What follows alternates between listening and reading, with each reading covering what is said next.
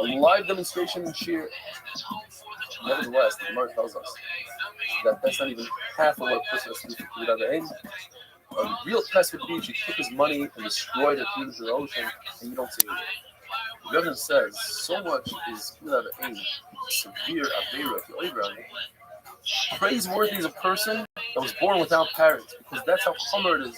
With Chas v'Shalom you're over on it. He himself, Rebbe, was a yatzim from a father and a mother, and so was Abaya, although throughout Shas, at least 15 times, Abai says, Omrli Aim, says the Gemara, Aim is not his real mother, Aim is the woman who brought him up. Ravasi wanted to be careful with Kudat Aim. His mother, when the guy says she lost her mind, she ran away to Israel. When he heard that she's coming to Israel, he wanted to go out and meet her and try to get a heter from Rabbi Yochanan to leave Israel. Rabbi Yochanan wasn't so happy. He said, listen, I'm not going to be upset if you leave. So he left. By the time he got his mother, she was already left. And he felt really bad that he left her Israel for no reason. When a person, instead of using his father's honor, send me out of here, get me out of here in honor of my father. Instead of saying that, he says, in my honor. That's not clear that. When a father dies, he should say, Abba Moiri, Hareini Kafarsi Slavai, Halavai, his both should put his ownership on myself. And afterwards, he says, according with Brachos, Lashon like what we say today, the voice side, have a wonderful day. But then, like 2 weeks later, I saw Copper get beat by a woman. One of these big bitches from Tennessee. I mean, she's big. Probably Mississippi, North Mississippi. Okay, this big bitch whipped his ass. Kiddushin Daf Lamed Beis. How's everybody doing? The halacha is like the mandama that says that when you eat food out of the air, you don't have to use your own money, use your parents' money. However, if you have to stop working in order to do food out of the air, you must do so even though it's going to cost you at the end. You're preventing yourself from gaining money. If your father decides to throw his own wallet and waste money, throw the wallet into the ocean, even if you're the Yerush, you're going to inherit this, you're not allowed to say anything. So Huna, he was Michael his own father to the son, and he tested him by ripping his clothing on the scene. He wanted to see if the son is going to be upset, need to pass. The Gemara tells us that you're permitted to give your own son Meiser Ani. That's the Meiser, 10% of what's left over from your clothing that you just use the Meisers. On years 3 and 6, you give it to the Ani. So if your son is poor, you're permitted to give him from the Meiser Ani. But your own father, somebody's father, you're not allowed to give him unless he has nothing else. Because Ziva Milsa, it's not nice to give your father Meiser Ani. When a father makes a mistake in halacha, you have to tell him, there's a passage in the Torah that says this and this. And he'll understand by himself that he made a mistake. Halacha is like easy. That if you have 2 things in front of you, you have a mitzvah of, let's say, burying the mace. You have to do that away. If it's a mitzvah that can be done with somebody else, that's done for a Rabbi, you let somebody else do that mitzvah and you do that away. Otherwise, the other mitzvah is first because you and your father, you both in that mitzvah. That halacha is a father who's moifel on his covenant. It's a good mafila. He can be moifel on his covenant. Rava agrees that even if I'm a chacham, because if I'm a chacham, the Torah is considered his own Torah. Yes, it says in the pasuk that it's Hashem's Torah, but it says in the pasuk also, the second pasuk in Tehillim, your own Torah you shall learn day and night. So therefore, I can take that Torah, as long as it's not a bishop for the Torah, and I could be my father. Yet, Rav himself, when his son got married, he went around the wedding and he's pouring everybody l'chai. And he was upset, he was makbid on the Amirayim that didn't stand up for him. Yes, he belittled himself, and he's saying, I don't want covet, but he expected them to show at least the hint of covet by standing up slightly off their chair, just to show that they're makbid on his gathers. The machlokes by the Nasi of Klal Yisrael, the head of Klal Yisrael, the head of the Sanhedrin, machlokes is whether you learn from Avraham Avinu, that Avraham Avinu was a human being, he went and he put himself down by feeding the malachim, which he didn't know that were malachim. They looked at Arab. Accordingly, we learn from the Baruch Hu himself, who every single day sets our table, gives us sustenance, and he's putting himself down, Kabbalah. So, according to everybody, a king is not allowed to be marked on his covet, but a Nasi is marked on his covet. A king, it says, king, soin kasma lachamela. You have to have fear of the king. So he's not allowed to be marked on his covet. The sugya of standing up for Zakim, like say the Takum, according to Tanakama, since it doesn't say Takum Badarto twice, so it's mashma, it's one, there's one. He's a Zakan, he's a Zakim, and a Chacham. He's an older person, and also Tanakh Chacham. According to Yesai Gili, since it doesn't say Mekine save a Zakim, it's mashma that he's also a Yonik and a Chacham. In other words, even a younger person who's a Chacham doesn't stand up. According to Isi Ben Yehuda, Seiva means every old person. So we have a 3 million machlokes. In other words, a person who's not a chacham, who just happens to be an older person over 70, according to Isi, you're free to stand up for him. Boisai, have a wonderful day.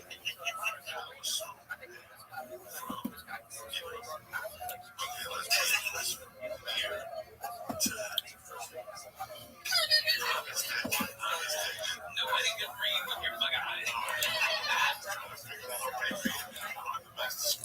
Kiddushin Daf Lamed Gimel. How's everybody doing? Welcome to the 8-minute Daf. Today is Erev Rosh Hashanah, and I'd like to take this opportunity to give everybody a bracha. It should be a year of simchas, of health, zon, nachas from our children, Shalom Bayis, Arnosa Bereva, a year of getting close to the Rebbeinu Shalom, a year of learning Torah and not missing a day of Torah. And I really hope you have it in your heart, down from me on Rosh Hashanah, so that Arichas Yom and be able to continue giving shiurim. As we were discussing yesterday, the 3 shittas when it comes to standing up for Talmud Chacham, an older person, we'll make it simpler. The Torah says the word Seva and the word Zakah. So according to Tanakama, you need both. You need that the person should be an older person over 70 and also Talmud Chacham, otherwise you don't have to stand up for him. So if you have a young Talmud Chacham, you don't stand up for him. The Yesai Gili says, no, they're independent. If he's old, even if he's not a Talmud Chacham, you stand up for him. And if he's a Talmud Chacham, even if he's not old, you stand up for him. The Buddha says a tremendous thing. If Zakin is a Russia, you stand up for him because he's a Zakin. If he's a Talmud Chacham and he's young, you also stand up for him. And guess what? The Gemara Paskins, like Isi Ben Yehuda, you stand up for a Russia. The Gemara says the comparison between Hidur and just like Hidur doesn't have to start kiss, you don't have to come out of pocket.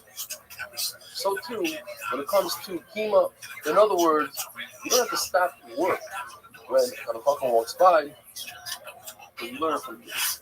A person who's actually working doesn't stand up for Talmud Chacham, but he does stand up for those who are coming to Yerushalayim with their first fruits of Bikurim, and he asks them how they're doing, because Chaviva mitzvah b'shaita, when you do a mitzvah, you're more chashuv than Talmud Chacham.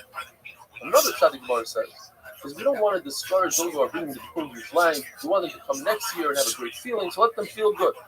Rashi says this, and if we keep shocking is, what if the person is very cautious? He's going to come next year anyway.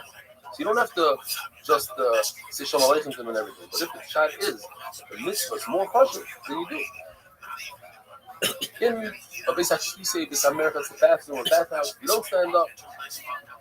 But the outer rooms that people are clothed in, you do stand up with them properly. This is a whole story. Shimon was in the base of America, they didn't stand up for him. No raya says the Gemara exactly where he was standing. It's possible he's standing in the inside room, and his father said maybe they're thinking of learning. Rebbe, the Rebbe said maybe they're thinking of learning. Because what he meant is, somebody is very involved in learning all day, even when he goes to the base of America, sometimes he can't control his mind and he's thinking and learning. Torah says, be a race. You should have fear about this Baruch. Baruch knows what's going on in your mind. So don't play games. Don't close your eyes as the Talmud Chacham is coming into your chiyuv, into the Daled Amos, and as he comes to the Daled Amos, oops, I don't see him. My eyes are closed. Hashem knows that you're playing games, and don't try to get out of it. You stand up for your Rabbi Muvah, your permanent Rebbe, when he's within Daled Amos, and the Ab Bezdin, as far as your eye could see. You sit down after Dalit Am. When it comes to a Nasi, you have to wait until he sits down. It says, Boyu Ahoyla. The Lord tells us you only stand up for your Rebbe twice, once in the morning, once in the evening, because even for HaKadosh Baruch Hu, you only say Shema twice. Nevertheless, a Talmid Chacham should be careful not to make people stand up for him. In fact, if a Talmid Chacham goes out of his way to make sure they don't stand up for him, he'll get Arichas Yomim. But if you're a Talmid Chacham and you don't stand up for your Rebbe, you're considered a Rasha, you don't have Arichas Yomim, and you forget the learning. Abaye would be upset to curse those who were learning Torah and say, "Oh, I don't stand up for my Rebbe because I'm learning Torah." Get cursed for that. The people from Muslim Chasio, they were so used to Talmid Chachamim that they didn't even put on a head covering when they walked in front of Talmid Chachamim. The Yochanan would give honor and stand up for a non-Jew because all elderly non-Jew went through a lot in his life and realized the nisim that his brother did for him. Abaye would give old man his hand, the brother would send a shliach, or Nachman would send his officers. Nachman said, if not for my Torah, I'll be just another Nachman in the marketplace. Therefore, it doesn't befit someone that learns Torah to help the non-Jew. I'll let my officers help. And where has a suffix? If the son is the father's Rebbe, does the son stand up for the father? Does the father stand up for the son? Where is the suffix? In fact, Shmuel told his Talmud, Rabbi Yehuda, you should stand up for your father. But on the other side, his father's Rabbi Cheskel. He's the big Talmud, so maybe even Shmuel stood up for him. Maybe everybody should stand up for him. The Gemara says that a Chacham that's on an animal, there's two ways to look at it. You say that Chacham is sitting. If you look at it as the animal standing, does he have a halacha somebody sitting? A halacha somebody walking, maybe you have to stand up. So the Gemara says that somebody that's on an animal is likely to stand. You see this halacha by Evan, guys. The Evan of the Mitzvah that has tzaras on it. It's Mekama B'Layla. If it's in a room or under a tree, everything under the tree becomes punah. But that's only if the person holding the stone is sitting. Like the Mitzvah who's sitting. The Pasuk says you have to be in a sitting position. So therefore, you see the idea that even though the person is standing, the stone is considered standing. If the person is sitting, the stone is considered. So too, the person is on an animal, it goes by the animal. For the animal standing, the person is considered to stand. We all stand up for the Sefer Torah. Why? Because we make a Talmid Chacham that learns from the Sefer Torah, you stand up for him, you stand up for the Sefer Torah. But for Isai, have a wonderful day and an unbelievable year.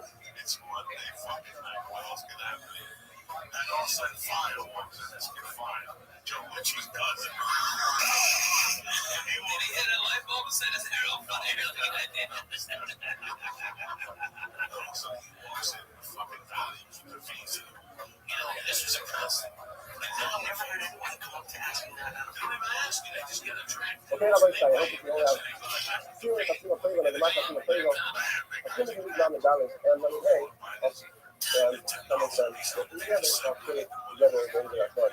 Now, wait a minute. Okay, so decided. Sometimes the players do the rules. But what I'm talking about, you can use the rules, not necessarily 100%, even 50%. Except for this, doesn't mean that it's only accept this, you accept the other thing too. Like we see by Abel, because it's used for Abel. Any type of food, besides water or salt, it's not the only thing. Also, you can't use mushrooms because also we don't give you any, we don't sustain it. So, over here also, we have a rule that says that a woman is obligated in every mitzvah to slave. If it's not man drama, it's not has to be a time. If she's helping, if she doesn't have to do any mitzvah to slave, it has to be a time. So it's man drama. Now, it's not 100% because before that, now, where do we look for it? We learn from Phyllis.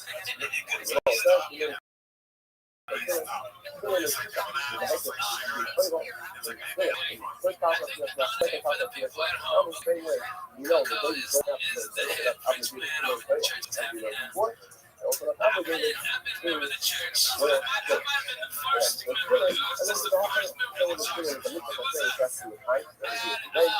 on Sabbath, and ladies don't have to do it. Some people don't have to do any other mission to take up time to them. For example, example, say so, they are obligated to sell this with a fake, as non-global, like Master. The reason is because Master, the thing says, Master is like woman. They was obligated not to come, is obligated to yes to Master. Don't for Hacker, they was obligated to come for Hacker. So, the reason is not teaching you the whole thing is the obligated also a use of the fake. It's not his global. You don't get here, you don't get tired of every use of the fake. It's not global. So I just makes you in the whole death because Hacker is not needed. That's the teach you there is no collective Hacker government. Even if you says that you do it, it's not in the way that. But you continue to by there's a Hacker to play on some of the children that play like children. And when you have a Hacker, you don't then you're not for anything else. Whatever that's in it, it's fake. So it's not normal. Also, it's not like the point that I was made. They hold the shit in all the time. So, right. When she was a little bit saying, nothing like that. So, I've never been at a problem. She said that I always make you away from her. Oh my God, yeah. From my fault and my fault.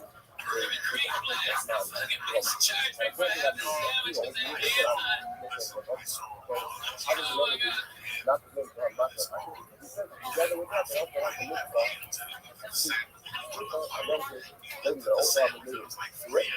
And okay, that's not like a buyer says the ladies are not obligated to use that stuff.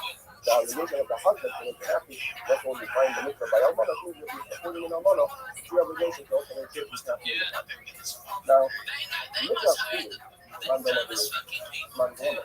And mitzvah of Iyah, which are also man woman, both of them, ladies are also with you, cover in the heart. So, ladies are also, why not say it's just your whole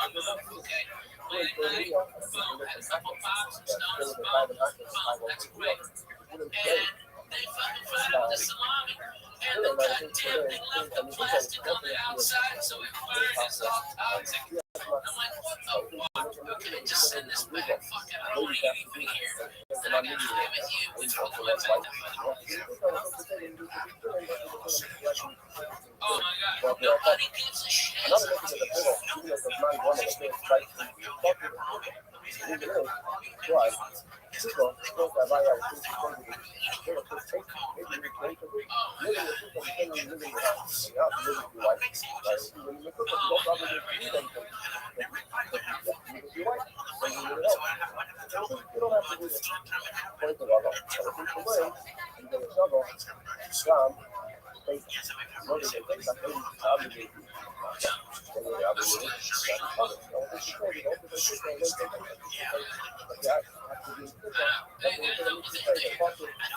LA's problem is it's like an airport.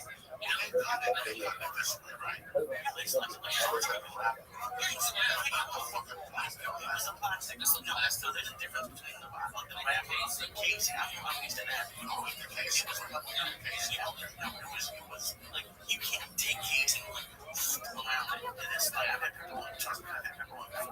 there's no problem with that. And I told them, when you tell them that, you can see a difference, but that's why I can't. Okay, the ladies are talking. Some missions are saying, even though it's not a one job, this is very hard. Speaking of them, in 2 years ago. So that's how we learn the possible missions are saying that are not as one job because only these and not the others. Or we learn it from feeling as we saw, the thing that only feeling the possible. Yeah. Or we learn it from feeling. That feeling, our missions are saying as man drama. And the Bible says they're possible, meaning that every missions are saying which are not as man drama. So I know all the time they are obligated to do. Now, first of all, I'm going to go with the interesting thing. He holds two of the video ladies are obligated. You know? So now we have one mitzvah, which is not as man drama, which is higher. Now we have another mitzvah that everyone agrees to. It's Moiva Ava two Davo A, which is that not as man drama. And ladies are also obligated in that mitzvah. So now, if they're not married, now they have two mitzvahs, I say, which are not as man drama, but they're obligated. So why isn't that making a bunch of effort? Don't teach this anywhere else. That's what the Gemara is telling you. That they don't need it. says when one to the other, you need both. It's not considered to be avoiding therefore. Okay. Now we're moving to mitzvahs low taxa. And that's what mitzvah says that they're obligated in every single mitzvah low taxa besides you. So what's the reason they're tied low taxa? So there's a rule in the process. The process teaches that they're teaching the men don't teach about Labyrinth, fantastic. Mountain fell out. Also, being any being which has to do with business, monetary issues, things like that. And also, if anyone kills a woman, or not kills a woman, they have to say, no, look, it's killing many other people. They don't think it's the right whole thing. They look at the right only because they're obligated in untruth, I would think, equivalent to the follow, the right being, I would think, because that's the only way they can live. And the right, like Esau, I would think that the thing like happened that because right, that's why. Because it's there, and that's actually like the man, that's why I mean. The lady is also culture, is a very culture from the eastern of the Semitic nation, so it's not actually Semitic nation. And she's allowed to be the woman because the culture is the Maya Havard, not the Mesa Havard. That's what is only done. Now, she's also culture from Hakapa, changing the prayer or Hakapa, and it's nice to be up here. And the reason is because you know you get there, or you can't stop on the castle up on the small, doesn't have a beard, or if you get trouble, you have the word chaos, you know you get a trouble. Now, you wouldn't have got the word chaos, you still have a good thing. But then you would use it to show us that different halacha teach you only the way of teaching us shaving the beard. You're not allowed to shave a beard, and that's what something that's pulled it out or scissors, you're allowed to shave the beard with scissors, or something that's pulled out the hair. So that's why the Torah wrote the word chaos extra to teach you that it's a full generation. Don't think that the Bnei Aharon by Tumah, which only on the Tumah it also goes on shaving, which is in the same process. The Gemara says that we find a place that says that if a lady or a student have a beard, it's got a beard. So what is it talking about? It's not talking about shaving because she's allowed to shave it in whatever way she wants. The Gemara answers it's talking about Tumah Negoy. There's a difference in halacha between Tumah and Nega, which is any other where there's hair. So if she has a beard, it's considered like she has a beard. Because being a Tumah Negoy, that has this unique halacha for a place with hair. Have a good day, Steel. I just hung out with them. He came and stayed with me. And Andy Andrus and fucking Junior Stopka. Alright, they all came and hung out at my house. It was fucking hilarious. Those motherfuckers. Oh my god. Okay, if anybody out there has any entertainment, put a camera on those motherfuckers. They're all degenerates. Kedushin.com involved. How's everybody doing? Welcome to the 8-minute daf. Sitting here on Tzim Gedalia. Hope it's a means fast for everybody. Is the Isser the Raisa of Karfa, which is if a person out of pain, losing a close relative or somebody that you know, rips out your hair from their head, you're over on the Isser of Karfa. This he comes up with a big picture and says this Isser doesn't apply to women. Why does he say that? So they have a three-way machlokes. They also say because it says in the passage the word bottom, and bottom refers to sons, not daughters. The fact that the Torah says Amtish, the entire nation, is referring to another Isser called Gdida. Gdida and Srita are very similar. According to Isser, they're the same. Gdida is where a person takes a tool and rips his skin out of pain for the mace, and Srita is with his hand. Now, he holds that Gdida is in the entire body. Everybody holds it's on the entire body of the skin, whereas Karfa is only in the head. So therefore, he removes that Isser. Says that doesn't apply to women.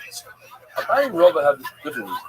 Abai and Rava both say that the word banim doesn't refer to sons, rather refers to children. It says, they both say that all of Klal Yisrael considers banim regardless. And we're going to get into it a little bit. So according to Abaya, this is going to hold as a Jewish Shava from Karfa from the Kahana. Now without the Jewish Shava, you would think that, as you see in the parasha, it says, in the beginning it talks about the sons of Aaron. Does it refer to the entire parish afterwards, including Pasuk Hey that says about Karfa? Because without the Gzir Shava, I would say the Pasuk Gimel makes a break. From coming to a sister who's never married, that applies also to women. Women should bury a sister that was never married. That's a positive. That's a mitzvah say. Go ahead and bury them. So perhaps it's a hefsek with all the lois essays that come after that. So the Beit Iron doesn't apply to Pasuk Hey, correct? Plus you have Zera Shava, it does. According to Rava, this Zera Shava only comes to teach us that Karcha is not just being in Achem like the Pasuk says. It's referring to the entire head, all here in the back, in the front, and the side. And if a person rips out 5 different places of his head simultaneously, he's chayav 5 times. And it only applies, you rip out your ear for a mace. Rava doesn't hold like a Bible. You can learn a second Zera Shava from the extra pay of Karcha. So Rava learned the Zera Shava, being in Achem from Tefillin. Just like tefillin, women are potter from wearing tefillin, so too they're potter from the issue of karpa. According to Abaya, uses the Zera Shava, but in Nathan teach us that tefillin must be put on the head where there's hair. And in fact, we brought in the share that if you put your tefillin shorosh slightly below the roots of your hair, in other words, if somebody has long hair coming down, that's not the muffin. The muffin is where the roots are. If it's slightly past that, the shore says it's not Yaitza, and it's a bracha of Akala. It's possible a person wears tefillin his entire life, he's never Yaitza. According to Yehuda, blind Yisrael are considered bottom only when they act like do the proper thing. According to the mayor, even when they act the shtus, or they're not loyal, Amon, or mashkisa, if they do have a desire, they're considered bottom. A person does tshuva after he does have a desire. Not only is he considered a ben, but he's considered a ma'alya, a great son. The Mishnah tells us, Banu Mishnah, there's a pasuk that the following things don't apply to women at all. These are avodas in the Mishnah. First one is smicha, where when you bring carbon, you lean your entire body weight on the carbon. Something that doesn't apply to women. Nufa, and you shake it like a lulav. Forwards, backwards, up, down. Besides, a mincha saita and a nezira, which do apply to women. Or it doesn't do that. Avodas behanim doing malika, which is the way you chef a bird in the Beis Hamikdash with your thumbnail, hazah, sprinkling of the blood, even that of a bird, because it's got a flavor that you learn from an animal. An animal, you can do shkita with the Yisrael. Yisrael's covered with the shkita. From that point on, you can take over. But when it comes to a bird, the meat is only the kind, so certainly from that point on has to be done with the bird, not a woman. The hazah of the paraduma is sprinkled before the Gisamim by paraduma, and the karapini and kippy being a tar, that's partial, that's the first something that's only the same day. You see the blood after only a kayan, not a woman. Hagasha, it takes the mincha in its pot and touch the southwest part of the mizbeach. It's not a woman. Mitzah, put your hand into the flour and grab 3 fingers worth of flour to make a mitzvah. That's only by a man. And Hashkara, I'm putting the carbon onto the mizbeach. We learned the idea of nufa with the kayan from the saita, and the fact that it has to be the owner as well. We learned that from Shana. Make it Zera Shava. Not that the kayan together with the bailam, even the saita, the kayan does together with her, and that's how the nufa rahoisai. Have a wonderful day.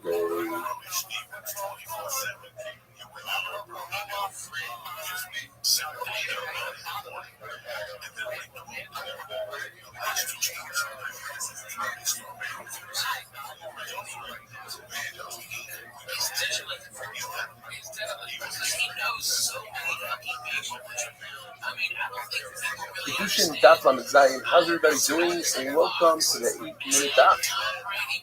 The Mishnah tells us that any mitzvah that's depending on the land, on the karka, or on the growth that comes out of the land, like Shemitah, that's a mitzvah that only applies in Eretz Yisrael. Besides 2 mitzvahs, Arla and Isser, to have any benefit, any hana from fruits that are less than 3 years old, and Klayim, that's putting together 2 species of plants. And that's Allah Mishmasina that those 2 things also apply in Chutzpah. According to Lezer, the word Moishad means every single place. Therefore, the Isser of Kadosh, and that is that all grain that took root before the second day of Pesach is usher until Isser applies every single place, even a footfar is according to the That's how most people are passing today. Isser Chodesh applies a footfar as well. Rabbi Shmuel says that the word Moshe you inherit Eretz Yisrael and you settle in it, Yerusha and Yeshiva. And therefore, the Isser of Chodesh only applies in Eretz Yisrael and not above.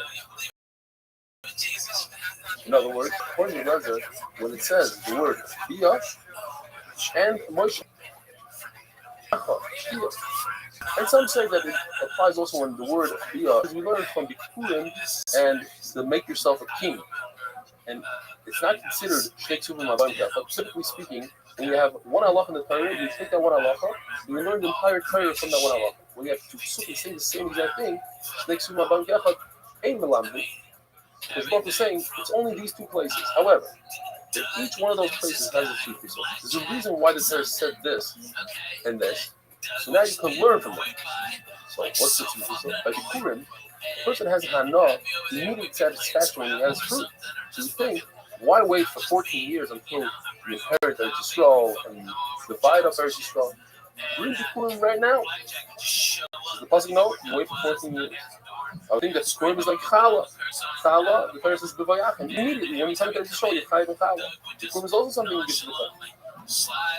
On the flip side, king, I would also think that it's something that you should do immediately when you go to Eretz Yisrael. The king leads the war. I need a leader. I need a general for the war. Mashal no, you wait 14 years. That's why you learn that an individual who brings the suffering, you bring the carbon, many carbonates required, you bring oil, you bring wine, the suffering, you bring wine. That only applies once you have Yeshiva 14 years in Eretz Yisrael. The point of it is that the individual was already bringing the suffering in the mikvah. So when the Torah says that when you come into Yisrael, what's going on when I come to Yisrael? What changed? I already brought this up. Oh, and the Kiva means that when you have a Bamas Yachid, you have your own private mizbeach in your backyard. When you come into Yisrael, what changed is now you start bringing the sukkah on that private Bama, whereas in the mikvah you did it. Any mitzvah that's dependent on the person, not on the ground, like Shabbos, Mila, etc., that you have to do all over the world. Zara, the person says straight out, all over the world. Now, it says, Moshe by Shabbos, to teach us that this applies everywhere around the world. But that you don't need to do Kiddush, you don't have to do Kaddish Shabbos. All other items, Rosh Hashanah, Kippur, Sukkot, it's dependent on Bezdin in the Kaddish the month in Yehuda. Once you know when there's Kiddush HaChodesh, you know when Yom Tov. It's how I would think that maybe every Shabbos is dependent on Bezdin saying, oh, the days of Kiddush? No. That Kosh Baruch was Mekadosh Yisrael and Shabbos. The issue that we have to eat fast, blood today, not only in the time when it's Korbanos, even though it says the halacha by Korbanos, because we have this idea of Moshe everywhere. Matzah Mara, even though there's no carbon Pesach, same reason. Now it says the word Bia like tefillin and Petach HaMar to teach us that you're supposed the mitzvah, these two mitzvahs are Petach HaMar, which is to redeem firstborn donkey. Sheep instead of the donkey, if not, you have to cut its head off. Tell us that these two mitzvahs is why we were Zoicha beside having a full day.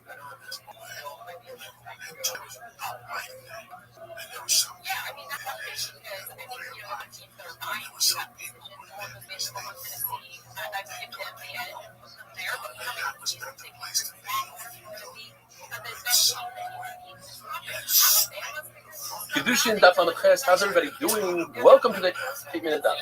We're discussing the issue of Chodesh, and that is grain, the 5 grains.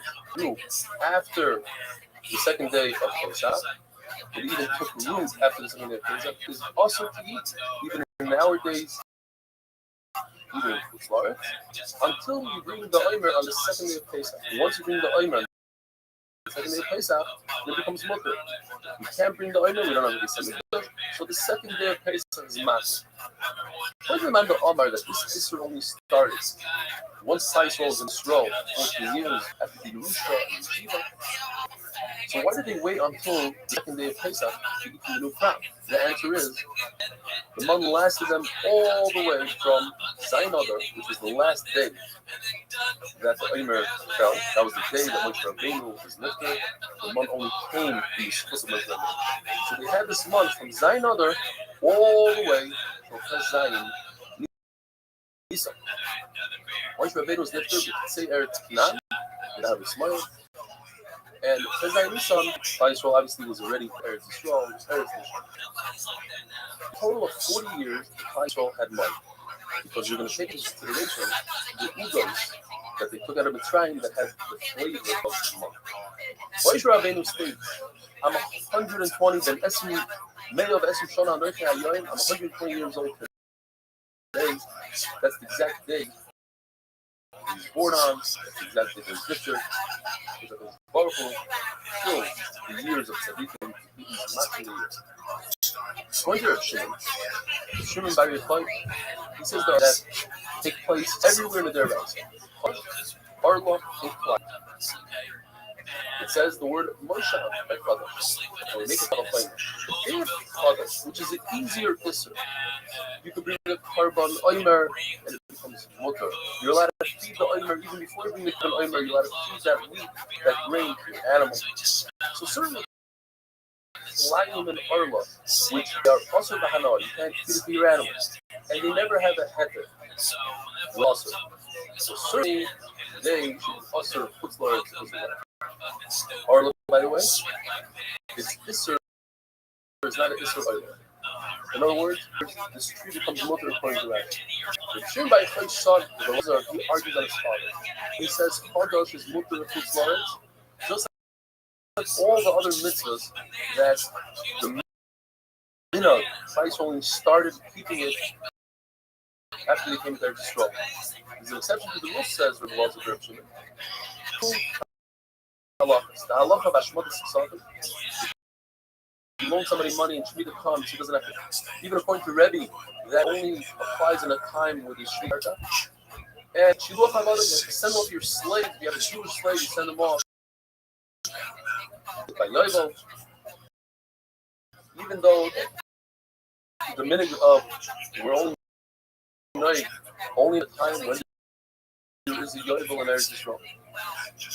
There's a Mishnah that says, anonymous, that Chadash is also midday.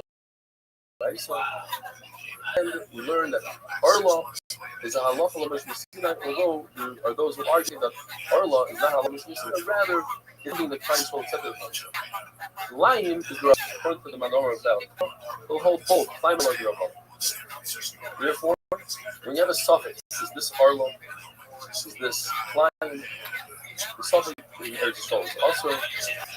Asking Syria, it's Muslim. What's ours gets even better. When it comes to Arla, nobody sees him the guy picking a lion, you're not allowed to yourself. The boy side.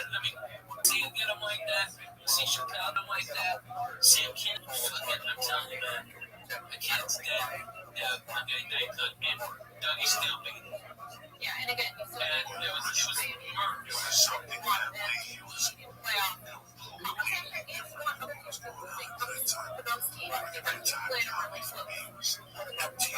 Kiddushin Test.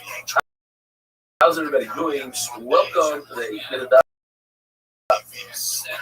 According to everybody in Florida, when you have a sun Arla, you're not sure 100% that this is a piece of Arla, a fruit that grew the first 3 years in the tree.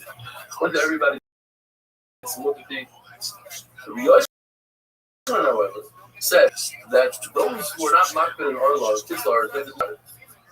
It's also to make a suffix be a dying. In other words, you can't go deliberately pretend that it's something and give it to somebody else to eat. The Lord tells us to grab the tree, take a branch and put it to another tree physically, so that you get malchus, even if it's large. This is served in Baruch before Matan Torah, and the reason is, we say it's just like Harvah, just like you can't put two animals together to create a third species. So two trees and put them together, it's the same issue from before Matan Torah. The Torah says the word Pesach, your field. That's a field that received from Shemayim, from Yisrael. It comes to play at carrots. That's when you take seeds and you plant it in a vineyard. That's also close to us. What's also the Rabbana is only when you take three types of seeds. You take wheat, barley, and a grapeseed together, put them in the ground. That's also the Rabbana. Why? Because that itself also behind in Eretz Yisrael. So we take it down a step. The round. The faith of Allah, how do you see? And four of his Bachman Yeshiva was garden of vegetables. And he planted them in individual rows. Why you put them bubble? Don't say it's because he's makbid on putting different seeds together in the large, but rather the reason is because he wanted to have a beautiful garden for Shiva, or that his job was to pick the vegetables. With this, our boy side, and right now we're on to the second half of Shas. And we just read the simple words. It's difficult to understand. The Mishnah tells us a person was one mitzvah. His Rav is going to be good for him, or he's going to be good for him, and he's going to have Olam Haba. But the point is, the Gemara tells us, we're talking about an individual that he has 50-50, 50% mitzvahs, 50% others. And with one extra mitzvah, now let's say it's 51%, whatever the percentage is, that tips the scale for the good. What about the famous mitzvahs that we say every day? These are very five special mitzvahs. To the point that the person is exactly 50-50. And on this side of the mitzvahs, one of those mitzvahs happens to be one of these five mitzvahs. Let's say keep it at 8. So even though it's only 50-50, not 51%, 50-50, that mitzvah has the power to tip the scale in his favor. Because Baruch considers him a tzaddik gomer. Whereas in other mitzvahs, he's considered a beiner, an average. But there's a price. There are various. It's Yisurim, punishment in this world. What is it? So according to Bible Shadows, he receives a yom tov. You can call it any way you want. It could be a young Rav or a young Tov. So the point is that it's a good thing because you do bad for him. Because through the bad, he receives his proper award in Olam Haba. By getting rid of the bad in this world, you free yourself up for the good in the world to come, and vice versa. If Russia gets good in this world, that's a young Rav, according to Havaya, because he's actually, even though he's getting good, it's bad for him. Because now, in Olam Haba, he won't have what he wants. According to Rav, the Rice goes like Rav Yaakov. Yaakov is of the opinion that in this world, you don't get awarded for mitzvahs. There's no schar mitzvah for him. Why? Because he himself saw a story that forced him into this. He saw a father tell his son, go climb up the ladder to the tower and retrieve the shakes from that bush. He told him that the prayer said he gets Arichas. And on the way down, his son fell off the ladder and died. He says, it's impossible. It's not a steer to the shot is you get Arichas Yamim in Olam Haba. And the fact is that even with all this, if a person thinks to himself, says, look, it can't be. If he's doing such a mitzvah, he won't even be able to be Bacharer in Avodah Zarah. So how did he die? Must be the Olam Haba. Now, there's another issue. When a person does a mitzvah, he's a shliach to do a mitzvah, he shouldn't have any damage, even on the way back. But here it's a little different because we're talking about a ladder that's a broken ladder he used, and he shouldn't have been using that ladder. The Lord tells us, Achet. He's a Russian. He's a Meir's Rebbe. He's a big couple, but he went off. Why did he go off? So we learned different reasons. The Chagiga, I think it was. But the Gemara here tells us because he saw this story. And he had the question, how is it possible that a son is doing people have an aim, and she doesn't have a Rikas Youngest? And immediately he went off. The Gemara says it's also possible that he saw the tongue of Chutzpis HaMekurvim. Chutzpis was the recruitment of a young girl. He repeated all the Torah, and he said, "How is it possible that somebody repeats Torah from the wheel, the rolling and kill him, and his tongue is on the ground, and pigs are dragging his tongue around and went up the ground?" When a person doesn't do an Aveira, he has an opportunity to do an Aveira, and he watches himself and he doesn't do that Aveira. It's as if he performed the mitzvah, and not only that, he gets a special shmirah, protection. Rabbi side, have a wonderful day. This guy's wrangling up. I mean, he used to leave benches in his way and with boo and okay. And then movie just pop up like once every 3 weeks or some shit. A lot of comedians, he disrupted their thinking. Kiddushin Daf Men, how's everybody doing? Welcome to the 8th of the Gemara tells us that if a person is faced with an Aveira, and he controls himself and doesn't do the Aveira, it is the greatest mitzvah a person can do, says that. The greatest mitzvah. In fact, Gemara brings 3 stories, one with Rabbi Chanina, the other with Rabbi Tzadok, and Rabbi. All 3 of them faced a situation where a woman invited them to do an Aveira. Rabbi Chanina jumped into a bathhouse, even though he was mazikim, and he was saved. Rabbi Tzadok jumped into an oven in order not to be over the Aveira. Rabbi Hana actually jumped off the roof, where Eliyahu came and saved him. And the reason why he got into because I was selling baskets to women, and she couldn't afford. So Eliyahu gave him money. The point is that when a person saves himself from doing an Aveira, it's a tremendous thing. Like later on, there's reason for such a person. The first Mishnah, even the Baruch Shalom for same way myself, the Gemara wonders why isn't Shidduch HaKen one of the mitzvahs in the Mishnah? Shidduch HaKen, as the Torah says, you get a Richus Yomim, you get a Mazeh, you get a Mabah. And the answer is because the Mishnah is only bringing things that you're good with your Baruch Shalom and with your fellow Jews. You do Kibbutz Avayim, you do Milos Chesed, etc. With Shidduch HaKen is between you and your Baruch Shalom. The Gemara tells us that a mitzvah has dividends. Hashem pays more than the actual value of the mitzvah. Whereas in Aveira, Hashem pays exactly as the Aveira is. There's one exception. If a person does an Aveira where other people learn from him, he's an important person, for instance, and other people do Aveira because he did it. So now that Aveira that he did has dividends. Other people are mimicking him, and therefore he'll receive a punishment for doing that. It says in the pasuk of Cheshbei Shemai that a mitzvah is who's mitzarev machshava l'maisa. When a person thinks about doing a mitzvah and then he has some sort of oinus, he can't do it, Hashem will give him the sechar. In Aveira, typically speaking, if a person thinks about doing an Aveira and he doesn't do the Aveira, he doesn't get an oinus unless it's one of the following exceptions. If he follows through his machshava, he had a machshava, then he did an Aveira, he gets punished for the machshava. Or if he had a machshava of a zara, even though he didn't do that with the zara, as we had yesterday, he gets an item.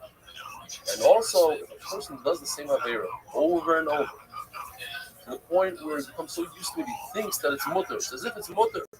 So just thinking about that Aveira, even though he didn't follow through, he receives the Gemara tells us it's better for a person to do an Aveira in hiding, where there's no chil Hashem, rather than do it in public. Person who controls the Yitzhak, who does the Aveira, and he's hiding, then that's a big slap in the face of Yahweh Rebbeinu Shalom. Because now he doesn't care about Rebbeinu Shalom. According to Rabbah, it's referring to the issue of looking at a rainbow. When it comes to Chil Hashem, the Baruch Hu doesn't wait and doesn't let the person build up credit, so to speak. The Baruch Hu takes care of the Aveira very quickly and swiftly. And not only that, if a person has 50% of Aveiros, 50% mitzvahs, then the Baruch Hu will use that Aveira of Chil Hashem and tip the scale in the wrong direction. The Lord gives us eight such. A person should view himself or the world as if he's 50%. So anytime he does a mitzvah, he's tipping the scale in his favor, in the world's favor. And if Chas v'Shalom is an Aveira, he's tipping the scale in the wrong direction. A person who feels bad for the mitzvahs that he's done, in the past, or the Averas that was done, he erases those mitzvahs and erases those Averas.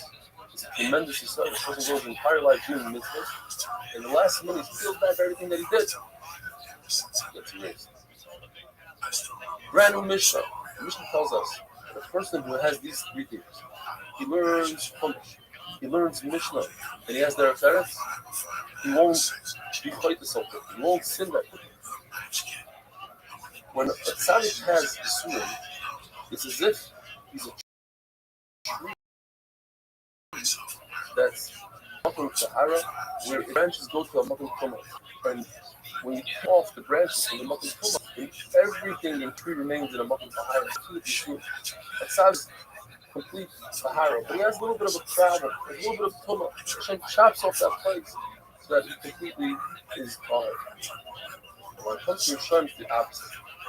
They're completely Tumah. You have a little bit of Tahara, so Hashem gets rid of their Tahara. This world gives them Sahar, so that when they come to Ilam Emet, they don't have. The Tarfin held that doing a mitzvah is greater than learning Torah. Nimni B'Gamru. The Rabbanim came together, Amen came together, and they said that Torah is greater because Torah brings a person to do mitzvahs, and therefore you have both. You have Talmud Torah and the mitzvahs. You would have Torah came 40 years before Kala, 54 years before Tumas Maestros, 61 years Shemitah, and 103 years for Yovel.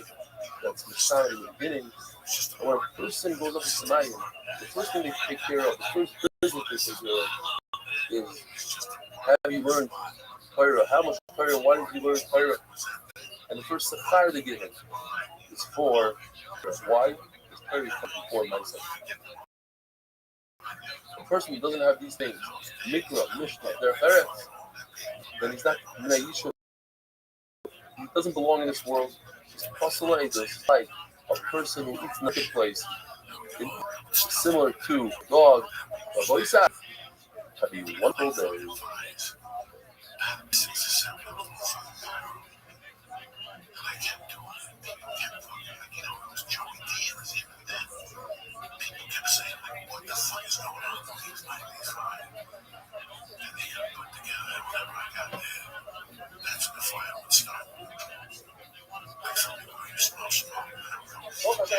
Starting the second person using Aishmakash.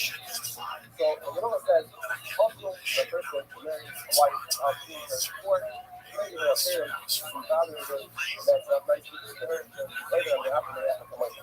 Therefore, you're going to go, not the first, it's number 3 after pushing 40. A woman doesn't have this problem, but they're not worried when it's something with appearance, about it, like, later happy, whatever appearance they have for them, she's kind of married and now, still the mission says, you should get married on their own, it's better than waiting for the Halacha, when you do something on your own, when you do it on your own, but when you do it on your own, you get more reward, but it's better involved in time, and it is like, the concept of this separation, it's better to do it on your own, you do it so example, involving yourself in the mission. Right? You see what we're going, also, involving yourself. Welcome, how are you? Hello, can you hear me? Another thing in the business, the father can introduce his daughter to the donor with the and the daughter beat the idol. So they were looking at the father, able to carry off his daughter under 12. So wait for the night was 12, old enough to say, I want to make the person only then marry her off. Again, it's not the reason to say that. The reason that just the earlier may not be able to see later, the man just allows the man to now we're going to the next topic of coming to that, which is how do we not speak the search by listening to the word Shola, being a different stuff. So he said the Shola from the word, that means that man again from the hey, this is tough. The woman to do shliach, and the fact that the word is just wife, with the shliach, the shliach, that's how you know how do you know that you see? It's a heck, you offer the right stuff, whatever, and you can see the other way around, so you make shliach. Now, Pharaoh says also that you can make a shliach by touching. Like the woman, you can make a shliach, but the woman just almost learns it from his down, learns it down.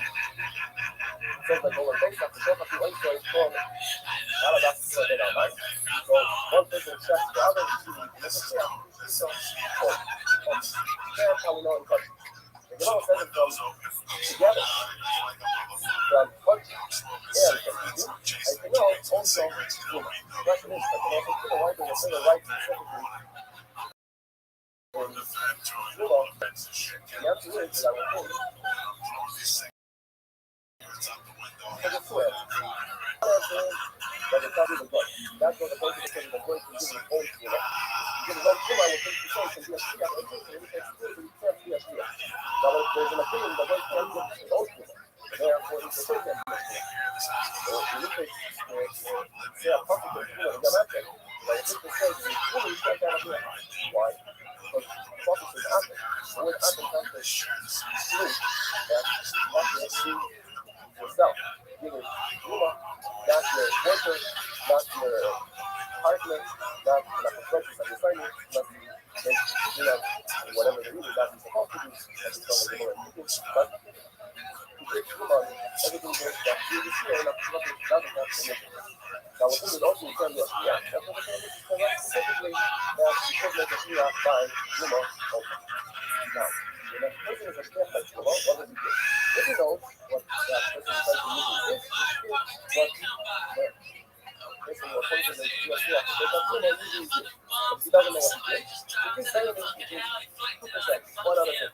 If he gave 1 out of 40 or 1 out of 50, what? That's what the person would want to give. Now, the is that it's also, okay, but because that's what I thought, don't worry about it. Okay, one quick thing about the different and very different things. So, Sugar is realizing that his number is not against him. Him wants to have the best life possible. And give that the best agents. The thing on the best advice, yeah, from his focus, advice, how to live life the best way. And you realize the greatest thing on the coming back, saying a chef, here, and then you say, and then a few mistakes, and then you mistake, and then listen to you, and then listen to you, say the things, and then it's like, there's a mistake. I realize now that you want the best for me. You want me to succeed in life. You want me to have a good, happy life. I want to come back to you. You want me to have a good life on my butt. You want to make it good for me. I want to come back and regret some of the bad things I did against your will. I want to, from now on, do only what you want me to do. So, take that, oh, that's what I really do. You have to believe that the person doesn't believe in the call of the super, doesn't get it. So you have to believe you have to know super, you weigh 6 tons less than what you weighed before, so you are better by law, and that's how we're going happy and perfect. Not to say it. So all these ladies like not that you're afraid of very happy, perfect, happy life. Just feeling that it's sure, very sure.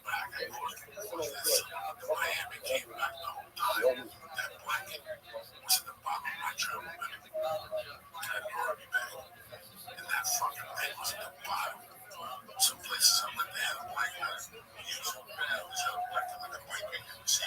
yeah, man, they always got white. I had that fucking blanket. I had that blanket when I was living in the fucking market shop. I would take it back to Kedusha and Daf Mem Beis, how's everybody doing? Welcome to the 8 Minute Daf. It's Erev Yom Kippur right now, just a few hours before Yom Kippur. I want to wish everybody a Tova, Ben Shior, a year of health, of Nachas, Harnosa, and all the best things, a year full of Torah. We're in the middle of a sugya of Shlichus. Shliach Shalom Kamoisa. A person sends an agent, the halacha is it's as if he himself did that action. According to the Yonason that learns from the pasuk in Korban Pesach, the Shachatu, that the pasuk is coming to say not the idea of shliach, but rather that all of Klal Yisrael could be yotzei from one single animal, even though it's impossible to give each person a desire. So how do you know the idea of shlichus when it comes to korbanos? That he's not a shutuf with the other korbanos. We learned it from V'yikhu Lahem. It says it twice by Korban Pesach's idea of shlichos, and we know throughout Shas. They made an ilazeh, they Indian acher. I can't use this pasuk here because I already have another pasuk. Let me use it for something else, for other korbanos. The fact that the Torah says ish lifi akron, he learns ish means an adult. That if an adult finds an object in the street, he can have in mind, let me be zoich on this object for my friend Shimon somewhere else. But a cousin cannot do so because it says ish, an adult. Pasuk says nasi echad nimate. That from each shevet they appointed a nasi, a prince, take care of the Yerusha, the Chalukas Haaretz.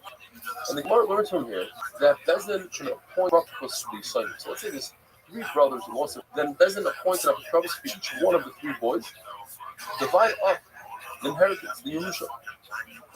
Even though they intend for the good of that child that they're representing, nevertheless it's possible that it won't turn out so good. According to Shmuel, if they made a mistake in the side, in other words, one of the boys, let's say, inherited from his mother previously a field. Now, the Travis gave him from the father's field, he gave him a different count. Now, even though it's the exact same value as his brother's field, it's not good because he wanted the 2 fields to be close to each other. So it's a mistake in ruchos inside. That's something that he can go back and annul.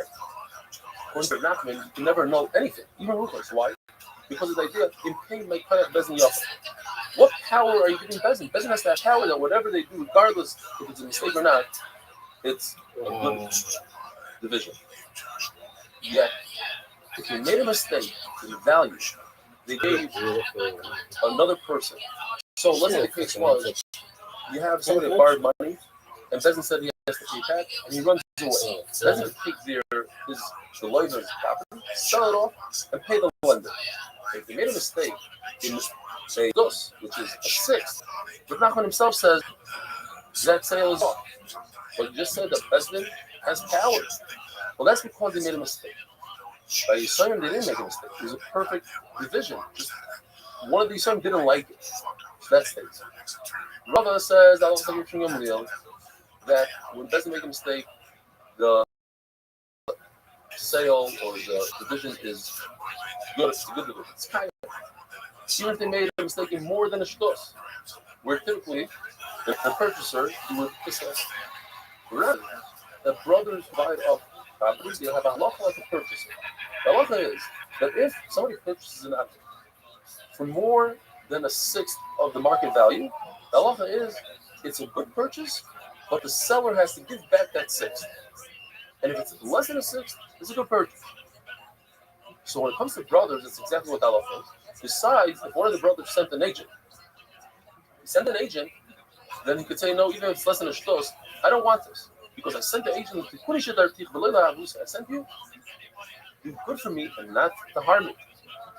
Another very interesting halacha is that anytime you divide up a property with a measuring device, a measuring stick, you divide anything up with weight or even a count, 100 fishes for a batch, a dozen eggs, then the mekach is bottled even less than a shtos. There's no mechila on something like that. Even in real estate, where typically there's no halachas of enough. If you sold something with a measuring stick, you divided something up with a measuring stick, and it's off, then you have to give back the karka. The Gemara tells us halacha that ain't shliach d'var. In other words, you cannot send a messenger to burn down somebody's house and say that the sender has to pay. Because there's no shliach d'var avera. There's a concept. When you're faced with a dilemma.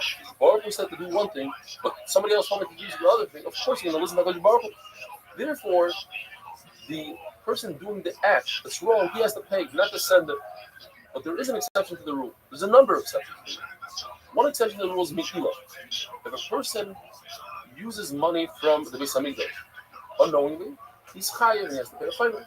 If he sends a messenger to do it, then the messenger is not chayiv. The one that sent him is chayiv. So why don't we learn the whole prayer from Milah? Because it's not just Milah, it's somewhere else. It's shlichus yad as well. We'll explain what that is. But before we explain, once you have Milah and shlichus yad, it's shnei ksuvim. It's two ksuvim that say the same exact halacha. They you can't learn now for the rest of the time. What's shlichus yad? Shlichus yad means that if I give now to somebody to watch, he becomes a shomer, a watcher, and he's probably going to give an aveda unless he uses that object without permission. Not only that, if he sends agent to use that object, then the shomer, the original shomer, he's responsible for gneva aveda. So you see this idea only in two places, Me'ilah and Shlichus Yad. According to Mishana, they say that you're chayiv in Shlichus Yad, in the words of that, that you're chayiv even thinking about using that object. So now you can't use the Shlichus Yad as the same person. So they learn, and that is, if a person steals an animal, and he goes ahead and he shuts the animal, or he sells the animal, he's chayiv 4 times that animal, or 5 times that animal, depending if it's a sheep or not.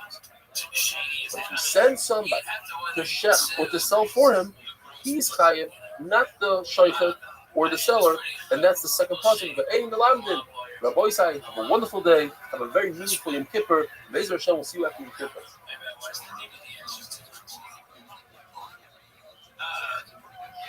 Well, I'm in town doing a benefit tomorrow.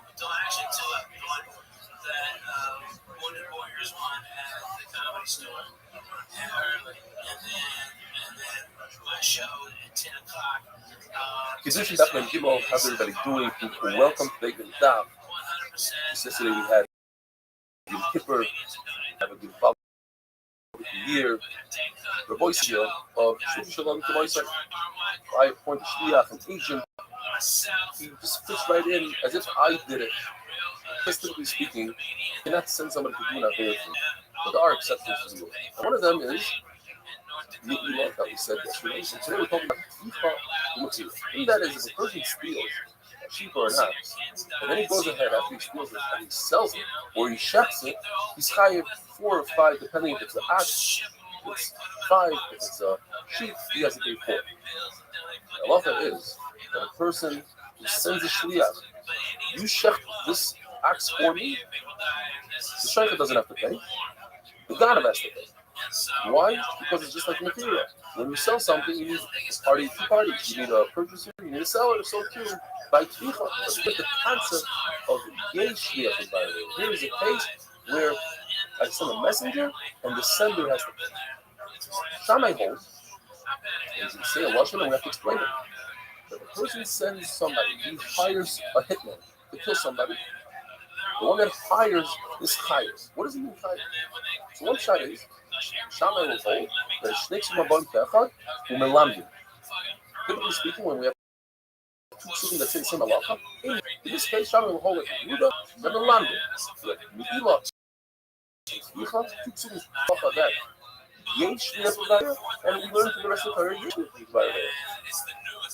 problem is, there's another pasuk that speaks about that if you take a carbon, like the oil hadas, instead of shechting in the mismidas, shechting outside of the mismidas, you are the sender. The sender is not chayiv. The guy that does it is chayiv. Why? Ein shliach b'araveir. We have two people on this side, on the right side. We have one pasuk on the left side. Which one do we learn from? Well, Shammai won't learn from Shkudukot because they don't directly work with Ahud. What does it do with Ahud? He's saying that when two people shut the same animal, they hold on to the same knife, they shut the animal outside of the same English, they're potter. Also, they say that if the shayk is honest or a mistake, potter.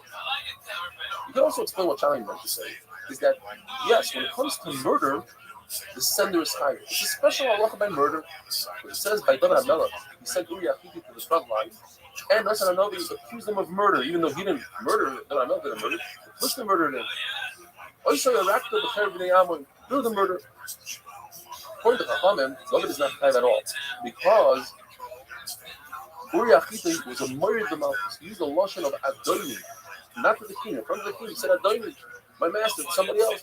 So the guy that law was high as Nisa, so David HaMelech was potter for killing Uri Achiti. Another shot is that Shammai meant that if you hire somebody to kill somebody else, you're chayiv. What does it mean chayiv? They show nice. So what does Hill say? Obviously not. Hill would say, not for me. You're chayiv for somebody else. You're chayiv for Ramatam murder. You're get up with the mind, they're going to down you as if you're a real murderer. It's a real strong.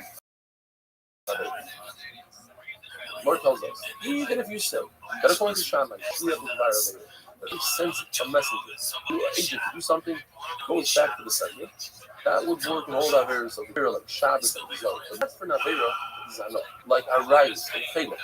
But we never found anywhere where a person benefits and enjoys an Avera and somebody else pays for it. So there's a sheep in the Gemara that according to Vasila, if somebody sends 3 people to be Mekadosh a woman, they cannot be able. So this is sugya of shliach nasa egin, and an agent who brings kedushin to be Mekadosh a woman, he's flipping to an aid and testify, yes, this woman received kedushin, and yes, this malva was paid back by who? By myself. Could a shliach become an agent? There's another shliach in Beisil that says no, that a shliach could become an agent. Bottom line is, we pass him shliach nasa. We know that Beisil, we always pass him Beisil. So either way you cut it, you have to say that Beisil holds shliach nasa, and he says shliach nasa, and Rav also, he's obviously not going to argue on Beisil ever, also holds shliach nasa. Nikir Adin, the same halacha applies in Kiddushin, that a shliach becomes an age, and the same halacha would apply in Malvanis, by a loiv and a malva. At the end of the day, there's a new concept that we haven't had in a while called Shvuas Feshes. And that is, in addition to the regular Shvuah, when a person admits a partial claim, he has to make a Shvuah. Chachamim Musakin, even if he denies the entire claim, he has to make a Shvuas Feshes. Therefore, an agent who brings money to a Malva, and he says, and later on testifies that he gave it to the Malva, we don't believe him because he's biased. Because if he would say that he gave it back to the loiva, the loiva will invoke the Shvuas Feshes. And now, a person doesn't want to make a Shvuah. He might be a Ganav, but he never wants to make a Shvuah. He'll always say that he gave it to the Malva, and the Malva can invoke, cannot invoke the Shvuas Feshes. Therefore, he's biased, and now we don't trust him. Derech Hagav, Rashi says this comes from the halacha of Temdi Al Pinchas. And that is, a storekeeper sometimes extends credit. So if an employer tells the store owner, I want you to give my employees credit, that's how I'm going to pay them the salary. The store owner says, I gave them credit. The employees say, we never received it. So each one says to the other one, I have nothing to do with you.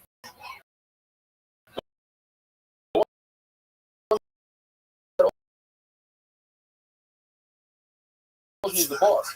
So they go to the boss, and both of them make a shvuah. And the employees make a shvuah, and the boss has to pay both of them. So that would be the same idea by us, that the agents have to make a shvuah, and at the end of the day, the loiva have to come home by a get of Naira Amurasa. And that is, if there's a girl who's either a Kana, and even a Naira who's between 12 and 12 and a half, and she's only engaged, not completely married, the first stage of marriage, Naira Amurasa. So, on hold, she could receive the get, in addition to her father receiving the get for her. Even though she's in her father's domain, she can receive her get. Just takes that a step further and says, like you say, that she can receive a get, she can also receive her because conditioning, you can are the same. You have to have a so whatever you do by get, whatever you do by conditioning, do by get. According to Rabbi Yehuda, there's a distinction between Yikin and Kiddushin. That by Kiddushin, Chacham will agree that only the father can accept the Kiddushin. Why? Because this Kiddushin takes you out of the father's domain and he doesn't allow the daughter to receive the Kiddushin. There's another halacha that any girl who's that young, who keeps on going back to her husband after a divorce, you can't divorce her. It's Shalcha Ba'ila Chazer. You have to give her a get, and she doesn't come back. If she comes back, it's not a good get. This holds that if father is able to prevent her from coming back, that's considered Mishal Chazer, and if it doesn't work, Rabbi Isaac, Have a wonderful day. You have to go through all the pat downs and stuff. If it wasn't happening for everybody, I mean, these guys are easy, crazy extra things. Those guys are the greatest teams, and they just breeze you right through. I fucking love the guys in this league. Kedushin Daf Mem Dalet, how's everybody doing? We're in the middle of a machlokes. The halacha is by get that if he has a young daughter, and she's married, not only does he receive a get for her, but he can also receive it. And we had a machlokes what about Kedushin? First of all, just says Kedushin and Gerushin are the same, just like she receives the get. She receives Kedushin, the Yatzav says the different. What if she's engaged? She received Kedushin, her father received Kedushin, and then her husband or husband dies without children. She falls deep on the other brother, goes one of the brothers, and wants to give her a ring called Maimah, because he is affected by your mom. For that, you need the consent of the father. But if she's a Nara, 12 years old, you don't need it. Why not? Why is it different? Because Midaraisa, she's a skuka. Skuka means a bond. She's attached to the other. It off with this ring. So for that, you don't need the consent of the father. He argues on what he said before. The argument is that the girl cannot receive it. Over here, I'll admit.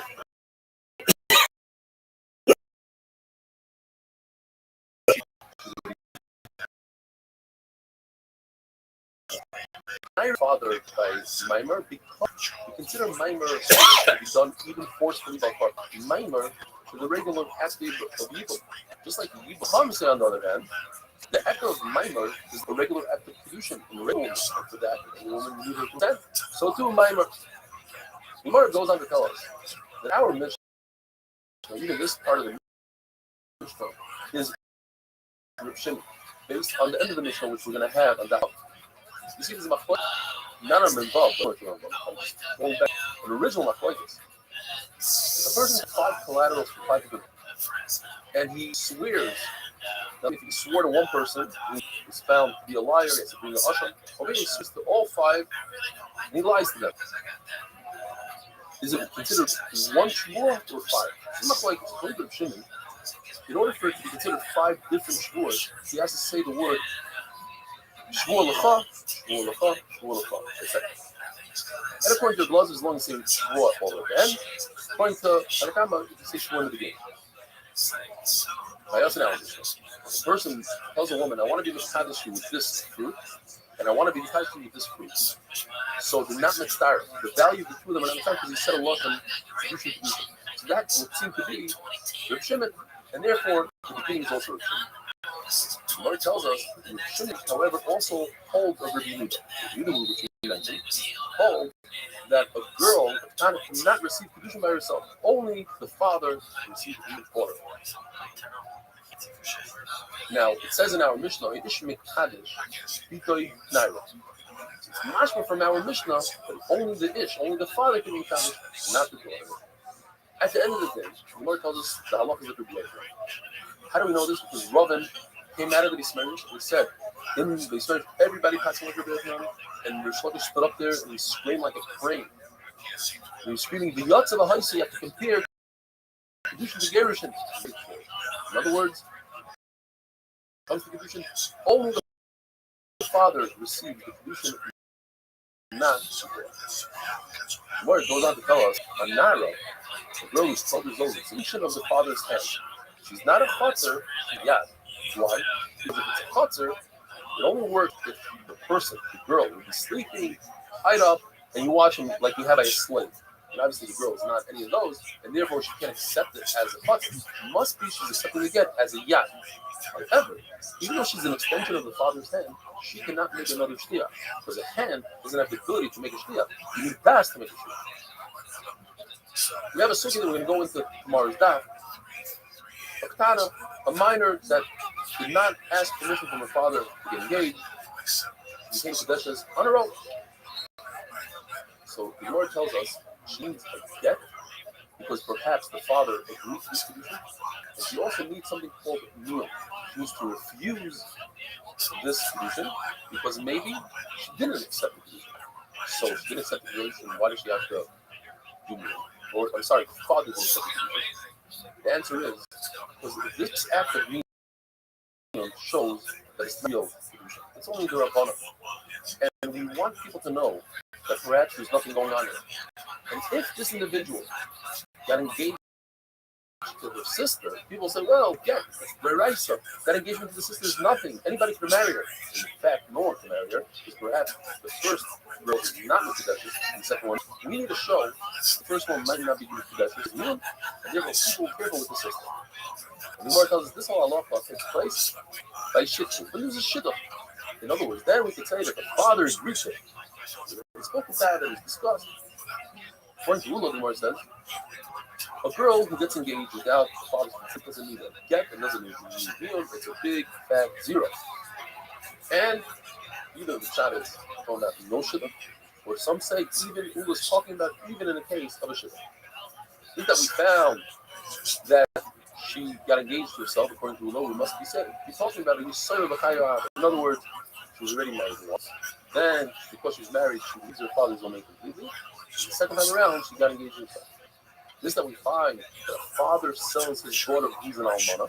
How's that possible? Must be talking about that he sold her as an alma, and her master married her. So he had some sort of consent to the marriage, but it's not really as if he married her off and never received anything, and therefore he's able halachically to sell her after she was already married. The boys side, have a wonderful day.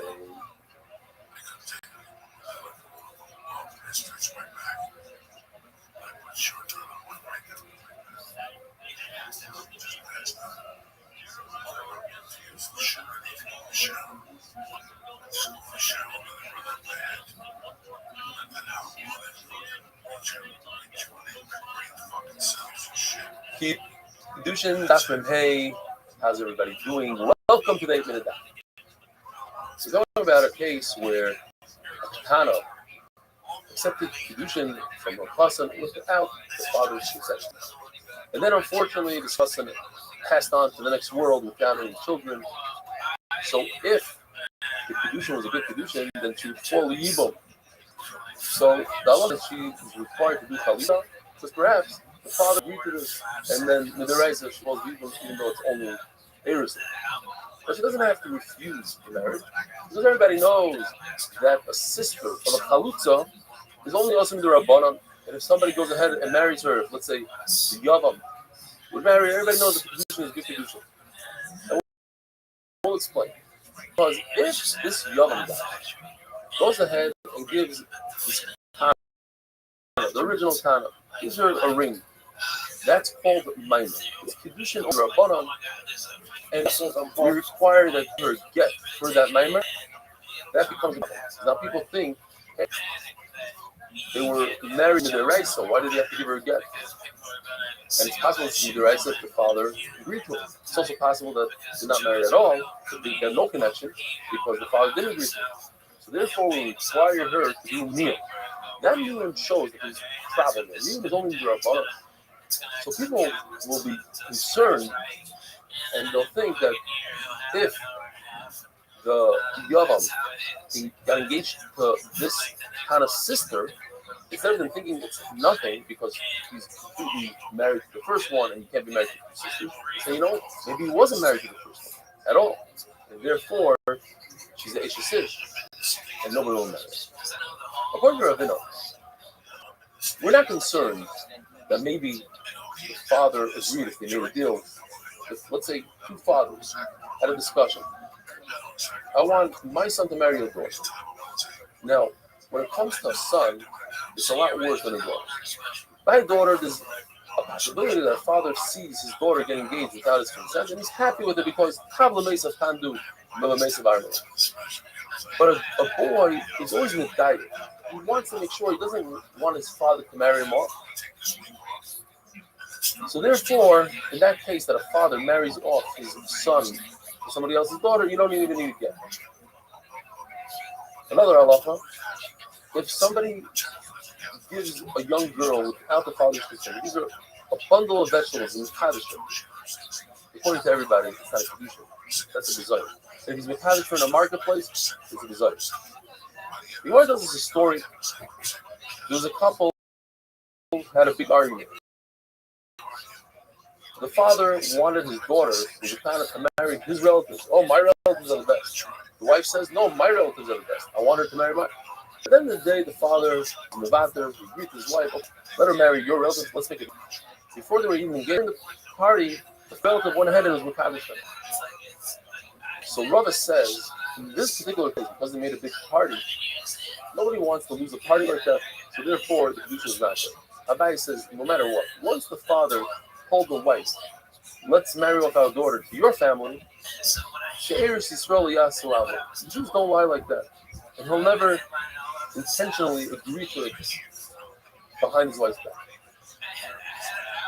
We know that marriage has two stages, Kedushin and Nisur.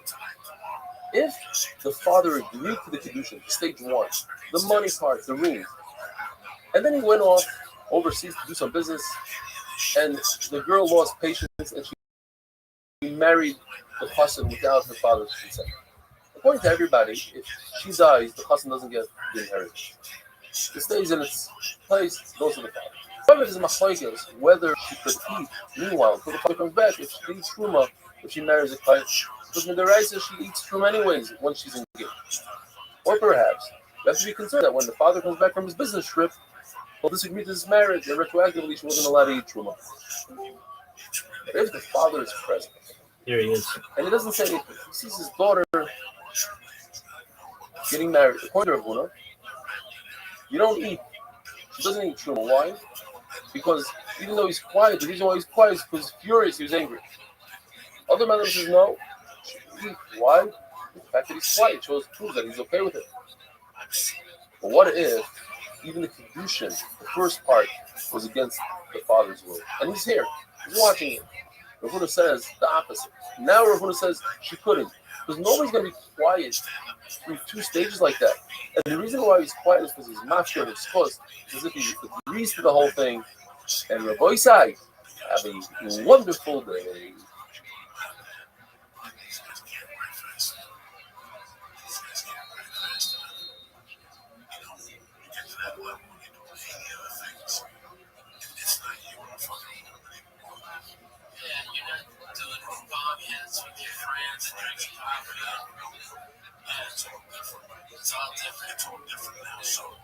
Kedushin Daf Memvav, how's everybody doing? Welcome to the 8 Minute Daf.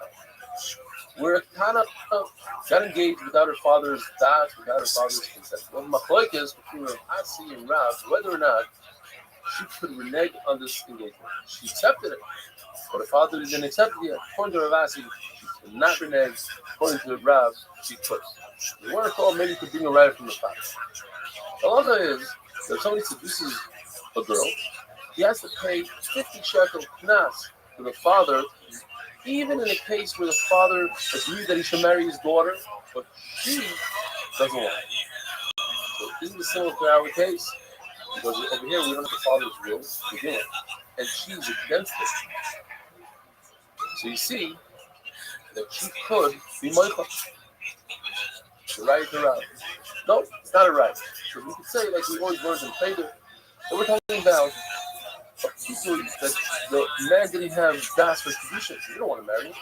And even if you say there was the Shem Kedushin, it would be necessary to do another Kedushin. Mari Moreno was let's do another Kedushin because you didn't have the father's consent Kedushin. And now we're in a brand new Mishnah. If a person uses a lashon, it says, he takes a fruit, he takes a date, and he says, "This actually the Torah zoo," and then she eats the date, and then he gives her another one. So if one of them has a shavuot kuda, it's a good kedusha. We have machlokes. What exactly is this case? According to Rabbi Shmuel, at the beginning, where a person says a double lashon, "Skachili bezu," the "Skachili bezu," he breaks it up very strongly with the words "Skachili, skachili." And the chiddush is, even though she's eating something and she has an immediate satisfaction enough, nevertheless, there's no kedushin with less than a kosher. According to Ravami, it's talking about the end of it. It doesn't say sketchy, but rather it says sketchy bezu, ubezu. All of the dates together. There's a shavuot kuta, then there's a kedushin, and the kedushin is. And if she eats it right away, then you need the last date you have is from a pruta. And from here, the Gemara says, you see a number. First of all, you see if somebody gets engaged, he tries to make a condition with a milva with a loan, it doesn't work. Because over here, you see, it doesn't work unless there's a full proof at the end. You can't use the previous dates because they're already gone, they're consumed, they're a milva, they're a loan. Yeah, this is the forgiveness of the loan. There's a proof the guy forgives this woman $1 million. But he gives her one lousy date that's worth a pruta. Her das is on the pruta, and it's a good condition. What if the condition is nacha? What happens to everything he gave her to the beginning? All the dates that he gave her, does she have to pay them back? Yes, because if it was matana, it would be a good condition. But obviously, it's only a milva, and that's why she has to give it. If a person does something very bizarre, he goes to his sister, he says, he gives her money. Now everybody knows you can't get married to your sister. So what is he trying to do? According to Rav, she has to return the money because all he's doing is he's trying to give her a because he wanted her to watch it. He figured if it doesn't say it in a funny way, she won't accept it. According to Shmuel, it's a gift, she doesn't have to return it. The reason why he didn't say here's a gift and he said it in a funny lesson, he didn't want to embarrass her. He figured she's not going to accept it. The law is that when a person separates challah from his dough, that's great, he gives it to the kohen. But what if he separates challah from flour? The law is the kohen must return the flour. And the Gemara wonders why. Why does he return the flour? So the Gemara tells us because of concern that the kohen is going to fall in a trap. He's going to forget that he's not going to realize that what the Yisrael is higher in more challah, and he's going to take that flour and add it to his own personal flour, and he's going to make bread out of it without being makish challah. And it's tevil. It's also very nice to eat it.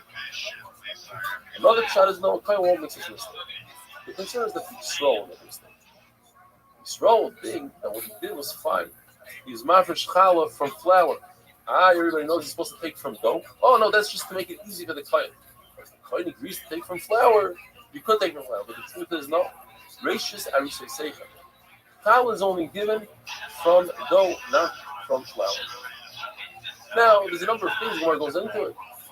Perhaps the kohen should keep the flour and just give a little bit of some icers from that flour that he gave. Why does he have to give back to Yisrael? You see something similar when a person takes truma from a pot that has perforation, which is midaraisa chayiv in truma semaisers, on a pot that doesn't have a hole in the bottom, which is potem in truma semaisers midaraisa. Or if he say he should take truma, even though he took truma, he should go ahead and take truma again, like as if he took truma from a non-perforated pot, perforated. By pots is different. The Gemara says because pots, the person understands the mistake here. There's one that's high, one that's bottom. When it's one bowl of flour, he's going to be lazy. He's not going to want to take truma. In the case of a sour, spoiled watermelon, let's say. So over there we say Yachzer Yitron, we should take a second truma. But in fact, with the rice, the first truma was a good truma. Rabbi Isai have a wonderful and also a beautiful young.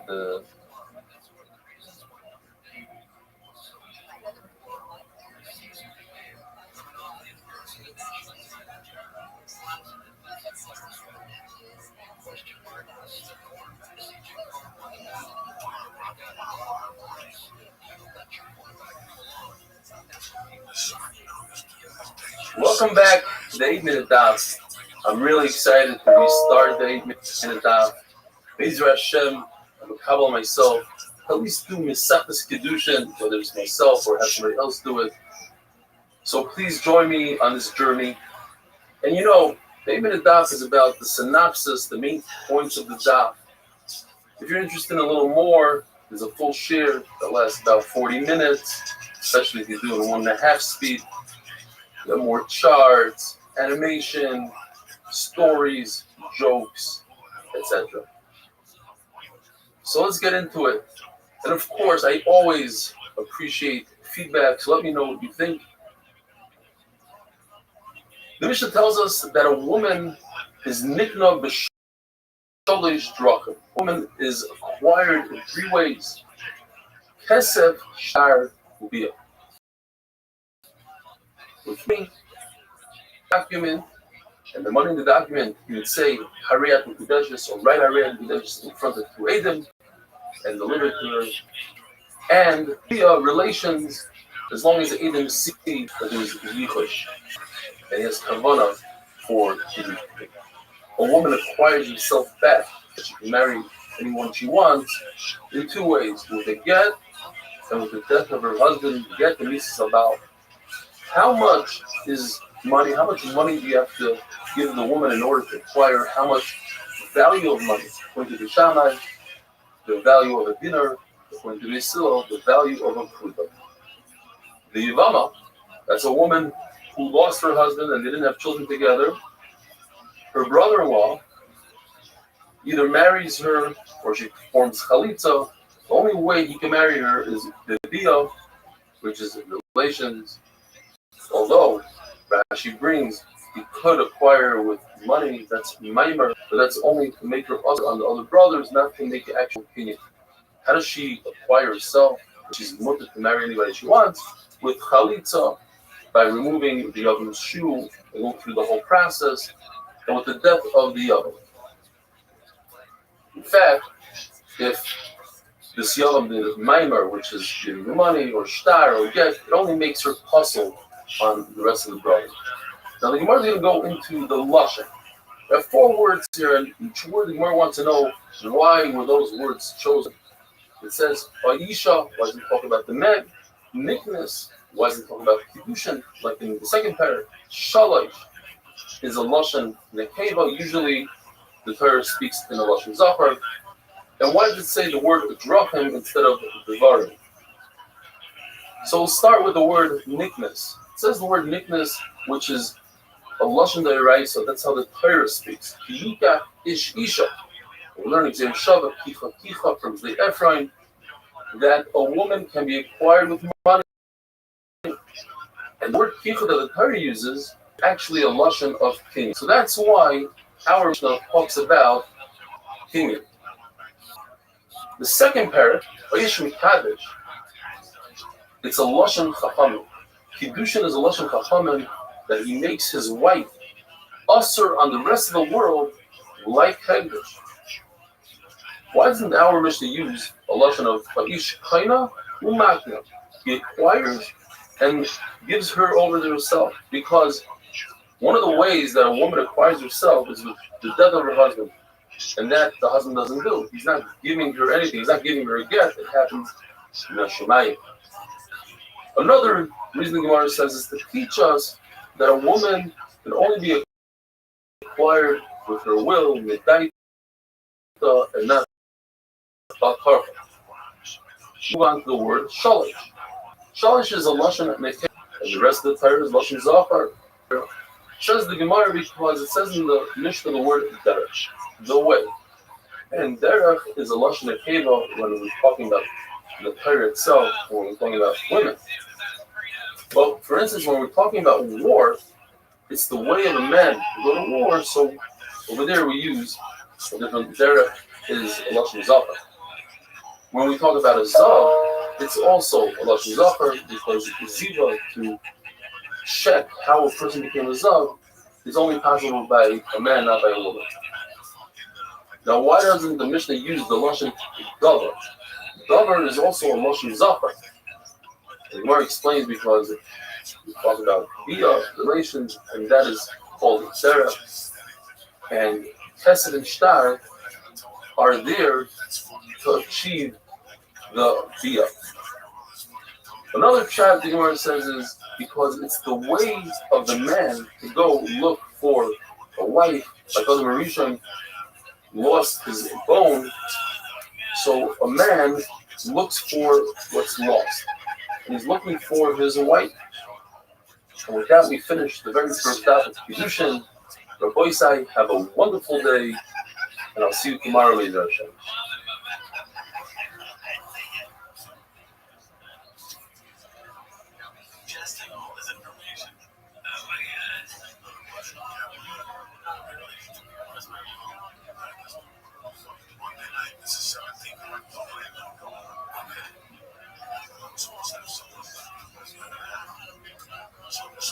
Welcome back to another Sikum, a synopsis on another beautiful daf Gemara, Kiddushin daf Gemara.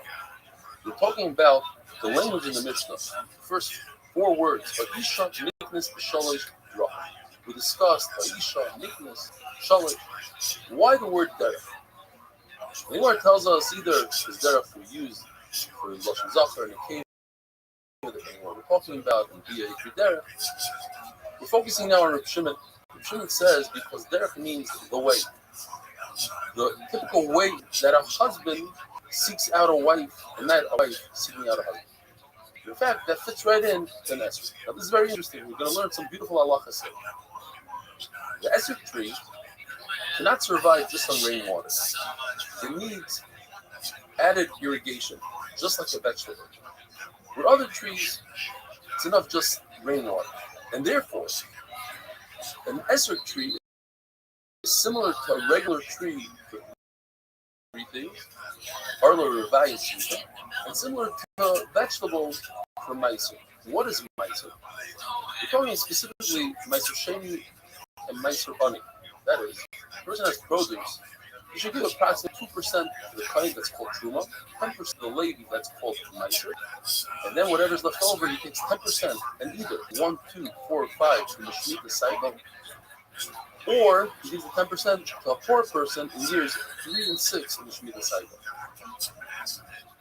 Now, a tree goes basar kanaka when it blooms. So we determine the year, how many years Arla is a 3-year period where you can benefit from the fruits. We determine the year by when it starts blooming. A vegetable we determine when you pick the vegetable. So an esrog goes by when you pick it. You pick it, let's say, in the 2nd year of the Shemitah cycle, then you give yourself the 10%. If you pick the esrog in the 3rd year of the Shemitah cycle, then you give the Meiser to the Ani. Because when it comes to Meiser, it goes like a vegetable, basar, with kita. So the word derech makes sense here because the derech, the way of the esrog tree is that it uses irrigation water, not just rainwater. However, the Gemara doesn't like this because when it comes to a kai is an animal, according to one cheetah, that had a mother who's a deer and a father who's a goat.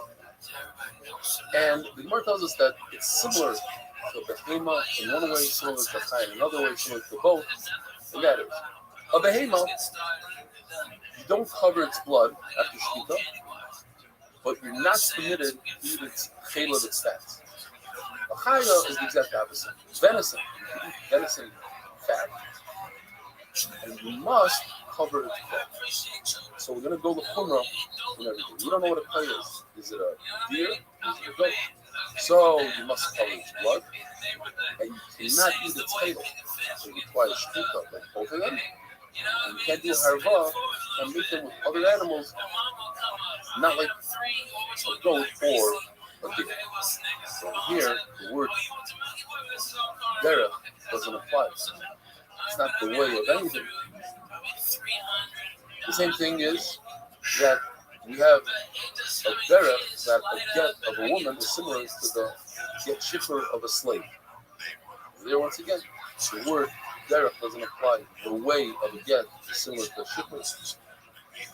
So therefore the Gemara goes into a whole other shot. When you have a distinction in things, like in our mission, a woman could be acquired in 3 ways, but not chuppah. So therefore we use the word derech. Now if it's similar in everything, then we use the word davar. The Gemara goes in and says, why does the Mishnah tell us a number?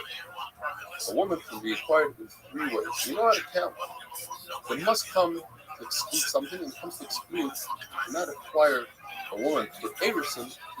Chuppah is reserved only for this year. According to the Gemara, it comes to exclude Khalifa. That's clean sugar. If you do it at a passing, we lift up a handkerchief or something, and you make a king like that. Now, even though you use Khalifa to purchase a field, But since it can be done with a handkerchief that's worth less than a shovel pluto, a woman will not be mekadosh herself with it, as Rashi says, not even though she feels belittled by that. The Taisvos, the Gemara had a Havamino that Chalipin works as a Kenyan Pesach, and the fact that you see that it can be worth less than shovel pluto, you see it's not a Kenyan Pesach. What about the number that says the Krenas Atzma Shtedra? So, Chalitza is how a Yavama get out of being the Yavam by removing the Yavam shoe. That doesn't work by a regular woman. Why? Because it says in the Pasuk, Sefer Krisus. The only way to divorce a woman is with a Sefer with a get. You think you're doing it from Yavama? We don't. How do you know they could acquire a woman with Pesach, with money? As we said yesterday, we learned from the Yatsa Pinam in Pesach. Pinam, free in Pesach means without money, which is redundant. So since we have this redundancy, we have extra words, we learn when a Omer Vriya leaves her master, she leaves without money. But there is a situation where a girl will leave her master, meaning her father. The father does receive money. Now, certainly if she's a katana, less than the age of 12, then the money goes to the father.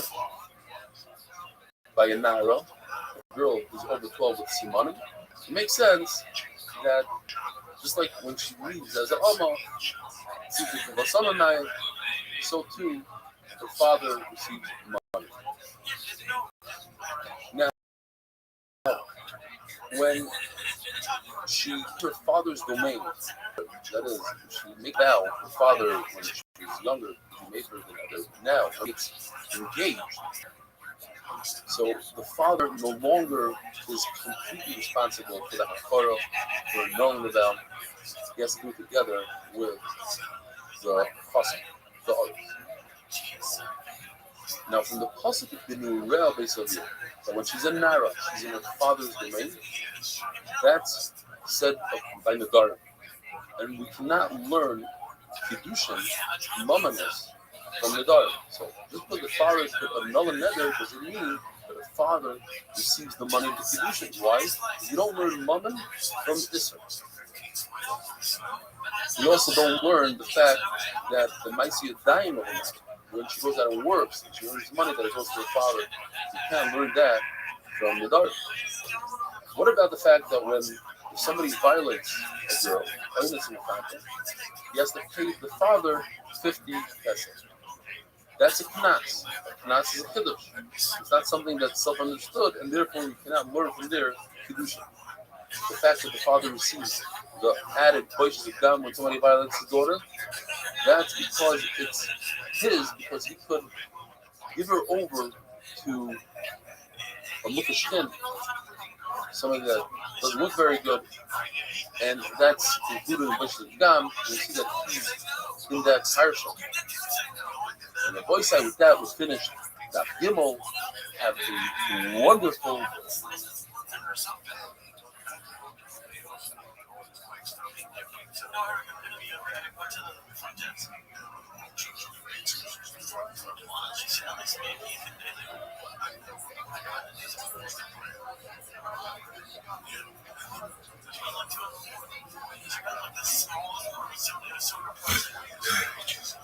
How's everybody doing? Welcome back. Kedushin Daf Dalit. We try to give the full synopsis of the Daf in under 8 minutes. Thank you for being here. We're in the middle of a sugya of a Yatzah Chinam Ein Kasa. You see, a woman has 3 stages in her life. Tana, that's the day she's born until 12. Nara is from 12. Simanim, 12 and a half. 12 and a half onward, she's called a big girl. When the Torah tells us Yatzah Chinam, that a Amma Yivriya, a girl who was sold as a Jewish slave, she goes out Chinam for free, in Kasa, without money, which is redundant. More learns from that Yatzah Chinam. When she turns a Nara, she becomes 12 with Simanim, she leaves her master. Ein Pesach comes to teach us that she leaves the master when she's a begaris 12 and a half. It's impossible to be begaris when you're 12 and a half if you're already left when you're 12. Mar teaches us an idea of sometimes the Torah says two concepts, and the only way we know the original concept, Nara, is because it says begaris. It doesn't say either of them, but it says V'yotzachina and Pesach, and therefore we know both concepts.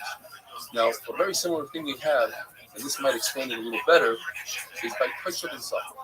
You see, when a Kayan has a Eved Knani, a non-Jewish slave, that slave can eat Truma. But if he has a Jewish slave, he cannot eat Truma. It tells us that a Kaishat and a Safar cannot eat Truma.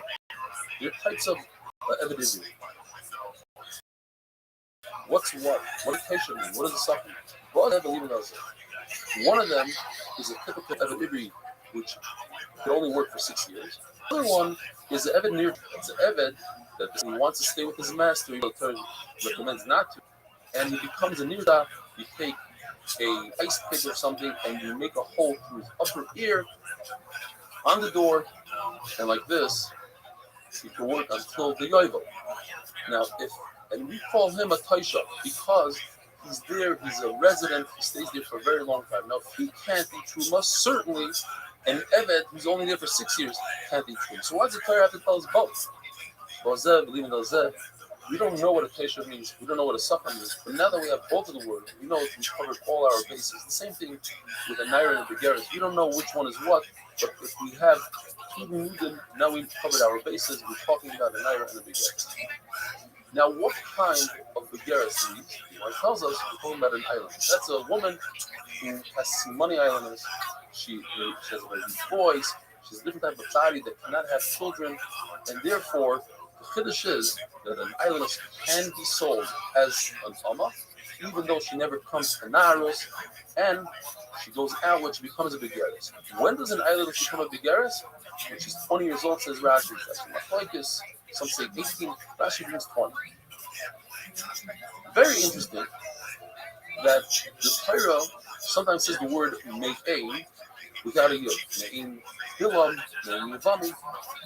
And that comes to teach us that when the Torah says the word Me'ein, or Ein, which is not, with a Yud, you can take that Yud and learn something from it. So by us, Ein Kesef, we're going to learn from the Yud that the father gets to keep the money of Kedusha.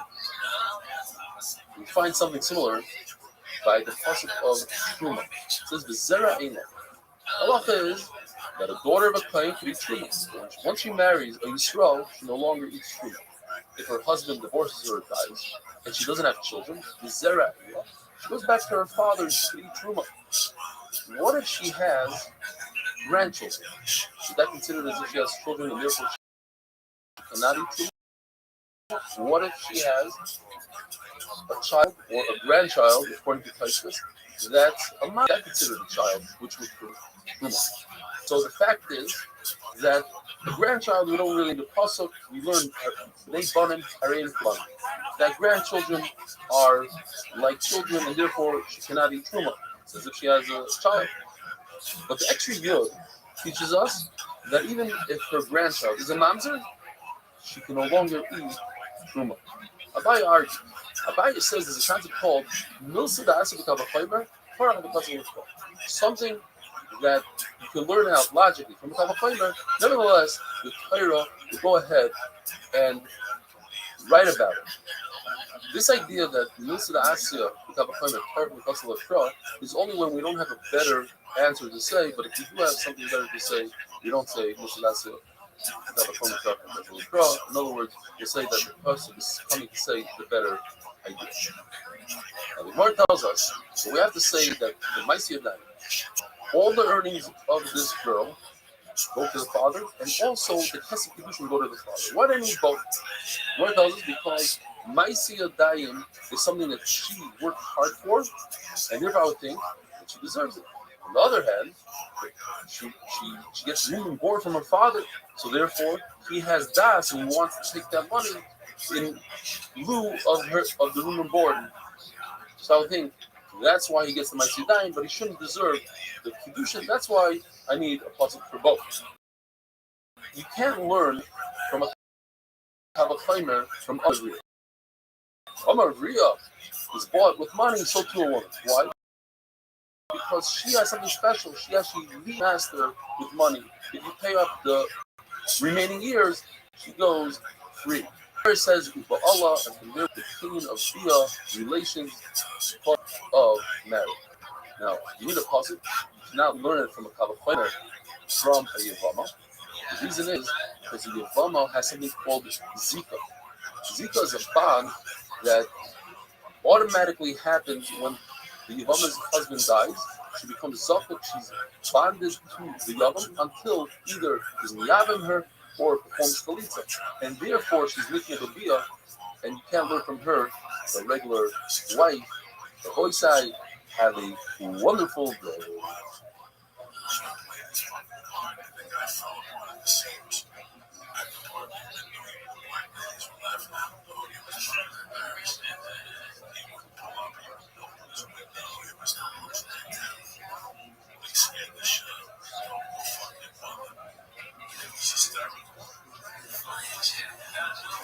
Welcome back to the 8-minute daf.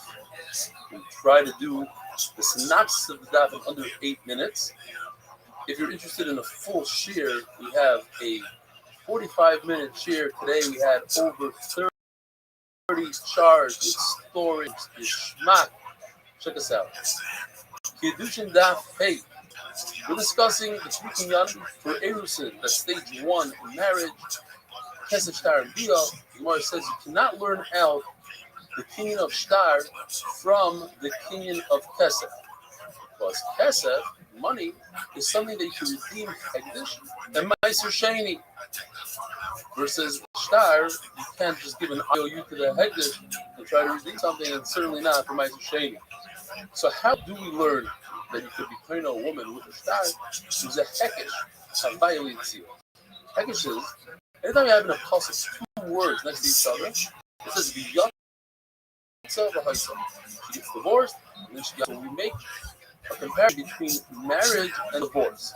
Just like divorce done with a document get, so too, marriage. Erusin is with a Shtar. So, why don't we say that a woman can get divorced with money? Just like she gets married with money, with a ring, money, so too, she gets divorced with money. The reason is because the pasuk says, because of love. You write a get to her, you only get divorced with a get, and you don't get divorced with money. And the Gemara says when you're talking about divorce, we're going to learn a limit for divorce and not a limit for something else. For the Risak Lili, he learns from the pasuk something else. He learns this halacha from Paris Krisos. In other words, Torah says the word Krisos, but you could break it in half. Torah could have said Paris. The Torah extended the word to Krisos, so we learn 2 things from the same word. According to Abai, the reason why a woman doesn't get divorced with money because she has another spot. Ein sanegar nasik ategar shpegish elul. It's very appropriate for elul for Rosh Hashanah. A bad guy can't be used for good, and a good thing can't be used for bad. And since you're using money to get married, which is good, you don't use money to get out. Shtar is different. Shtar is 2 different, so it's very different. You cannot learn one of the kinyanim from another that we said. But how about learning one of the 3 kinyanim from the other 2?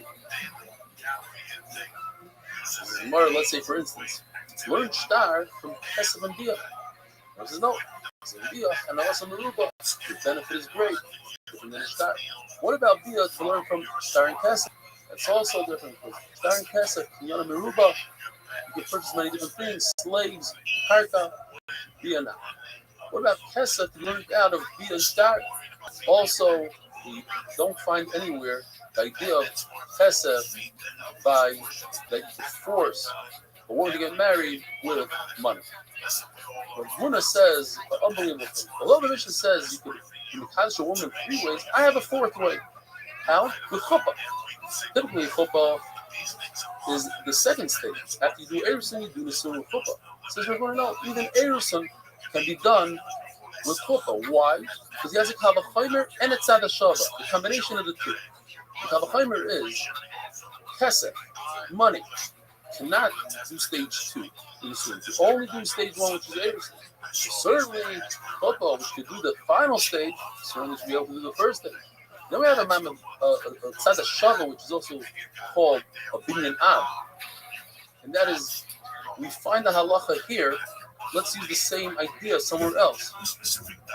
So we have a Tzad Shava of Binyan Shtar, and we use the same idea that we have a Binyan Shtar. It's Kaina, and it does. Erusin should be able to do, Choppa should also be able to do Erusin.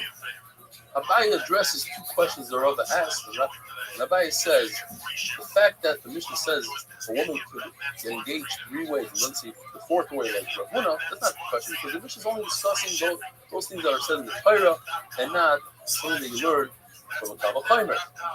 And addressing the second question of Rava, that is exactly what Rav Huna's Kavachimer is, that Kesef could not complete the second stage, even though it was Kesef in the beginning, where Choppa could complete the second stage after Kesef in the beginning. Now, brand new sugya. If a woman takes a ring, money, and gives it to the chassan and says, "Arenius kadeshes lecha," or one of the lashonos, she gives an asina and an amir, just 2 things. That's 100% no good. What if she does one out of it?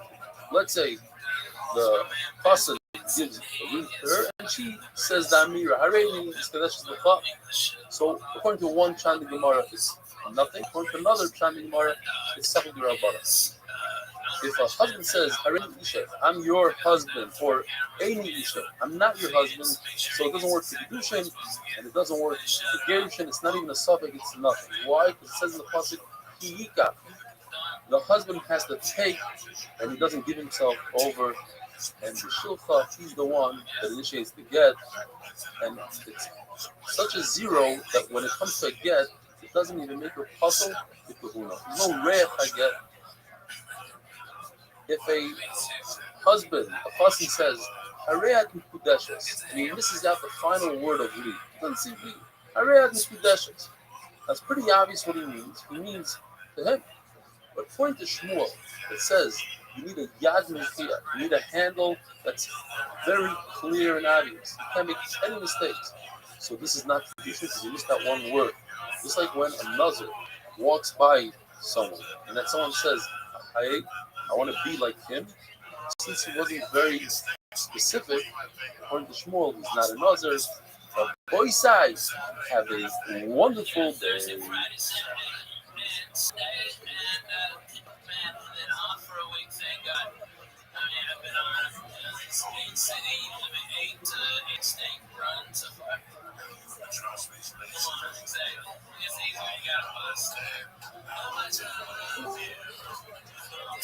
Yo, Kedushin, Daf Vav, another amazing classic Daf. We're doing the synopsis in under 8 minutes, hopefully. The Tana learned 3 Lashonos of Kedushin at work. He repeated it, hazarded it, put it in his repertoire, then he added another 3. Harei Atishti, Harei Dosasi, Harei Kmuili, it worked. Harei Atchali, Harei Tishusi, Harei Tkukali, it also works. The Gemara says, if he says Harei Atchali, that fits in with the pasuk Yikach, and it also works. But the Gemara has a suffix. He says Chedeslim, Yuedes, Esrasi, Nigdasi, Atzurasi. These are all the shoyness that are in the Torah. Salasi, Zgurasi, Tachtit, Kusasi, Charufasi, V'shivcha nechrefes leish. Says the Gemara that works only in Yehuda because in Yehuda they call an arusa a charufa. According to the Mandava that says that Shivcha Charufa is referring to, that's Rabbi Kiva, a Chatzi Baskar and a Chatzi Shivcha, so it's possible that in every place that Lashon of Charufa would work. If a person is talking to a woman about Kedushin, and even a get, and then he gives her a ring without explaining to her what it is, she is Mekudesh. Allah is like Rabbi Yossi, that you don't have to say I read Mekudesh if you're in the middle of discussing the Kedushin. According to Rabbi Elazar of Shimon, even me'inyan le'inyan ba'oisayt inyan, which means if they're talking about Kedushin and they went off to speak about how much money there is involved and how much this, and then he gives the ring, then she is Mekudesh. And the Gemara tells us that you have to notify the Dayanim about this halacha, because the halacha is that if you don't know about Gitin and Kedushin, the halachas, all the halachas, you shouldn't be a Masadi Kedushin or a Masadi Kiyah. This is one of the halachas, they have to know the halachas of Yosi, because it is common for somebody to be talking to a woman about Kedushin and then giving her a ring without saying Hared Kedushin. If a person tells his wife, Hared Baschorin, which is a lashon that you use for a shifcha, it doesn't work by a woman. If a person says, Adam, he says this to a shifcha, it also doesn't work because the shifcha is also to Evet, she's not much to all people. The person says, Hared La'atzmei, it works by a woman because he meant you are completely to yourself, and the Gemara learns that out from the shifcha. The person says, I have nothing to do with you, I'm not dealing with you. That works by the slave. If a person tells a slave, I have nothing to do with you, he means that he's completely free. Now for the classic Yeshivish Sugya, Abai said, if a man loaned a woman money and then he forgives the loan, that's not enough for Dushin. But if he says, with the benefit, the enjoyment you have from the loan, the Hanas Nilva, she is with the Gemara explains, Harvach Zimna, the Hana that he lengthened the loan, that would cost to do it otherwise, Hana, she's in the and it's also to do so because it's Haramas Ribis. It looks as if you're trying to round the halacha of Ribis is thought that she has money.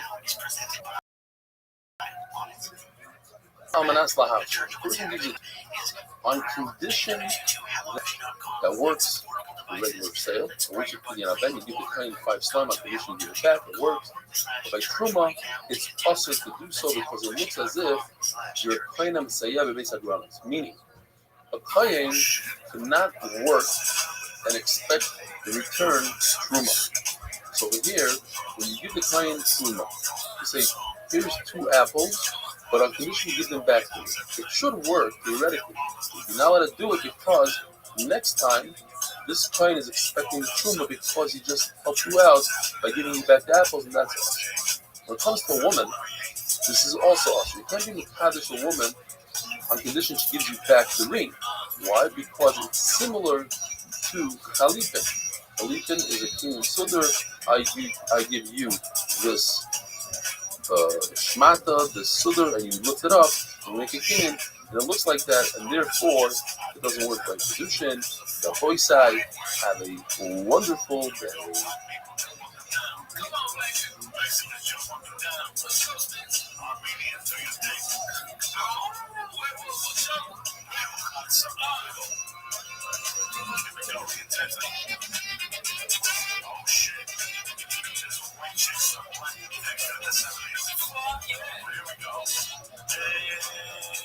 Welcome back. Saving the Daf. Teaching Daf design another incredibly Makadat.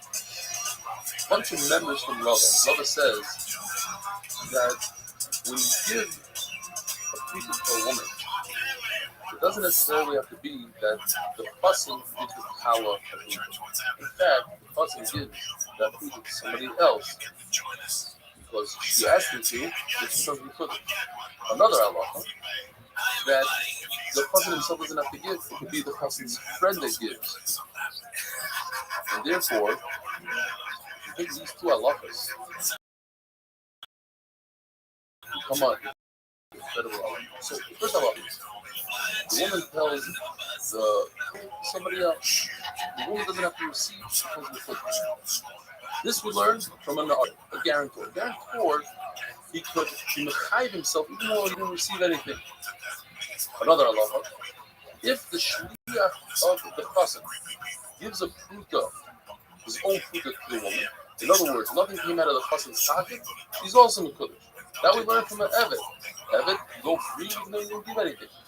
If we take these 2 halachas and put them together, so we have like this. The person says, the woman says, you give of money to the chassan, and I will become a Kuddush to the chassan. So she didn't receive anything, the chassan didn't come out of pocket anything, and it's actually two things, the din of the art, the din of the Eved, she's made for the another chashav, a very important person who doesn't receive gifts.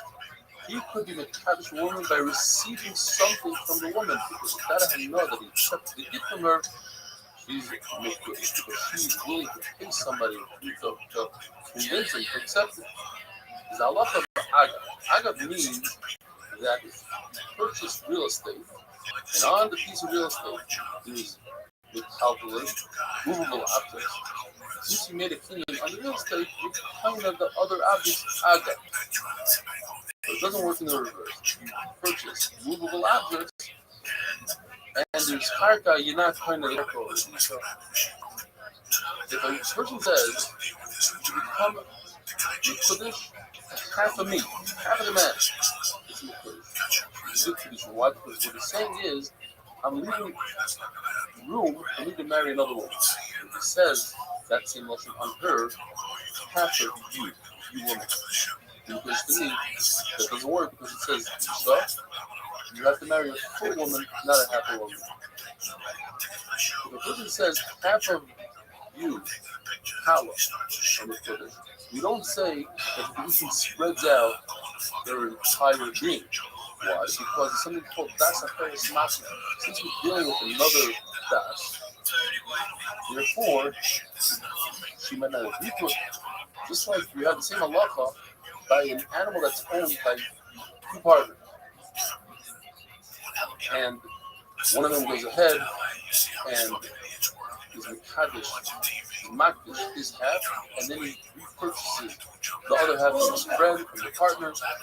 How old are you? The other half, the Yusha is not dispassionate. The point, How old are you? See from here, you see How old? the concept of rejection from the Mizbeach.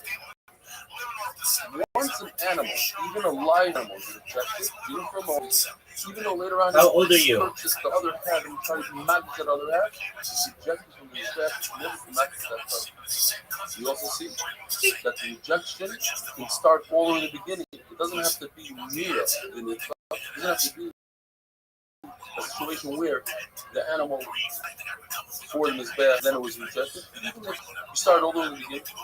And also, you see from here, when there's rejection on the monetary value of the animal, this is dumb. It doesn't necessarily have to be just like good. More brings a number of stages. Things that we don't know, we remain with the suffering. If a person is a magdish, a woman for half, and we call them at half share, and the Gemara remains the suffix. So, in other words, one suffix is two halves of a woman with one proof. Or what if a person tells another person, I'm a Kaddish your two daughters, I'm a shia for my two adult sons, right? They want to be a Kaddish with two minor daughters. And we have one individual giving the proof, one individual receiving the proof. Is that enough to be Kaddish two girls? Now, what if a person says, I want to be Kaddish your daughter and a cow, your daughter and a field with one proof. We say that the entire proof goes to the daughter and the field, kind of the Pesha, the Chazaka, whatever. And we say, no, that he meant half of the puja for the field, half the puja for the daughter, and therefore it's not a good condition. Both sides have a wonderful day. And then I bring out mushrooms all after dinner. Fucking get you started, let the day go. What's remember the Indians, natives? How old? Hey, what about the Indians? Hey, how old the Indians? Are you kidding me? Don't bring the fucking Indians. I love them. I tell you what Indians up here to do better than tonight. I still do it with a tomahawk somewhere. Fuck yeah. No, I know. I said that kid to camp. Kedushin in Daf Ches. Welcome to another speaking Daf.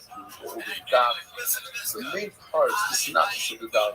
And if you're interested in a little bit more, check out the full share. It's approximately 45 minutes. charts, good animation, check out this video. I think you'll enjoy it. The Gemara tells us that if somebody's mekadosh a woman with silk, so there's a number of steps here as you can see in the chart.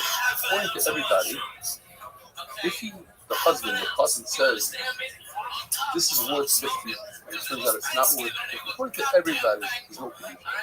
Says, whatever it's worth, so there is kedushin. Besides, Rav Yosef, in the second lashon, we learned from the Hebrew that cannot be bought with Ruah and Kalim movable objects.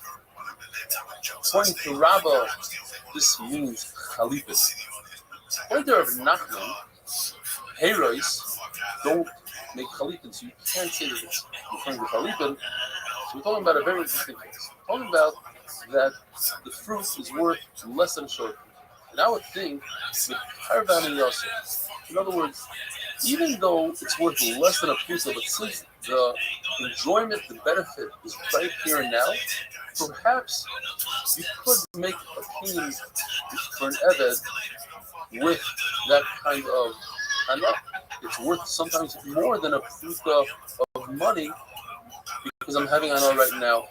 Nevertheless, this had to be not be nicknamed with public show.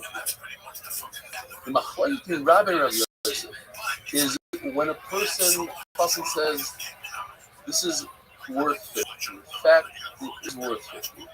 According to Rabbah, there's kedushin because it is exactly what he said. According to Rav Yosef, even though it's exactly what he said, she's not saying that.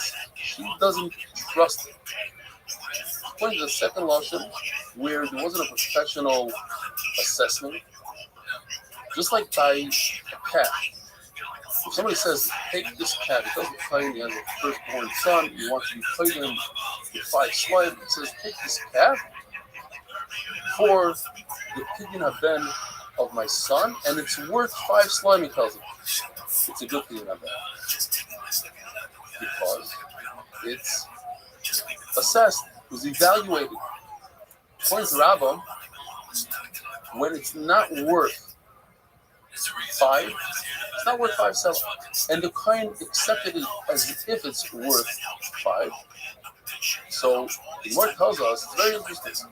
If it's something like a sudar, a yarmulke, a head cover, and he's a very important person and he really needs it, so he can take something that actually has a market value of, let's say, 2, and for him right now, it's worth 5 because he really needs it. Another case where it says if the person tells the power, I'm giving you 100 for the kedushin. Instead of giving you 100, it gives you 1 dinar out of 100, 1%. The halacha is the kedushin takes place immediately, and he just has to give the rest because we say, hello, it's as if he said, on condition, I'm going to give you the rest. The kedushin is how right away with the first dinner. The rest is just a night, right here and now. If a chassan says, I want to do mekadosh with this 100 right here, both the chassan and the kala can retract until the end. The Ravashi says, even when he's counting, so it goes by the end. If the chassan gave her the money at night, and you find between the money, one of the dinarim is not worth a full dinar. The copper, not mekudesh. Now, if it's a bad dinar, what does that mean bad? That you could really use it, if you really push it, you could get it through, somebody will take it. So then kedushin is found, and he has to change out that bad dinar. If a person is kaddish with 100,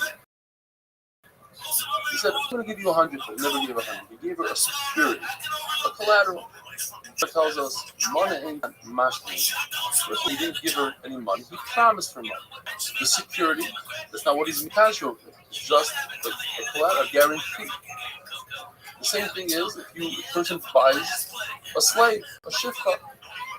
If he doesn't give money, he just gives security, and then she wants to take it back, she can.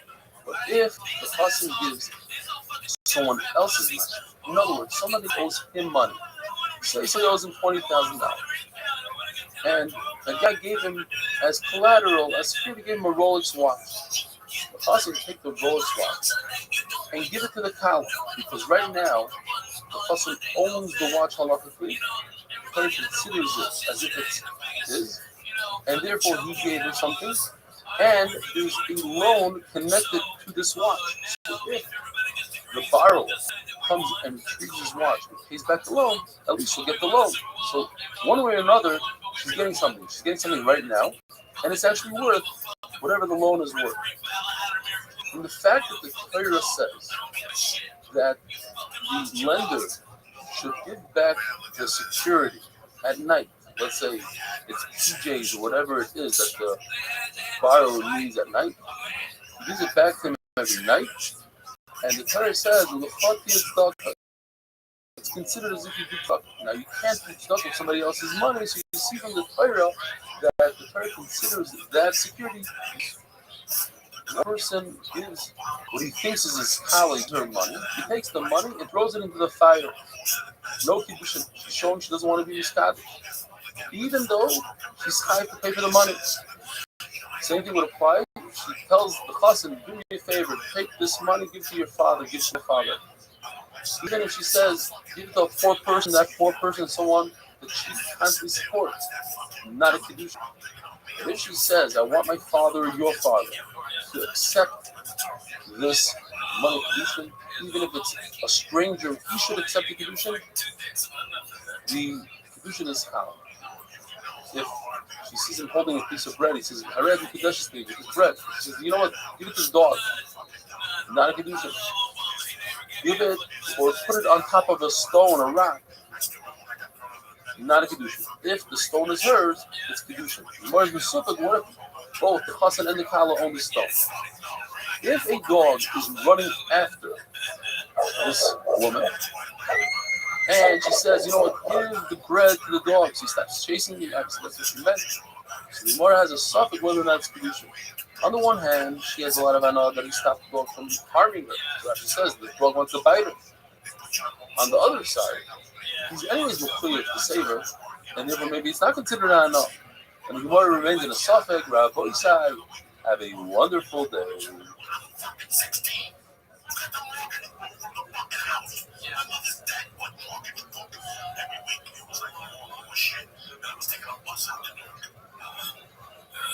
Sometimes I get a ride, sometimes I take a bus at 3 o'clock in the afternoon and come back at 7, 8 o'clock at night. I learned about bureaucracy and our government don't work fucking way.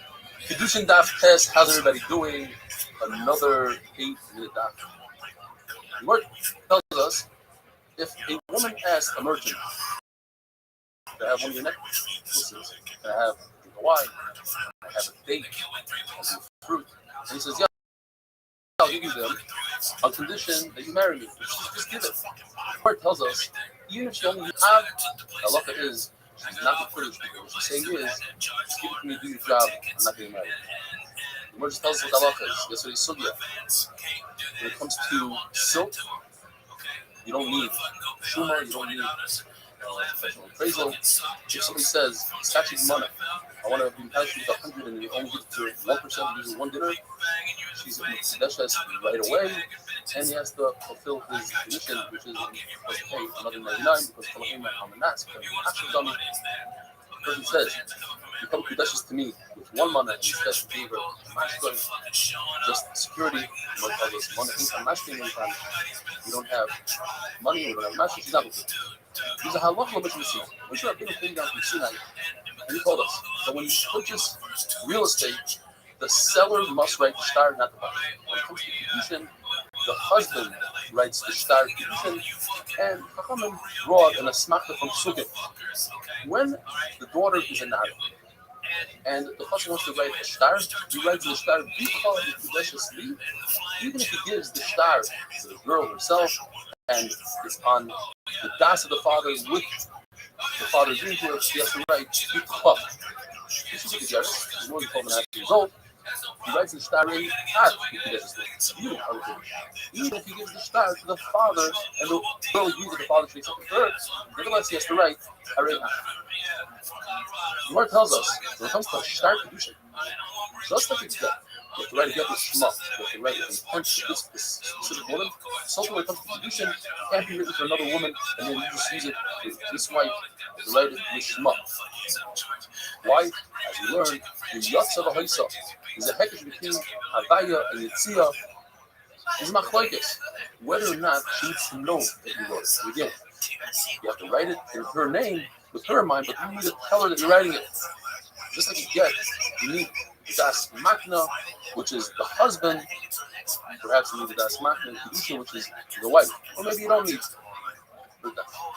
Now, according to this that we don't write a star erusin and a suin. You need both of their das when you write it. You need a husband and a wife. You must be talking about shloik sikta, which today we call tonight, because this is something that's done with Amira when the two fathers make a deal. They say, I'm going to give X amount for the wedding, you're going to give X amount. You don't write it down because it's better for them that it should be a milval peh, which you don't go after real estate if you don't have. According to Rabbi Yochanan, how do you know that you can be Kaddish a woman with a dia? Not like you said on the Daladam base from Ubala, he learns it out from Bu'ulas about. What does he do with the word Ubala? Like the Gemara said about Daladam base. I would think that when you make Kaddish with money, you need dia as well. Mashallah, no. So if so, the story of a Naira Mulasa, this is an engaged Naira who the Torah tells us she's a psula. And if she's a Mizana, there's a different Misa. The Misa is skila instead of penning for regular decision. How is it possible to be a psula if there's Pesach and Bia together, as more is happening there? So that must be talking about shtar, that she got engaged with a shtar. And just like a shtar, but all you need for a get is one star, so for Kedushin, all you need is one star. The word Ubala comes to exclude Amma Ivriya. You think that maybe Amma Ivriya is Nikna Bebia, she's not. And we don't learn a Hekesh. It says in the Pasuk by Amma Ivriya, like in a Cheres, maybe she should be like a regular woman. Amma Ivriya is not. And Rebbe learns that exact halacha from the Lashon of Allah. We could have said Ubal, Allah is another halacha from it. Rava, we learn also that you need Kedushin Misurim L'Bia. Meaning, if somebody says one of the two sisters, one of the two daughters is in Kodesh for me, and we don't know which one, now the Kedushin is not hal at all, because he's not allowed to be with either of them, because each one might be the sister of your wife. And that's a position. They're both husband. So therefore, it's Kedushin that wasn't given to begin with, to be, and therefore it's not hal at all. Rabbi Isai, have a wonderful day.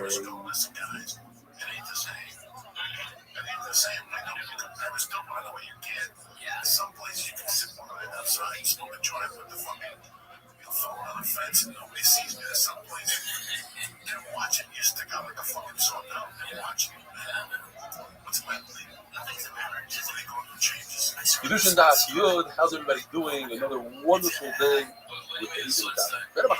How do you know that a woman is Nikna Bebia? According to Rebbe, he learns it out from the word Ba'ala. And what does he do with the word to do that vow that the Yochanan learns out that the woman is Nikna? That only for the situation where wife is considered a Bula, even though she has Ksula, but she's Yidal Loik Dark. And that's when it comes to us not. Skiva, it's not extra because the Torah says, Levado, only one person could create this situation. But for the Chachamim, even when it comes to Skiva, they're all, everybody's tired of doing something. What do you use the word Levado? Because even in this situation, it's amazing halacha. When this woman, not a woman, it's Hannah, and he violates her, he's Chayiv Nisa, which is covered. And not like the Mandalama that says that he's potter because she's potter.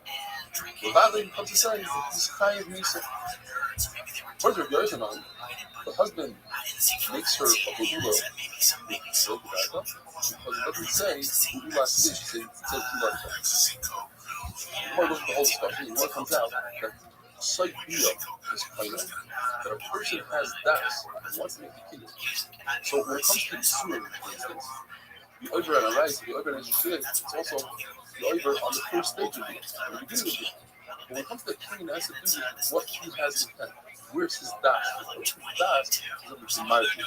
Therefore, he got a tremendous afternoon. A Kohen Gadol, the only married psula, cannot marry someone through Bia because since his dash is on the end of Bia, and the beginning of Bia create a situation where he no longer chooses to do it, it's also for him to do with it. The person just did stage one of Bia, and she went ahead and she accepted the position from another man. So she's been pushed to the second person. Why? Because the first person's position was only found at a later stage of Bia, whereas dash is.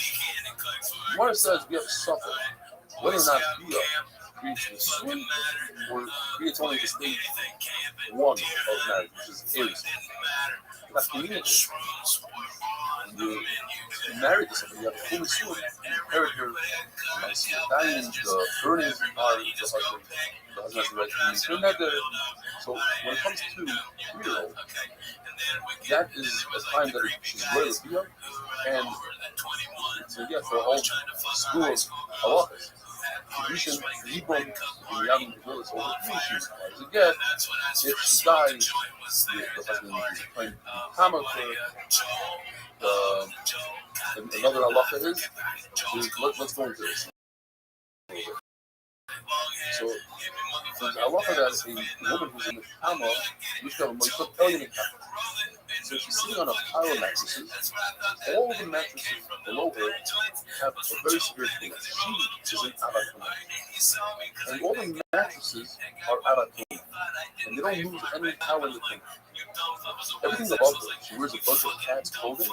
So they are just a Rishon. When it comes to the wife, the one who is with her, he acquires from a very severe thing. He's actually going for 7 days. And when he sits on, all the mattresses become coming as a Rishon, not out of woman. And above him is also a Rishon. So that if this girl is about 3 years old, if she's less than 3 years old, then she's only coming from Mas'erev until the night. If she's 3 years old and she had relations with the mamzit, it makes her fussle and as a side note, Kupa only works for somebody that's ready to do it. So even if a 2.5-year-old had a Kupa, it means nothing.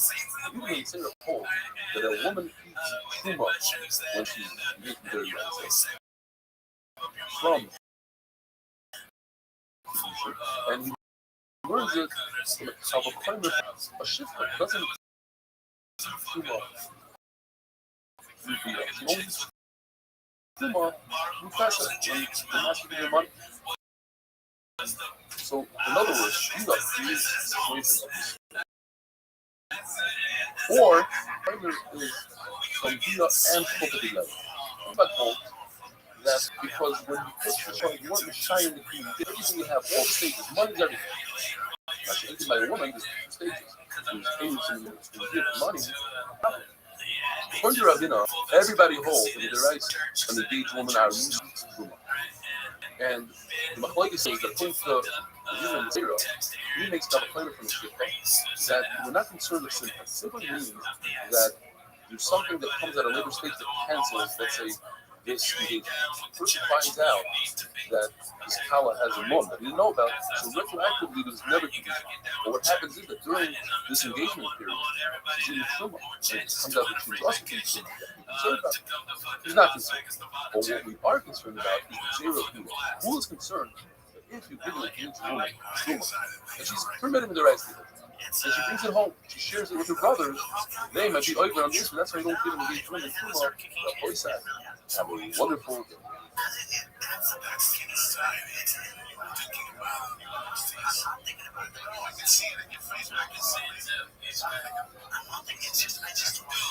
Your face is so fucking red. Shut up. You're not thinking about it. You're thinking about it. Oh, sit there. You fucking Kedushin Achid Alex, how's everybody doing? Another wonderful daf with a synopsis in hopefully 8 minutes. According to everybody, when a regular Israeli gets engaged, it's an Arusa stage 1 of marriage, with the Raisa is engaged to a client to eat Truma. Even though it's only engaged, so how come she doesn't eat Truma nowadays? Because it's a Xeris Tachamim. It's not like what the Xera is. According to the Yudah Xera, you basically have a claim from the Shifta, so the Simpa. What's that? Cancels a marriage is called a Simpa. In case of, let's say, a woman, she's engaged, she's Truma. Is engagement, but she's between Truma and she's ready to answer. And by Shifta, the same thing applies. If you cancel the purchase, and she should be Truma that entire time.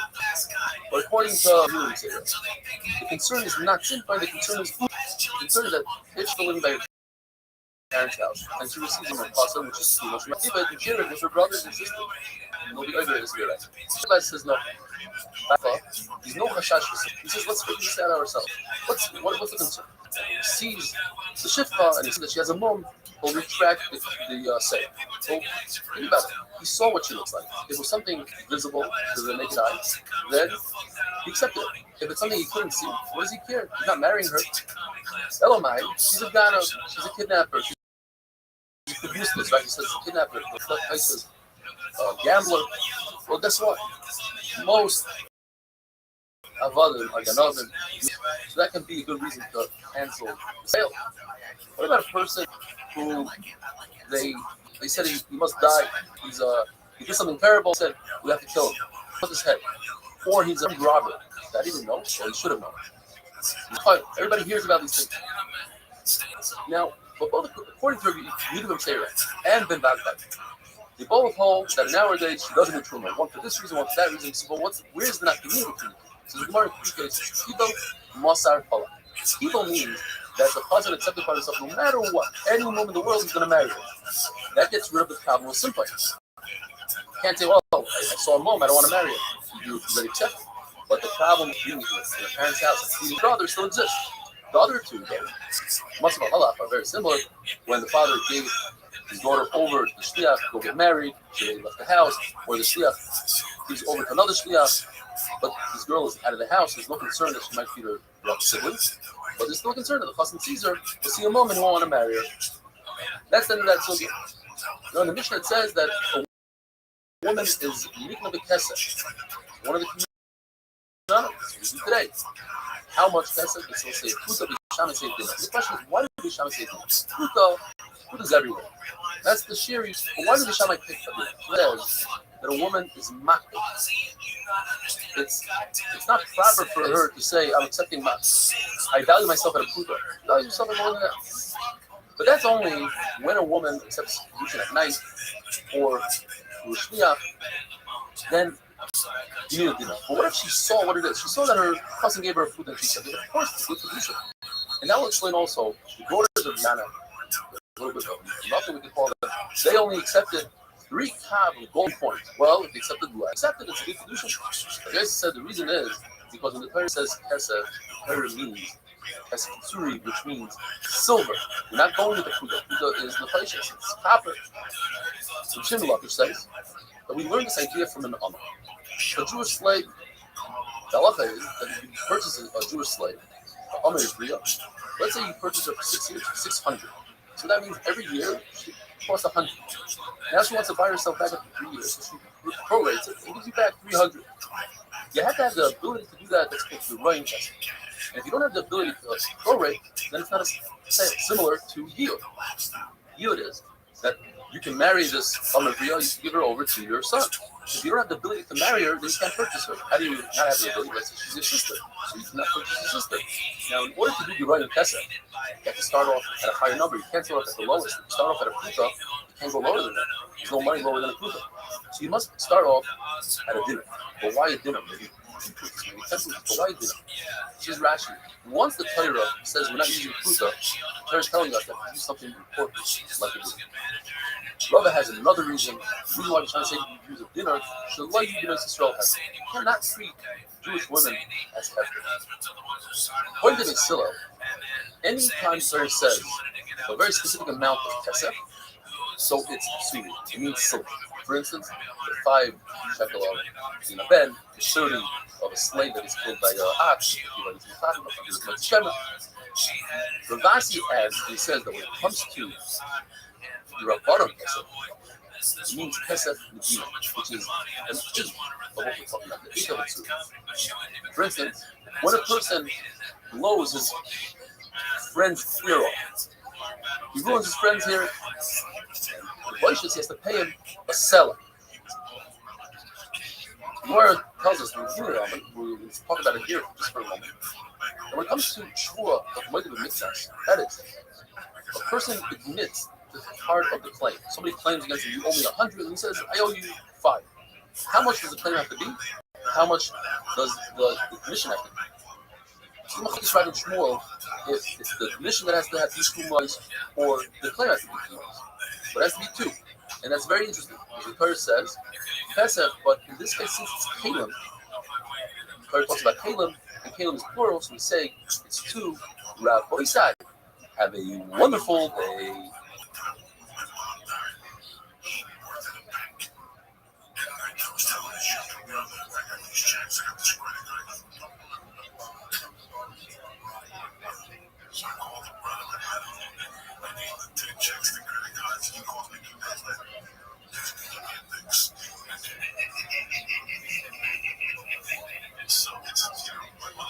Kiddushin Daf Base, how's everybody doing? We're already 11 Daf. Kiddushin is flying by just like that. I hope you're enjoying. If you haven't tried out the full share, please give it a try. It's only approximately 40-45 minutes. It's a whole different game. Stories, charts, more charts. We're talking about she does Beisila. How are you Mekadosh a woman? Because how much Kesef is also. What does a Pruta mean? There's 2 ways to understand it. Either Pruta is the small denomination in that country. So say you live in America, in the UK, 1 penny. Or perhaps it's an amount that Moshe Rabbeinu had in his generation, old generation, a certain amount, a half a barley corn, silver. But Yosef says that it's the smallest denomination. Why? He says because it says that if somebody's moil in Hegdish, that means if somebody uses something in his Hamikdash, even if it's 1 fruit, he has to pay 2,000 times the amount. He has to pay a Karban, a Sham, Ne'ilah, which is worth 2 slides. It's worth 2 slides. That means it's 2,000 fruits when you go into it for a second. You see from here, unbelievable concept, that how careful a person has to be from doing an Avera. He miles an Avera, and if he does an Avera, he might be liable for 2,000 times that amount. But Abaye tells him that a pruta has a sheet. It's not sweet. Every pruta has a certain amount. It's not the small denomination. As we see in our Mishnah, it says in our Mishnah that it's echad mishmanim v'sirikaki. So it has a certain value. Other items. So this shot over here with the talking about a pruta. Because over there, it's close to 2,000. It's a little bit more than 1,500. And we'll explain. A dinner, everybody knows, dinner equals 192 fruits. And a sela has 4 dinars. So we're talking about 2 slime, that's 8 dinars. So, easy math. 8 times 192, new, how much is it? 1536. So why does the Gemara call it 2,000? Because any time you go over a certain number, you're pushing the next number, you round it out to the next number. So over 1,500, now we say it's close to 2,000. According to Restream Leo, a pruta is worth more because there's only 6 prutas in the Isser. And according to Tanakama, a pruta is always worth the same amount. It doesn't go more or less. A pruta is always 192 prutas per dinner. Just what changes is the Isser, another denomination for the Isser. Sometimes it's worth 24 per dinner, sometimes it's 32 dinner. Shmuel says it's tremendous thing. Anytime a person is Mekadosh a woman, let's say with a fruit, or even a branch of Hadassah, and it's not worth a pruta in this city, we always have to be concerned that perhaps this fruit, this branch is worth more than a pruta somewhere else in the world. Who knows? Maybe it has a lot of value somewhere. And therefore, this woman might be Mekudeshes, so she's Mekudeshes herself. But if the argument says you don't have to be concerned that somewhere else in the world is worth more, not only that, Rav Chiz himself wasn't concerned if somebody came along and said, listen, I know for a fact that day it was worth more money. Or if they say there's 8 that say it's worth more. Abaye and Rava said you have to be concerned for 8. What about the case of a woman who was captured? Over there, we're not concerned what the agents say. There's agents that come later and say, yes, she was captured. We believe they said that they were captured. And the one that's captured is the novel herself. She makes herself disgusting in the eyes of her captors. And therefore, you don't have to be questioned. She ain't execution. And we explained that Rabbi Yosef was concerned for Shmuel. You don't have to be concerned that even if you have something that's worth less than a fruit than a person who's casual with it, perhaps it's worth more than a fruit somewhere else. And also, he said that we have to give this person malchus. Why? Because in our case, the person kaddish a woman in the middle of a market with a dasim. A zilzal is putting redemption of position by doing it in a public display of the market, and therefore he gets malchus. That is to be that Rav gave malchus on a number of things. One, a person has a kaddish in the marketplace, a person has a kaddish a woman in the bia, it's also a zilzal. A person who passed a woman without shidduchim, a person who sent a shliach to divorce his wife and then he's mevatel, a person who was forced to give a get and then later on said, hey, I was forced to give a get, he's being motzei shemra on the mamzerim, on the children, he's calling them mamzerim. If shliach bezin comes and summons somebody to the Torah, and that person beats up the shliach bezin, he shoots the messenger, he's to give malchus. If somebody was in the Torah for 30 days and didn't do anything about it, he's to give malchus. A son-in-law who lives by his mother-in-law's house, since mother-in-laws like your son-in-laws, malchus. And if somebody has a special shame, like people know that this mother-in-law likes the son-in-law, just walking by your house, he also gave malchus. Some say the only time Rav gave malchus is on somebody who was kaddish or woman to bia, and some people say even if that bia came after shidduchim, who gave malchus. Rabbi Yisai, have a wonderful day.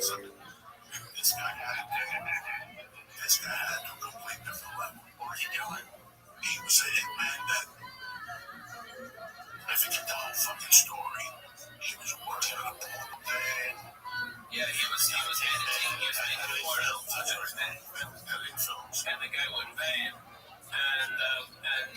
Kiddushin Daf Yud Gimel, the 8-minute daf. How's everybody doing?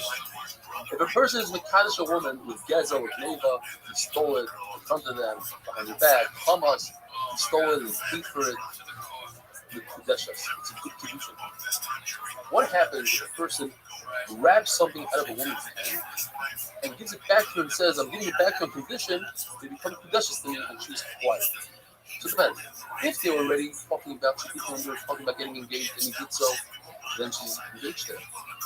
Otherwise, she can invoke the same in Shakti, the Shakti. So we really have to say it. We say it for her. Yes, from you, but it took what was rightfully deserving something. When Rav Asi was nifter, Rebbe Asi, the Chacham gathered members that he said, so we have a lot of random halachas. We don't really have to do that with sugi per se, but beautiful halachas. First halacha is that karka cannot be purchased bekinning kesef with less than a pruta. Just like a woman. However, if they use chalipa in a clean sugar, obviously the sugar never has to be worth a pruta.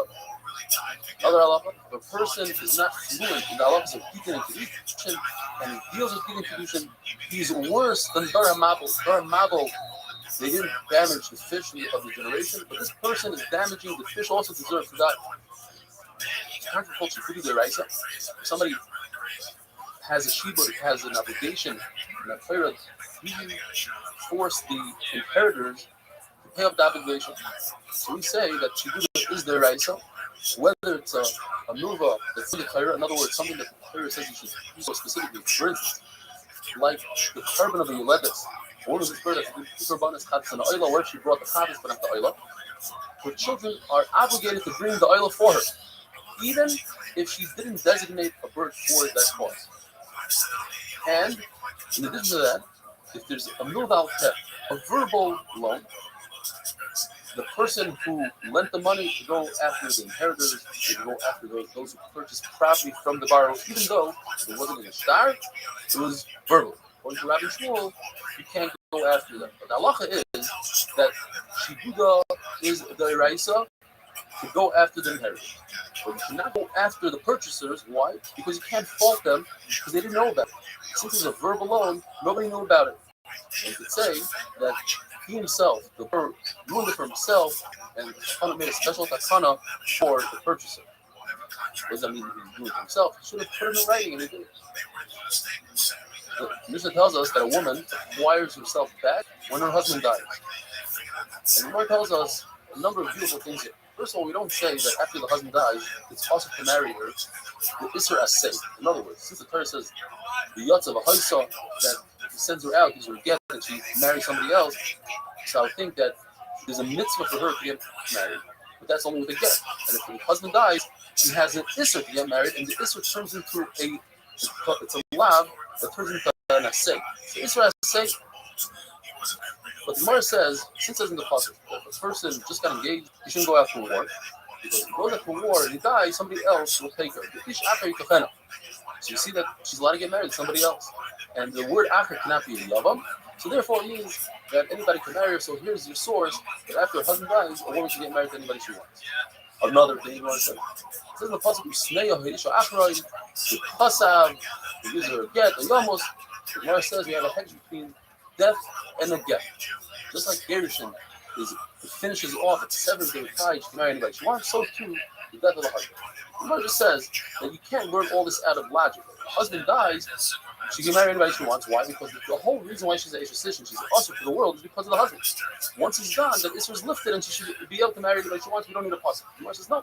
Because when she gets married, it creates new Isurim, new arise. For instance, she's also to her father-in-law. And even after her husband dies, her father-in-law is still ushered to her. So you see that the death of the husband doesn't lift all these surahs, so perhaps it doesn't lift her. So that's why we need to come out to the pasuk. Rav Oisai have a wonderful.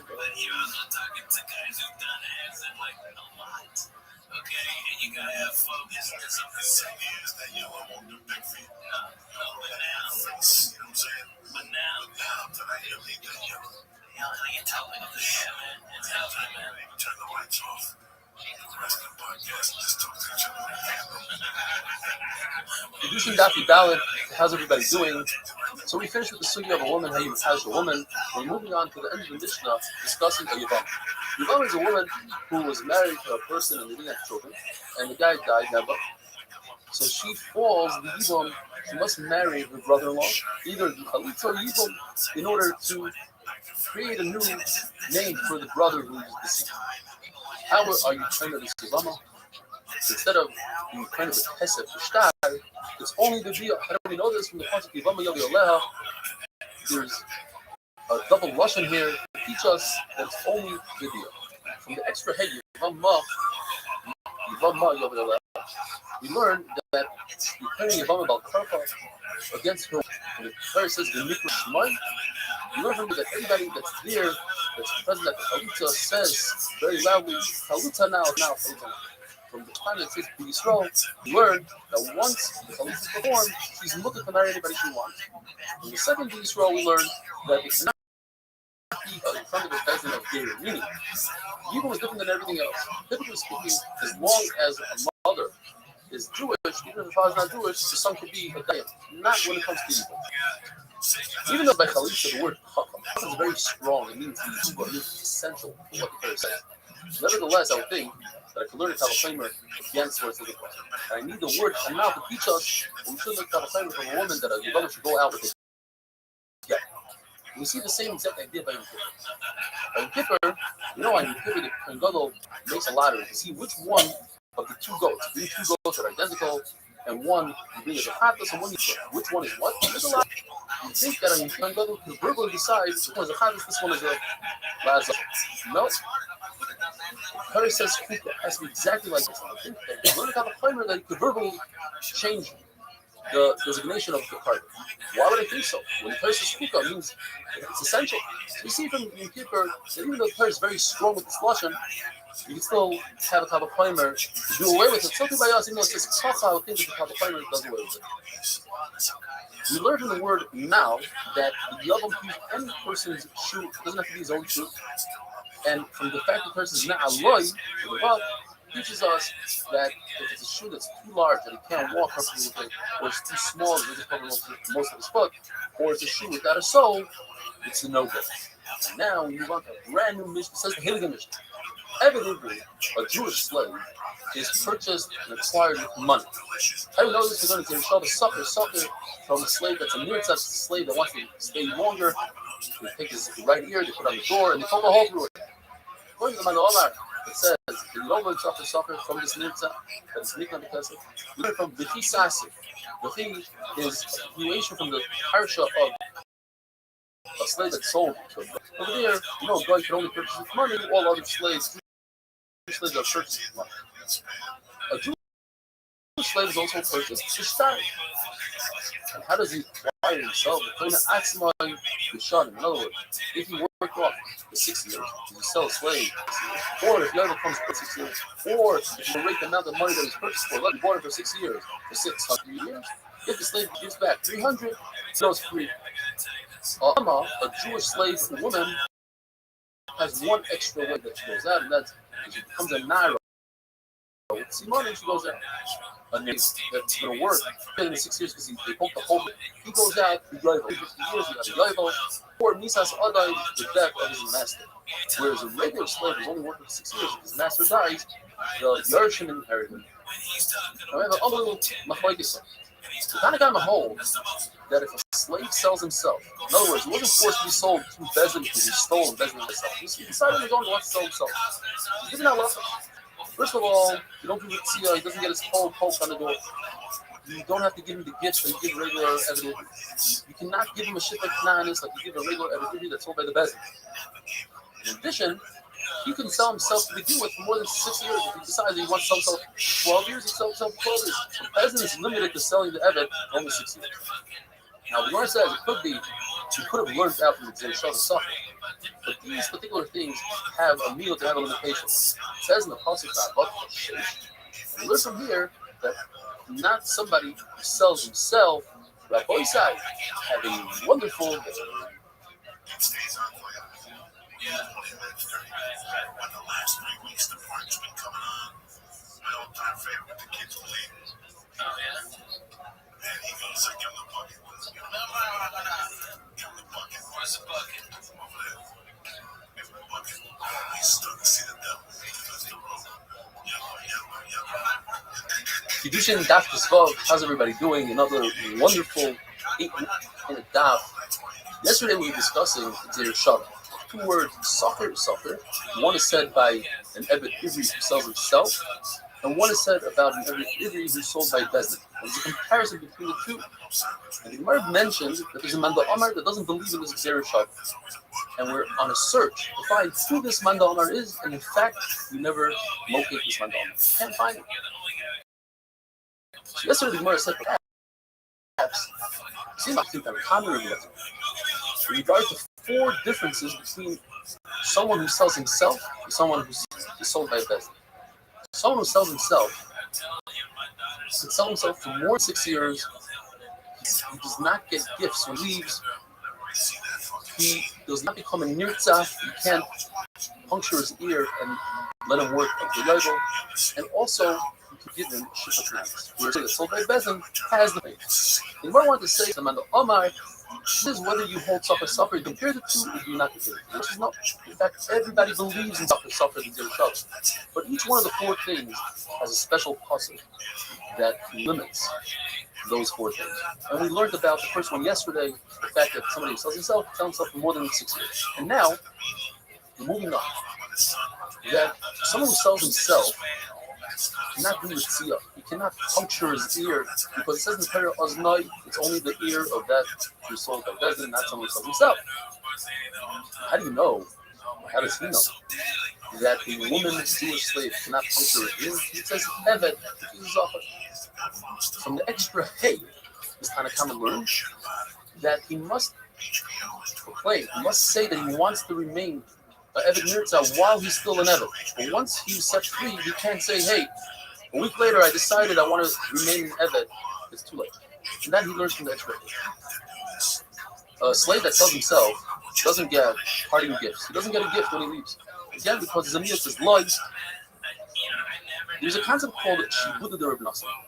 And that is that if a borrower borrows money from a lender, and then that borrower goes ahead and lends money to a third party, the original lender goes directly to the third party and takes his money back. That doesn't work by another.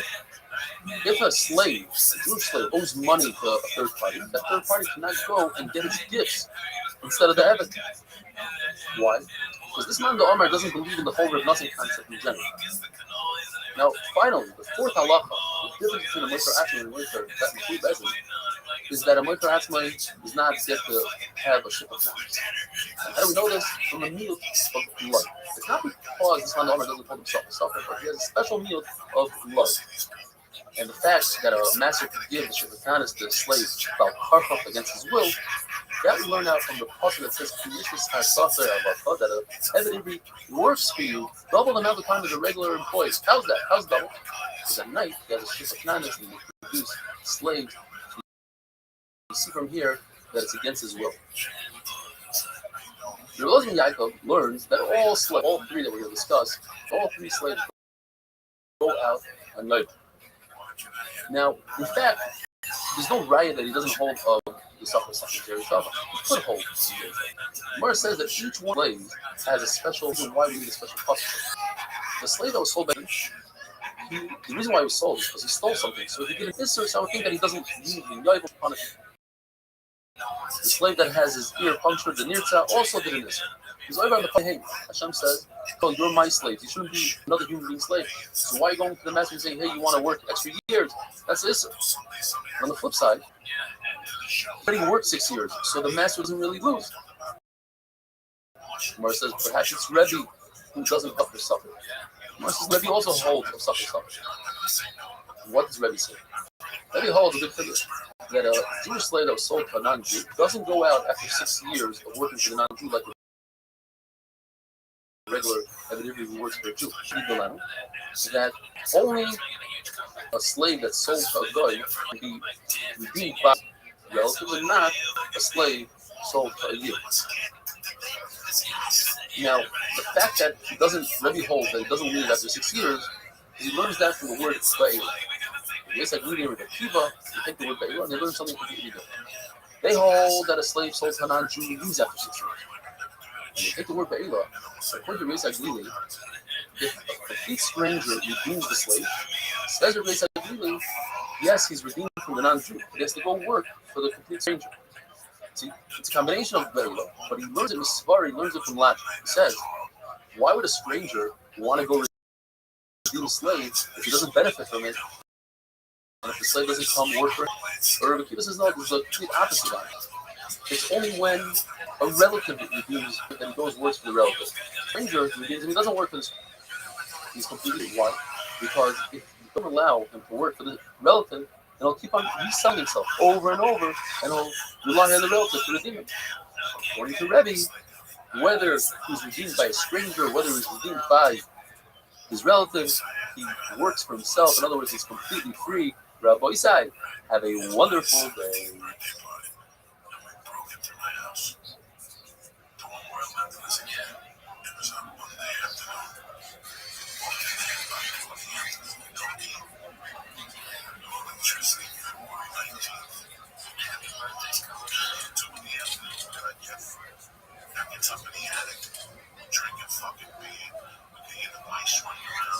Kedushin Daf Tezayin, how's everybody doing?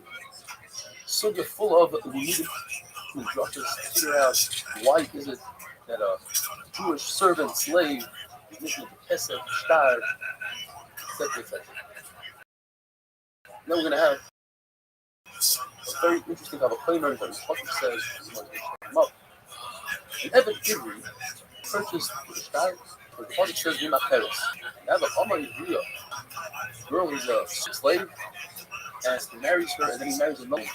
The Lord warns us that the second woman, the first, should be equal. The Rama should be equal. Don't take away from him. So there's a hectic. So there's a comparison between a regular wife and a Rama. It's just like the regular wife goes out, Shar, so too, and look at the Shar, so too, and Rama. The point of Rav Huna is beautiful because Rav Huna holds that the master, the purchaser of the slave, writes the document. And that's similar to marriage, where the husband is marrying a woman, he writes the document. But according to Rav who holds that the father writes the document, we have a problem. So therefore, he must learn out from different possible they say that a non-Jewish slave goes out, B'Shem Ba'ayin, and 24 up your Varan, the fingers and the toes, etc. So they make it easy to refer. Like takes a case of others. A Jewish slave doesn't go out like a non-Jewish slave because in like a non-Jewish slave, and therefore you see that just like a Evid Knani dies, so too a Jewish slave. But you cannot purchase a Jewish slave for chazaka. What's chazaka in a slave? That you force him to do something. The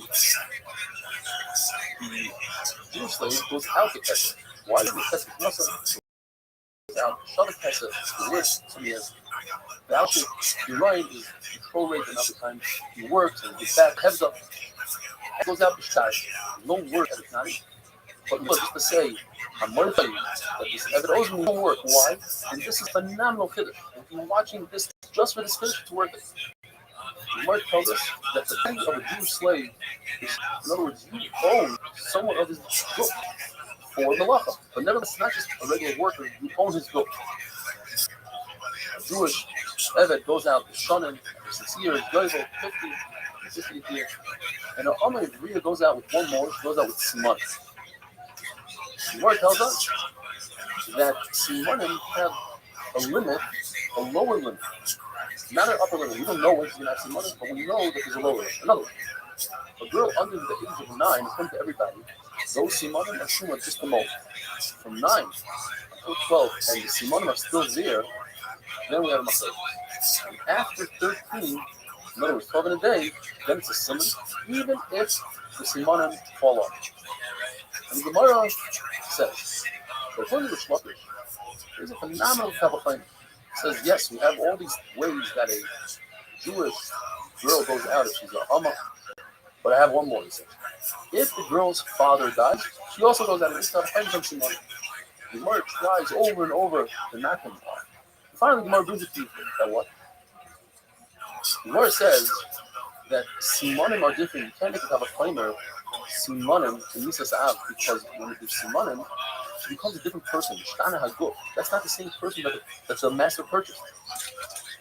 And Tysus points out, for a father, no matter what, he's still a father. So even if her body changes, he's still a father. The gifts that Evid Ivri, Amar Ri receive when they leave, the parting gift. So for the Evid Ivri, the gifts go to himself. And the big Kaddish is that if you hold typically like Rebnosim over here, you won't do a Shibud to Rebnosim. And that is, as a senior chart, that if it's a Malva and a Leiva, the Malva lends money to Leiva, the Leiva lends money to a third individual, so the Malva could go directly to the third individual. In our case, if the slave owes money to someone, you cannot give that someone the gifts. Let's give directly to the slave. That's the Kaddish over here. However, when it comes to Susan, her gifts go to her father. And when her father dies, then the gifts go to herself. Why? Because you don't inherit the spouse of the daughter, it goes to herself. The same thing applies to a Mitzvah. She finds something. The only thing is that the Mitzvah goes to her father, but the time that it took her to pick up the Mitzvah, even if it's a fraction of a second, or whatever it took her to deal with the Mitzvah, that you have to pay back to the master. Now, according to everybody, a slave that goes out after 6 years, you have to give him gifts. If he goes out, you have to give him gifts. If he goes because the master died, you have to give gifts. And if she's an Amar Bria, she goes out to Simanim gifts. All my is, a slave goes out, he prorates the amount of things that is considered that you mishaleach him, or perhaps because his own, and therefore he doesn't get gifts. According to every slave ran away, he doesn't get gifts, even though the immediate day afterwards is level. Why? Because he doesn't have to make it up, but if he did make it up, then you do give him the gift. Rabbi Isai, have a wonderful day.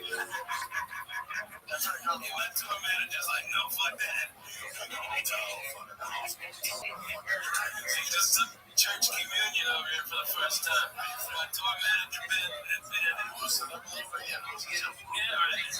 smoking a cigarette, drinking water, getting a little feeling about it. Don't wander, no watch that. Kedushin Daf Zayin, how's everybody doing? We're doing the 8-minute daf, the synopsis of the daf, in just under 8 minutes. When an Evid Ivri works for someone for 6 years, in the middle he was sick. You have to make it up. Not. It says in the Torah that regardless of if he was well the entire time, not he goes down to 7. However, if a slave was sick for more than 3 years in a day, he must make it up unless he did a very minor type of work, like Maisa Machat, needlework. He did that and he doesn't have to make it up. The Torah tells us that the gift that he gives to a departing slave, he gives him the tzayincha and the garden from the sheep, wheat, grain, and wine. So we have to like, how much you have to give? The mayor hold, and there's Shabbat Rekam, 2 words Rekam, that was the Messiah that he got from his Rabbein, that he continued with Rekam. Continuing on Ben, we all know, is 5 selah times the 3, something called garden from the is 15. And since the word Rekam is in the previous process, before something called garden from the so we say it's 5 of sons, 5 of garden, 5 of Yaakov, a total of 15. Now, it doesn't have to be exactly 5 from each type. It could be a mixture. 3 from this, 7 from that, etc. The Yehuda learns that it's 30, and he learns it from the goring of an ox. If an ox kills a slave, then the owner of the ox has to pay the owner of the slave 30. And Xer Shabbat is seen in the Sino from the Eved that was gored to the Eved that gets a gift. And the reason why he says 30 and not 50 like Erickson, because that's faster than you grab. You grab the smaller thing, you have more of a chance of holding on to it. The other thing is that it's much better, says the people who learn, Eved from Eved, giving of a gift of Eved, and the death of Eved, then Erickson. What's the connection of Erickson? However, the Shem says, listen, I don't believe in this, I didn't get a Messiah of your Xer Shabbat, I got to give him Xer Shabbat. My Xer Shabbat was Mifa. And it says by Erickson, Mifa, the word of mouth. And therefore, I say you have to give a slave 50. Why 50? Because Erickson is a scale, depends on how old you are, if you're male, female, someone who's 20. Give the most should be wrapped for the biggest drop. The reason why it's the word it teaches that it could be a living animal. Goren could be the type of food. Yaakov can exclude something that doesn't reproduce, or doesn't have bracha. So, according to Reb Shimon, a mule actually grows, gets bigger, so that's considered a shvach. When it goes to Yaakov, money you could do deals with, you can grow your meat. There's one sheet that says that you only give a slave these gifts if you saw a bracha in the house because of the slave. So you see that before he came in, you earned X amount. Now it's more, so you give him a special gift. And there's those who learn tiny, doesn't matter. No matter what, you give him the gift. But if you brought up to your house, give him an extra gift. Every only goes to the son inheritance, and because the son goes instead of the father to you, or to the father to you, you don't learn from a brother who does yibum. Why? Because there is no yibum when there's a son. Because of this same svara that there's no yibum when there's a son, that's how we learn that when a son redeems a theory of a nachla, that it doesn't go back to the kahanim.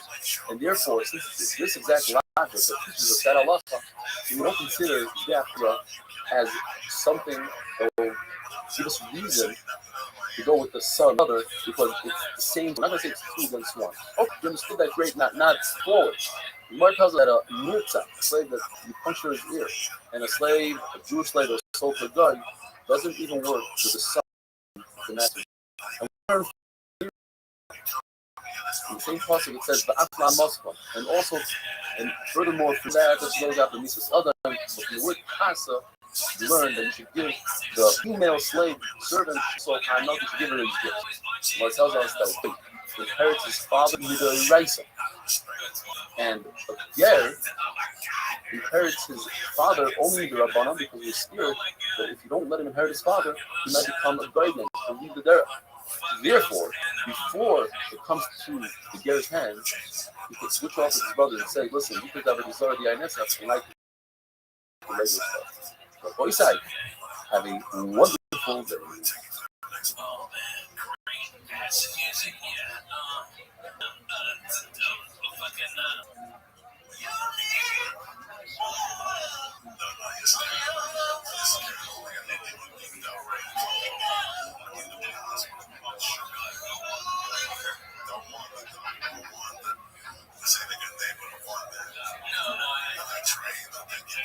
Musician Dr. Ches, how's everybody doing? Welcome to the 8-minute synopsis. The 8-minute daf, because we probably got less than 8 minutes, and sometimes a lot quicker than that.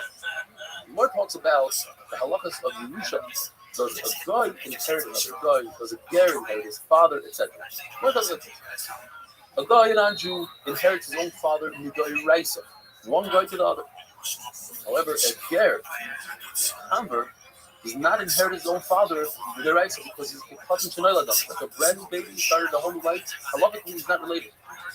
The Rabbanan, they said, listen, if you don't give him the Yerusha, he stands to lose a lot of money.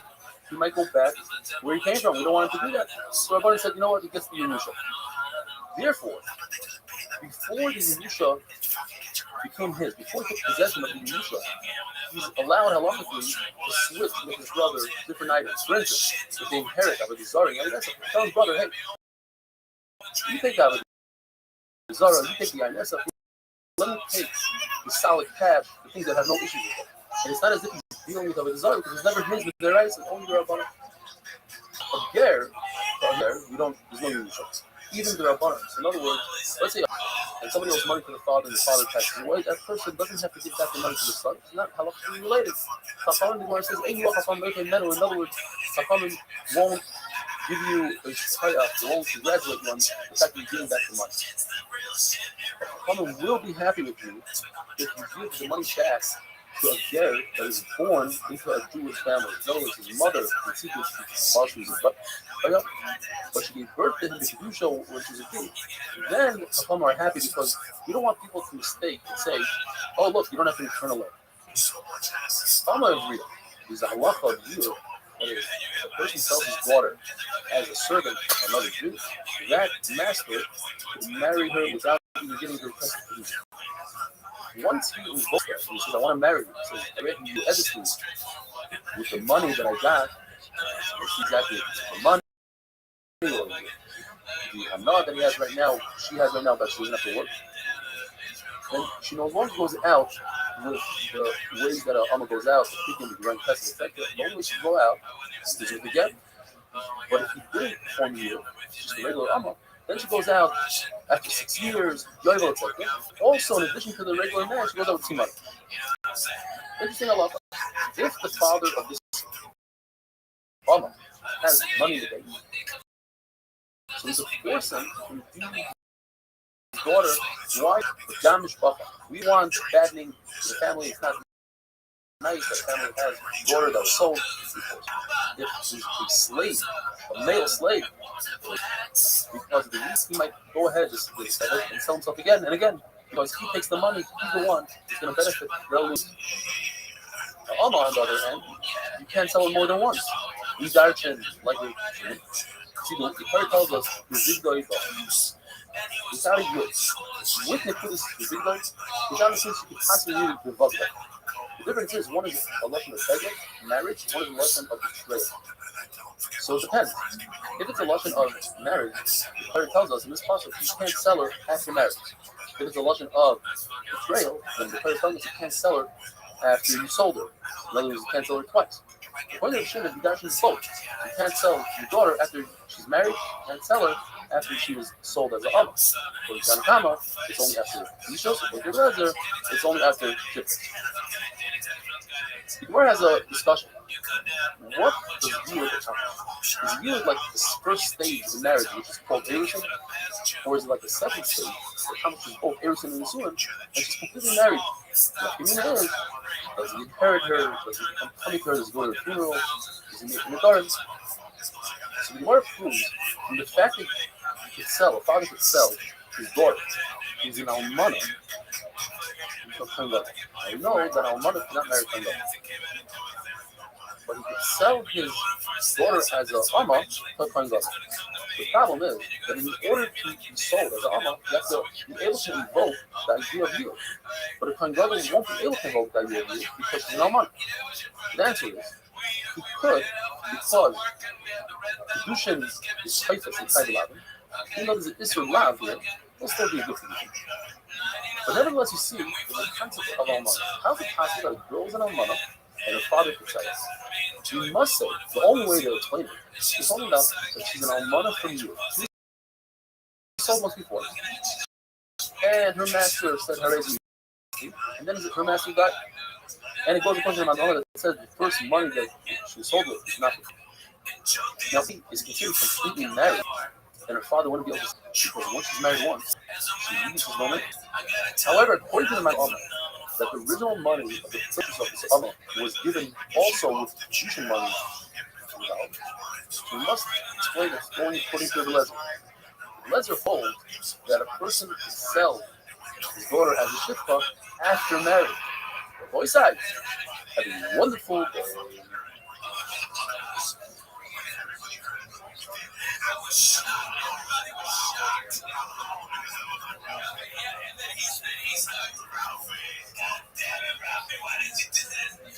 Everybody's fucking looking at me, and I'm like, God damn it, don't Jesus. Oh my God. Kiddushin Daf test. How's everybody doing? The 8-minute daf. The Lord tells us that if a couple is over in a right, is mizana, he's pucker. It says it's the havim, and of course he's pucker. You can't punish a pucker. I would think that even though the woman could be goyla dies because of him, that's like an animal, or we kill the animal. Come on, if a woman is married to a couple, even if the couple was a yava, so that means that the right side is a zika, is a body between the two, and his dia is considered a dia, so I would think that she's considered the wife of this couple, a real wife. Your couple is not over to sit. What else is it? Not being yai Alma, your son is a couple. He has on the Rita, he's about to marry her or give his son. If he's it doesn't work. Because he would only work by double because he needs his dad, he needs his will. You need also I know that holds that the first money that was used to purchase the Alma Rita doesn't work for the Kedusha. The Kedusha money happens later on. In other words, the girl herself is accepting Kedusha. So you need her dad. You need her will. According to the Yosef and Yehuda, he holds that Kedusha Rishayim, the money that was given to purchase this Alma, is not with Kedusha. He holds that you need that at the end, when the master's Miyayim, the Alma, he's Miyayim with work that she's supposed to work. He says, you know what, I'm you don't have to work. You need at least a Shabbat proof. You need that work should amount to a Shabbat proof. Again, because he holds that the money that the father received has nothing to do with the Kedusha. You need something here that has value for Kedusha. According to Rabbi Yitzchak, even if you hold that the first monies are for Kedusha, or to refer to new Kedusha, and if the yield, so it's as if the father already married her off and the father has nothing to do, you can't say it. But since the Torah uses the word that first is the word the means that you should be able to be Gerayim Chesed, be able to prorate it and give money back to the master. So that has to be at least a Shabbat Fruta. Nothing to do with Kedusha, says the Gemara. This has to do with the halacha of Gerayim Chesed. That has to be enough of Shabbat Fruta. The Gemara proves that a person could tell his daughter, who's a Kana, go out and accept your own Kedusha without the father's will or anything like that. And the reason is because now it's we see that the yield has nothing to do with the father. The girl herself is accepting the Kedusha. So you see that the father has the ability to tell his daughter, he knows that she's a Kana, she doesn't have the right to make the In this case, it works. Well, it tells us that the person is established alone. In other words, he loaned this woman money and is collateral. You can tell the woman, you know, that money that you owe me, I want you to be pushed, even though there's a master, even though there's collateral, it doesn't ruin it. The person says, I want you to come Kurdish to me, if this is work, after 30 days. And the second individual came and was Makadosh this woman, then she was Kurdish to the second person. We learn from our soldiers. In other words, even though you didn't tell her, by us, this guy should since he could be Yair, because if he told her, you should be close to me after 30. He bought her 30 days ago. He never said he was going to marry her 30 days. It still worked. And nevertheless, the second guy comes along, is Makadosh this Amma, because he's the second person. So the same thing by us. But according to Hakamim, that you Makadosh the Amma with the first initial money that he's supposed to serve, it's as if the master said, me actually, it should work retroactive. And after 30 days, no one else can be Mikadosh. And even if there's not enough time in the day to work out a fruta, you still do it according to some because it works in the fruta. The Gemara directions from the pasuk Mutar, and then it says he sells daughter for an honor. We learn from this that a person could sell his daughter on condition that the master doesn't marry you. And we don't say this is considered master not master the Torah. Says in the Torah you could be and you make a position against it because you have a special process. And he learns also that you could sell, a father could sell her to someone that's a pasuk like a mamzer. Why? Because the pasuk that the marriage is bad. A father learned that you could sell her to someone who's pasuk like a mamzer from the word Lama. And the Lezer says that you could sell her to someone that's pasuk from the pasuk law, and you could sell her to somebody who's related to you. That you learn from Lama, Rabbi Isai. Have a wonderful day. Closing up the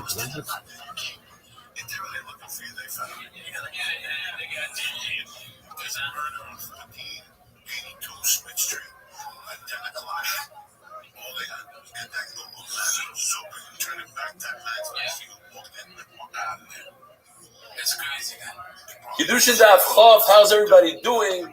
I'm here with my Rebbe, my Chavrusa, Rebbe Yiddi Kramer, who Be'ezer Hashem is going to take over once in a while, hopefully at least once a week, do the Sikkum, and Rabbi Isai, here he is, Rebbe Yiddi Kramer. Thank you. Okay, Rabbi Isai, this will be Mufchut of all those who watch, cheer, in a minute. Okay. So today, Be'ezer Hashem, we're going to do Daf Chav. So on Daf Yud we saw because the Machlokes, when we get to Daf Chav, there's a Machlokes whether the father can sell his daughter, his relatives, to Klevi. Now the Gemara brings a Machlokes whether Where's this he sell his daughter according to the Shita of Chachamis, that the person is allowed to sell his daughter to Klevi. The question is, can he sell her to his father? Why? No one said Kiddushin. Because when you sell it to your father, This guy's so boring. He Sucks and looks like he's mean. Kedushav Ches, welcome to another. Hey, where's your beard at? You have a really great beard. Sight, he looks like a fucking child. Hey, let's celebrate. I'm a grandfather. Alright, you what is athleticism? Go fuck yourself. Yo, dog, what is this? Are you fucking doing that thing in your chair where it looks like you gotta pee again? This is the worst. Kiddushin? God, I don't want Kiddushin. I want Kedushin Daf Chav Ches, how's everybody doing? Kedushin? Oh, like douche? Douche. Kedushin. Douche canoe. Kedushin Daf Douche. Chav, how's everybody doing? Oh, what is Welcome this to bullshit? the Dog. Daf. Assholes Sitting develop here this on fucking Dalia Hope. software. It's the worst. This is the worst. Playlist. I want to hear about that fucking cat, the daughter of the black cat. The black cat that's a daughter of the black cat that you got to see its afterbirth and burn it and put it on your eyes. Why? That smoky look. Smoky eye look. Shop's playlist. My pubes smell like fucking shit. My pubes smell like fucking shit. That's like shit. I smoke sweat. My pubes smell like fucking sweat. My pubes smell like fucking shit. My pubes Shabbos smell Daf like fucking Chav shit. Beis, Super Behelas that describe a person as he gets older. It says the pasuk that when a person gets older, his flanks, his ribs, his legs, everything deteriorates. His teeth stop grinding. His eyesight gets worse. His vision doesn't grind the food. An older person wakes up from the slight sound of a bird. Songs of the boys and the girls annoy him. Barzilai Giladi, who saved David HaMelech. David HaMelech tells him, "Come, live with me in Shalim." He says, "I can't. I'm too old. I'm 80 years old. See from here." But as a person gets older, he starts losing his mind a little bit. He loses his taste in his mouth. His hearing goes. On the other hand, you see that Rebbe had a Amma who she was 92 years old and she was able to taste the food and tell Rebbe whether it was good or not. Says Rava, Barzillai was full of snus, so therefore he become old quicker. The Caesar told him, Shimon Shananya, why did you come to Beit Avidan as we had earlier this day? Come to Beit us. Says Shimon Shananya, I can't. The mountain has snow on it. Referring to his head, he has white hair. The surroundings have ice, meaning his mustache. The dog doesn't bark. He doesn't have a voice. The teeth don't grind. He's getting older. An older person bends over as if he's searching for something on the ground, but in fact, it's his spine that's deteriorating.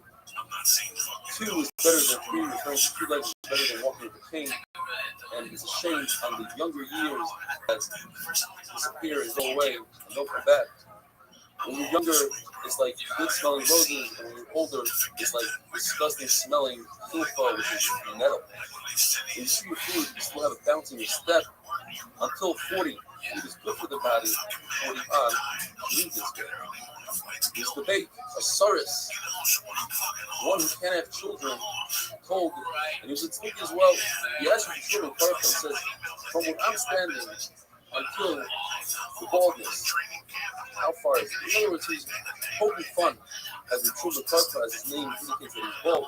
So Yeshua says it's as far as from here to Sirius goes. In other words, your Saurus should be talking. So he tells him, a goat costs 4. In other words, the bald one, a goat is a bald sheep, only costs 4. So he says, you know what? A goat that's a Saurus actually costs 8. So the dude tells him, you don't have shoes, you're worth less than that person.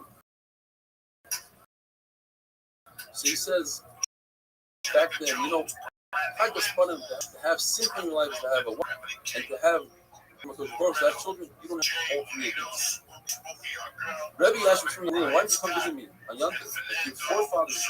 And he said, the small stones became like mountains. In other words, I'm getting older, everything seemed larger and harder. The closeness seems like it's far. 2 became 3 out of pain. And I don't have height anymore, so I can't make up with my wife, and therefore I can't. When a person, I'm talking, gets older, he's supposed to be extra fast, like the safer, and when I'm a Haaretz gets older, he becomes more restrictive. An older person, his hip is visible, it sticks out, it's a burden to him, he loses his taiva. As they were reading this specific to Rav let out a groan, oi! And Shmanino, see from here, she lost his taiva. You, Omar Beya, was broken, commanded that she's taiva's nothing, even though logically it doesn't make any sense. It's a body full of waste and blood. They created, we have children and children. That's why we have Taiva. I'll explain. The children are very difficult to rear and raise, and we work on instilling us Taiva for them, never do. Each when he comes up to Elam Ennis has his place. That designated. It's not like we all get to sit with Rabbeinu Moshe Rabbeinu Rebbeinu. We sit where we belong. Like the prince who comes with all his servants, when he comes in, he comes in together with them. He goes to the hotel. The king's the presidential suite. Everybody else gets to sit in the rooms. His nose causes the face to become darker as he gets older. Worm on a dead person, feels it as if he was poked with a needle. The soul of a person, the nefesh ha'adam, sits and has a fingers on the body for 7 days.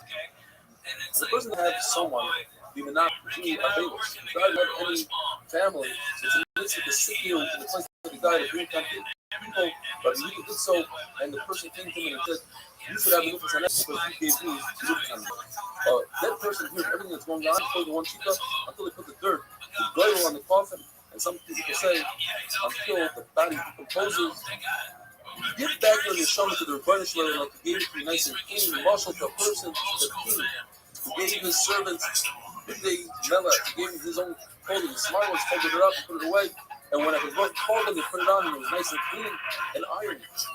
The not so smart ones, they wore their clothing and they went to work and it was filthy, and they locked them up, so called the book will lock up his Yisrael, the soil, the neshama that he gives them, put them again in it.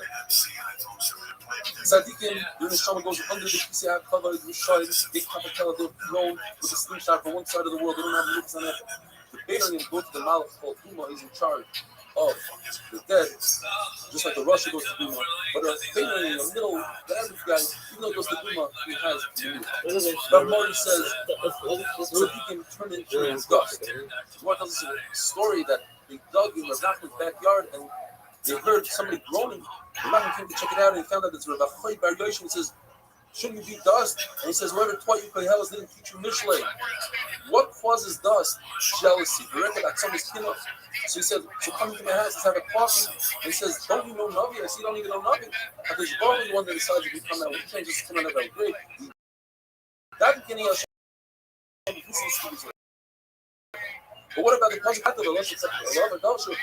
Shouldn't you be dust? He says, yes. One more.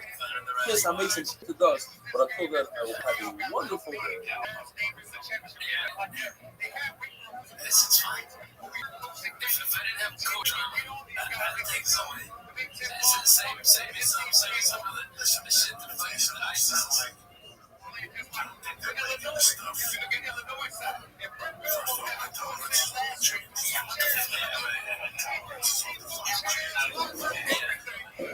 I'm going to talk about a topic that I think sometimes people are not in the mood to hear about, and that's why some people said, Rabbi, just don't talk about it. And then other people said, Rabbi, how could you not talk about it? It's by far the biggest topic of our time. And it's by far the number one issue on people's minds. And if we talk about it last week, and we talk about it this week, there's still room to talk about it next week. So we're going to try to talk about the topic that was requested of us by some of the rabbis to be addressed tonight. And we're going to talk about it, I hope, in a way that is clear and understanding, general and specific at the same time. What we're talking about tonight is technology. And like I said, some people who say, keep talking about it. And there's a few people writing, how do I get out of the room? Our hope is that by the time we're done, both sides of the room will feel that the lesson was tangible and valuable. I'm going to start by reading a Gemara and the Masechet Kiddushin. Are you fucking I'm going to read serious? this Gemara, I'm telling you in advance. Are you fucking... It's one of the most unique sound stories you've ever heard in your life. Are you fucking serious? At some point in the middle of me reading this story,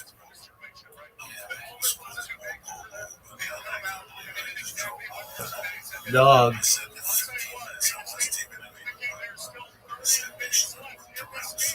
Dog. Dog. No one fucking cares. You could be in Boynton Beach, Florida, or fucking Brooklyn, or fucking Beijing. No one gives a flying fuck about you right now. The only thing about which anybody cares is whether I can find this fucking Shabbos pod playlist and get it to play in the right order, so I don't see these other fucking jackasses. No one gives a shit about you. They just care about...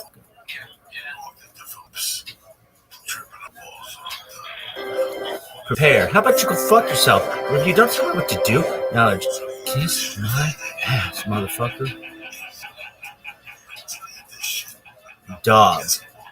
Shabbos that Kufrim Beis, continuing with the Pesukim of Koheles that describe a person as he gets older. Says the pasuk, when a person gets older, his flanks, his ribs, his legs, everything deteriorates. What in the fuck? Grinding, his eyesight gets worse. Dog, this is the worst.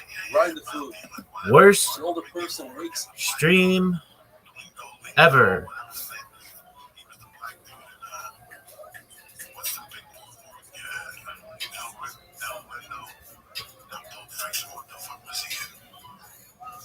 Look at this athleticism. Look at footwork. I think I just tore my ACL and my MCL.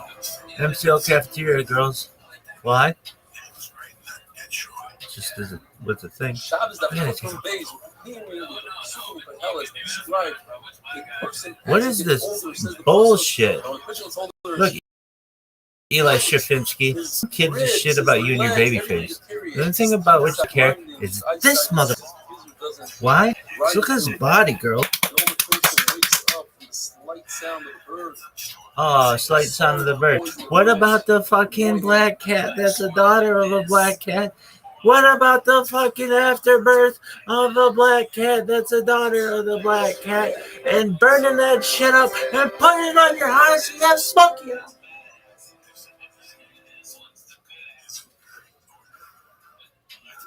The Sefta Shabbos Worst phase, amazing. We finished with Sefta Shabbos, and now we're going to take this journey. Why? 156 days of Shabbos. The Torah says also the people on Shabbos, and that includes 39 The lie halachos. detector determined that was a lie. Primary Yisur. For that we have subcategories of secondary Yisur. And the Mishnah Daf Ayin Gimel describes all 39 halachos. John, The last final malacha what should we call is the you? malacha that Camp? our Mishnah That's what we should be. Sefta Camp? Shabbos begins with. The malacha By of default, Salt camp. to carry from one domain Dude, I to don't another. give a shit Transfer an object about your from the fucking Yachid cars. to Or Rabin, Popeyes. or from the No Rabin one gives a shit about Popeyes. Rabin. Motherfuckers at Popeyes should make Popeyes fucking. 16 hours wide, and many people go by there every day. So Yachid is a private domain. Property that's Why have surrounded they by done that? Why isn't Popeye the Popeye's mascot? Popeye instead does fucking spinach. Transfer from one property to the other. Like if the spinach company can In order fucking to be afford later it, that is why can't Popeyes the fucking chicken company? No. What What is Popeye? What does that mean? And A motherfucker like this? What is Popeyes? What is it? A nickname for somebody that says says eyes? What does Popeye mean? But when we go from just a rabbit, that's called achnasa. Although our Mishnah describes both of those cases as Exo start saying a deep sea dying. They are two, which equal four. When a person stands inside or outside, it's two that is four for total of Why is it called The Popeyes? Mishnah starts off with Louisiana a person kitchen. that the Mishnah describes as funny, not necessarily four, Physical it's just issue? a character to describe him so we don't confuse him with the person standing inside called the Balabais. Person outside, funny, lifts up an object. He doesn't have Kira, and he places that out from the Shizrab, he places it into the Shayafah. There's enough over there, the sky over there. The second case regards this honey that's standing outside in the Shizrab. He lifts up Why an is object it called in the Popeyes? Shayafah, Does it and he say sees it to why? himself in the Shizrab. But in the opposite direction, as the first case, the Why doesn't corresponding this shit cases, work? which is only five, there are one Why is it called Popeyes? our case number 5 Jimmy and 8, Popeye Doyle, and that is when an honey does official New York City detective for the honey lifts up an object to the Shayafah. French connection? And he bends his arm into Shayafah, but rather than doing another Shayafah, he lets the Are you Balabais. fucking serious? Now it's two The people chicken that place belong is inspired by the French Connection? Worse. Worst The 8 cases where the honey lifts Name up an object into Shayafah, but ever. rather than transferring it into Shayafah, the Balabais sticks his hand out into Shayafah, and he does the transferring and the Hanafa. Get the fucking The sailing. next 2 cases in the ratio, case number 3 and 4, talk about a man who's standing in Shayafah. So, do you know how many people would eat more fucking chicken if they got that fucking sailor instead of making a spinach? He just ate fucking chicken legs? This is my father eat chicken legs. Case number 4 is Dumb. he sticks his hand out. It's embarrassing. He grabs an object and It's brings it into weird. Shayafah. It's the worst. And that's called Hanafa. The What is corresponding this 2 cases bullshit? in this list in the Mishnah are case number 6 and 7, where the Balabais lifts up an object in Shayafah, and the ani Love that chicken and extends his arm Popeyes. into Shayafah, Oh, and the Popeye. I bet that Balabais has to places do his with arm like into the ani's arm. the South or Not something, or only a sailor. because I know No, that the movie, the 1970 movie, all The French the Connection. the ani Huh? pushes it off with the Hanafa. Does that movie even take place in fucking New Orleans? Both called the Raisa, the final 8th case is weird. Sorry, the 7th case. The Balabais lifted up the object rather than waiting for the ani to extend his hand into the Rishus. Ayafet, he extends his hand into the Rishus and places it into the ani's hand. Rather, the ani takes it out of his hand and does the Hanafa in the Rishus. So here again, we have a case where 2 people did two halachas. Dude, Popeyes did have the fucking sailor until 2012, and then they fucked Those are up. the cases. There's a mission in the seven Shavuos that's very similar. It says two, which are four, and brings a number of cases. One of them is a Shavuot. Somebody takes an oath. The That Torah whole describes it fucking as chain in the is future. It says he's not going to eat or he is going to eat. That's two. Donkers. We add. Oh, we're not gonna have a question because I can't afford I it. didn't eat Huh? or I did it. The other case Worst is name Midarais ever. talks about when a person forgets that he is coming and walks into the Beis Hamikdash knowing he's in the Beis Hamikdash, forgetting that he's coming. It's really carbon out of the I can Or just he's see got that he's fucking he's touching. boardroom. The other two cases that we have is when he forgets Right. that it's the Beis Hamikdash. He didn't So we realize got a that this chicken was- place, he yeah. didn't realize that he's Cool. chicken place. Negoim is when he has What's the it white called? spot on Popeyes. his skin. The Torah talks about a ace. Have you ever seen the movie The snow, Friend? looks No. like wool, and two more there rices. One looks like There's a the other one looks detective like in it, membrane. and he's like Popeye. when the Huh? Mishnah was Shabbos, Well, you see it the only talks founder of about fucking two which business are who four, was just off rather rocker four apparently. that are eight like an hour. Thought that Rav Papa attempts to make that it says Popeye that is, is a hard-nosed, dirty attitude chicken establishment, which used to be and known as therefore chicken on the moon. it talks about things that are also positive, not just positive. Whereas in the Shavuos talks about. So you named after a We have detective? to realize that Alright, but there's like this super popular cartoon named Popeye. He'd spinach, he'd change that around. I never saw Popeye eat chicken, but they could make it that way. Put it everywhere. They got fucking people. All their children from fucking bitches. Anyway, we move from Popeye. And we go with nothing. Oh yeah. And we can't afford the apostrophe. Yeah. So we just look cheap as fuck. Oh, this motherfucker is gone. Our Mishnah includes four additional mitzvahs. Also, This is an ass kicking. have a wonderful day. Yeah, couldn't put a fucking dome on that in the fucking stadium, so now I don't even get to see that fucking game. This is the worst. Strong fist. I can't believe I'm a bigger NFL fan than I am college football simply because fantasy football. No. Now, if they had made fantasy college football, that would be Shabbos baller. Abdullah, I apologize that we fell behind the video because of Purim and Can't that we had strike it, short base, or should can't tomorrow stop we both went up. it, bro. Of course, it's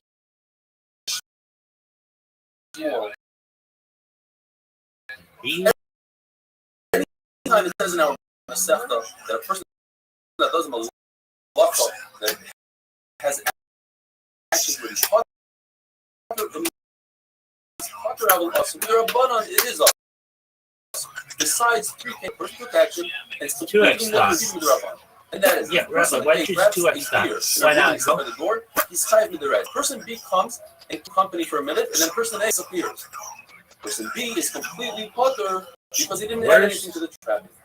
And if a person traps a snake because he's Ever. a non-poisonous snake will bite him and cause him pain, he's completely Hey, Rabbi. and mutter because he's not doing it to catch a snake. Hey, I he's saw protecting your himself on. And the third case is a person Twitter. removes pus from within And I his thought it was surface. amazing. And mutter because he's not trying to make a hole in his body, he's trying to remove and relieve. You Our Mishnah in the ratio where a person extends his fucking hand, Lisa, yes. It is passes just somebody junk puts an water. object from one domain to another domain. And I in don't his understand hand. why you can't. It's Welcome. butter and mutter. But the reason why it's not brought down Hey, Brandon, what up, baby? because I don't understand why you can't get Cassie just standing here. you in a fucking In our Mishnah, we have 8 cases. fountain The drink. first 4 cases are cases where people Excited are chicken hiding with their and rice on the Israel itself, and that is because they accomplished 2 things. They did an Akira and a Hana. They uprooted an object from one domain and placed it in another domain. The 4 cases in the Seifa, there was a 2 people, one did an one did a Hana. Now, it's 8 cases, but if we have 16 cases, because we're counting 16 different individuals. Some cases, one individual, the other individual did enough, and it's 2 different cases, 2 different issues. That's 16 cases. Well, the first 4 cases you can't count as 8 cases, because the second individual is completely fucked up. He's not doing anything. He's just standing like a stand, holding out his hand. So we're not going to count those 4 cases as. But what about in the second? That the 4th cases are 2 individuals. One is doing an akira, that should be 1 halacha, and one is doing an hanacha, and that should be 2nd halacha. We should count those 4 cases as 8 cases. The answer is because we only counting cases that can lead to the right so that you would have to. The only person that can, for that case, is the right person that starts the malacha. The person that does the akira, he can also do hanacha. But the person that does the hanacha can never get to Issa Deraisa because he didn't do the beginning of the case. He only did the end where you have to do an akira and hanacha in order to decide the Deraisa. Even though 2 people did 1 malacha, there's no reason to have them bring the Am Haaretz Ba'asei So. One person, the entire malacha brings Naim Shasua, there were 2 people that do malacha. Rab asked, what's that if a person doesn't lift up, rather his friend puts it on his and he starts walking? So he's ready. Walking is considered an akira. You lift up your feet and you move outside. However, a hand is not an akira. Why? Because the hand is removed. The hand is the body. It's moving. The body never moved anywhere. Rav, who is equal, he tells Rab, I tell you many times, don't ask him in another missile where he's not holding. You might embarrass him. What if he doesn't know the answer and he might say something wrong? You're lucky that Rebbe is a gadol and he knows everywhere, and in fact, he said exactly like it says in the Bible. It says about it. You see from the fact that if an ani, a person standing in Rosh Hashanah and extends his hand into Rosh Hashanah, and somebody removes the object from his hand, we don't view that removal of the object from his hand as if he removed it from Rosh Hashanah. Although the person's body is in Rosh Hashanah, but his hand is somewhere else. The flip side, if somebody's standing in Rosh Hashanah, extends his hand to Rosh Hashanah, and somebody removes an object from his hand, we don't do it as if he removed it from Rosh Hashanah, even though his hand is extended to his body. But that's about, you're right, the hand is not a Rosh Hashanah, it's not a Rosh Hashanah. It doesn't go by the body, and it doesn't go where it's at. It's something in between. Perhaps we should view it as a Rabbanan karma. In other words, it should be a penalty there. If somebody extends his hand out into another domain, he should not let it be able to bring his hand back into the original domain as a penalty. The Lord brings a contradiction from 2 prices and makes 6 shaklas. How we could explain the contradiction? One price says that if you extend your hand into another domain, you're allowed to retrieve your hand and bring it back into the house. The other price says that if you take your hand from Rosh Hashanah and put it into Rosh Hashanah, you're not allowed to retrieve your hand. So try number 1, maybe. The prices argue whether or not your hand is considered a carmelist, just like a bias question. If it's considered a carmelist, I can understand that you're not allowed to bring your hand back in, because you're not allowed to bring one domain into another. Another shot is everybody agrees that the hand is a carmelist. But we all know that above 10 12 in Rosh Hashanah is not considered Rosh Hashanah at all. It's a bucket too. So one Bryce is told that he extended his hand over and fuck. Therefore he's allowed to because it's not going to under 10 12, now let me bring your hand back. Another shot is no. Everybody's talking about, both Bryce are talking about below 10 12. And the question is, one brought about that he extended his hand before Shabbos on Friday. Therefore, he's allowed to bring it back in. So well, you can say the reverse logic. If a person extends his hand before Shabbos, perhaps he shouldn't be allowed to bring his hand back. Why? Because even if he would bring his hand back in on Shabbos, he wouldn't be over his Deraisa. Even if he put the eye holding his hand down.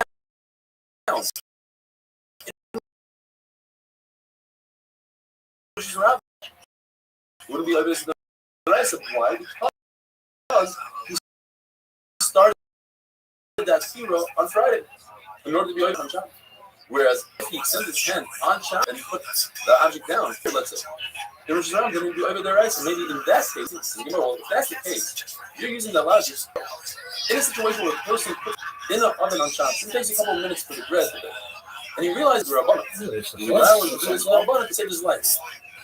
By the way, you just Rabbanan didn't say a person should lose his life because of this Rabbanan. Another explains the contradiction in the prices. One Bryce that says you're allowed to bring your hand back is talking about that you did it by accident, but the Bryce that says that you can't bring your hand back out is talking about that you did it by mistake. Another shot is, all of them are talking that he did b'shaydik. The question is, do we penalize somebody doing a shaydik because he might lie in a case that he did mezid?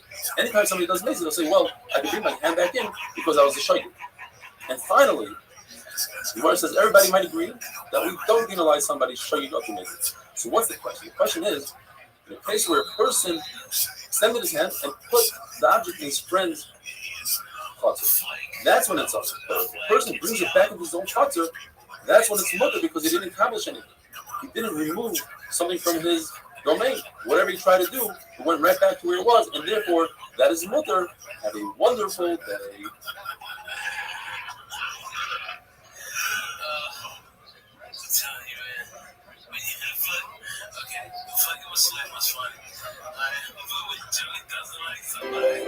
Let's see how funny.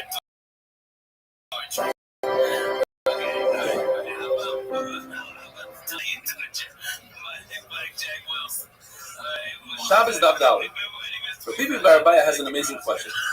The person takes a piece of dough, and in order to bake the dough, he puts it in the side of the oven, like they bake today in lasha. Now it takes a few minutes for the dough to bake. Once it bakes, then and only then will be chayav into the rice of baking. Is he permitted to remove the dough in order to issue the rice? But by the dough, he's over a bottom called the deer. And the question is, in order to prevent him from being chayav, carbon chatos, can we allow him to be over Israel? Now, a carbon chatos comes only for a shagig. And a shagig is only if a person is unaware of what he's doing from the beginning of his act until the end of that. So how is it possible that he had an awareness and he came to and he understands that he's doing Israel and therefore he wants to remove the dough? It has to be that we're not talking about him, we're talking about his friend. His friend wants to save him from the chatos. But that's also very problematic because in Oyrim La'adam Chatei we don't tell a friend you perform a minor avera in order so that your friend is not over a major avera of a chatos. Therefore, the Gemara explains we must be talking about that we don't want this person to be over an Isser Mezid and did it on purpose. The only issue is that Rabbi Barabaya, in his question, he uses the language of a chatos, which means shaydik. So we have to amend that and say he didn't mean chatos, he meant mezid. In fact, there's a brayso that says in the first, so that a person is allowed to be over the idea of removing the dough from the oven, which is the abundant, in order not to be over the brayso of skila. The Gemara brings the Mishnah, which says that if a person is standing in Rishus Harabah and extends his hand and takes an object, does an akira in Rishus Harabah, and places it in another person's hand in Rishus Harabah. Hanocha in Rishus Harabah. He's chayav deraisa oitzah. He's the akira and hanocha. The question that the Gemara addresses right now is why is the hand of the person standing in Rishus Harabah enough for the honey to be chayav? A hand not 4 tefachim. And in order for a person to be chayav hanocha, he has to place an object on an area that's larger than 4 by 4 tefachim. The Gemara makes 7 attempts to explain this, and the Gemara in the Maskana, the last shot, the 7th shot is, and that's what we go with. This Rabbi explains that a hand of a person is considered 4 tefachim. You're right, it's not physically 4, but it says if it's 4 tefachim, it's partially like 4. But before we get to that answer, let's go through the different answers. Answer number 1 is that it goes according to the Akiva, who holds that you don't need 4 tefachim. Because the Akiva holds in a case where a person throws an object from a Rishus Hayah, a private domain, to another private domain, but it travels over a public domain. So the Akiva is higher for itself. It says it landed in the public domain. How could it land in the public domain? It traveled right over it. The answer is because he wasn't a control. Consider it as it landed in the Rishus Harabah motion as it's passing over Rishus Harabah, and then it continued traveling to Rishus Harabah. And therefore, he's Mara pushes that logic off and says that he from the Rekiva that he only holds Mishum Chadamim when it comes to landing. but not taking off. Because if you be chayiv for taking off also, you should say, you should be chayiv once for taking the Shayachim and landing in Shayachim, and then again, you have to take off in the Shayachim in order to get into Shayachim and be chayiv again.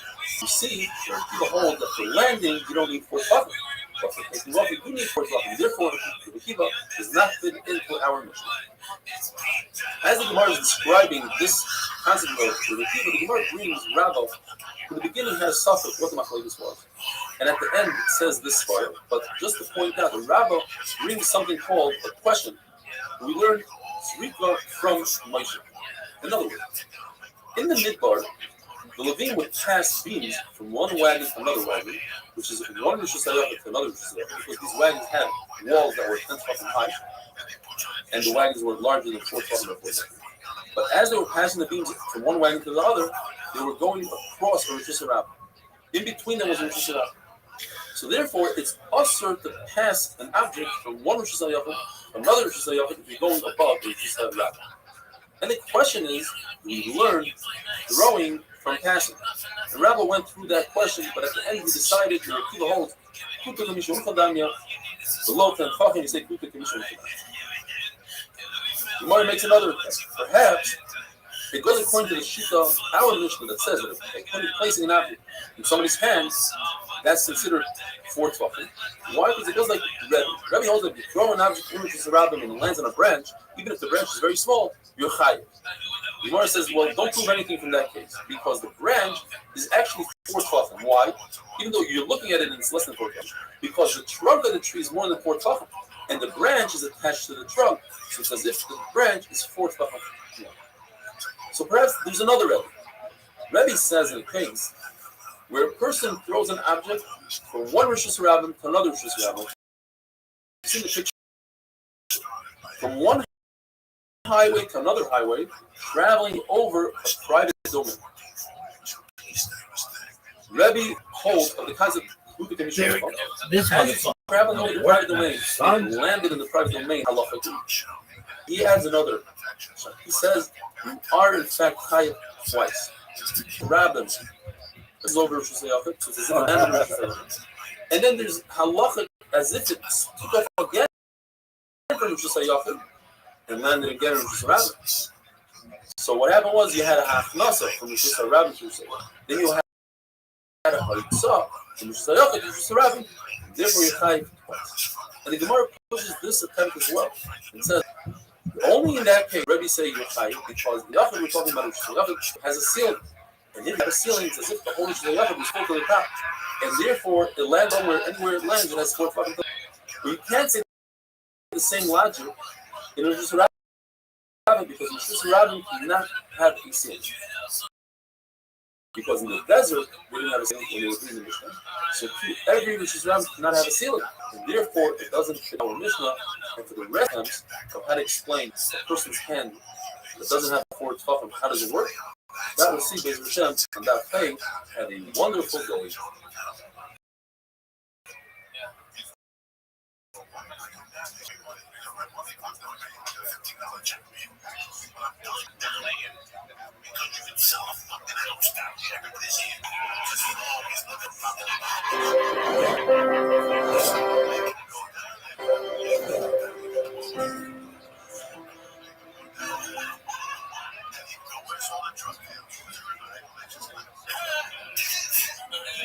Shabbos Daf Hey. Yes, you heard right. We are holding to the end of the Zayin, but I'd like to go back to that Hey. One of the biggest concepts that we have in Daf learning is if you miss a daf, don't try to make it up. Jump ahead and do the daf that Klal Yisrael is doing. You fall behind the few daf and it might happen in our situation today, which is Corona.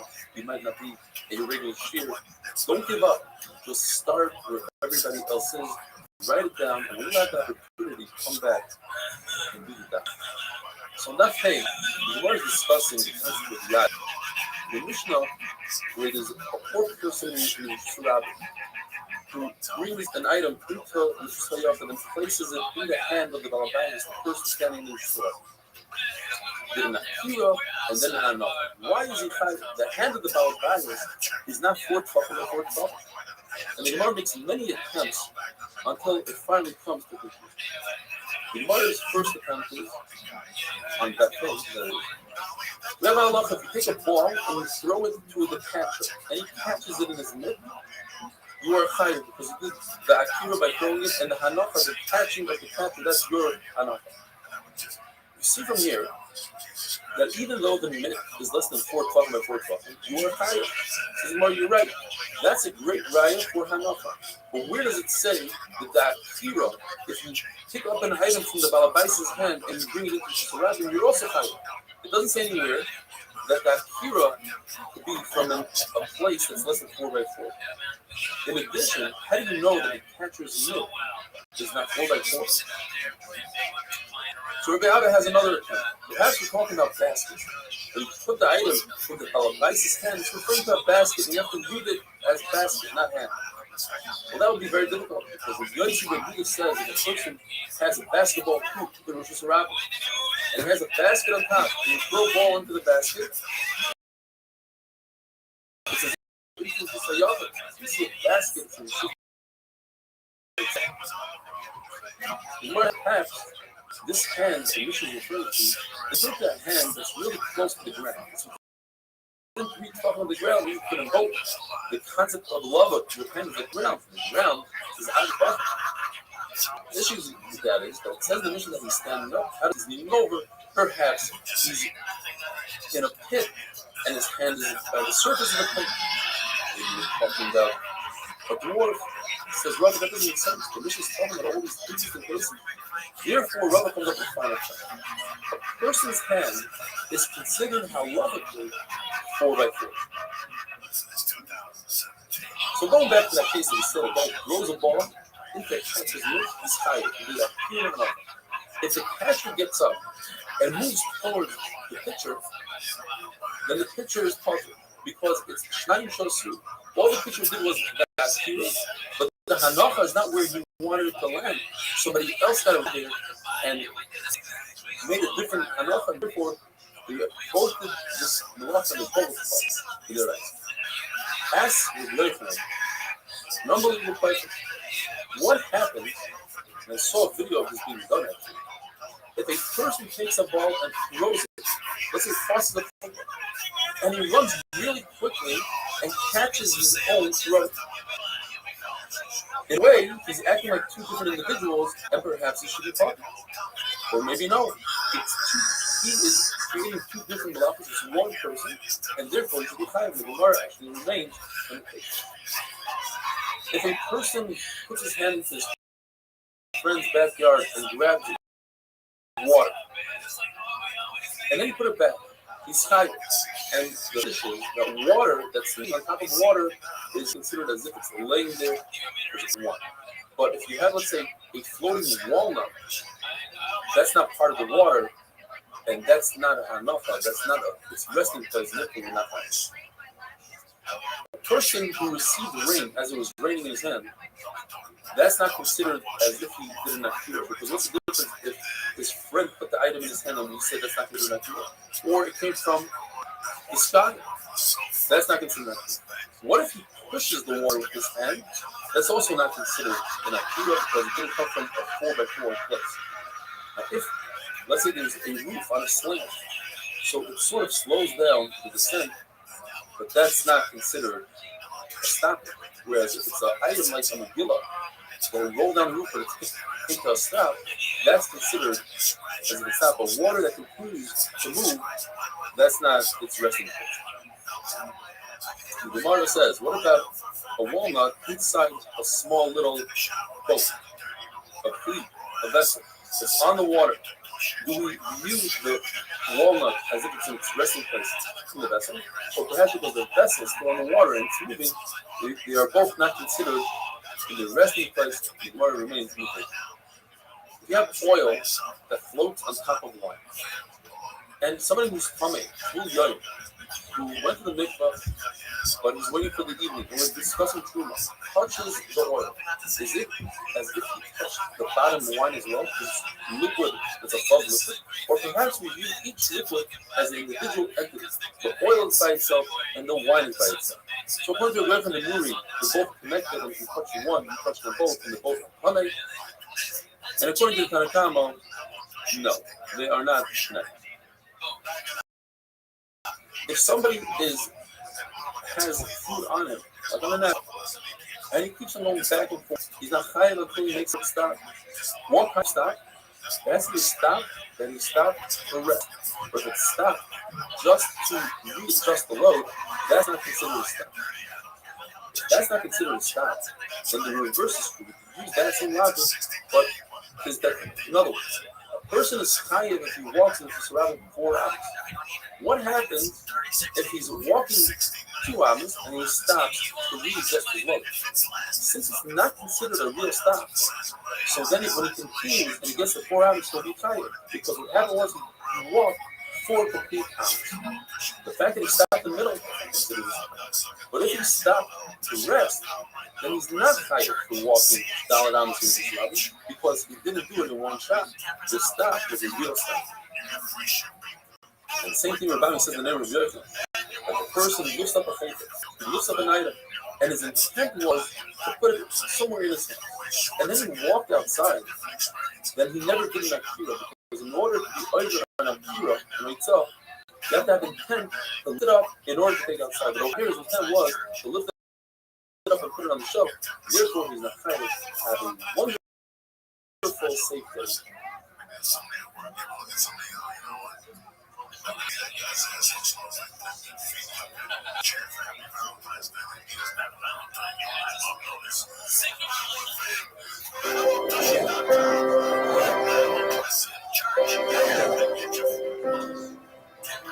That's right.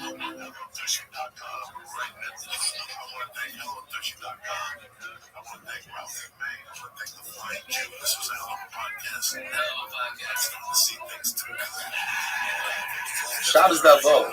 Gemara brings an interesting case. A person who walks with an object from Rishus HaYachid to the Rishus Rabbin, but he travels through a Carmelis. Carmelis is not a Doiraisa, it's a Rishus Midrabanan. It's not a Rishus HaYachid and not a Rishus Rabbin. The question is, do we view this person as if he made a stopover in Carmelis, and he wouldn't be chayav at all because in order to be chayav, you have to go from Rishus HaYachid to Rishus Rabbin?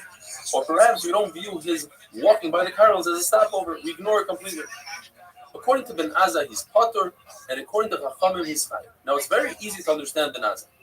Ben Azai holds the Mahalech Koimim. A person who's walking, it's as if he's standing still.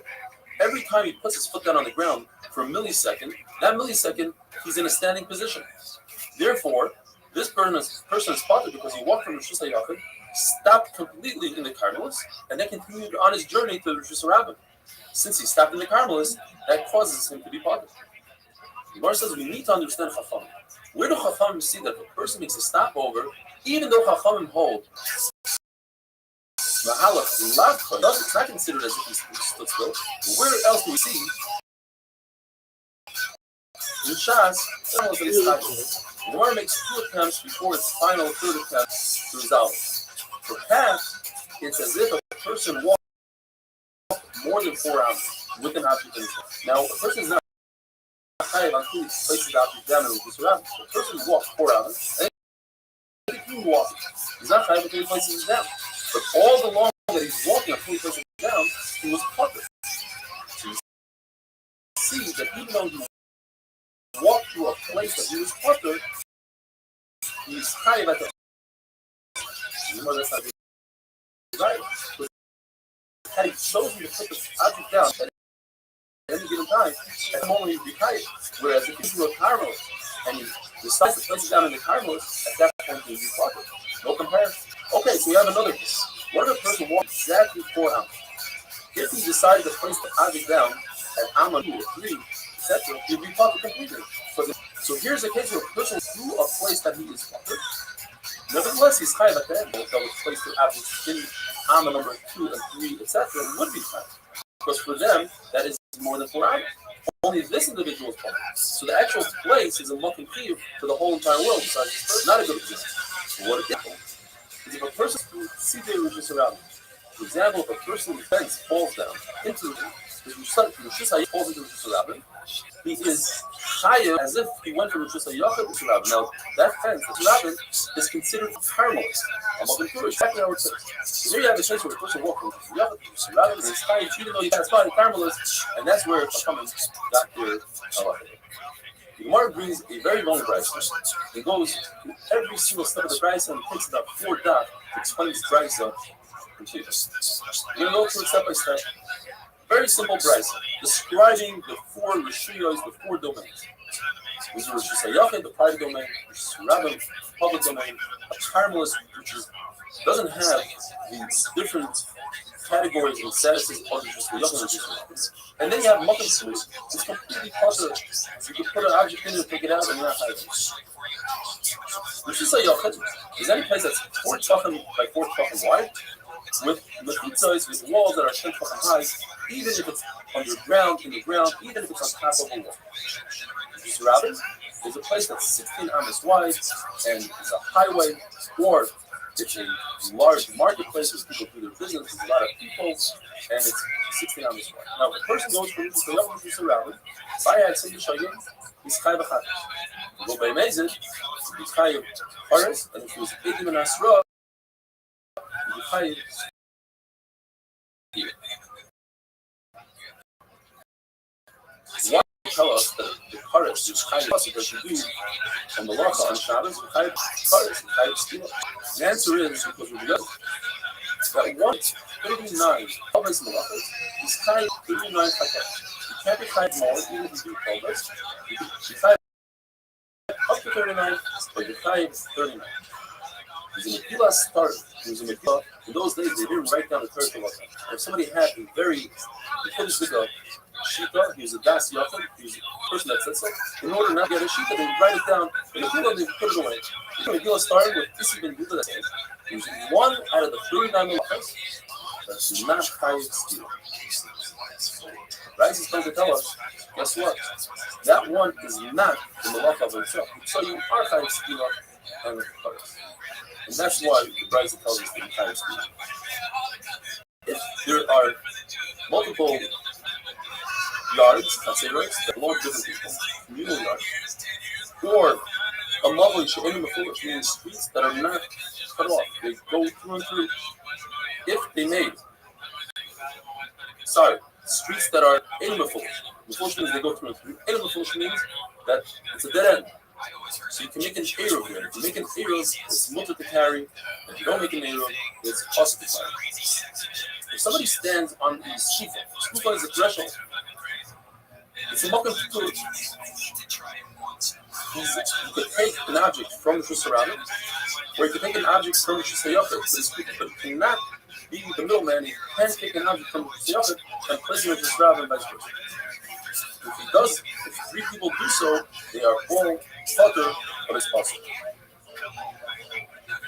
Achayrim says that the skufa, this threshold, it depends. If the door to the house is open, then it acts as a Rishus HaYachid. If the door to the house is closed, then it acts as a Rishus Rabbin. If there's a house on either side, a person owns a house on either side of a Rishus Rabbin, and he wants to make the Rishus Rabbin his own private domain, could he do so?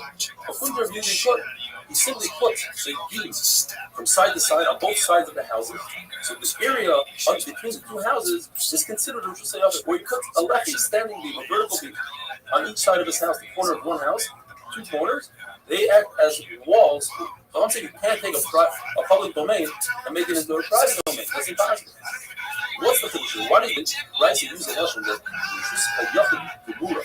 What's this Lashon? Gemura says Gemara, some hold, even if a person throws an object from the Rishus Rabbin into this area that a person put a lechi in a kara, he's not chayav from going to Rishus Rabbin.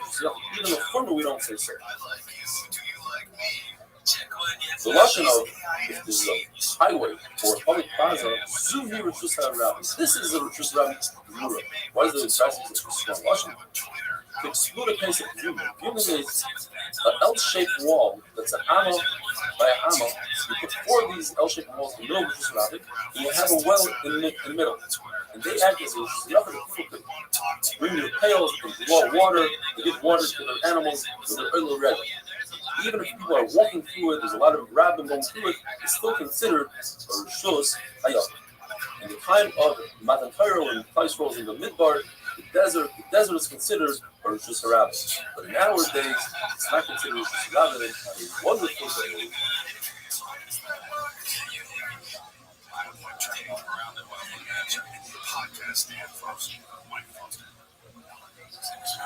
So, you gotta use the Twitter.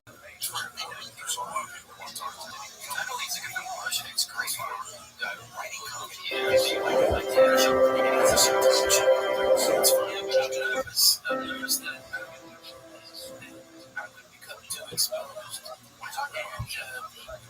Shabbos Daf Zayin. We continue with the brisa that describes the four domains, the four reshuyas, which is a Rav, which is a Yachid, Carmelis, and Makom. While describing a Carmelis, the brisa brings an example of a Bika. Bika is a valley, a large field. So we're saying that a Bika is a Carmelis, but on the other hand, the Mishnah tells us that a Bika is considered Rosh Hashanah 3 out of 4 times. And the other time it's considered Rosh Hashanah. In other words, in the summer, we consider Rosh Hashanah if somebody carries from a Bika into Rosh Hashanah. And in the winter, if somebody carries from there to Chayim. And when it comes to Tumah, a Bika is considered Rosh Hashanah, but in the summer, it's considered Rosh Hashanah. What does that mean? Tumah has a special halacha that if you have a suffix Tumah, you have a doubt whether this thing is coming, you are coming, you look at where you are. Giving your Rosh Hashanah, you are Shahar. If you are Shahar. And why is that? Because we learn from a Saita. Saita, a woman who's secluded with another man, there are no other people there.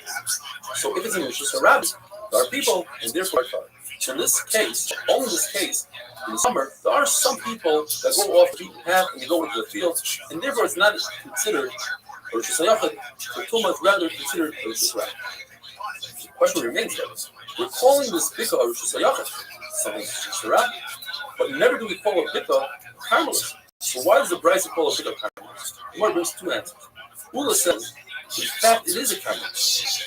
Regarding Tumah, there's Rosh Hashanah and Rosh Hashanah.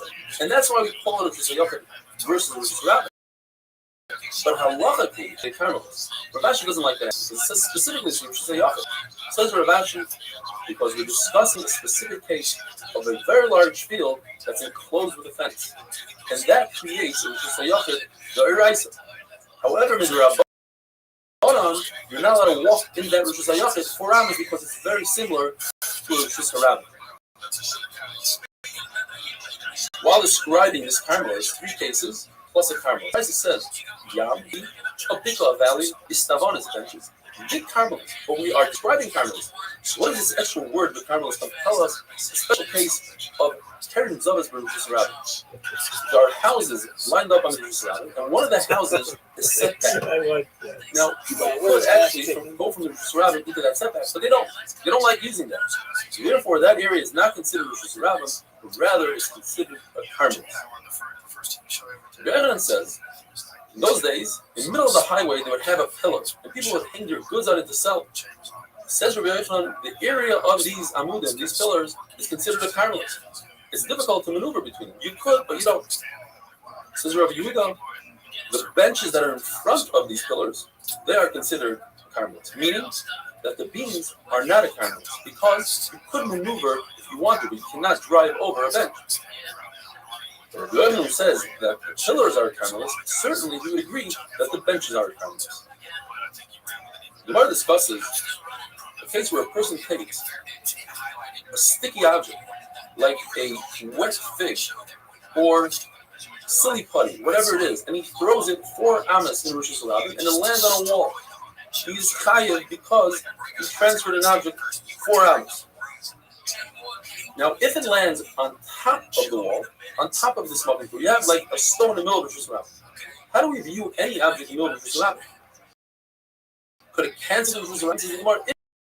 If the stone is 3 tvachim by 3 tvachim, and 3 tvachim high, then it becomes a mokum Torah. And if the fig lands on this object, lands on the side of the object, of the stone, then he's chayav, because it's considered as if it landed in Rosh Hashanah. Whereas if it landed on top, it landed in a mokum Torah, and he's potter. Now, what about thorns that are less than 3 tvachim? People don't like to step on thorns. Does it cancel out Rosh Hashanah? It's machlokes in the Gemara. What about waste? No one wants to step on dog waste. So the Gemara, it's considered by most as a mukim food. However, Rav Ashi says you can't start canceling out Rosh Hashanah when you feel like it. Say this item is cancels it, this doesn't, and therefore he says anything that's less than 3 tefachim high is bottled to the Rosh Hashanah, is part of Rosh Hashanah, and it doesn't cancel, doesn't become a mukim food. Gemara says when Chachamim invented the concept called Carmelis, they took the best halacha from Rosh Hashanah and the most kula halacha from Rosh Hashanah, and they brought in the Carmelis. And they said, just like Rosh Hashanah, there's a special halacha that in order to be Rosh Hashanah, you have to be at least 4 tefachim. So too, a Carmelis must be at least 4 tefachim. Anything less than 4 tefachim is still considered a mukim food. And just like in Rosh Hashanah, it only extends the Rosh Hashanah up to 10 tefachim. Anything above 10 tefachim is a mukim food. So too in a Carmelis, anything above 10 tefachim is a mukim food. However, Rosh Hashanah, extend all the way to the sky. You have a giant pole. On top of that pole, it could be 100 tefachim. It will still be considered a Rosh Hashanah. Gemara brings an interesting case. A person has a house. Some might call it a dog house. Very short, only 3 feet tall, let's say, less than 10 tefachim. But the exterior walls actually are 10 tefachim because if you count the roof and everything, you have 10 tefachim. Inside that house, everything is a carmelis. Above the house, it's all Rosh Hashanah because you have 4x4 tefachim, and you have lower walls, and we use a concept called gud asik mechitzah. The walls on the side extend halachically upwards and create a wall that is 10 tefachim tall.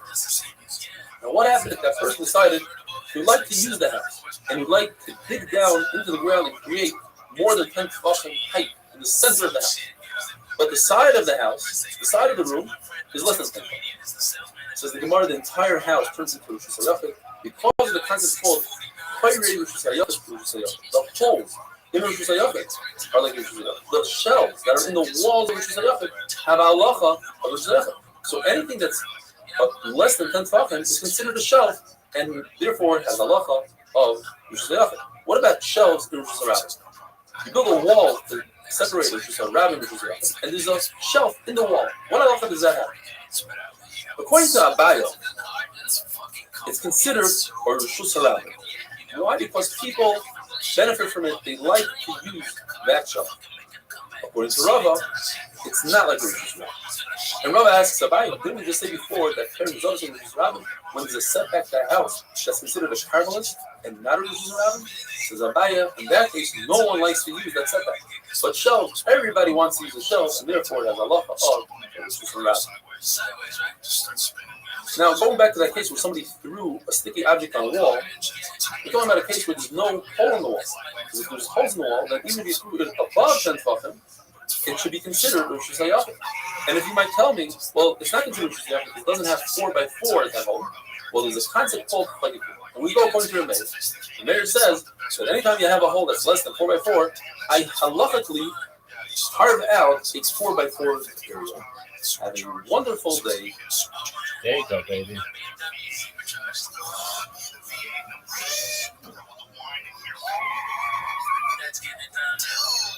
It's like a different thing. It's not just driving. It's not just getting in your food. They're working. Some extra fiber. It's like James Bond. I see that shit anytime. She's so fun. Shabbos Daf Tes, Achim Kol Beis Yisrael, we're in very trying times. There are many of us that are in quarantine or something post-quarantine. I want to give you chizuk, have be tough on, learn a little bit more, dive in a little bit stronger. In retrospect, let's think, why is this happening and what can we do to become better? If you are in quarantine, you're looking for a share, we are still live streaming 7:15 a.m. from Israel, and then it goes to YouTube, WhatsApp, all that, or any time, and on our app at 8minDaf.com. The Gemara says an amazing concept. Take an entire Rishus, take a Rishus HaYochas and transfer it into Rabbi or Chos. How do you do so? You need an object that's 4x4 tefachim by 10 tefachim high.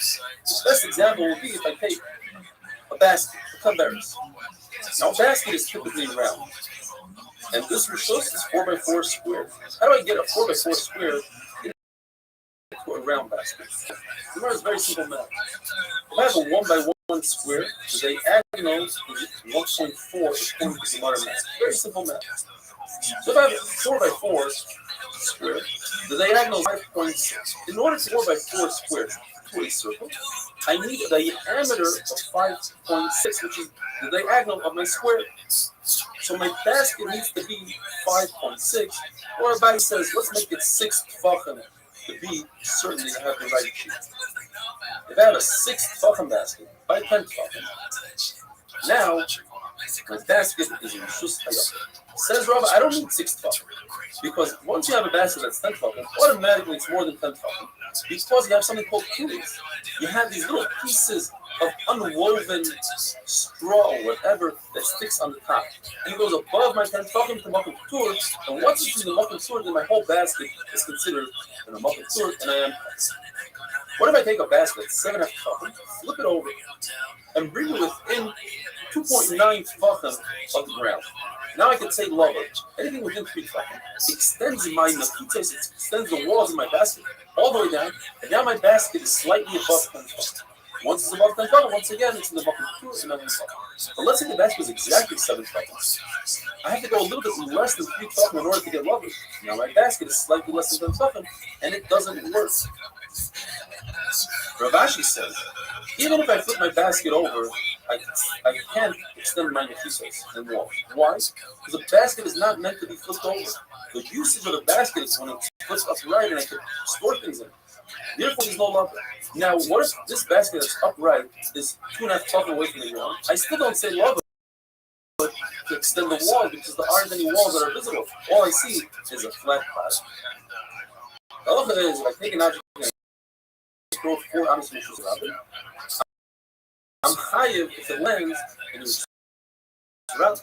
What if I have a little bump in the road that's less than 3 tefachim? That's all Rishus Rabin is less than 3 tefachim per step up. What if it's 4, 5, 6 up to 9 tefachim? That's a makom because people don't still use it for anything. But anything above tefachim, people use to readjust their load, and therefore it becomes part of Rishus Rabin. What if I have a hole in the ground that's 9 tefachim? According to Rabbi, I say a beam that's 9 tefachim part of Rishus Rabin. So the ground is considered part of Rishus Rabin. Rabbi says no. The ground is hardly used, difficult to use, and therefore it's not considered part of Rishus Rabin. And I'll prove it. There's a mission that says later on in that book, if there's a stream of water that goes to Rishus Rabin, and somebody throws it out into that stream of water, and that stream of water is less than 10 tefachim, it's considered as if I threw it into Rishus Rabin. Because people walk through it. The question is, why does the mission repeat itself twice? Well, the first part I can explain easily. The part that talks about the water, because some people use it in the summer to comes off. I don't think in the winter it's not considered part of the Rishus. That's why it repeats itself the second time. I say that even in the winter, when people do go into the water to clean themselves off, actually in the summer they don't. Therefore it says, why does it say Rishus Rabin Ma'alechas? Because Rob, I'll tell you. It's the concept that when you walk, when people don't like to walk through the water, it's still considered walking, it's still considered Rishus Rabin. But usage of use a hole in the ground, that's not considered part of Rishus Rabin. That's what brings the concept of a woman. If I walk 2,000 amas out of the city limit, I place a meal consisting of a bread and egg, and I say, okay, that's where I am residing on Shabbos. Even though I'm not there, so I walk towards my bread, 2,000 amas, and from the bread, I get another 2,000 amas. Says the Bible, so what happens if the person puts that meal in a pit? Now, we must say the pit is less than 10 tefachim, because if it's more than 10 tefachim, then it's a Rishus Hayach. And he, in his mind, thought he's going to reside in Rishus Hayach. So his meal is not where he's residing. Therefore, it's less than 10 tefachim. But it's a question on Robert because you see people use holes in the ground. It's considered hard usage, yet it's part of Rishus Hayach. Says Rabbi, no, we're not talking about Rishus Hayach. We're talking about a karmel. The reason why it says Rishus Rabin exclude or Rishus Hayach, because in every either have Rishus Hayach or Rishus Rabin, but he happens to be in the time. Another interesting comparison you want to say is that in fact the man himself is in Rishus Hayach. His Eruv is in a karmel. And you ask if it's in 2 different domains, then he can't really use it. The answer is because since a karmel is only Issa the Rabbanon weren't mafid when it comes to Ben Hashmas. It's considered a shvus. A shvus is a Issa the Rabbanon. Issa the Rabbanon doesn't apply during Ben Hashmas. And since during Ben Hashmashis, he had his ear in place, so that wasn't an issue for him to go fetch it, so he was considered in the comments. What happens if you have an object? Let's take an object, and it's in Rosh Hashanah, and he takes it and he goes like this, and he flips it over. Now, if you see this point is stationary. It never moves, flips. The Gemara says it was on an accused. He made it up and he cut it. He took this object and he rolled it. Then he started. He dragged the pause, and he moved the entire object while he's dragging it. When he rolled it also, the entire object moved. Whereas if you just lift it up on its point, it never moved. When the Brisa discusses in his skufa, the threshold, Brisa says, Brisa is discussing a threshold of it's less than 4 wide. And therefore, if somebody's standing on this skufa, he can reach into a Rosh Hashanah and grab something from someone, or he can reach the Rosh Hashanah and grab something from someone.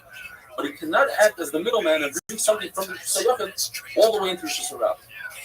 More asks, what's the difference? Rabbi says if somebody carries something above his head in Rosh Hashanah, and above his head is above 10 tefachim, and above 10 tefachim is a much push. Yet, listen, if he travels 4 hours and he puts it down, he's tired. The answer is because he never rested, he never stopped. But when a person takes an object and places it on his skufa, he stops. Then above him, then he goes from the skufa to just a rabbin, or back. So he made that stop in different.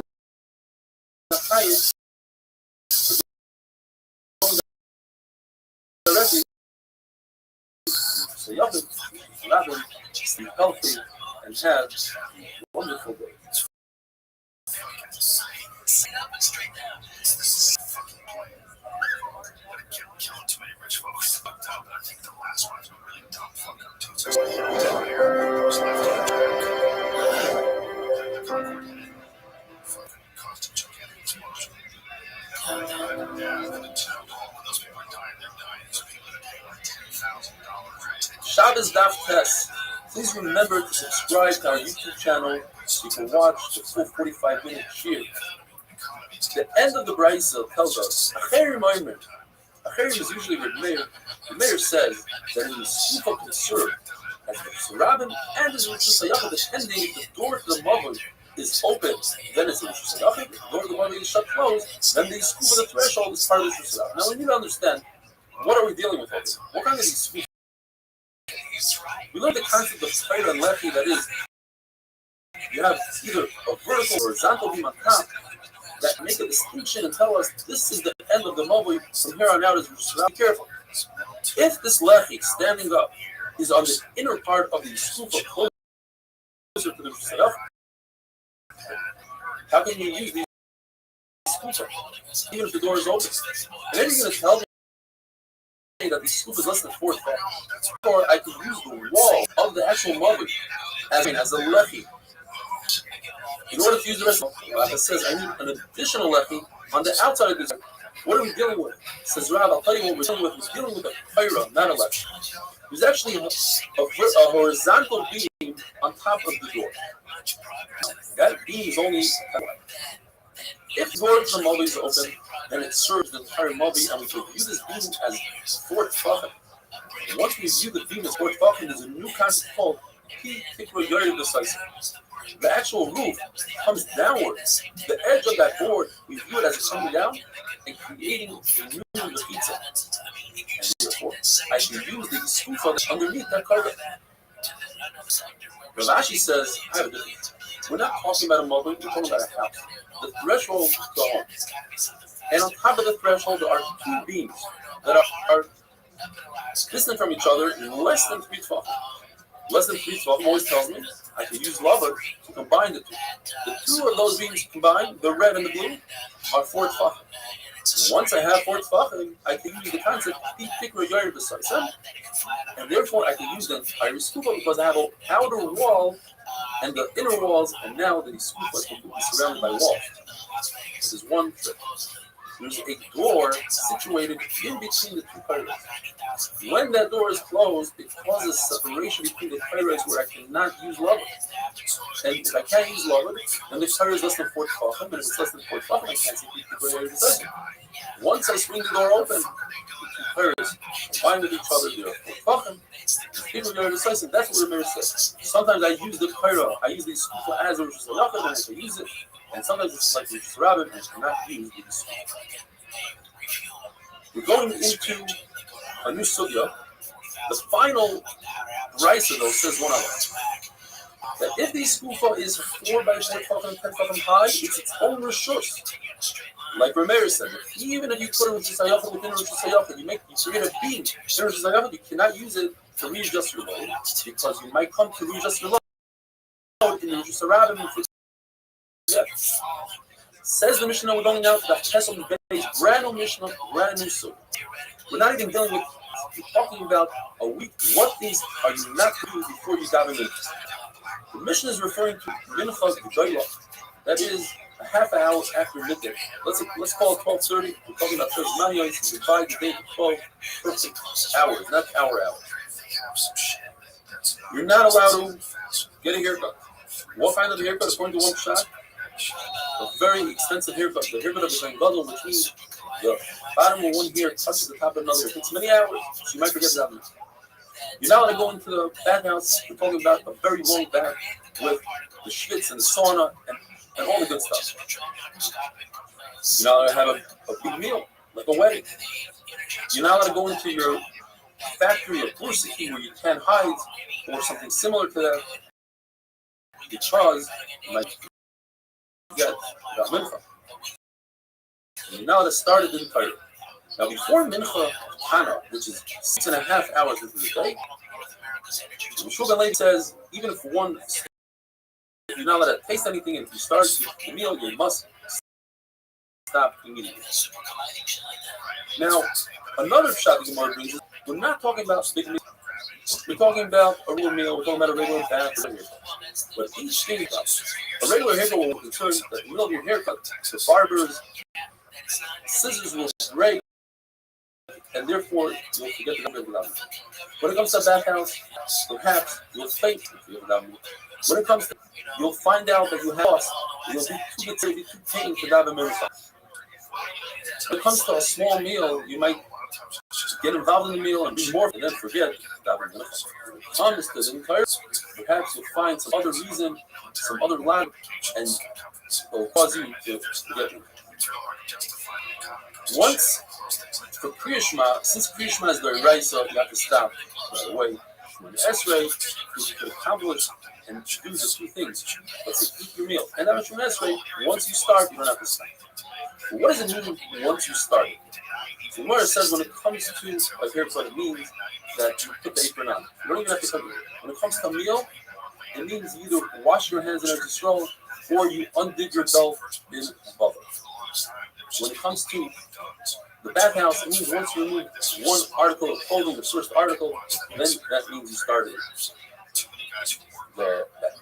When it comes to the entire, it depends. If there were no other day occurs that day, the Gemara on the Fudomanav says it means once the judges put on their clothes. But if they're already wearing their clothes, it means once they start saying Abai says where the minute was to strap on a tape belt and do it for the meal.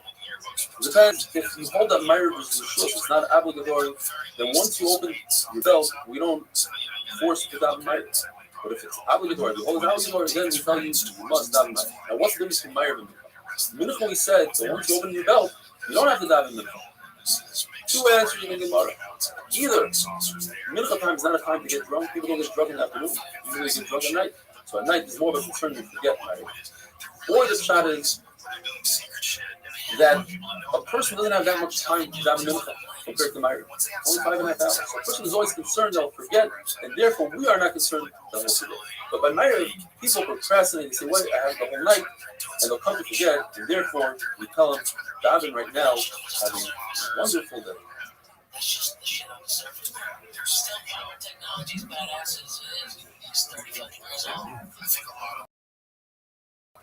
It's dropped. Now there's a fast people that this is before they shut it down. These people were watching like from some parts of the states from the air.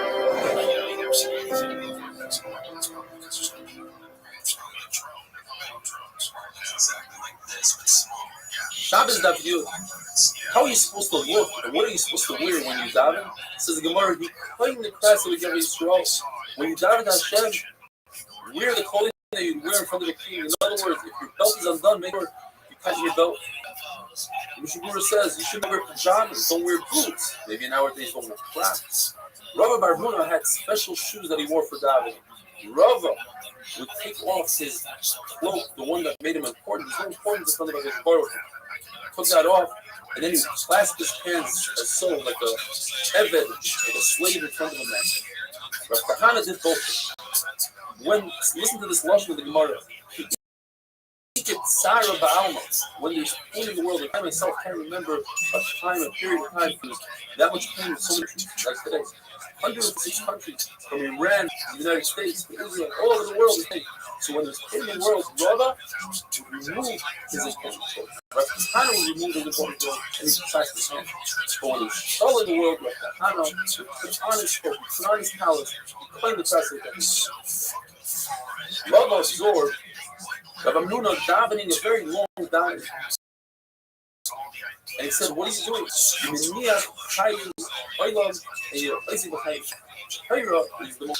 should be learning Torah.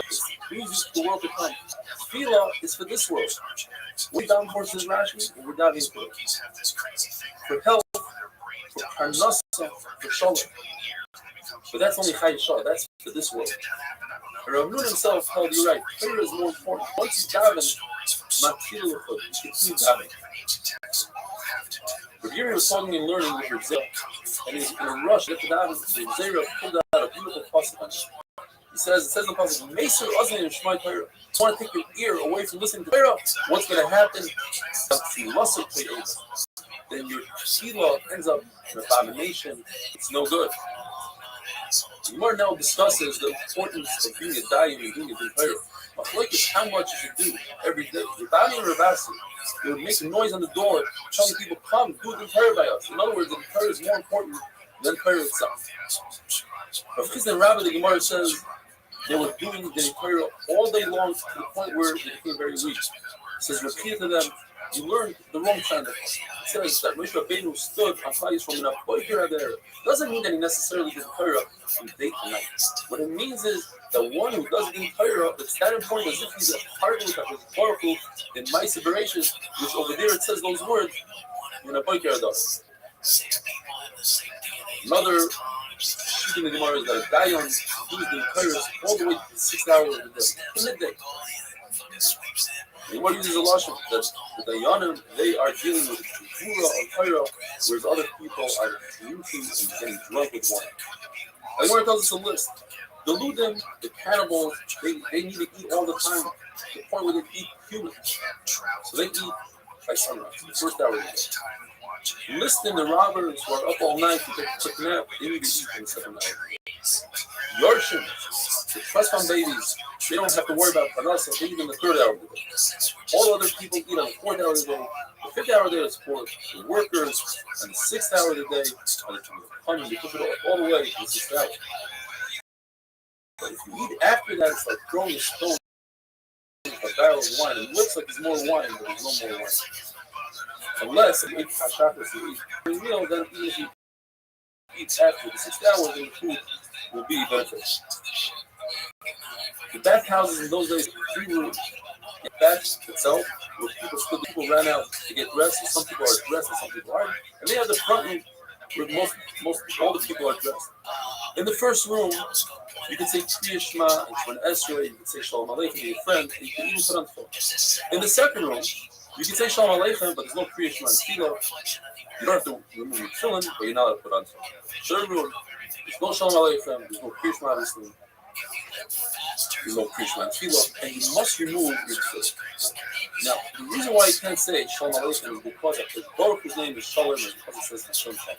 But the word Ne'eman, faithful, that's not Hashem's name. Hashem is faithful, but that's not his name, so you're allowed to mention that in the Beis Hamikdash. If a person designated a bathhouse, who's never used as a bathhouse, you're allowed to daven inside the bathhouse. But if a person designates a bathroom without using it, that thing might have a stop. Once you use the bathroom or the bathhouse, even if you clean it out completely, it's awesome to daven in both. The Lord brings 4 different sayings from Rabbi Bar Machasi. If a person is a present to his friend, he must notify him that he's about to give a present in order that the friend can be embarrassed. You see, I've been both gave people present because Lord says I have a ton of tayvan pignozai in my I have, and I want you maybe to tell him the saharas. In other words, notify the recipient of the present what the present is. If you were to give a piece of bread to a child, make sure you notify his mother so that there's peace and harmony between people. How do you do so? Not recommended to do so today. But you paint his face with some glue, with some oil. If you're concerned about witchcraft, you then sprinkle his head with whatever item you gave some bread, sprinkle some crumbs on his head. A present that's eventually going to be known who gave it to you. Like when Abishbochu gave the glow to Moshe Rabbeinu's forehead, he didn't tell Moshe Rabbeinu they gave it to him, but someone from Kleistel actually went up to Moshe Rabbeinu and said, hey, your forehead is glowing. And Moshe Rabbeinu realized right away it was like Shabbos, that the Sachar wasn't going to be known, so both had to notify Kleistel. The Chizda said the Gemara had Matis Tuna, had Zoel Chaim Keto that Tzayim gets. And he said, I will give this, I'll distribute this to someone who will give me a tarfeir from Nas. Comes along, Rabbi Machasi, and he said, I'm not saying Machana, the tarfeir, it's up to the idea, I love him to say, you give a friend to his friend, you have to notify him. It is a beautiful spirit of it. Says, Rabbi Machasi, you love these tarfeir? He says, of course. Rabbi Machasi, you're like a person who wears these fine garments, only he enjoys it, only he likes it. You are so used to Rav's tarfeir, you love them. Who said this? Rav. He was very impressed. He said, really? That's Rav said. I like the second saying of Rav more than the first one. I wish I had more madness to kill it with you. Another saying that Rabbi Machasi said is, don't treat one son differently than the other. Don't give him more Yerusha. Don't give him more presents. Look what happened. The Yosef Tzaddik Rabbeinu gave him nothing, just a little garment, and ended up that he had to go to Restream and the whole dose. And one other halacha he said, if you're choosing a city, pick a newer city, because the time of the city accumulates. Look, the government says, let's run away, let's say, to Mitzvah, to Tzoya, which is younger than Zdain. Zdain was 52 years old, and Tzoya was 51, and the Prophet says, Malta, no. And one last thing, Zdain sat in peace for 26 years, whereas it was in turmoil for 6 years, had a wonderful day.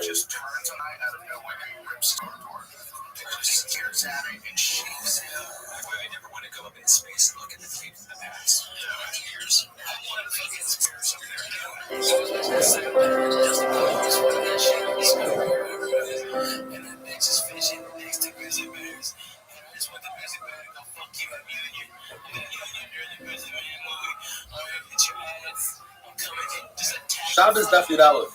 Yesterday we had 4 sayings from Rabbi Machasi, and today we have 5. The first one is, always make sure that your shul is the tallest building in the city, because otherwise it causes the city to be destroyed. That there's not a few towers and forts which are not built to live in. Rav Asher the Rosh Hashiva in Machasi said, I saved the city from being destroyed because of the saying. I never allowed anybody to build above the shul. The city was later destroyed, but for different reasons. If a person says Rabbi Machasi has a choice to be a servant, show him the following order. First, he should serve. He should be my alien. If that doesn't work out, go for a Roman. If that doesn't work out, go for a Chabar or a Parsi, or Iranian.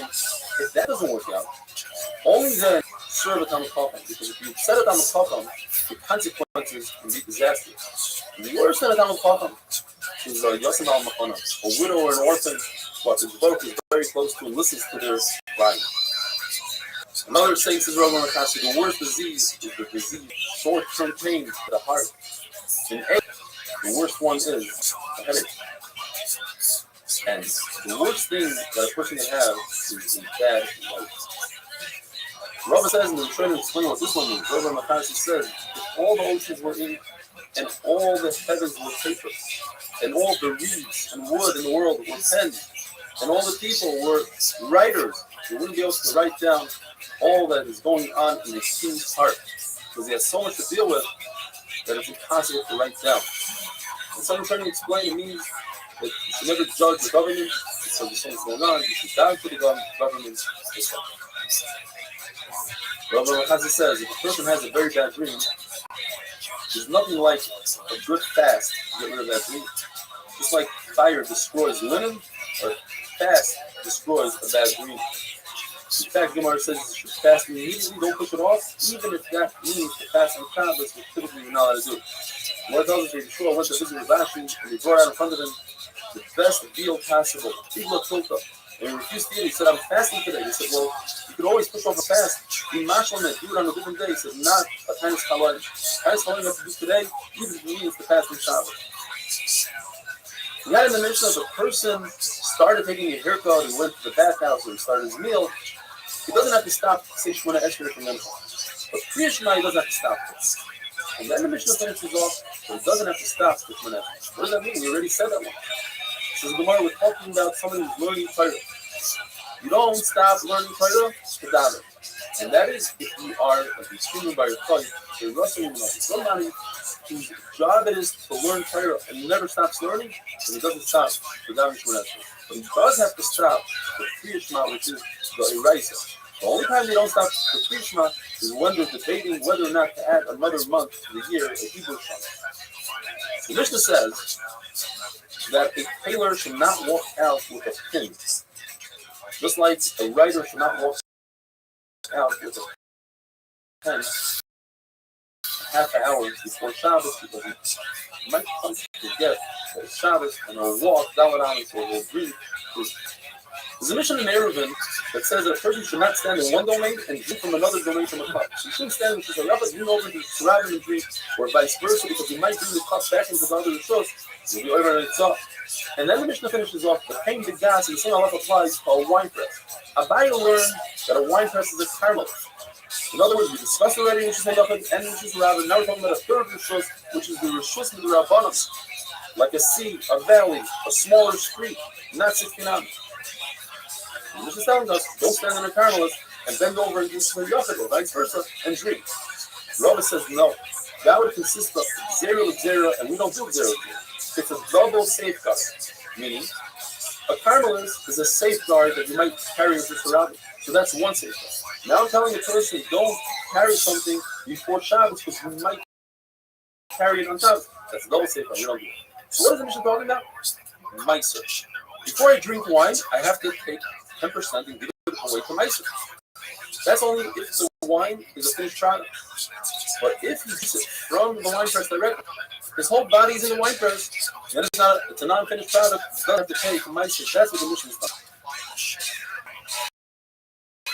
We have a similar mission that says the mayor that if you dilute wine, it doesn't matter if it's with cold water or hot water, and you drink it casually, meaning it's a CSRI. You're leaning over into the wine press. Most of your body in the wine press, you don't have to take much.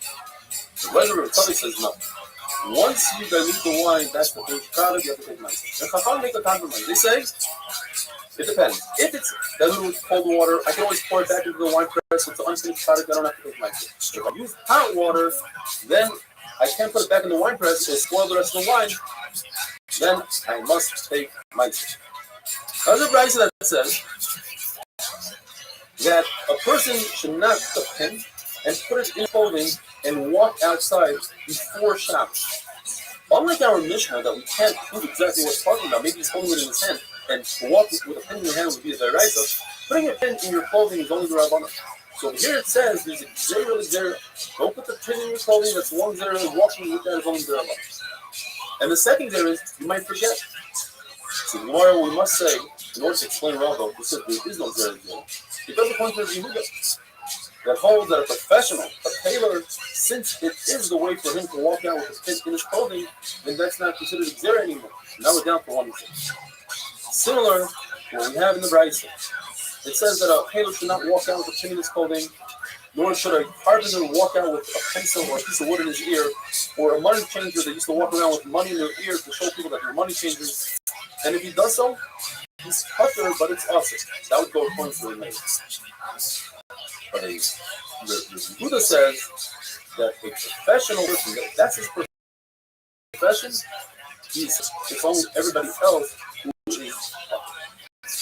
And there's a contradiction in the Brises. One Brise says that a Zov that has emissions, and here's a pouch, a kiss, a diaper, to see whether or not he has additional emissions. It's also for him to walk out Shabbos because it's not the way to walk the pouch. And if he does, Aval Asr. It's Asr. Not only is it Asr, it's Hayvachafis. Perhaps we can reconcile the Brises and say, Brise that says that it's Asr goes according to Rabbi Yehuda. This particular person, it is his way to wear a pouch. And therefore for him, it's also considered the derech to wear it. The other Brise goes according to Rameir that says, since most people don't wear pouches, it's potter. Says Abaya. Even Rameir agrees that it has to be that no one wears it like this. Where if some people wear it and some people don't, the professionals do wear it, Rameir will agree that it's also. Baraya, if somebody drills a hole, that a professional usually drills a larger hole, and he drills a smaller hole, you think this guy is potter? Of course not. Therefore, Abaya says we're talking about one Braisa, a Zov only saw 2 sightings. And in order for him to be a Zov Gomer, he has to see 3 sightings. So for him, it's necessary to wear the pouch, and that's why he's hiding. The second Braisa is talking about that he already had 3 Re'iyos, and it's that day. So therefore, the pouch doesn't really accomplish anything, and that's why he is potter. The fact that the pouch prevents his clothing from becoming dirty, that's not considered enough of a usage of a tzarech, and therefore he is potter, having a wonderful day.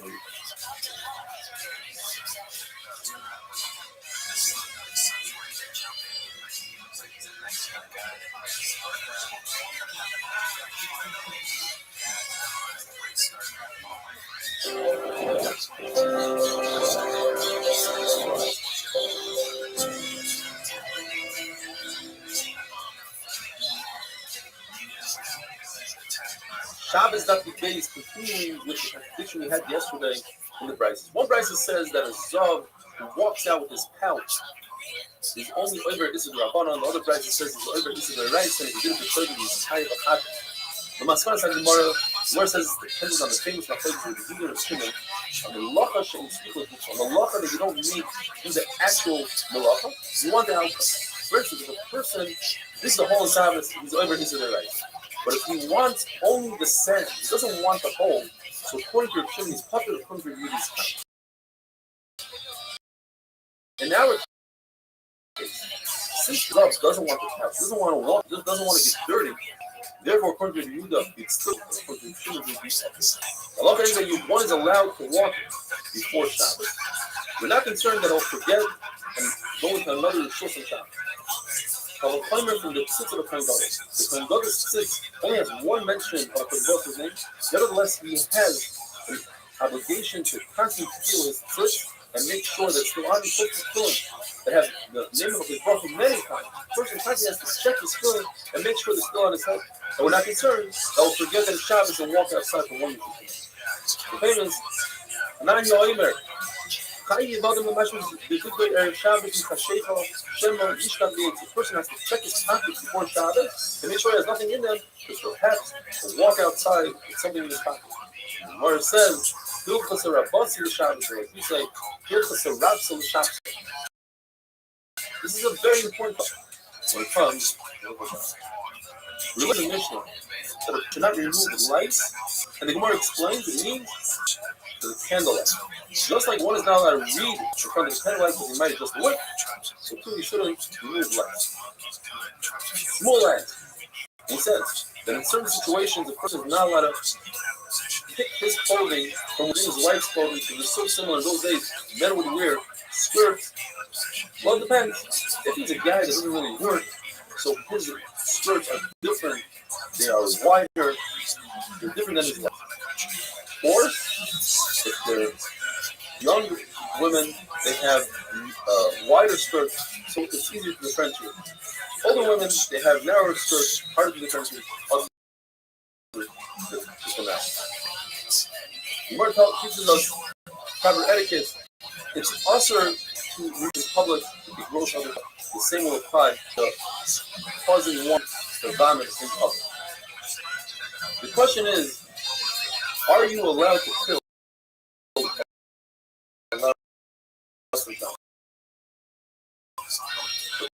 According to the Silo, incredible halacha. They say you're allowed to pull out some Shabbos. And according to the Shammai, you're not. So one of the Gemara is very difficult to understand. They still say that anything that's not part of the Rava is created through the sweat of the women, you're allowed to. And there are those who explain it's so small that it's hard to see it's allowed to kill on Shabbos. The Gemara goes on to say that Abba Shaul would just take the louse and toss it. He won't squeeze it. But the Tanakh says you let it squeeze it and not kill it. By squeezing it, you cause it to get weak. And Rava, with the water, was not going to go further. And he tells God, I want to hear my enemy die. I want to hear them pop. I want to hear that sound of death. Some explain because he wants to show that he's not being over into the ranks by killing. You're actually his enemy, and that's why you're allowed to kill him. Unlike the popular song, the shaman holds, you're not allowed to do a shidduch on Shabbos. You're not allowed to teach or kinnuk the lamdei sefer on Shabbos. You're not allowed to send your kid to the tutor or to teach them a profession. Because it says in the Pasuk, you're not allowed to do your personal needs, and these are your personal needs. In addition, says the shaman, you're not allowed to do about the Torah or Yichum Aveilim because you'll cause other person's pain. You still say no. When it comes to mitzvah, that's not your own personal needs. For all these things, shidduchim, teaching your kids a profession, that's all part of the mitzvah. It's not considered Chatzepah, you're allowed to do Torah and Yichum Aveilim. What do you tell a sick person on Shabbos before we have Tanakh says the famous Shabbos in the Liza. Not screaming, crying, being pain on Shabbos.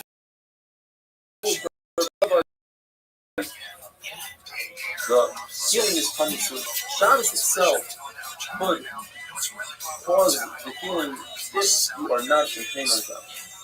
Shevna Ish Yerushalayim would say, when you walk in, you'd say Shalom. And when you would leave, you'd say Shabbos in the Liza and then you would add the word. The Rachamah Merubah to Baruch Hu, the Rachmanis is much. You should say the Shalom and you should sit at peace. The Yossi says, anytime you mention the sick, you have to mention all of the sick of Klal. Put them in certain within that, and therefore you'd say, Hamakam Yirachem Alechem, Hashem should have Rachmanis on you, the Sayyid Sha'ar Klal Yisrael, within all the other sick of Klal. Rabbi Lazar would sometimes say his sayings in Latin, sometimes in Aramaic. He would say, Hamakam Yifam the Klal Shalom, or he would say in Aramaic, Rachmani is Kedina Kushala Hashem, be in peace. And the question is, Malachim don't understand their so how are they going to bring people up to the world? And the answer is that the world is down here below together with the sick. As the Pasuk says, Hashem is working, is there, he supports the sick and he feeds the sick. Right there, right above the sick person's head, it's also to sit on a sick person's bed or to sit next to him, rather it's to sit in fear with his talons and sit opposite of him. Now, one of those you cannot read to the light of a candle. You don't differentiate. Even if the candle was 10 stories high, it's still usher for you. Yet, if you read with another person and you're reading the same read, the light of a candle, the other person will remind you not to adjust for it. If you're bonfire with people sick at a distance and they're worried about the fact you're young, then it's served to read, even if you're reading the same thing. Rava says, an important person who never readjusts the wick, even during the weekdays, is allowed to read the candle on Shabbos because he won't readjust. You want to ask a question from Yishmael. He said, I'm not worried about adjusting the flame on Shabbos. And he sat down and he read, and in fact, he readjusted the flame on Shabbos, and he wrote down in his notebook, when the Beis Hamikdash is rebuilt, I owe a nice carbon tax. And the Gemara tells us that when it came to Torah, he acted like a simple person. How are you? Just the wits himself, he wouldn't ask for certain things. I'm doing good. The Gemara has a contradiction. On the one hand, it said, and then that he's doing good, he's sleeping. That's excellent to hear. All right. I would like to use the restroom, and then we'll play. Is that okay? Okay, go ahead. Excellent. I'll be right back.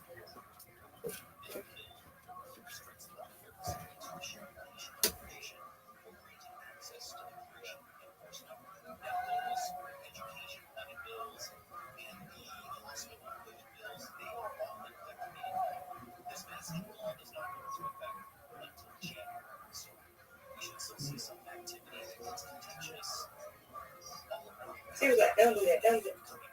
But you didn't say it. I hope y'all come. I said, hope y'all come. If you don't come, who cares? But said it in a bad way. They'll be all over her ass. They said she wanted somebody to do it anyway. So, and I hope y'all like it, because this is her program. Because it ain't. Right now, how you going to run because it's so goddamn broke. She was big versions and one, two versions of some little, don't I don't give a fuck. The goddamn broke. She's learning how to run. She wanted her to learn how she runs.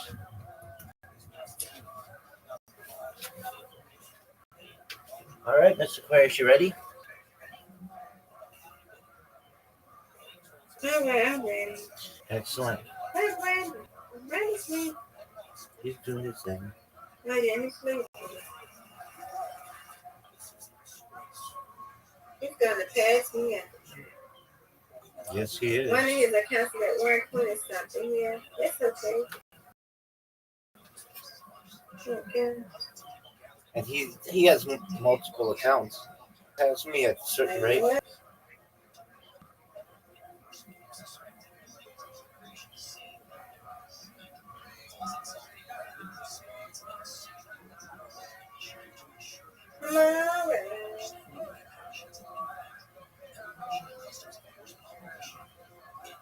Oh, that's what I'm talking about. Yeah.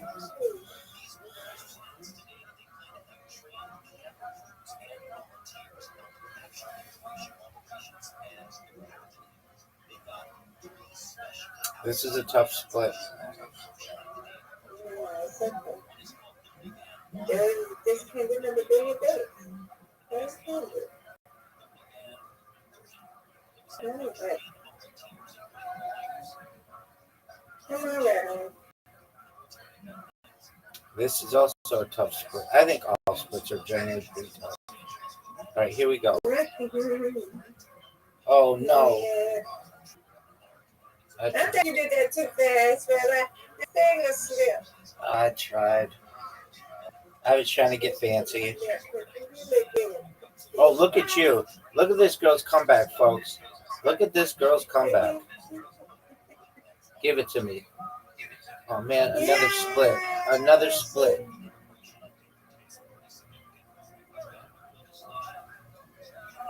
Ooh. All right, Miss Aquarius. About to put the smack down.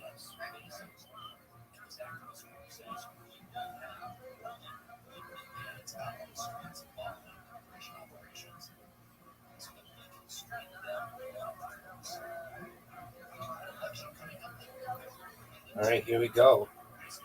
Folks, she's got the lead. No. Okay, I've got to get those pins in the middle. Perfect. That's what I'm talking about.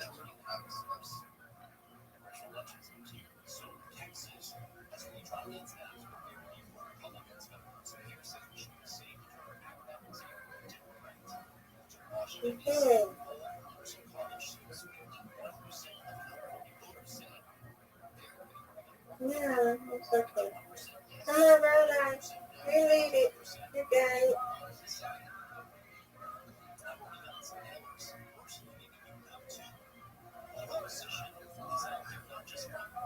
Give it to me. All right. Give it to me. I'll take it. Yay. Good job.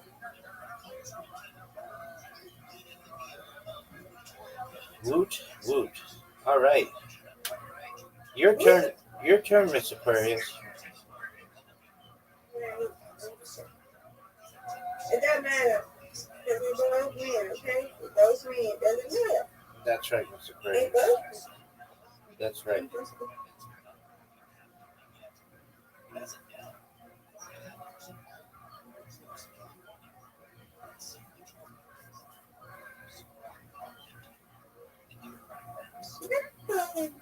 I did too fast. I felt my thumb did that. It's okay. Come on, Rilla. You're distracted. Hi, Rilla. What up, Leia? How are you? Oh, Rilla. Rilla. Leia, can you hear us? How was your day, Leia?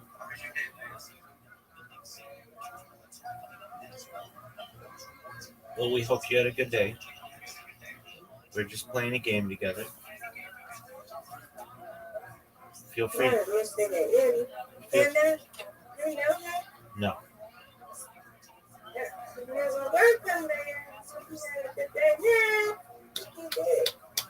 That's what I'm talking about.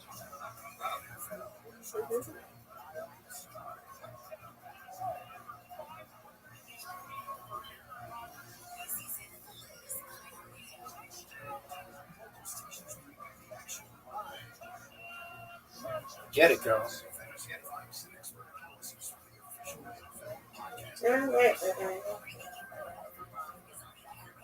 Oh. All right, I'm going to get these 3 on the right.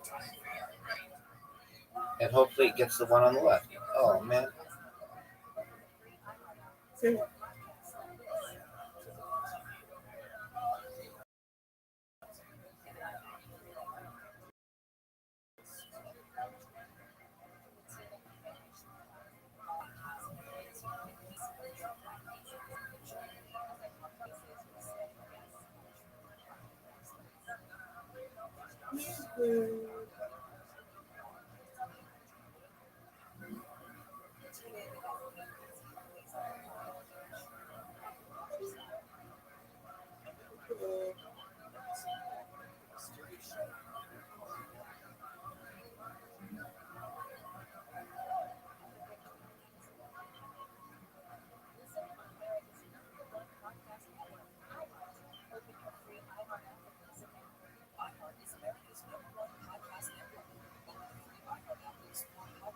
Nice spare, Miss Aquarius.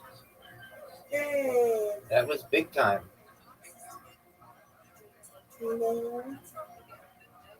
Get it.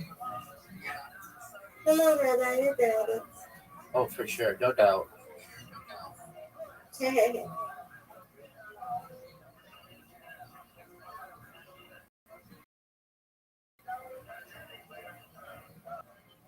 Oh, come on.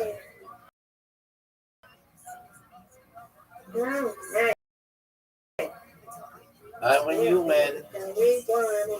You win, I win. Undefeated in bowling. Undefeated in friendship. Hey! Yeah.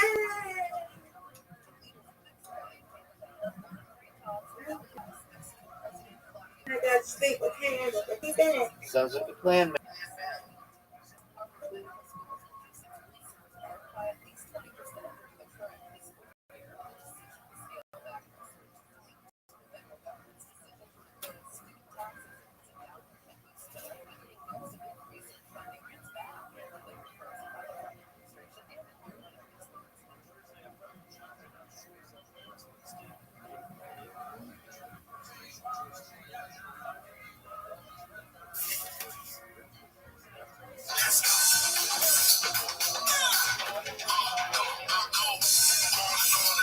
It says that his servant is allowed to look at his dishes to the light of the candle in his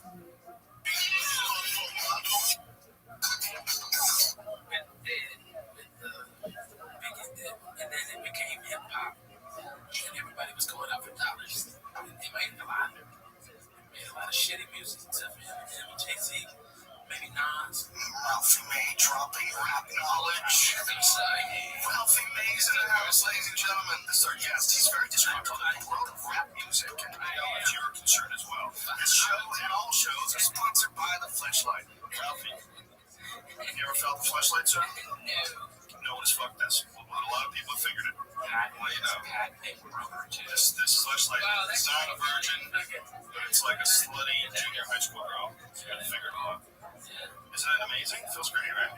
Pretty creepy. Do me a favor. It's way better than just regular jerking off. And the best thing is, if you have somebody else hold it, fuck you, it's even more detached from your own body, so it feels like you are actually having sex. Have you done that, Joe? Have you had somebody else hold the fleshlight for you and fuck you? No, that's like I'm gonna fuck them. Yeah. Unless it's a boy. Why is he holding it? Well, it's like the hand job. It's the newest hand job. I mean, the girls gonna give you a hand job nowadays. Hey, give me a hand job with a fleshlight instead. It's way better than a regular hand job. Is it? Yeah, well, do try it. How can I even get the girl's hand? A girl's hand is always gonna feel better. It's a shit person touching you. Ralphie says no. But I mean, free. Can you come with? I ask kids. I'll fuck everything with it. No, man. What's wrong with? Can you come if girls give you a hand job? Is that what you're saying? Yeah, I can. You're thinking. I can't. Ralphie, you need some more stimulation. I need pussy. Okay. I've never even come to a blowjob. What? I know. I'm the same way, Ralphie. Same way. I do not like blowjobs. I know. It's the way girls are blowing you too. See, like this.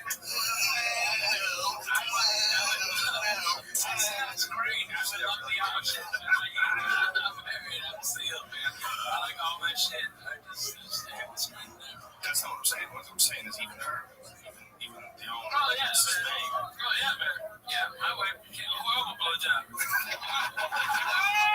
Let's be honest. I mean, she's a jumper. It comes with a territory. You know, they nag when they're good with money. They get great kids. There's Jewish girls. That was the reputation that they liked to get blowjobs. Not this one. Back in Boston. Yeah, that's what I always thought. Yeah, if you go for stereotype. Never heard of that one ever. Oh my god. Really? That's some shit you can keep. Yeah, I've heard that. Man, Hanukkah. Finally something good for the Jews. I light a candle just for that one today. We got a menorah that we've had for seriously 9 years, 10 years. I found it in the garage. I went and got a candle.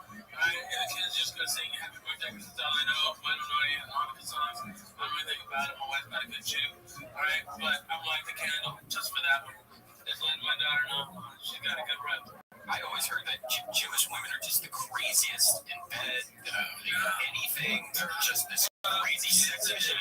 She is. And he did fuck me, so that makes her fucking crazy.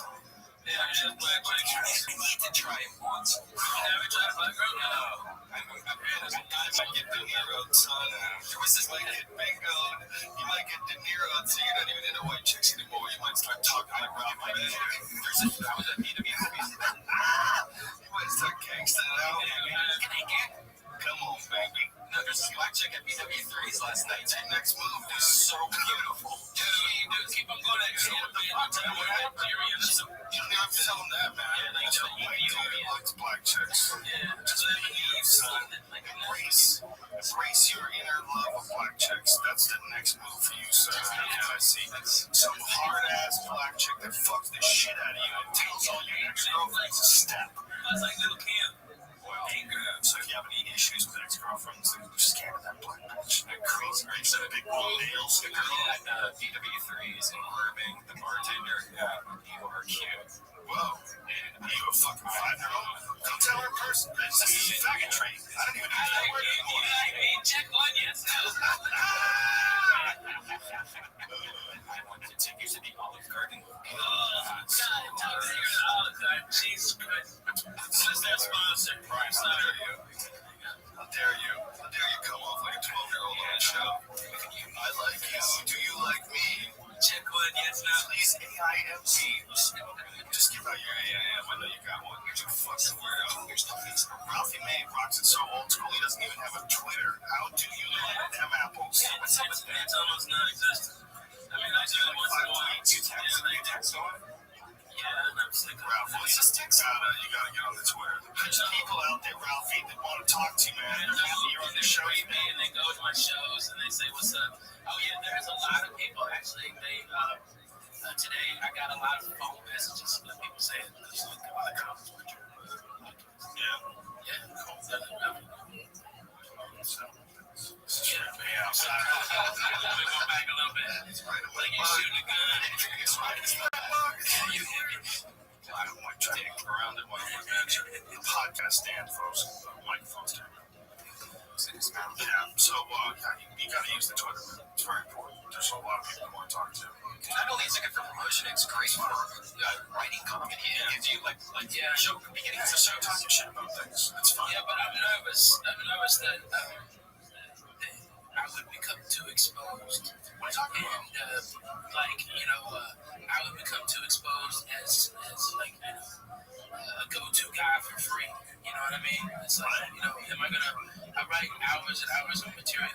Right now I have 3.5, maybe 4 hours of quotation that I do separately, and it's all different stuff, and it's all the same basic thing. And so I found myself just writing the same thing over and over again in a different form, a different subject. You know what I mean? The same formula, and I'm nervous that I would get polluted by other comedians. I just don't want to open myself up. My other comedians, you never follow anybody you don't want to follow, and you can. Some people like out there really CK for the longest time didn't follow anyone. Ray Olsen, 0 followers. Really? She's Never replied. Has never replied to anybody. 0 followers. You try to make her reply, she will not do it. She almost seems like she's like an app. Like type in, it just automatically puts statements with something. You might be absolutely right about that because I read some of those that she writes as they like featured on websites and shit. They're crazy. Yeah, they're all like, I'm gonna go down to this high school and try to get 5 dudes to shoot loads at me. Right. I'm at the airport right now. I have Dryden Calm in my face. But if you watch her videos, I'm like, well, she's obviously for real. I'm not familiar with who y'all are talking. Ray Olsen, she's funny, very popular young porno star. Oh man, with a wonderful personality. Excellent sense of humor. She gets it. She embraced you. She gets it. Take me. She can take me. It's weird, man. We've talked about this on the podcast. Was she one of the girls that in like the biggest slut contest? Maybe, yeah. I think you're wrong. I think so, yeah, man. She was talking about it. She fucking retard. Dude, I love it. Fucking retard. That's awesome. Those girls that do those gangbangs, man, that's a different species. That's a weird thing, man. That's another human, bro. That's another kind of human. Speaking of another human, I saw Jay London picking up trash on Laurel Canyon.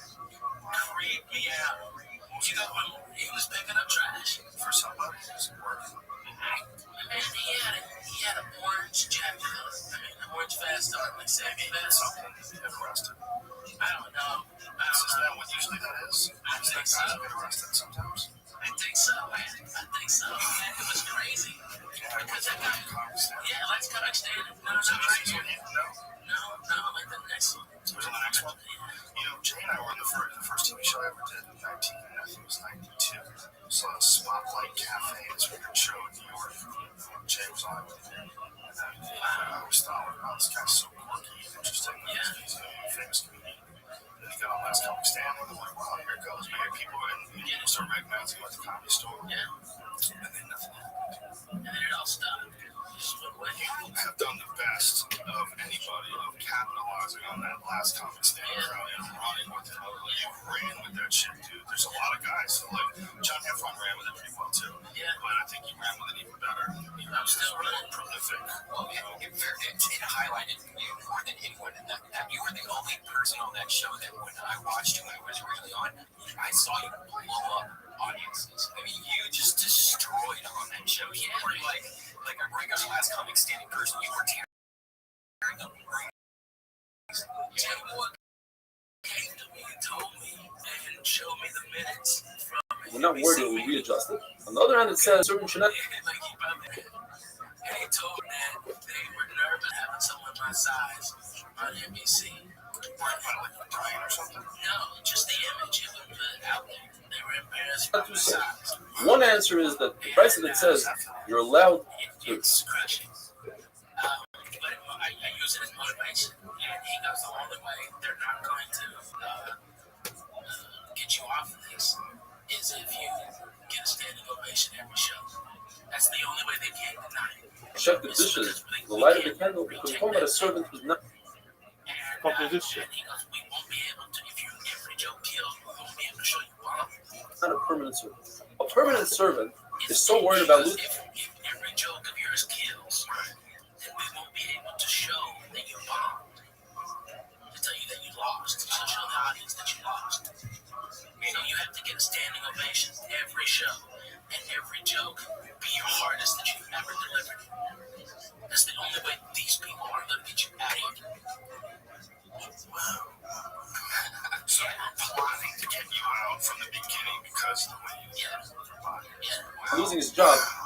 to readjust the flame check. Another answer is we're talking about a permanent surgery in both strategies.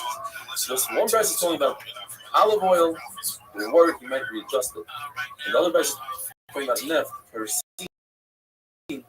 we're not worried since it smells so bad, you won't readjust it. Rav says the halacha is that a servant who's not can check olive oil, but don't tell people this halacha, we don't say this halacha in public. And Rabbi Yirmiyah says, you do tell people this halacha in public, and it's wonderful day.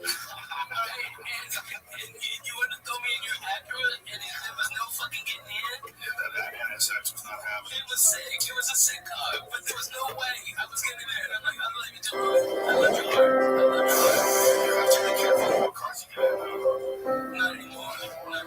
No, pretty much. You know, listen to them. I got into a ridiculous $600,000 Mercedes Benz. Shabbos Dr. Gimel. We are hunkered down here in quarantine or Ramat Bet Shemesh, but nothing's going to stop us. We have Torah.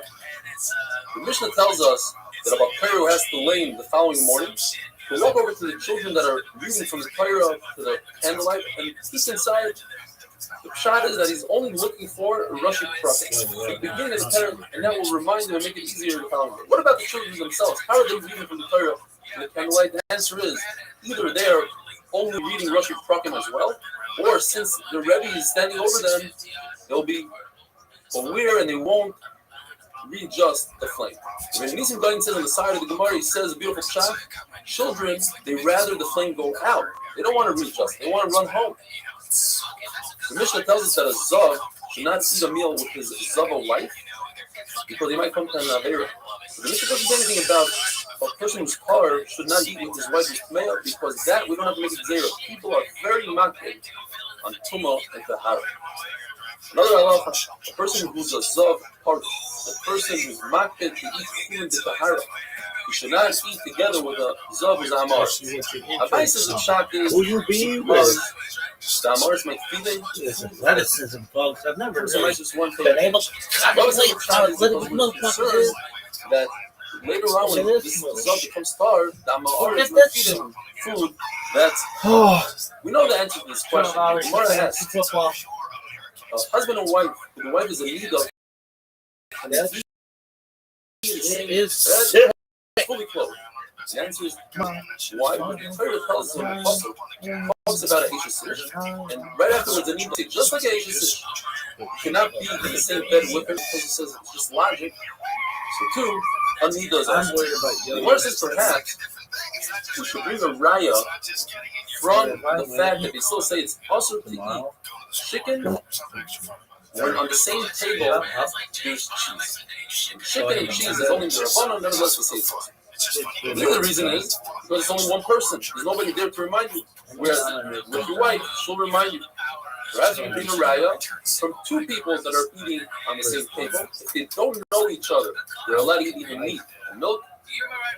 If they do know each other, it's awesome. So here's a case of two people that know each other and can remind each other. The answer is it's different. In our case, since they're both wearing clothing, that's a hecker, that's something different, and perhaps it's different than you would be like. What about our Mishnah? We learned a Zav and a Zava should not be able to eat a meal together. And the answer is there is no hecker there. Yes, it's two people, but there's nothing different about them. The Das, he's Mechot on the sofa. He says the only Issa Deraisa is Gila Deraisa, Hashma. Everything else, especially if you're wearing clothing, is not even an Issa Derabbanah. The Gemara tells us that when Ula came back from learning from the Medrash, he would kiss his sisters on their chest, and some say on their hand. But Ula himself is Mechut on himself, because Ula holds, just like we say the famous saying, you tell a Nazir, Leich Leich, Amir Lenazira, Sachar Schar, a person who has to abstain from alcohol, from wine, from grapes, you tell him, don't go through the vineyard, go all the way around, because you might come to an Issa. So too, when it comes, Harai is the concept of Harchaka. The Gemara tells us an amazing story. Hanan Dev Eliyahu was once a Talmud who was a tremendous Talmud Chacham. He learned all day Mishnah, Torah, and his Mishamish Talmud Chacham. Yet he died at a very early age. His wife was very upset. She took his tefillin and ran around the Beis HaMedrash, and she asked, it says in the pasuk, "You are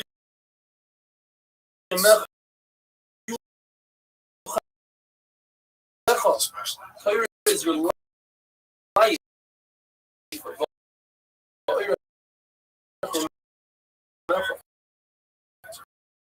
It gives you longevity.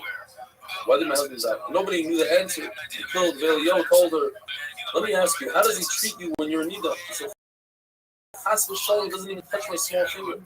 But how does he treat you when you're Shiva Nekiyim? The second 7 days. And he said, oh, he eats with me, drinks with me, and we sleep with Kiru Basar. And he said, if so, he didn't do our coca. It's a good thing he died. He deserved to die. And Tyson points out that in those days, perhaps, after 7 days of Nida, a woman would go to the mikvah once, and then do Shiva Nekiyim and go to the And he held that she was tired. And the righteous she's tired. It's only it's okay. The Gemara says, Rabbi says, he had a very large bed, and there wasn't any kid. And there's totally that what's going on, the cheat was weird pants, sort of pants. So there's no pure bus. We learned in the Mishnah that a person is not allowed to blouse his clothing or read or safer. Laura and there, the candlelight. It says that these two halachas are from the 18 halachas said in the act. What happened was, the Talmidim of Bishami got together, there were more Talmidim of Bishami than one. And they made 18, and those are two of the 18 things. Hananya ben Chizkiah, he wrote a brisa called Mitainas that goes through the calamities of Klal, the terrible Nisim, the terrible tragedies that happened in Klal, and then the Nisim, the Gula that happens in Klal Yisrael. Restream says we could also write a sefer like that. There's so many tsaras and gullahs that Klal Yisrael went through, and we're not going to write. Or the Pshat is, the Gemara says that a shaita, a crazy person, can't feel pain, doesn't know that something is wrong. We don't know all the good that HaKadosh does for us. Or the Gemara says a person who's alive, who has dead flesh, could run a knife through it and he won't feel anything. By the way, the Gemara feels just like a worm that goes into his, she's like a needle into a live person. Hananya also gave for us, say for you, that's him. Someone wanted to discuss with too many contradictions, and he gave him 3 in his attic, and he rectified all the contradictions that are in safe. The Gemara continues, and we're going to learn in great detail what the rest of it is. Sandwich. Where the OG's on the sativa on the top, and an OG finish. Okay, yeah, that's it. I was one of the most fucked up I've ever been. And I'm walking, and so much of people compared to the edge. Overhead helicopters, I see a cop on the fucking horse. And I'm like, and he was within 20 feet of me, and I'm like, Shabbos Daf Yudalet.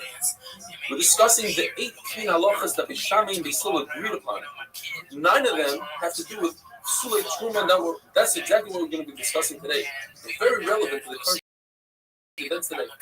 When then Corona, you could have a better appreciation for Truma and Tahara. And you have to distance yourself from the Truma, how spit could be Natana you, etc.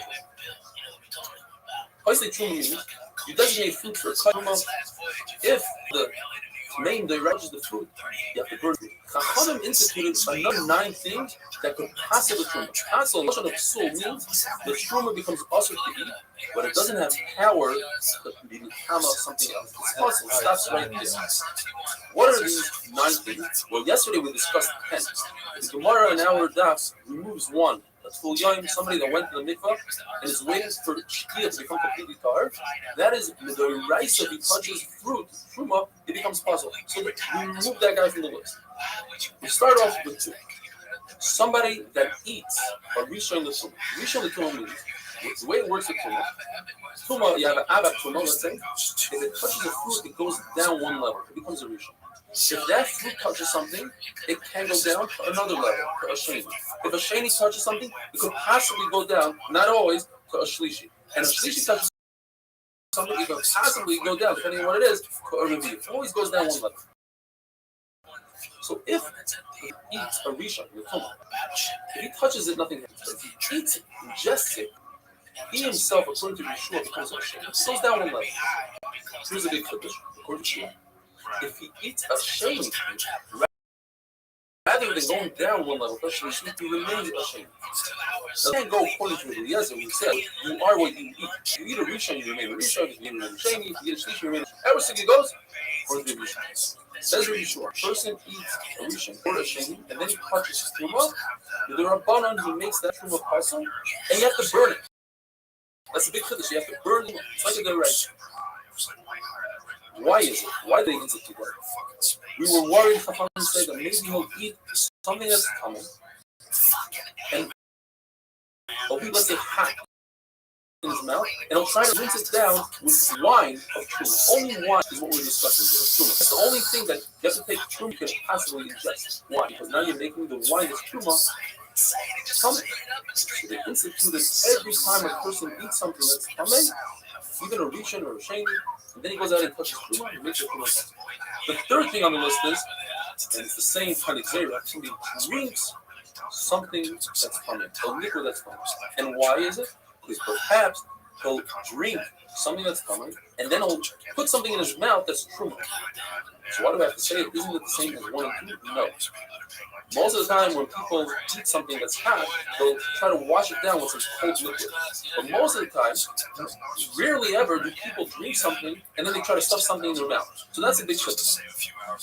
The fourth thing on the list is, let's say somebody went to the mikvah and he was a full yard, he has to wait until the night. And then he rinsed himself off, he took a bath, or he poured water on himself. He becomes why is that? Because what happened was people used to go to the mikvah and the water was very dirty. So they rinsed themselves off with clean mayim shuvah. And eventually people started thinking that the way they became tar was from the clean water. They didn't realize it was the mikvah. So in order to prevent that, when people not going to the mikvah just pouring water on themselves, instead pour water on yourself, you become tummy. And in order to make sure that this zera holds, they instituted another zera, and that's number 5 on the list. That even a completely tahar person that clean mayim shuvah pouring him, he becomes tummy. Otherwise, the first zera will fall apart. And the sixth thing on the list are all Sifrei Torah and Nevi'im and Ksuvim, all parties that they themselves are tummy. That if they touch Truma, the Truma becomes puzzled. And why is that? Because people would hide their Truma right next to the Sifrei Torah. They said, the Sifrei Torah is covered, the Truma is covered, let's keep them together. Mice would come to eat the food, and by doing so, they would destroy the Sifrei Torah and Nevi'im and Ksuvim. If you have hands that weren't washed, they are tummied in the common truma. Why? Because your diamond studying it. Your hands touch all over your body, like Corona, they keep on touching it. And people might touch truma and get disgusted by the truma after you touch a certain part of your body. So you need to do it. If you don't wash your hands, truma becomes impossible. Rabbi Panov says, hands that touch the sefer, they pass it.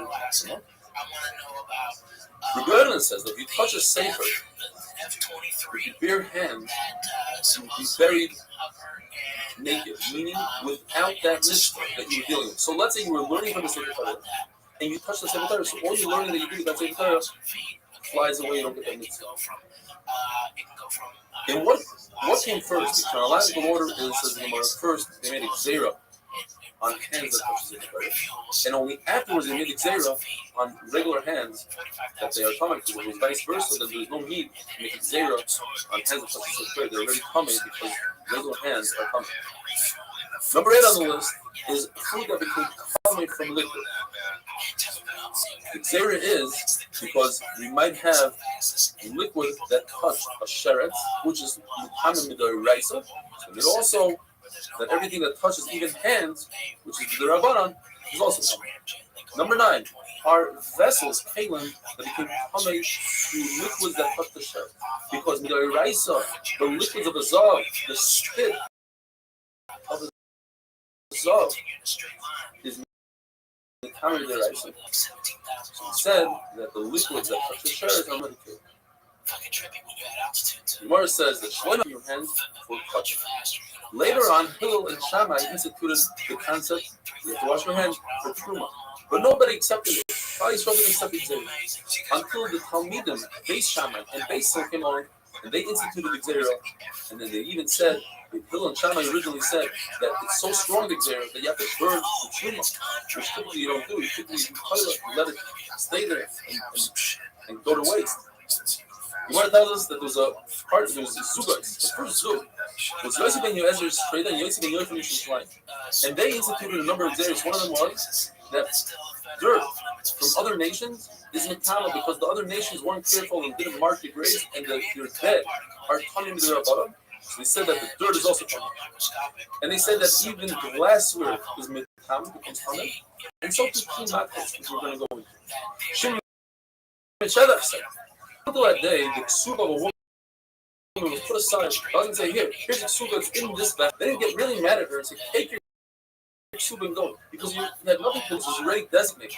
So he said, no, a woman can go after any of the husband's money anywhere. She can go after his business, whatever. So therefore, a man will think twice before he divorces. And finally, Shmuel tells us that Hillel only argued about 3 separate checks, whereas the Talmud and Beis Hillel argued about many things, including every one of the honesty and second having wonderful ability. Yeah, that is not a decommission. And that used, I mean, the fucking government uses every the 50s. They're gonna drop, $800 billion in bucks of hedging and just like, fuck it, we're out. That's not doing something. A lot of times it's just not enough money to run shit if they don't think they're going to get it direct. Shabbos Daf Tesvav, we're discussing the 18 machlokesim between the Shammai and the Hillel, but the halacha is like the Shammai. Even though they still argue that the Shammai in every single one, once they passed in halacha like the Shammai, the following day, the Hillel agreed that they were right, the Shammai was wrong. There are 300 machlokesim between the Shammai and the Hillel, but there are only 3 machlokesim between the Rabbeim, Hillel, and Shammai and the Hillel. The first one is, how much dough does one have to make in order to be chayiv in a freshest challah? According to Hillel, it's 2 kav. According to Shammai, 1 kav. They're machmer even in a lesser amount. And according to Chachamim, it's 1.5 kav. The Torah says you bring challah on a oimer, which is asir sa ephah. It's 1/10 of an ephah. An ephah is 432 eggs. A tenth of that is 43 eggs. You remember that? Challah, ches lamed hey, 43. That's 18 kav. 18 kav is 432 eggs. A tenth of that is 2 kav. How is a tenth of 18 2 kav? Well, because we're going military. In other words, in Gemara math, you keep the final number. 2 plus 18 is 10. 10% of that is 2. Chachamim say, well, let's talk about Beis Hillel and Shammai for a second. They both agree it's 2 kav. But Beis Shammai say that the 2 kav is for 2 meals. So we're dealing with 1 meal. 1 meal is 1 kav, and 3 of kav is on 1 kav. Chachamim say we don't go milagab. We go milagab. We do 10% of 18, which is 1.8. In addition to that, we're not talking about the shiurim of the midbar. We're talking about the shiurim of Yerushalayim. We took 6 and made it 5. Later on, when they took again 6 and made it 5 in Tzipori, the shear changed again. And the said you have to add a little bit more because the eggs were larger in the desert than they are now, and he added another 5%. Second machlokes is mikvah. A mikvah needs 40 saw of rainwater. Let's say you try to fill up a mikvah with rainwater, and then you decide, that's not by the way, you decide to put in a little extra water from the sink. It makes the mikvah, but how much water do you use? According to Hillel, use the word in like this red, which means 12 lugim. According to Shammai, it's 36 lugim. And here's an amazing thing. Chachamim paskin like 2 weavers that live next to Shara Rashi. Rashi points out, weavers is the lowest profession possible. One cannot be a king or a kohen gadol if he's a weaver. And the worst neighborhood in the world is Shara Ashbos. Yet, asking like these 2 weavers that testified in the name of Shmai and that is preload. Why? Because they learned to play. And the third machlokes is regarding a woman who sees dam. Any food that she touches becomes tummy. Dam takes time to emerge. Once it leaves the womb, she's tummy.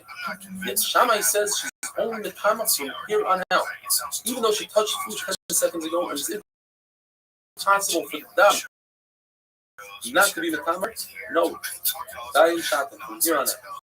Hillel say that it's me'es from the last time that she, in other words, from last time she did a bika could be months ago. Everything in between is every food she touched. Chachamim come along and say the pending. It's me'es legs 24 hours. But if she did a bika less than 24 hours, then we both do the bika. Whatever is less, the bika or me'es legs.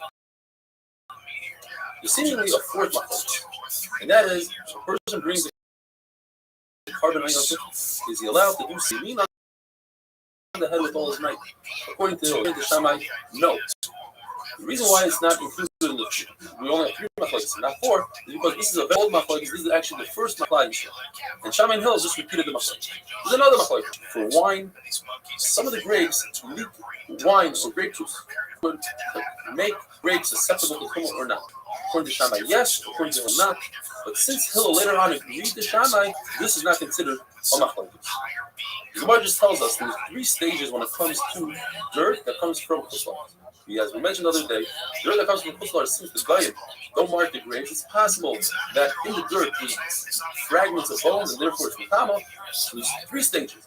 Yosef ben Yoezer and Yosef ben Yochanan, the first zuk, they made the first stage, and they said that if that dirt touches truma, you cannot eat the truma. You don't have to burn it, but you can't eat its whole place. And the ear space, they didn't do any kind of xera at all. They cannot say that they said that you have to burn it, because the only thing that was burned right away is something that was true, that was touched by somebody that had hands that weren't clean. Later on, the Rabbanim of Shemaim Shana, meaning 80 years before the Korban Habayis, they added, and they said that the ear space is also touched. It also has tumah. You burn it, but it's tummy, you can't eat the tumah.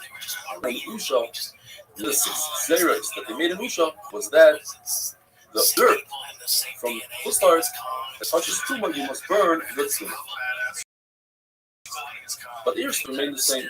Just Rabbi Yossi said that 180 years before the Korban Habayis Sheni, the Romans came in and started to conquer. And 80 years beforehand, that's when the Rabbanon of Husha, the Rabbanon of the Rabbanon of 80, which they called, they said the tumah, and he said what we said before.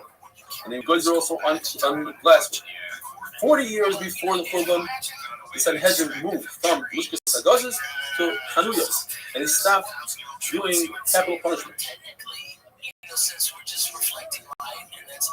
The way it went, it was 4 generations, 100 years before Korban Habayis. It went Hillel, Shimon, and then Reb Gamliel, and Reb Shimon. In Usha, there was 6 sfeitos. We have Beis HaPras, that means, according to Rashi, if there's a grave that's in a field and we don't know where the grave is, so any truma that touches that field has to be burned. As we discussed, the second thing is dirt from chutzlaret. Third thing is holding of an amaret that his wife neither might have sat on them, and was the time of the medrash. If you find it clean in the street, you have to assume it's tummy, his tummy touched it. If you touch fruit to spittle, you have to assume that it came from a zav, and you have to burn the truma. And finally, may regline. Yossi says that you burn this truma in the shusayachid, even if you're not sure that you touched it, even though it's a spek. Let's say you're not sure if it came from the chutzlaret, you're not sure if there's a bone in there, and you're not sure if you touched it. Double spek, since it's in shusayachid, you burn it. Chacham say shusayachid, you don't eat it, you don't burn it. And shusarabim, it's tahar, because safakum shusarabim is tahar. Now, why did they make a xera on glassware? Because glassware is created from sand, and sand is similar to what we create earthenware from. So, how can you put glass in a mikvah and be mechayiv? The answer is you can't.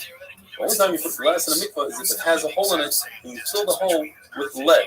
Now we're looking at a key that's made out of lead. Like Rameir says, anytime you have a maimed, something that makes the key function, over here it is the lead, then the whole key turns into lead, and therefore that's the only time you put such a glass in the mikvah. Have a wonderful day.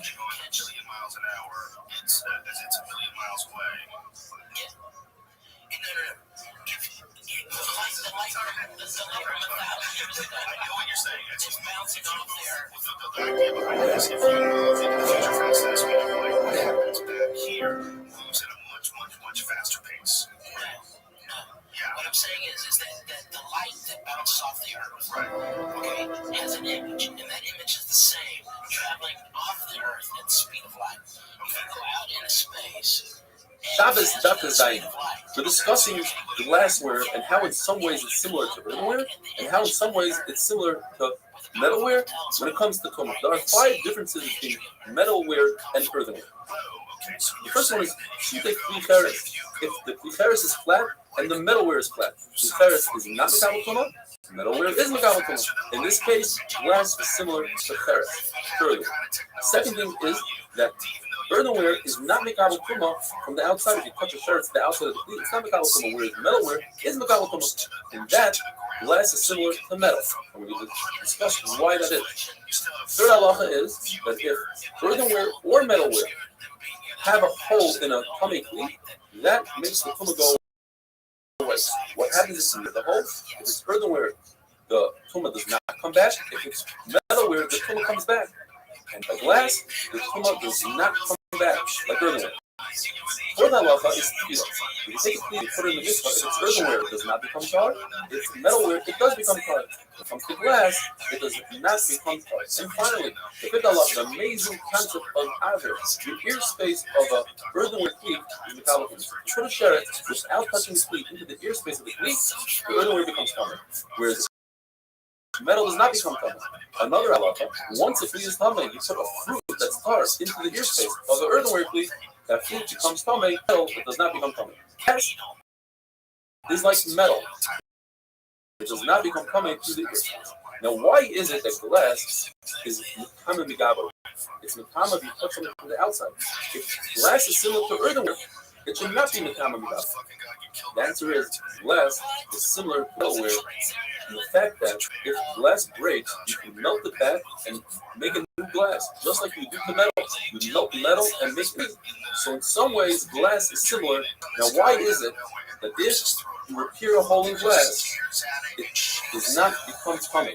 That is like earthenware. Shouldn't be similar to metalware. And the answer is because the concept of repairing and recapturing tumah is d'Rabbanan. And the whole idea that a glassware is tamei is d'Rabbanan. That's 2 d'Rabbanan. That doesn't go. You don't do 2 d'Rabbanan on one item. Now, why is it that glassware, if it's flat, is not mekabel tumah, just like earthenware is not mekabel tumah if it's flat? And the answer is because the Chachamim wanted to make a distinction and show people that glassware is d'Rabbanan, and therefore if glassware touches tumah, do not burn the tumah. Just let it change as is. Let it destroy itself, but you don't go with your hands and burn it. There are only 6 things that you burn, like we discussed yesterday, such as dirt that comes from chutzlars, that you burn truma, even though it's d'Rabbanan. Rav Ashi says glassware, in fact, is exactly like earthenware. Besides one thing, besides the fact that glassware becomes tamei if you touch the outside of it. Why is that? Because glass is see-through, so the outside has the same halacha as the inside, and just like the inside is mekabel tumah, so too the outside. Nusud midoraisa, metalware is mekabel tumah. That's in the first halacha. Shimon Shazach came along and said that metalware, if it has a hole, midoraisa becomes tamei. But if you repair the hole, Shimon Shazach said, it recaptures the original tumah and remains tamei. There's a story with Shimon Shazach's sister, who was Yana Melech's wife.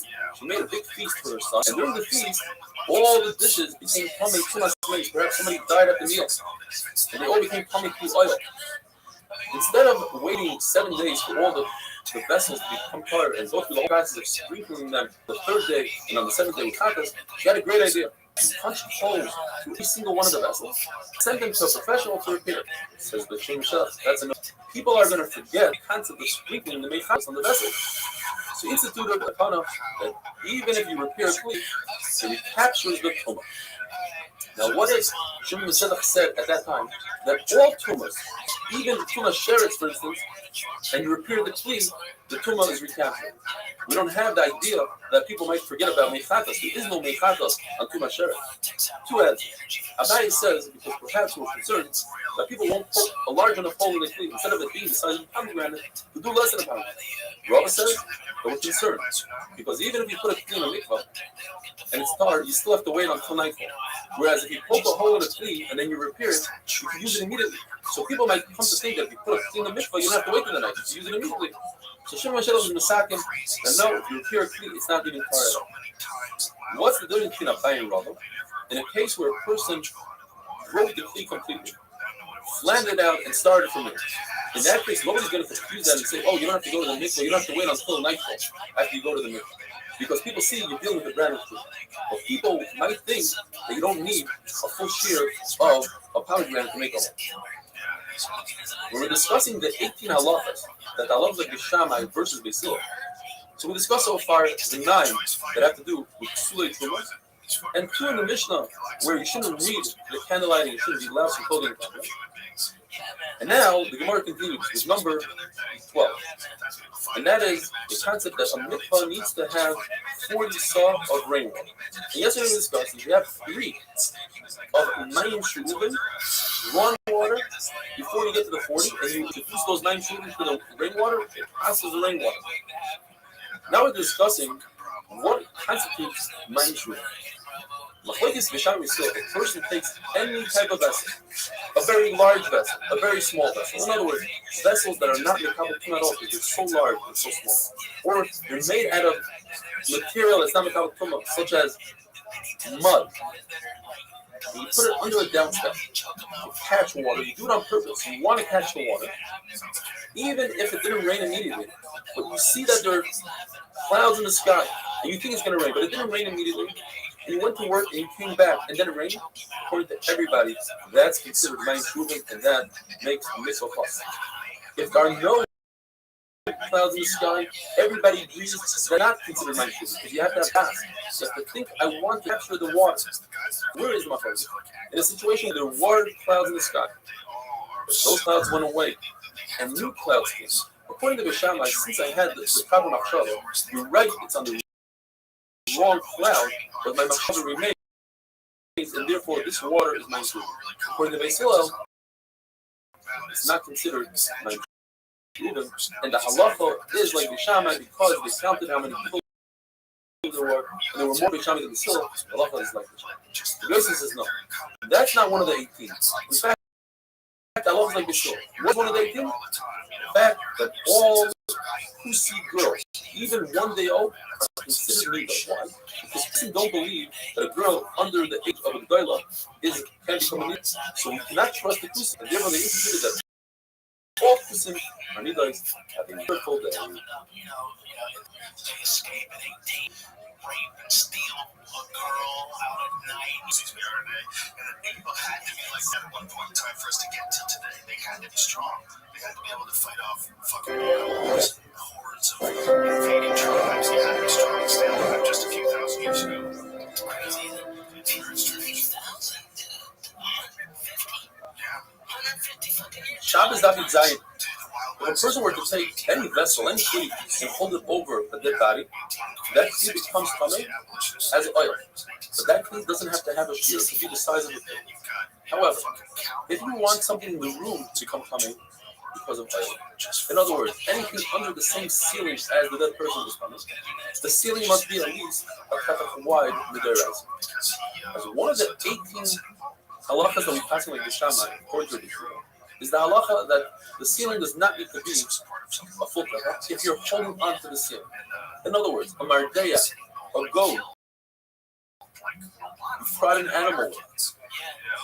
The shear in the time of the Gemara was exactly a third of a tefach wide. The diameter, that means the circumference, was a full tefach. Since people might confuse the circumference with the diameter, therefore they instituted that the person is holding on to the mardeya rather than making him come in until they agree, because the mardeya was over the dead body. The dead body is aviyah v'sekumah. The mardeya becomes the ava from once the place, and the person holding on to it becomes a rishon. A rishon, that's in dead. But people might get confused and they'll say, wait, even a full-fledged 7-day coming only has to go to the mikveh that same day. There is no such thing as 7 days. Therefore, the East was supposed to be 1 day, they made it for 7. The Targum says, I'll curse my sons if this halacha is true.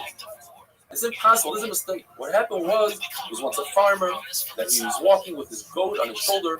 He's touching it, yes. But he went over in his mouth over a grave. And that in return made him a rishon. But he thought that he's coming for 7 days. It was a mistake. There's no reason for the institute of Hasana. Nobody's getting confused and mistake a circumference because they have it. So according to a tarifim that doesn't hold that this is one of the 18 Takanas, we have to institute another one. So if he's going to hold, like we said the other day, the nice Tusif. The Tusif is the 18th one. That all daughters of Tusif, even if they all have Tumas Nida.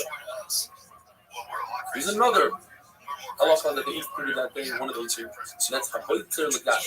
If you harvest grapes, wine, and some of the grapes, they ooze out grape juice. That grape juice is enough to be considered extra tumah. Now the grapes can become a tumah because, say, we're concerned that perhaps harvest them in a waterproof container, and I'll try to save that juice. Since you want that juice, as if you can use that juice. It tells us that day that Shammai convinced Philip he had to be the Nasi, and they forced him into agreeing to their halacha. So it was like the day Klal Yisrael did the Chet HaEgel. They should have listened to Aaron before, but they didn't. So here Klal Yisrael should have listened to Hillel, who's the Nasi. Yet they embarrassed him, they put him like a student, and they forced him to agree to their halacha. Another one of the 18 halachas, where it says the name of Tavi Yishba, Tavi the hunter, he says the name of Shmuel, that if you take Shuma, that's common, you give it to the Kain, and the Kain, instead of burning it, he takes it and he plants it. He won't gain anything, because the Shuma that comes out will have a halacha of coming Shuma. Why is that? We're concerned that instead of him burning it, he's going to keep it. Now, he would be allowed to, when they write the plant it, if they use it the wrong way, burn it right now, and don't wait. Another 18 halachas is like Shammai. If a person is walking here Shabbos with his wallet, and all of a sudden it becomes Shabbos. Midaraisa, he's allowed to walk less than 4 amas, and stop. Walk another less than 4 amas and stop. And do so until he reaches home. But we're concerned that he might take more than 4 hours. And we'll be over there, right? So the thing is, give it to a guy, let the guy carry it. Usually you're not allowed to do so, but it's better to give it to the guy than to walk 4 hours with you. Another one of the 18 halachas says that the guys are on fast action, on the bread of a guy, on the oil of a guy, the wine of a guy, and the daughter of a guy. In other words, this is useful for guys. All these 4 halachas are considered one.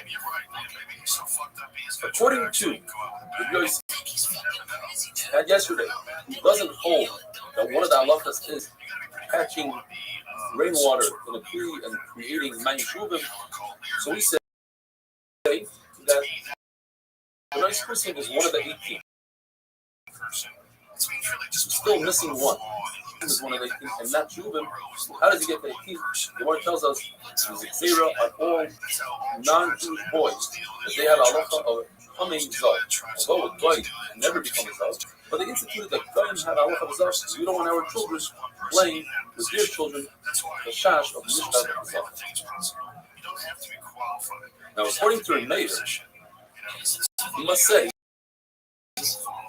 that the 2 halachas of food that becomes coming to liquid and vessels that become coming to liquid. Those are 2 out of the 9 halachas that we learned. They are considered one, and like this has a total of 18 halachas. Now we are done with the and we're starting with Sukkah.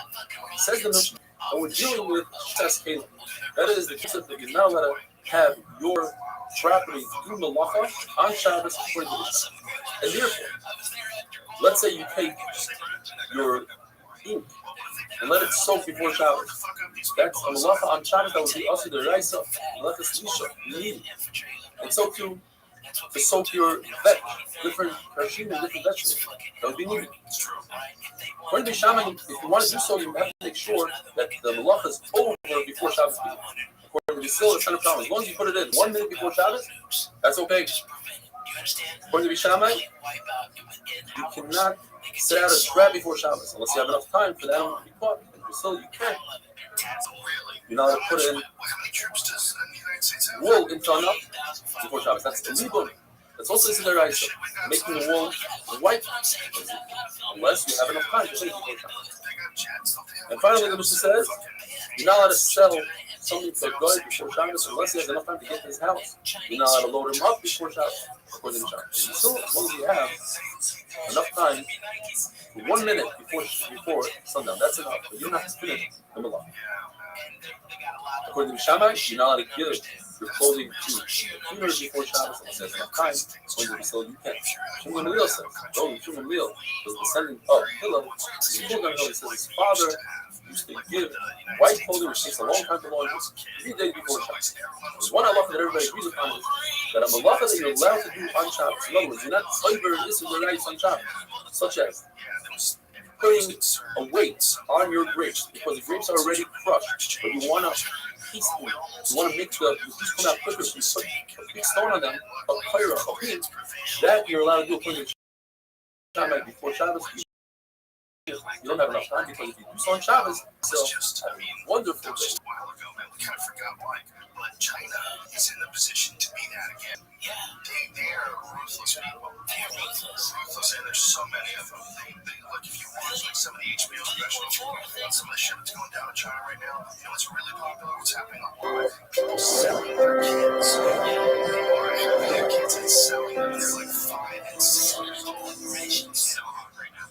It's terrifying, man. There's a whole show on it where this brother, his brother was 5 and his brother was kidnapped, and they kidnapped his brother instead of him because he was 8 and he wouldn't know how to get home. Shabbos Daf because we're discussing the Mishnah that according to the Shammai, you're not allowed to eat and soak in the water before Shabbos unless the process is done before Shabbos. Obviously, the Shammai hold the only thing that's also to do before Shabbos is something that's also to do on Shabbos. Now, soaking ink doesn't involve any hand movements. You don't have to knead the ink. Therefore, the Gemara assumes this goes according to Rebbe. Rebbe holds that the Isra of Risha, kneading on Shabbos, applies even if you just introduce water to flour without kneading it with your hands. Even if you introduce water to ashes. According to Rebbe, Risha is when you do it with your hands. You knead the dough. You take the water and the flour and you knead it with your hands. So our Mishnah doesn't go according to Rebbe. Perhaps even Rebbe Yossi would admit in an object, in an item that doesn't require knead, such as ink and such as ashes, you don't have to knead it. Just introducing the water is enough. So why does Rebbe Yossi say that you have to knead ashes? The answer is perhaps he never said ashes. He said offer, and we're reading it afer. You can confuse the two. Gemara tells us there are other halachas of things that you do before Shabbos. You're allowed to make a dish to bring water from a water source to your field, even though it will continue on Shabbos. You're allowed to put fragrance under your clothing before Shabbos, even though it will continue on Shabbos. You're allowed to put sulfur under your silverware in order to create some coloring silverware, even though it will continue on Shabbos. What you're not allowed to do is put wheat in a watermill. There are 2 reasons given according to Rabbah, because a watermill makes a lot of noise, and that's not nice for Shabbos. That's designed for Shabbos. People will hear a machine working on Shabbos. Another reason the Gemara gives, according to Rav Yosef, is a concept called Shvisas Kalim. You have to have your utensils rest on Shabbos. Now, according to Rav Yosef, even Beis Hillel agrees to the concept of Shvisas Kalim. So then why isn't the Mishnah of Beis Hillel say you're allowed to put flax in an oven, you're allowed to do all these things? Because all those things, the machine wasn't moving. The oven doesn't move. There are no moving parts. You put fragrance under the clothing, it's in a vessel, but the vessel's not moving. What about trapping on Shabbos? Where they still say you're allowed to have a situation where you traps an animal on Shabbos. We must say that we're talking about traps that don't move, like a hook for a fish, or like a kupuri, like a certain basket that's shaped in a way that a fish goes in and gets trapped, but the basket doesn't move. That's what they still allows on Shabbos. According to Rav Asi, the concept of Shvisas Kalim is only according to Beis Shammai. And Beis Shammai hold in our Mishnah, even if the vessel doesn't move, like an oven, like a vat for dyeing wool. But we need to explain, how do Beis Shammai allow one to light a candle, which will last into Shabbos?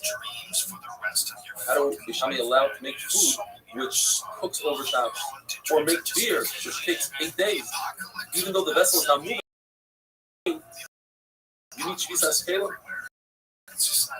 We must say, Gemara, that in all those cases, the person is mafkir his candle, is mafkir his barrel, he's mafkir his spit, he is mafkir. The Gemara tells us that it's also to cook beans that take a very long time to cook. We also put them on the fire before Shabbos. And if you do so, it's also for you to eat them until the amount of time that it takes you to cook. So if it takes you 12 hours to cook beans, you have to wait 12 hours after Motzei Shabbos in order to eat these beans.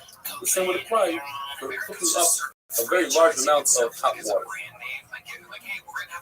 You could say that this is also even according to Beisila, because of a new concept called Shema B'Chatas. The problem, you might soak the coals, you might stir the coals on Shabbos. Now, when it comes to the fragrance and sulfur, there is no problem of Shema B'Chatas, because if you stir the coals, it will create smoke, which will ruin what you're trying to do. What about flax in an oven? Also no problem, because if you open up the door to the oven, you'll ruin your flax. That's the concept of the ear.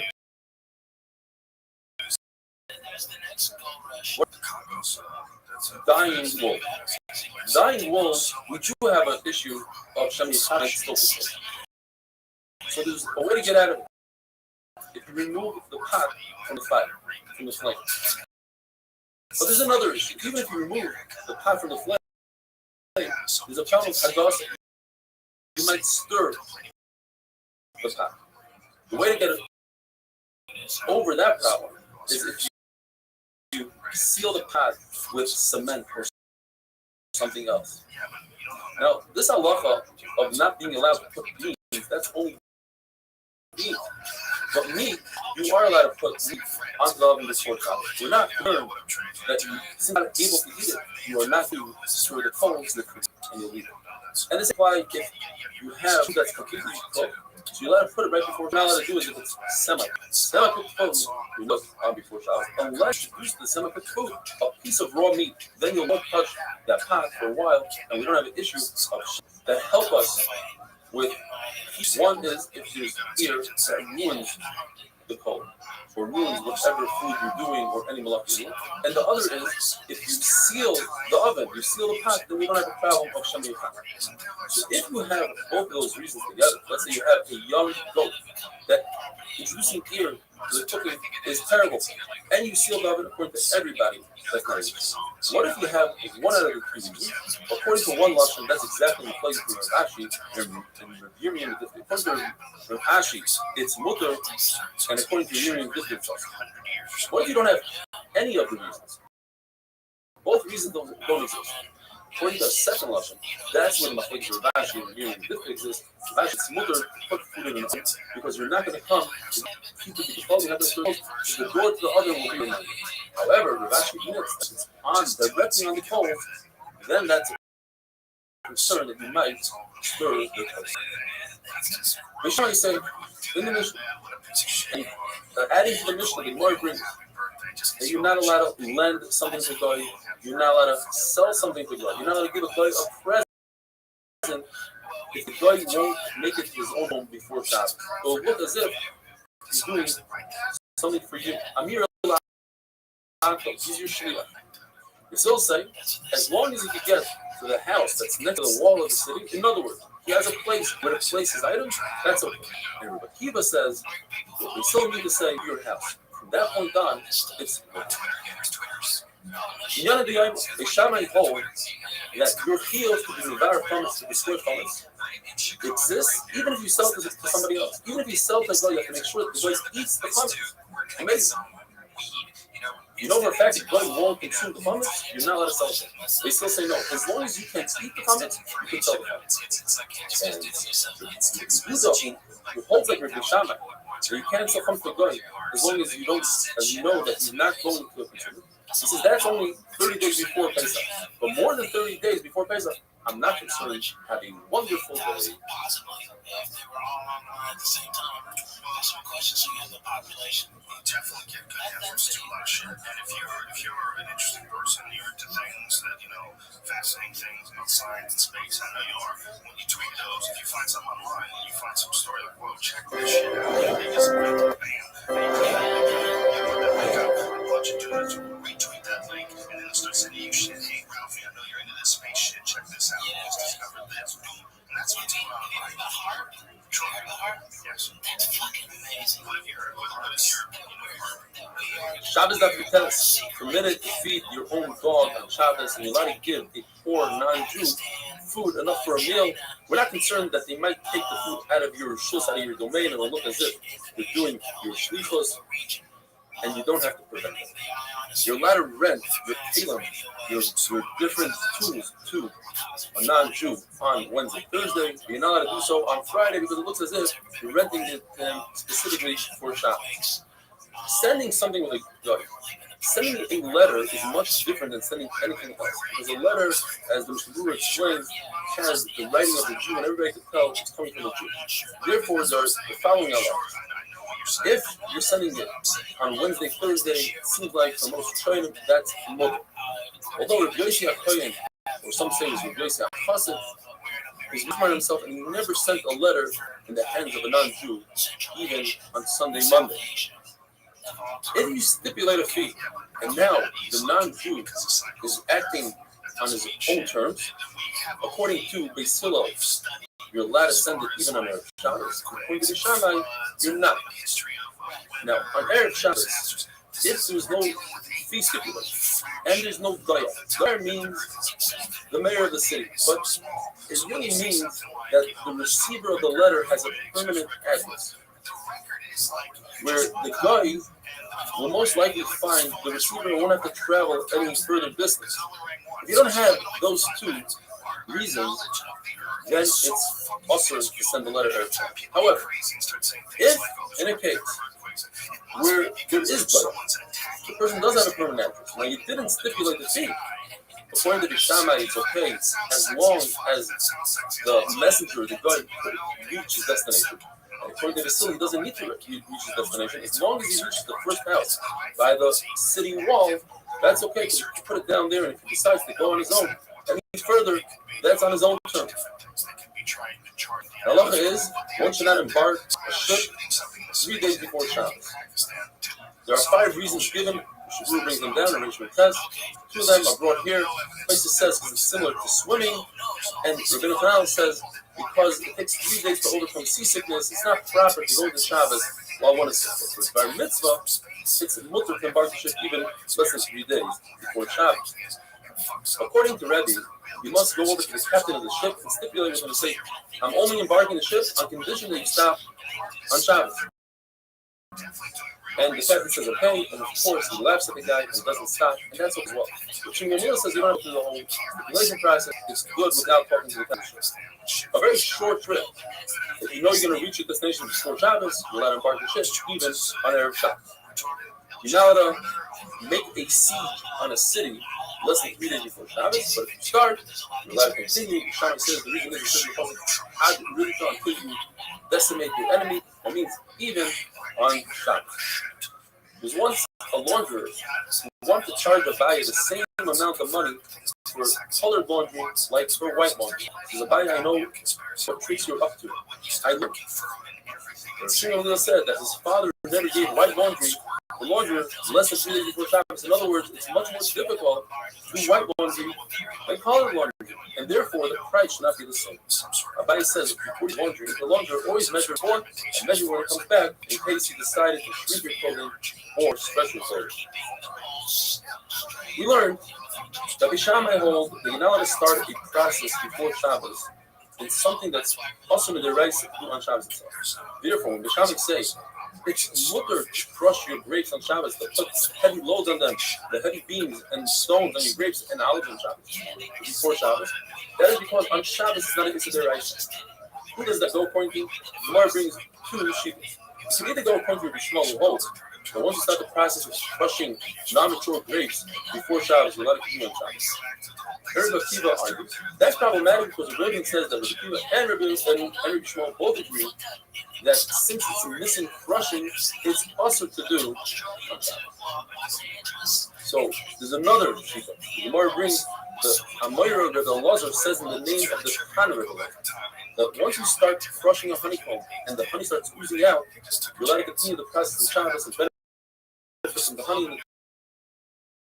We're not concerned about speed on Shabbos. As in our Mishnah, once you start crushing the grapes, it becomes allowed to continue on Shabbos. Although it might be problematic because Honey starts out as a salad and ends up as a salad. They're both fruit, whereas grapes are a salad and you make them into liquid. However, that's not such a problem because Rabbi Lazar himself was brought down in a brisa saying this exact same halacha as he said by honey. He says it regarding grapes as well. Yosef Hanina says that Allah is like a Shmuel that says you're allowed to put a heavy beam or a stone on grapes and olives that are not completely ripe and on garlic. There's a famous machlokes in Masechet Shabbos. In Yesh Muktzah or Ein Muktzah. Rabbi Shimon holds Ein Muktzah, meaning you don't have to be so stringent on the Hilchos Muktzah in certain regard. And Rabbi Yehuda says Yesh Muktzah. Rav Paskins like Rabbi Yehuda, there is Muktzah, you have to be more stringent. And Shmuel Paskins like Shmuel, you don't have to be stringent. Gemara brings here 4 nafkaminas. One case is if you have these reeds that you use in your olive press.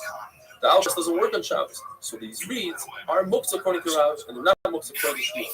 If you set aside olive oil for your worker, it's his salary, so according to Rav, the olive oil becomes muktzah, and to Shmuel it's not muktzah.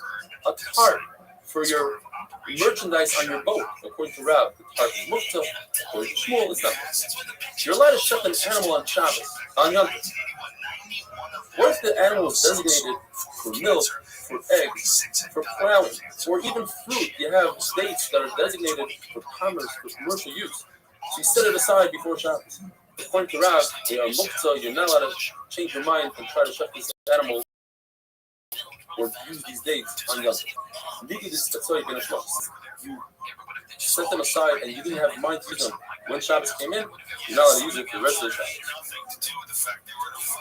There's a Talmud that decided to paskin the halacha like Reb Shimon, even though the halacha is like this. He passed like Reb Shimon and they put him a fair. And why? Because the story happened in the city where Rav was the Rav, and therefore they put him a fair. This is machlokes, and two Talmidim decided to paskin on their own. In what way do you save food from a fire when you're in a place that has an eruv katzeret? One paskin that you have to take you can take as many meals as you want, as long as you put it into one vessel. And the other one said you can take as many vessels as you want full of food as long as they fit into one vessel. And then tomorrow we're going to discuss the Mishnah of Ein Soilin Basar Batzal Tetzah. Have a wonderful day. I simply go back there. My safe place would be the shower curled up in the fetal position. Yeah, I'm gonna kiss it in my mouth. Kiss it in the cheek before I drive off in the back road. Take a look. It will get very within days. Metropolitan areas will be with an interruption for basic service. I'd probably go right again. Yeah, that's the problem. It just it only needs to be out for a couple of weeks. What happened? Fucking Katrina. That's terrible, man. I watched documentaries on that. Shabbos Daf, we learned from the Mishnah that Erev Shabbos, one is not permitted to roast meat, eggs, onions, unless you're able to roast it before Shabbos. What does that mean?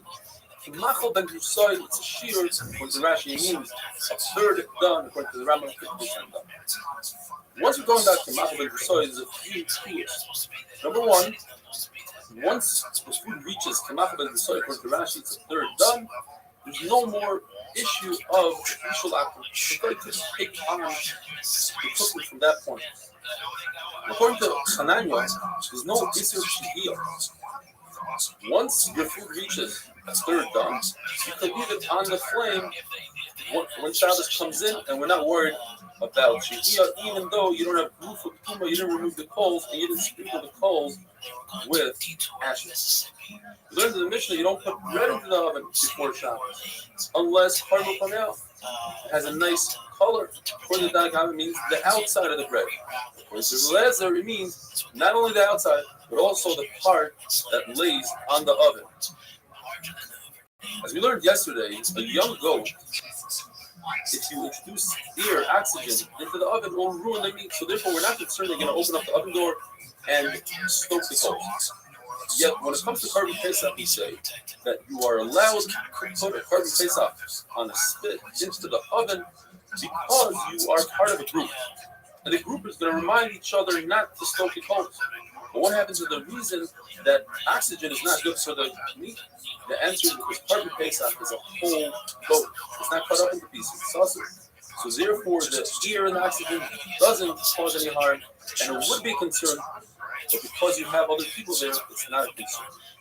There's the Mishnah that in Beis HaMikdash, there's a fire to warm the Kohanim's feet. You're allowed to start a fire right before Shabbos, even though you don't have most of the wood burning. But outside of Beis HaMikdash, that's not allowed. What is the reason? So one reason given by Rav Huna is because it says that there's no isser to light the fire on Shabbos in Beis HaMikdash. Gemara has a bomb kasha Rav Huna. This says because Kohanim's reason. Beautiful Rashi, the Kohanim are all b'nei Torah, and they're very careful with the mitzvahs, and we're not concerned. And the pasuk is very Chumash B'Sefem is referring to Haktar Sevarim Chalavim that they're allowed to burn on Shabbos on the Mizbech. But outside of the Beis HaMikdash, the shear is that it has to grab most of the wood. What does that mean? According to Rav, it means most of the pieces of wood. Every piece of wood, you have to have a majority of that piece on fire. And according to Shmuel, it just means that they caught on enough. They don't have to bring small pieces of wood to create a flame. Now, we have a great riot for Shmuel because it says by the menorah that you have to light the wick enough that the flame should go by itself. In other words, that it doesn't have any help from the outside. If you're lighting one piece of wood, so according to Rav, it has to be that the fire catches on most of the circumference. Another shot is most of the actual piece of wood, the thickness through the wood. So the Papa says, it's so let's do both. Most of the thickness and the circumference. The Yakim burns Megillah Seicha, and it says in the pasuk the Esfa'ach in front of Meveres. Rav says that means an arava tree, and Shmuel says that they were together. It's a lashon of achma. So we have a three-way machlokes here. Reads that our individuals, they don't need roiv. They're easy to catch flame, according to Rav Huna, and if they're in a bundle, they need that most of the majority of it should light up. This is the exact opposite. Instead of individuals, they need the roiv, and when they're together, it's easier for them to catch on flames. When it comes to pits, Rav Huna says the same thing by Kohanim, that they're individuals, they don't need roiv, and when they're together in a basket, they need roiv. This is the exact opposite. And Rav Kahana in this case says, like Rav Kahana. These are things that don't need roiv, majority fire. We're talking about zefet, which is pitch, tar, buffers is sulfur, vina is cheese, ravav is grease, kash, straw, and gvava is stubble. So Rebbe says that the trees of bubble don't need. And what is that? Rebbe says, as we're going to see later on, it's a branch of a cedar tree that's dry and thin, and it has like a woody substance that can catch flame. So it doesn't mean that it's cut into small pieces, because Ula says that even a Shabbos candle, you have to light it and make sure that it's lit, the majority of it, and therefore small pieces doesn't help. And Rami Barabba says this is referring to Zaza. Zaza is moss. And with that, we finish the first parak of the Sefer Shabbos. Tremendous mazel tov. Hagan Allah Yitzim Shabbos. And now we're going to start parak Bamemadi. You cannot light with the wick of lechesh, which is, like we just discussed, the wool that is found in a cedar tree. And you can't light with poison. According to Rabbi Yosef, it's the small pieces of flax. According to Abaya, it's flax that wasn't honed. And Globi Kala. So Shmuel asked them, he asked them, what is it? They call it kucha. So woolly substance, cisaros, something like that. The reason why Zira says it's pushkira. It's a very inferior type of silk that comes from a silkworm. They call it floss silk. Robin says no, it's a good grade of silk. It says the Mishnah looks to Seidan, which means achavina, which is like the woolly substance from a willow tree. And Robin showed Abaya. Abaya says, that tree, a willow tree? Yeah, no, but he pulled it apart and showed him, look, there's a substance, like almost like a wool in there that catches on fire. It says, "Below Midbar, Shavra, nettle grass, the brooks out of it. The might be a regal pneumatic that's not moss." Now, some people added hair and wool, but our Tana says that hair and wool are not added because wool actually shrinks and hair burns. Now, from here on out are the oils that you're not light with. You can't light with tar, which is pitch. And shava is wax. But if you make a candle out of the wax, since this is in the category of oil, but not the category of wicks, so you're allowed to, and you're permitted to use, as we do today, make a candle out of wax. Have a wonderful day. The punchline, right? The employees were talking about there was no gas. Waiting in line, giant lines to get in. Giant lines, and as soon as you see the people who are going on their CBs and internet and looking for trucks. I mean, any truck, any tanker that was going through. They're 2 less than 8 hours away from total catastrophe at any time. God damn it, Ralph. Why are you bringing this to me? I'm just trying to stay positive. I'm trying to be positive. I'm just trying to tell you that you're right to train and be UFC and be fucking, close to your chin. Shabbos al Chafal, rather listen to the Mishnah, different wicks that are also used on Shabbos. These wicks are only also to make a candle out of them. If you use it to make a bonfire or for heat, it's mutter. You can't use shemen kick. 3 opinions. Shmuel says it's the name of a bird. Rizok says it's a cotton seed.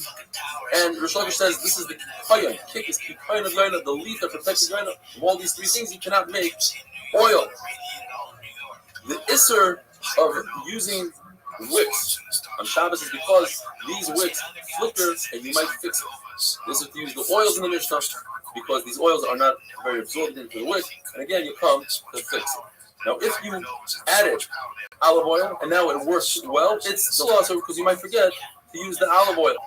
Rav Shimon Gamliel says the whole list of wicks that are also to use, if you use them for flotation devices, the only time it's also is if you use it to feed a wick and use it for the actual flame.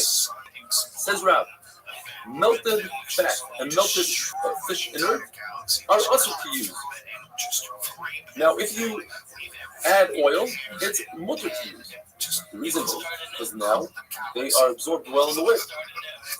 However, by themselves, they're also because you might not melt them. But you don't make a double clear. You don't say, well, with olive oil, you might not use the olive oil and you might not melt them. That's 2 zeros, and we don't do that. All wicks that are also to use for Shabbos are also to use with the Salidos. So this is a possible highlights that from it. It has to be a flame that goes by itself without any help. Anyways, Amigosh made the wicks out of the wool. How did they do so? The answer is because it's only on the spaces Sha'eva where the mitzvah is not Medairaisa. However, there is a brayso that says that they made wicks for the menorah, which isn't the Medairaisa, out of the leftover clothing of the Shain. And the answer is, over there, it was only from Shainas, which is made out of linen. So here on out, the next 3 daf approximately, we're going to be discussing Hanukkah. This is the sugi of Hanukkah of the whole Shas.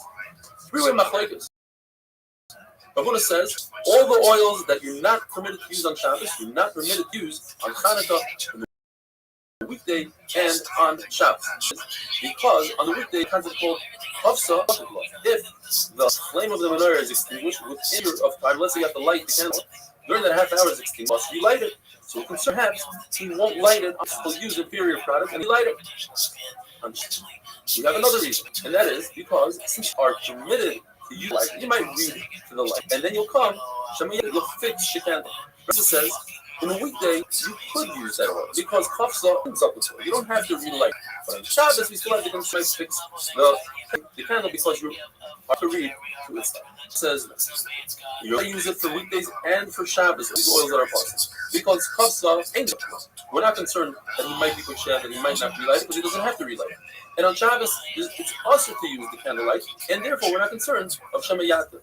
Abaya heard this pshat from Rabbi Yirmiyah, and he didn't accept it. So later on, he heard this pshat in the name from Rabban in the name of Rabbi Yochanan, and he accepted it, and he felt bad. He said, "I wish I would have heard this when I was younger." Because when he was younger, there's a concept called Jush the Yankees, so Torah that you learn when you're young sticks. the mitzvah of their Hanukkah is from Shkia until the Talmudim leave the marketplace. Talmudim are people that sell firewood and they stay in the marketplace last, and therefore that is revealed. In other words, if you didn't light your candle, you have all the way up until they leave to light. Or another shot is how much oil should one put in his menorah? Enough to last from Shkia until these people leave the marketplace. There are 3 levels of Mahadran in their Hanukkah.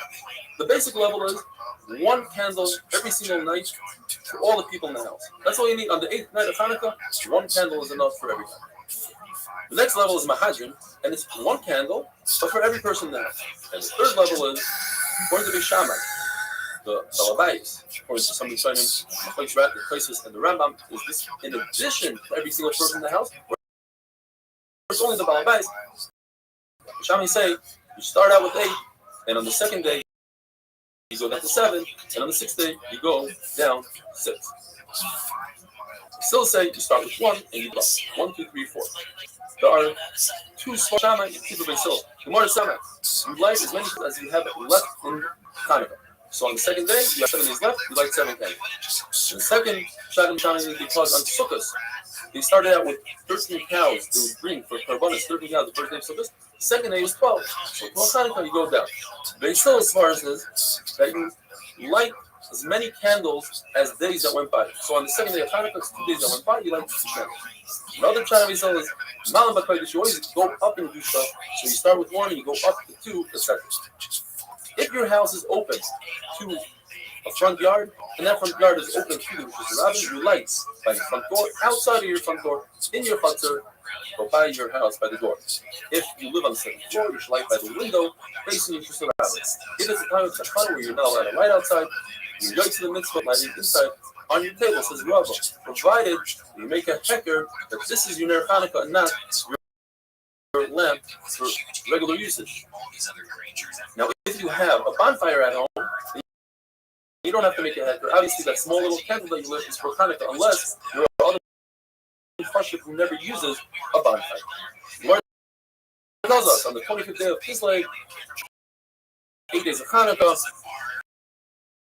which you don't do a Hesped and a Levaya, and you don't fast.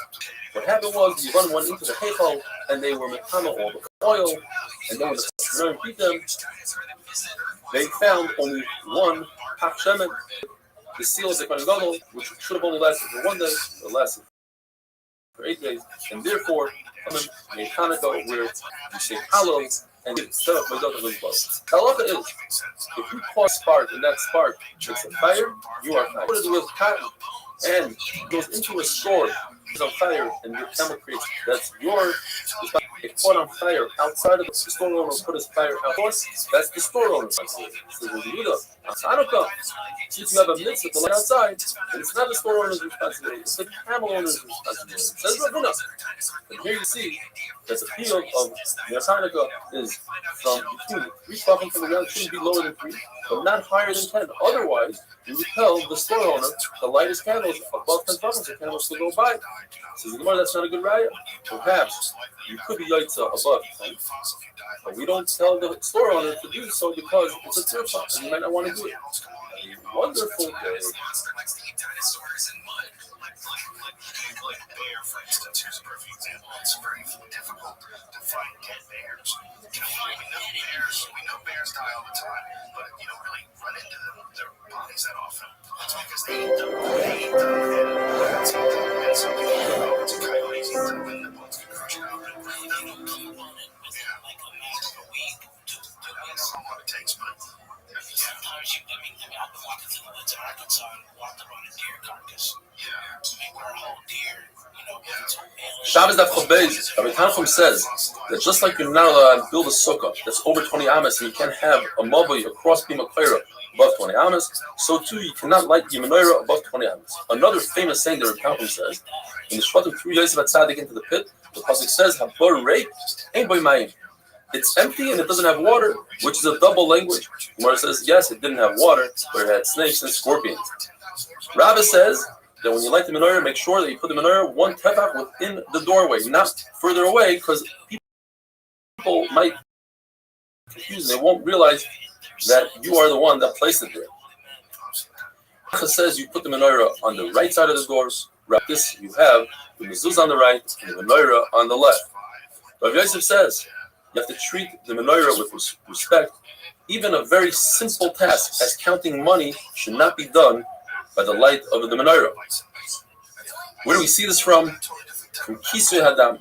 You're obligated to cover the blood of a chaya and a bird after you shecht it, not a behema.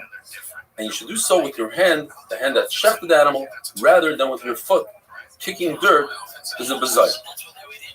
Rav Yosef, Rabbi Shua ben Levi asked, how do we know that you cannot benefit from sukkah decorations? Let's say you hung a fruit, you can't eat it. You learn this from the menorah. Says Rabbi Yosef, Marida Avram, as we would say in our days, Rebbeinu Shalaylam, the master of Avram. It's a Mefurish Brayso that you can't use sukkah decorations. Chanukah is not. Rather, the Mekar of this halacha is from Kisui Hadam, and we learn Sukkah and Chanukah from Kisui Hadam. In all of Shas, when Rav and Shmuel argued halachas like Rav and Yisur, but the following three halachas, Abayi's Rebbe, Rav Rabban Haskin like Shmuel, and that is that you are permitted, according to Shmuel, to light one candle to another. You're permitted to untie your tzitzis and place them in another beged. And the halacha is like Reb Shimon, according to Shmuel, the Greira, that you're permitted to drag a heavy object on the ground, even though it might create a furrow in the ground, as long as you're not having to make that furrow. Now, what is the issue with having a ner ner, lighting one wick from the other? One man Omar says this is a design of the mitzvah. You should not be using a mitzvah to light a match to light another candle. And the other man says it's a kushe mitzvah. You're taking away from the original mitzvah. It looks as if you're using some of the oil of the first candle. What is the difference between these two shatim? In a case where you go directly from wick to wick, in that case there is no kuzayim mitzvah because you're going directly to another wick rather than going to a mundane thing like a match. However, there's still a kushe mitzvah. It looks like as if you're using some of the oil of the first wick. Now, the Gemara asks a question from Meiser Sheni. If a person has a lot of fruit, which he needs to bring to Yerushalayim to eat because it's Meiser Sheni, he's permitted to redeem all of his fruit onto a coin. The coin becomes Kaddish.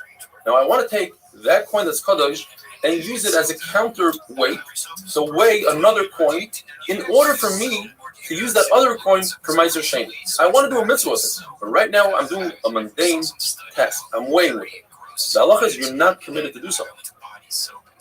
We must explain, in order to explain Shmuel, that the reason why it's usher is because we're worried about the outcome. What if you find out that the weight of the second coin is not adequate? It doesn't weigh enough or weighs too much. You're not going to use that coin. Therefore, you weighing it the first time, you're using a Kaddish coin to do a mundane thing that never had a good outcome of a mitzvah. But in our case, when you take a match and you light one candle, perhaps that's okay because the chances that you're not going to use that to light another candle are very slim. The Gemara tells us that the 40 years that Klal Yisrael was in the desert, HaKadosh Baruch Hu lit up and created life for Klal Yisrael. Therefore, it doesn't make any sense that we're lighting a menorah to help HaKadosh Baruch Hu, so to speak. We benefit from his life. He doesn't need our life. The menorah is a testimony to the nations that HaKadosh Baruch Hu is Shechina, is Shayr on Klal Yisrael. And how does he testify? How does it work? Because we use the Ner Ma'aravi, like all the other candles. It depends if the menorah is east and west. The second candle coming into the Heichal, that's the one light. If the menorah faces north-south, according to one man Omar, then the center one, the Emtsai, that's the Ner Ma'aravi. At any rate, we use that Ner Ma'aravi to light all the other candles, and that's the last one that we clean out. We must explain that the way it works, it was not that we took a match and went from one to the other, because that would be a problem of using mitzvah. We must explain that the wick was long enough to reach the other cup. Each cup's wick reached the other one. Yet the only issue that remains is if you hold a kushe mitzvah, it looks as if you're taking and diminishing the oil from the first cup. Over here, we still have that problem. Rav Huna ben Yeshua says If a cheresh shaita b'katan, people that are not able to light Hanukkah candles, if they lit it, are you yotzei if you pick it up and place the menorah after they lit it in its proper resting place? If you hold hadlaka is a mitzvah, that the mitzvah is when you light it, then you would be yotzei the mitzvah. But if you hold the hanacha is a mitzvah, then it's fine. Doesn't matter who lit it. The point is, you have to place it in the proper final place, and you are yotzei. Therefore, the Gemara says, I could bring a raya perhaps. If a person lit the menorah but kept on holding the menorah throughout the whole duration, he's not yotzei. Why not? He performed the hadlaka. Shouldn't he be yotzei? You see from here that hanacha is a mitzvah. The Gemara says no. Perhaps the reason why he's not yotzei is because other people don't see the pursuit mitzvah. They're going to think that you lit it for your own good. So the Gemara will have another raya. What about a case where a person lit it indoors and he brought it outdoors? The halacha is he's not yotzei. Why not? If hanacha is a mitzvah, I put it in its final resting place, it should be okay. You see from here, hadlaka is a mitzvah. Gemara says the same answer. Perhaps people will say that you did it for yourself. And finally, the Gemara brings a raya.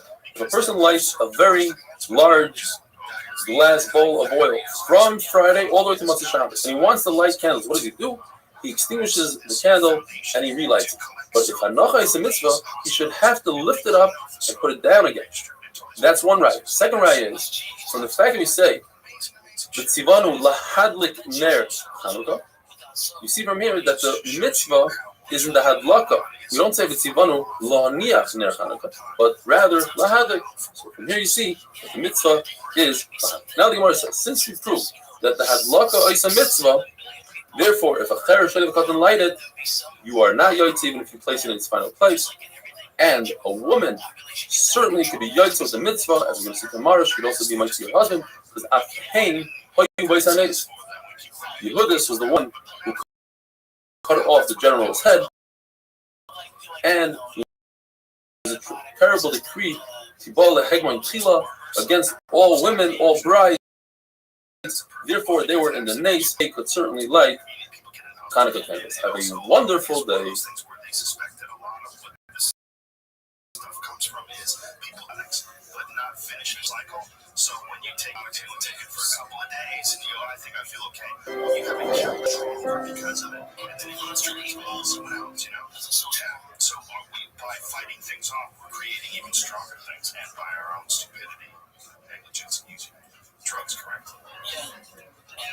Shabbos Daf Gimel. A guest must light Ner Chanukah.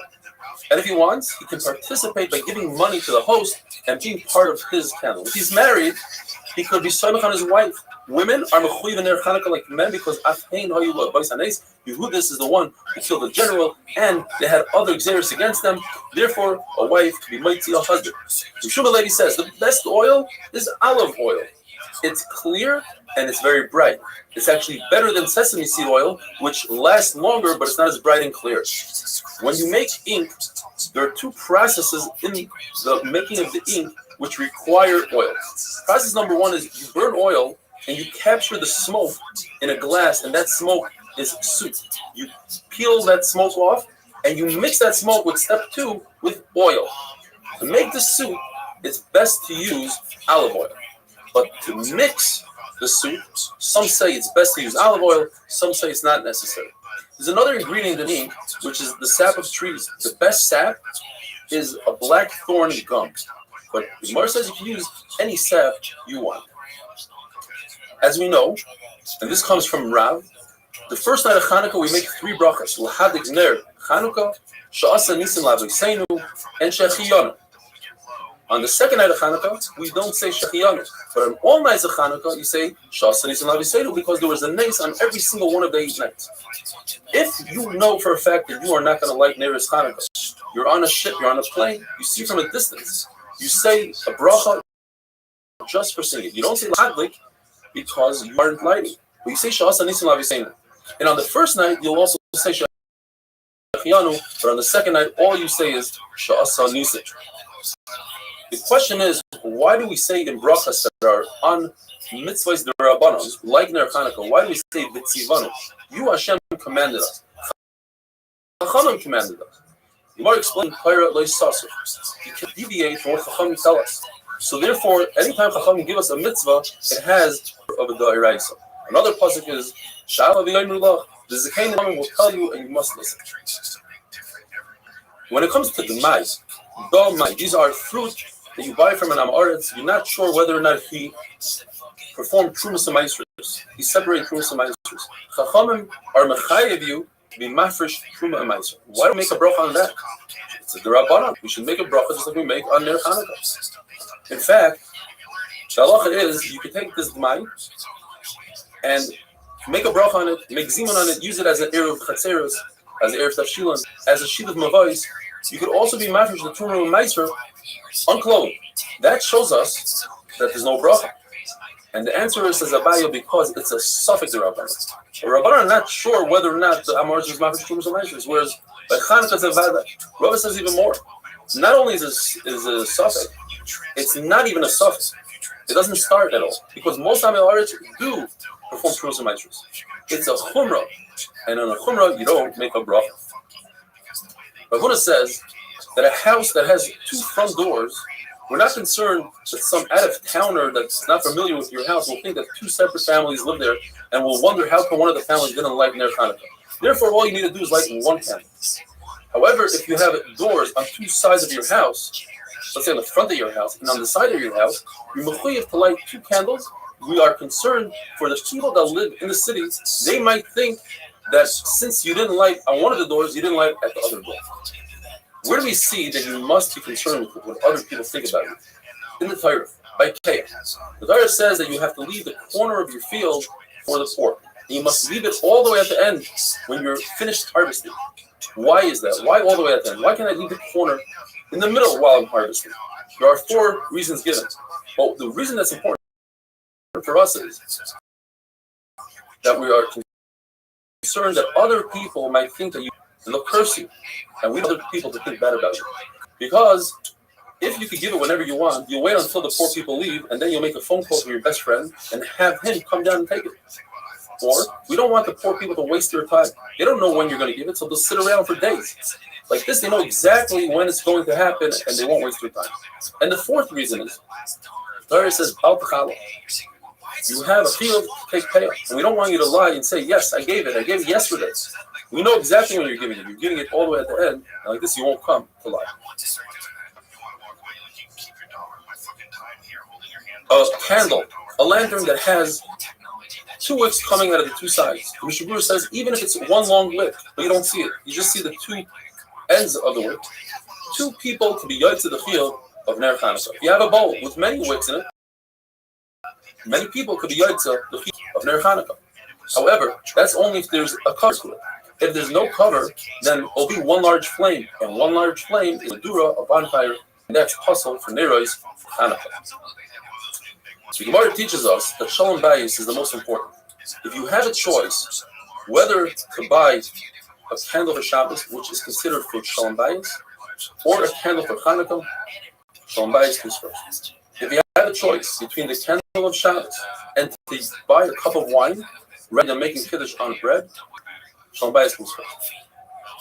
The Gemara just wonders, what about kiddush, which we do every single week? Does it come before Ner Chanukah? If you only have money for one, since the one you do more frequently first. Says the Gemara, our Ner Chanukah comes first because Pirsumei Misa, to publicize the nace that Baruch did for us, comes before Tadiris.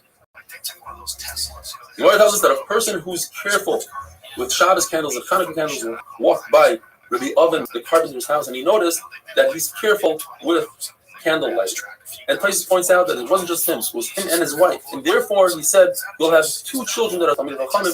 In fact, he had Idi Bar Oven and Ki Bar Oven because him and his wife were careful. Then the following story is that Rav Chizda saw that Rav Shizvi's wife was careful with candlelight. And in that story, only one out of the 2 parents were careful, and therefore Rav Chizda promised her a son Tam Chacham, and she had Rav Shizvi. If you're careful with mezuzah, you'll have a beautiful home. You're careful with tzitzis, you'll have beautiful clothing. If you're careful with kiddush, you'll have many barrels of wine. The Gemara tells us a story. Rabbi Yosef's wife wasn't very careful with Shabbos candle. She would light very late, not after Shkia, but at the last moment. So he gave her a hint. He said, it says in the Pasuk, we had the leading cloud and the leading fire at night. Because the Torah doubles its language, the Torah is telling us that the fire came into being during the daytime. So she took the hint and she tried to light candles way before Shabbos.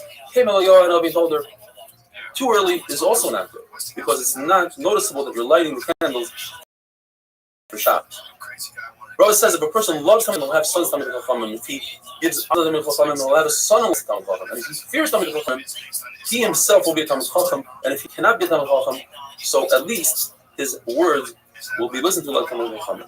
Shemen Sreifa, says the Gemara, means truma that's tamei, that you must burn, or we're concerned that you might want to burn it on Shabbos and Shemayata. Because it says we're not concerned that Shemayata. The concern of Yontif will fall out on Shabbos, and you're not allowed to burn Kach like we'll see tomorrow on Yontif. Have a wonderful day.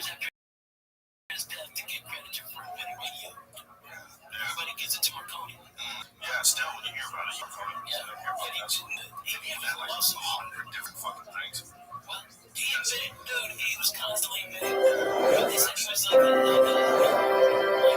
autistic. Oh, yeah. Well, you know, I've talked about that with a friend of mine that I have that has autistic children, or a most autistic kid. And he's like, the aptitude that these kids have for learning things and for holding information and for dispensing it and spitting it back out. Like, it's shocking. It almost makes you think, I wonder if this is like some weird hiccup up to the next stage of evolution. Exactly. You know, Shabbos Daf Dalet. Please join us. For our live Zoom share today, we had 110 people that joined the live Daf from all over the world, from New York, from Brooklyn, from Los Angeles, from Melbourne, from South Africa. Please join us 7:15 a.m. Israel time. The halacha is that we say Ala Nisim in Shemona Esrei because Ala Nisim comes to give praise to HaKadosh Baruch Hu. Where do we insert it? In the part of Shemona Esrei that's praising HaKadosh Baruch Hu. But in Birkas Hamazon, it's not necessary to say Ala Nisim because Hamazon is the Raisa, Ala Nisim, the whole concept of Hanukkah is the Rabbana. If one insists on saying Ala Nisim in Birkas Hamazon, you should insert it by the Chaydah part of Birkas Hamazon, by Noidel Hashem. And not, we can insert Yalav which is by Bnei Yerushalayim. Bnei Yerushalayim is a bracha that we should build Yerushalayim, and we should have the Beis Hamikdash, we should be able to bring Karbanos, and that's the tefillah of Yalav. Rav says that on Rosh Chodesh, you say Yalav intention. That's what we do today. Why is that? Because it's the Eraser. Rosh Chodesh is the Eraser. Rav Chaim says, no, you don't say Yalav. Since there's no Isser to do Malacha, you have to work on Rosh Chodesh. The halacha is like Rav because there's a Bryce that Rabbi Shai says, and it goes as follows. There's two categories. There's the category of days, like Rosh Chodesh and Chol Hamoed that you bring a carbon muscle, and there are days like fast days that you don't bring a carbon. The days that you bring a carbon muscle, you shine the Bryce in Birkas Hamazon, and that's exactly what Rav says. In addition to that, you say Yalav Shemona Esrei by Ruksei, and if you forget to say Yalav, you repeat Shemona Esrei unless it's the first day of the night. And there's no Kiddush, you don't take a Kiddush cup and make Kiddush on Ruksei. The days of a fasting, on Sheni B'Chamishi, that we fast for rain, or the Mamados, and that is your people that were Yisraelim, that were designated from Klal Yisrael to represent the entire Klal Yisrael when they brought Karbanos of the Tzibur. Half of them, or part of them, went to the Beis Hamikdash, and part of them remained behind and fasted Monday, Tuesday, Wednesday, and Thursday, and they said Sukkim, and they davened, said the Karban, to work for Klal Yisrael. That's not Monday. Those days, we say Anenu. When does the Gemara say Anenu? In all Shemona Esrei, Shachar Mincha. Rashi brings the Go'onim, but we only say Anenu in Mincha like we do today. And the reason is that we shouldn't look like we are lying in our Shemona Esrei. Perhaps a person will have an oinus and he'll eat by mistake, and he'll be a liar. However, Tosfos points out that the Shliach Tzibur should say Anenu because it's impossible that the entire Tzibur, there won't be at least one person who's fasting complete fast. Rav Huna and Rav Yehuda hold that you don't say Ala Nisim and Musaf on Shabbos and Rosh Chodesh. Since Hanukkah is not the cause for Musaf, there is no Musaf for Hanukkah. The other shita is that you do say Alanisim because all the other Shemini Esreis have Alanisim in them, and we don't want to make Musaf different from the other Shemini. The Raya for Rab is from a very similar place. Yontif that falls out on Shabbos, you don't mention Yontif in the Haftarah of Mincha. In those days, Rashi says they would say Haftarah by Mincha until they got single and they get away with that minhag. But nevertheless, even though it's Yontif, you're not mentioning Yontif because there is no Haftarah before the Yontif. Even though Yontif itself invokes Haftarah, but not today. So that's a good raya. What's not a good raya is from the other case that Rosh Chodesh that falls out on Shabbat, you don't mention, and that's only today, we don't mention Rosh Chodesh in the Haftarah brachos of Shabbat. And the reason is, Gemara says this is not a good raya because Rosh Chodesh never invokes Haftarah. There is never a concept of Haftarah Rosh Chodesh. Rosh Chodesh just happens to be today, which is Shabbat. Gemara says that Allah is like a true Malavi. Another similar case. Yom Kippur that falls out on Shabbos. By Ne'ilah, we mention Shabbos, even though we never have any Ne'ilah on Shabbos. The whole Ne'ilah is only because of Yom Kippur. Nevertheless, we mention Shabbos. The halacha is that we mention Hanukkah. Now, on Shabbos, Rosh Chodesh, according to Rashi, we do mention Rosh Chodesh in Haftarah, but as Pesach points out, and we don't. And the halacha is that the halacha is not that we don't say Yom Haftarah Mincha Shabbos, but Leil Shabbos, Friday night is the Friday night when the Shliach Tzibur says Chazor Me'in Shabbos, and it's Yontif, why? Because the whole Chazor Shashat by Meir of Shabbos is because of Sakar. The shul was always out in the field, and we're concerned about somebody coming late to shul, and we have to leave after everybody left, and he'll be by himself, and the Mazikim will get him. So if we're long, the Meir. On a weekday, people didn't go to shul in those days. So because it's a sakana, we said Chazor Shashat, but it's only because it's a sakana, there's no reason to mention. In the Mishnah, there are two shittas that say the same exact thing, that you should not light from trailer from fat, whether it's cooked or uncooked. One of the shittas, though, is different.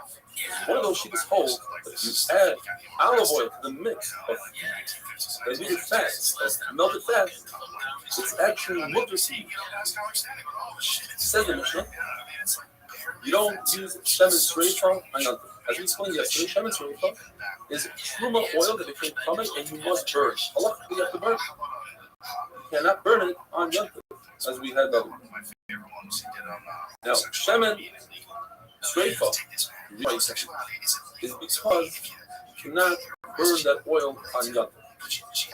Even though you have a concept of asay, the asay of burning the oil to push off the loisas of you should not make a fire on Yontif, which is not for you. There's three reasons given. Either because it says Ad Boiker twice, and the second time it comes to tell us, the second morning you have to wait to burn it until Talamat.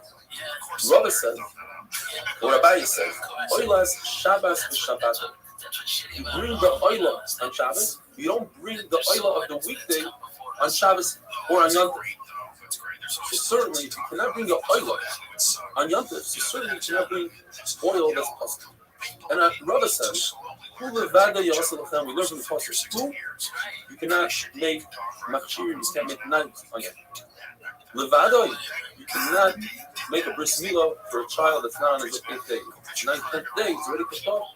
You don't make a bris milah, even though it's a kind of finer that you should be able to. So if you cannot do a bris milah, we learn from you that anything that's pushed off, you push it off on Kirat Yontif, including this one. And Rav Ashi says, even though we have an essay that should push off a loisa, but Yontif is actually an assay and a loisa. And one assay does not push off an assay and a loisa. Wonderful thing as far as names go, you know, it's just all worked up. Like your thing, and if you didn't learn that the N-word was something supposed to be offensive, it would just be another two-syllable word. And by calling it the N-word, you just own that word and keep it in our vernacular. And if you use the word like groovy or far out, or, you know, why do these words and phrases, you know, leave our vernacular and become uncool? Groovy's still awesome. It's still good. I'm down with groovy. And if I'm still Shabbos Avchosei. Rav says, just like there's a field for you to burn kachim that became tameh. Let's say you have meat from a carbon that became tameh, you must burn it. So too, you have a field to burn truma that became tameh. Rashi explains, there's two reasons. Truma is very similar to kachim. And second of all, because of the color. We don't want you to, by mistake, use the truma that's tameh. That is a very big difference between the two. Kachim, when you burn, you cannot benefit from them. Truma, when you burn it, the kind can benefit light from the teaching. But how do we know this? The Gemara gives us three reasons. The Truma, it says, Mishmeres Trumoisai, plural. The safe keeping of my trumois. Means Truma number one is Truma that's tar. Number two is Truma that's tameh, and we could benefit, the kind could benefit using the fat, the heat, and the light. But the other one says that says my sheni which Yisrael could eat in Yerushalayim on the 7th year there's a field to devour it, to destroy it. And when he destroys it, he says the famous I didn't destroy it when I was coming or when the Ma'aser Sheni was coming. Where's the diet? Only Ma'aser Sheni you cannot benefit while you burn it, but there's something else that you could benefit. And it could be one of two things. It could be either kachim or truma. So why do I pick truma as the lighter one and say you could benefit from truma? Since kachim has 6 things that make it chomer, whereas truma only has 4. So it makes more sense to say kachim I cannot benefit. What are these 6 things and what are the 4? By kachim we have pigul. The Kohen thinks in his head while he's doing one of the 4 avodas, shchita, kabbalah, hilachas, and he's going to consume this animal, this carbon, outside of its allotted time. In other words, he's a carbon to eat. But then at night, he thinks himself, I'm going to eat it in 2 weeks from now. And he eats it then, this type comes. Noisar, if he leaves over from his carbon, past the allotted time, the fact that it's called a carbon, very interesting. Just the name is a chumrah. Me'ila, if somebody benefits from kachim, he has to pay back the principal. Karetz, he eats kachim when he's tameh. He gets karetz, meaning Hashem will take away from his life and his children's life. 2 things. And kachim is also to a person that's a person who lost a beloved one that day. Whereas truma, there's only 4 things. Somebody eats truma, the truma ischayev misa b'dei shamayim. It doesn't have the karetz part where it kills his kid. Chaimesh, he has to pay a 5th. You cannot redeem truma, whereas you could redeem kachim. Let's say the carbon becomes a balmum, you can redeem it. And truma is always also to Yisrael, whereas kachim there are times that Yisrael could participate in his carbon, if it's shlomim, kaiz, etc. Carbon, kachim's house. Another reason the Gemara gives is that kachim is more chomer than truma, because kachim has karetz, which is the 2 things that kills his children as well, whereas Mishneh Shemayim is only one. We're not mitzvahs. When it comes to being mafresh truma, the Torah tells us don't use truma that's tameh and try to get away with using it to alleviate the chiyuv that you have on your truma that's tar. Don't use tameh for tar. And the Torah tells us give something to the kohen that he could benefit from it. Loy, not that he should heat it up and use its light, but that he actually could consume it. But from here, the Gemara infers that you could use. You shouldn't give it to the kohen, but if he already has it, the kohen could use it for his own benefit and use the light and the heat. Rav says that lighting a Shabbos candle, to have light in the house, is a mitzvah. As we say, it's a chayvah, you call it, but it's a mitzvah. And we say bracha. Whereas washing oneself before Shabbos, according to Rav, is only a rishus, it's not obligatory. Rav Nachman argues and he says that bathing oneself before Shabbos is a chayv. It's a mitzvah. And in fact, it proves it from Rabbi Yehuda Bar Eloi, the famous Rabbi Yehuda in our Mishnah usually, that he would wash his face and his hands and his feet, and he would adorn himself with a talus that had tchelis, and the Gemara said he resembled Malach. A Malach. And the Gemara adds that his Talmidim were embarrassed from him. They would tuck the corners of their beged, of their clothing inside, so you wouldn't see that they're missing the tzitzis. And he asked them, why aren't you wearing tzitzis? Are you concerned about shatnas? There's no concern because we hold like Beis Hillel. There's machlokes Beis Hillel and Shammai. We put tzitzis of tchelis, which are they're woven together with the beged of linen. We hold like so that you can't. Neither of you are loyal with concerns of Exus Laila. At night, you do not wear tzitzis. You can't wear shatnez. And you might leave that bed, you might wear shatnez at night. It says, Yirmiyah Novi said, he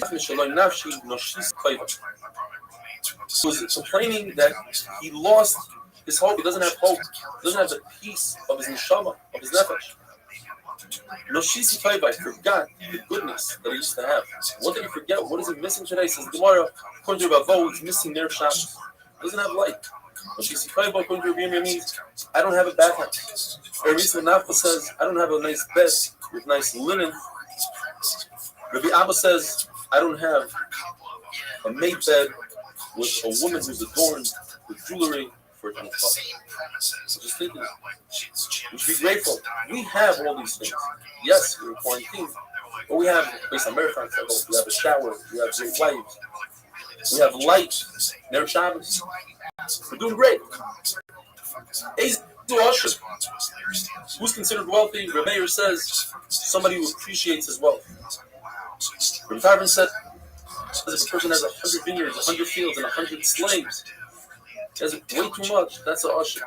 Rabbi says, who has a good wife, but Isha Noah the Mason, she has good midos.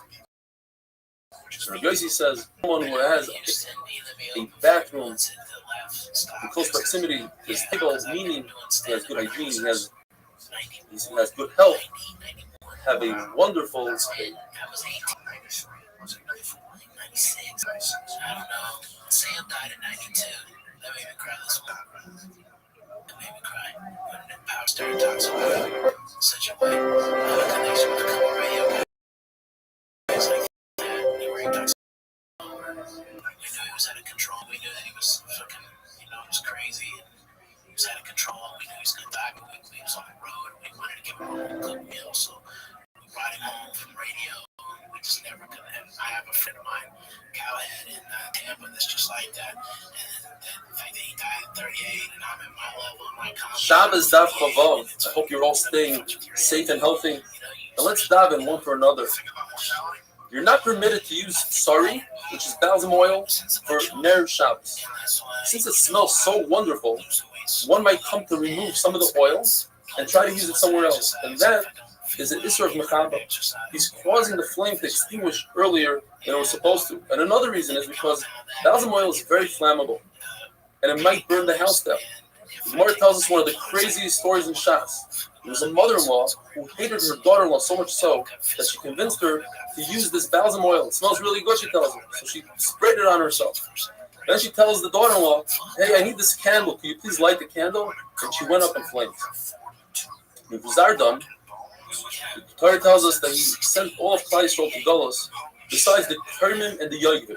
Karmim, says Rabbi Yosef, are those who know how to harvest a fire simon. And they were able to harvest it from Ein Gedi all the way to Ramasa. Yoivim are those who know how to trap the filazon, the snail that makes tchelas, from Sulamois Tzur till Chayvas. We cannot use white neft, even in the weekdays, because it's so flammable, it's dangerous. It's certainly not on Shabbos.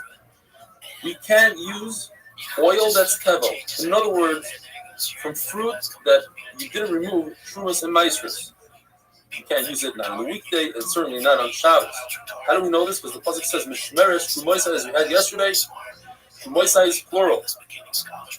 Two trumas, tar truma and tameh truma. And just like in tar truma, you can't use any of the fruit until you mafresh the truma.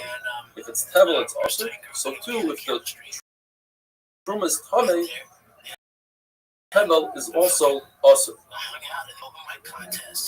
There are some who are machmer than our Mishnah. Rav Shimon Elazar says you cannot, as we had before, which is balsam oil. Rav Shmuel says you can't use any oil that comes out of a tree.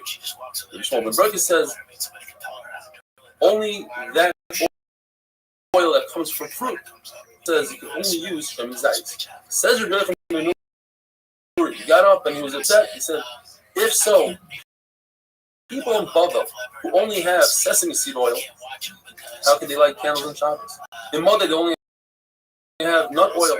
In Alexandria, they only have radish oil. In Kapoitikyo, they only have kerosene. Allah is everything that it says in the Mishnah is also those are the only oils that are oil of fish. According to Rashi, the innards made from the innards of fish, the oil from the eye of a fish, and itron, which is from pitch, that is mutter. From Sumchasin says all oil that comes from the flesh of an animal, meaning from chayla, from fat, you cannot use the oil of it. Now, what is the thing? Sumchas and the Tanakama? They're seemingly the same things as Gemara had earlier. But over here it means slightly different. In other words, according to one of the two Tanoim, we don't chaylev, fat is mutter if you add olive oil to it. And fish innards are mutter even without adding olive oil. But according to the second Mandorma, we take it down one step. Chaylev is never mutter, even if you add olive oil, and fish innards are only mutter if you add olive oil. And then Reb Shimon Shizuri says, and we're not clear why and how he adds anything, he says, hakuos, which is calcineth, and neft, which is kerosene, is mutter. And now the sugya of Tumah. We're going back to the sugya of Tumah, and I'll make it very simple. When it comes to the Tumah of Nigayim, first let's talk about the size of the cloth, and then we'll talk about what it's made out of. Even Shesi Veir, in other words, a string that you are about to make a cloth, and it's as long that you can make a 3x3 finger breadth cloth, that's Mikabel Tumah. Certainly, a 3x3 Sachim cloth, which is appropriate even for rich people as a beged, as a fabric, is Mikabel Tumah. 3x3 finger breadths of a beged is a Shesi. Now, the Torah says by Negoim, the word beged, and the Torah explains it's made out of semer upishtim, either wool or linen. So now we know that anywhere in the Torah that says the word beged, and it says it many times, by tzitzis, by tumas meis, by sheret, by shechazera. We know in all these places the Torah is referring to semer or pishtim. But what about other clothing? Or pishtim, no matter what size it is, even a string or 3x3 fingers, and certainly 3x3 tefachim, what about other clothing? According to Abaya, other clothing are not Mikabel Tumah at all, any size, anywhere, everybody agrees to that. From Lazar and Rishmal. But according to Rava, yes, Rishon Lazar says other clothing are not Mikabel Tumah in all sizes. However, Rabbi Shmuel holds that when it's 3x3 tefachim, then other clothing, not semer pishtim, and other tumais are Mikabel Tumah. Have a wonderful day. Laptop was dirty. It was dirty. Bad was running it. It was just fucking chaos. That place was chaos. It was nuttiness to the extreme. That's what you need the real comedy to develop, especially developing comedy. There has to be chaos. It has to be like the Comedy Store. It has to be like that place, like the Laptop. It's stifled if it doesn't. Like, I didn't grow as a comedian. I mean, I grew to a certain level. Like, I got rock and roll, but I had to do it. Shabbos Daf Chav Zayin. I hope, my friends, you're all doing well. A continuation from yesterday's sugya. According to Rava, in Reb Shimon ben Elazar, the Torah says by negat tzoras the word beged, and then explains us semer upishtim. It has to be wool or linen. What size that beged is, it's Mikabel Tumah. Whether it's a thread, 3 fingers wide, 3 tefachim wide, they're all Mikabel Tumah. And Rava holds that there's a binyan we learned from Tzaras to all other tumas in the Torah that they're Mikabel Tumah when they're semer upishtim. But if they're not semer upishtim, they're not Mikabel Tumah. The Lazar says, however, if other begadim are 3x3 tefachim, then they are Mikabel Tumah. Where does he get this from? So the Gemara gets it from in the pasuk of Sheret. It says Oy Beged. From those extra words, I learned that if a beged is 3x3 tefachim, it's Mikabel Tumah, even if it's not semer upishtim. Abaya argues completely, says according to everybody, other clothing is never Mikabel Tumah. even 3x3 tefachim. So what does Abaye do with the words? Abaye says that we don't have a flat out binyan for all tumas in the Torah. I cannot learn sheret from Negaim, nor can I learn out Negaim from sheret. And therefore, I need a beggar to tell me that a beggar that's 3 fingers by 3 fingers. Tamer Pishtim, Kabel Sumo by sheret. Negaim from sheret, he has a kuna that the other one doesn't have. A sheret, whereas Saras is Mikabel Tuma, which is 9 times this. On the flip side, Saras is Mikabel Tuma, even if it's a thread, and Sheret is not Mikabel Tuma. There's a seeming contradiction in Rabbi Yishmael himself. And Abaye says, yes, in fact, it's a major contradiction. It's Mikatza like Katza, where Abaye learned in Rabbi Yishmael yesterday that no clothing that's if it's not made out of Tzemur Kushim can be Mikabel Tuma at all. Over here, Rabbi Yishmael says that every clothing is Mikabel Tuma, whether it's made out of camel hair, goat hair, silk, inferior silk, it's all Mikabel Tuma. Rava says a pshat that perhaps Rabbi Yishmael is saying that there's no Tuma Sheret in other clothing when it's 3x3 fingers, but it's 3x3 tefachim. It is Mikabel Tuma. And that would be different than what Rava said the other day. Rava took it back. Another pshat is that it wasn't Rava that said so. It's Rava's Talmud Rav Papa. Sometimes Talmudim got confused. They weren't told what Rav Papa was saying. Look, was he saying his own Torah or was he saying over from his Rebbe Rava? And Rav Papa says that Rabbi Yishmael wasn't discussing things. Rabbi Yishmael was just saying halacha that there's no shatnas on clothing that are not Tzemur Kushim. The fact that the Torah tells us Tzemur Kushim by shatnas, the Torah is talking about wearing it. But if you just put it on, I would think that there's shatnas, and that's why the Torah comes and says there's no shatnas even if you put it on. And the Gemara says, Bedusehi, it's completely wrong. The opposite. If we know that when you wear clothing, it must be Tzemur Kushim, then certainly when you just put it on, it has to be Tzemur Kushim. Nachman Bar Yitzchak says that Rabbi Yishmael wasn't talking about Tumah. Rabbi Yishmael, the second Rabbi Yishmael in the calculation is talking about tzitzis. And Rabbi Yishmael holds that the only garment that's chayav for tzitzis is a garment made out of wool. If you wear a beged made out of wool, then you have to put on tzitzis. If you wear a beged made out of cotton, you don't put on tzitzis. In fact, that's how the Mechaber has his la'alacha. And that's why Sfardim wear a beged made out of wool with tzitzis made out of wool. Ashkenazim paskin like the Ramah, and therefore we wear cotton with wool tzitzis. Although the Mishnah says that a Yerei Shamayim can wear wool and wool tzitzis. According to Rabbi Yishmael, we just said, he learns from Oik Beged to include all the begadim for Tumah, so why don't we include from tzitzis? It says Asher T'chasim should include all the begadim for tzitzis. And the Gemara tells us that from the words Asher T'chasim comes to include a blind man's clothing, this chayav tzitzis, because other people can see it. Where Re'isam Oisam, though, comes to exclude something that you don't see. What those night clothing. No one can see at night. For Laila is putter from tzitzis.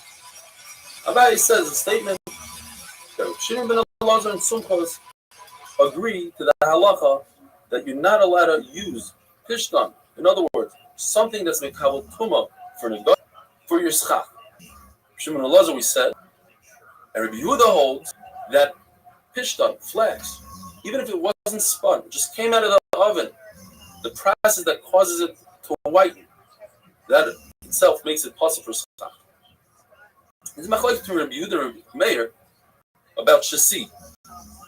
Shasi, it says, only becomes possible for schach out of the kettle, and it says it's like erev, it's possible for schach immediately. The Mishnah says, on the Chav Zayin on the base on the bottom, anything that's a derivative of a tree, you cannot make woods out of them. Says Rashi, for instance, cotton and hemp. And Taisus doesn't understand. It says, cotton, what's wrong with cotton? The whole point is, according to Rashi, that it doesn't carry the flame well. What better wood do we have than cotton, says Taisus. And anything that comes out of a tree, says the Mishnah, does not become Tamei Tuma soil. In other words, if there's a dead person in the room, the roof, the ceiling does not become Tamei, unless the ceiling is made out of cotton, then the ceiling will become tamei. Have a wonderful day.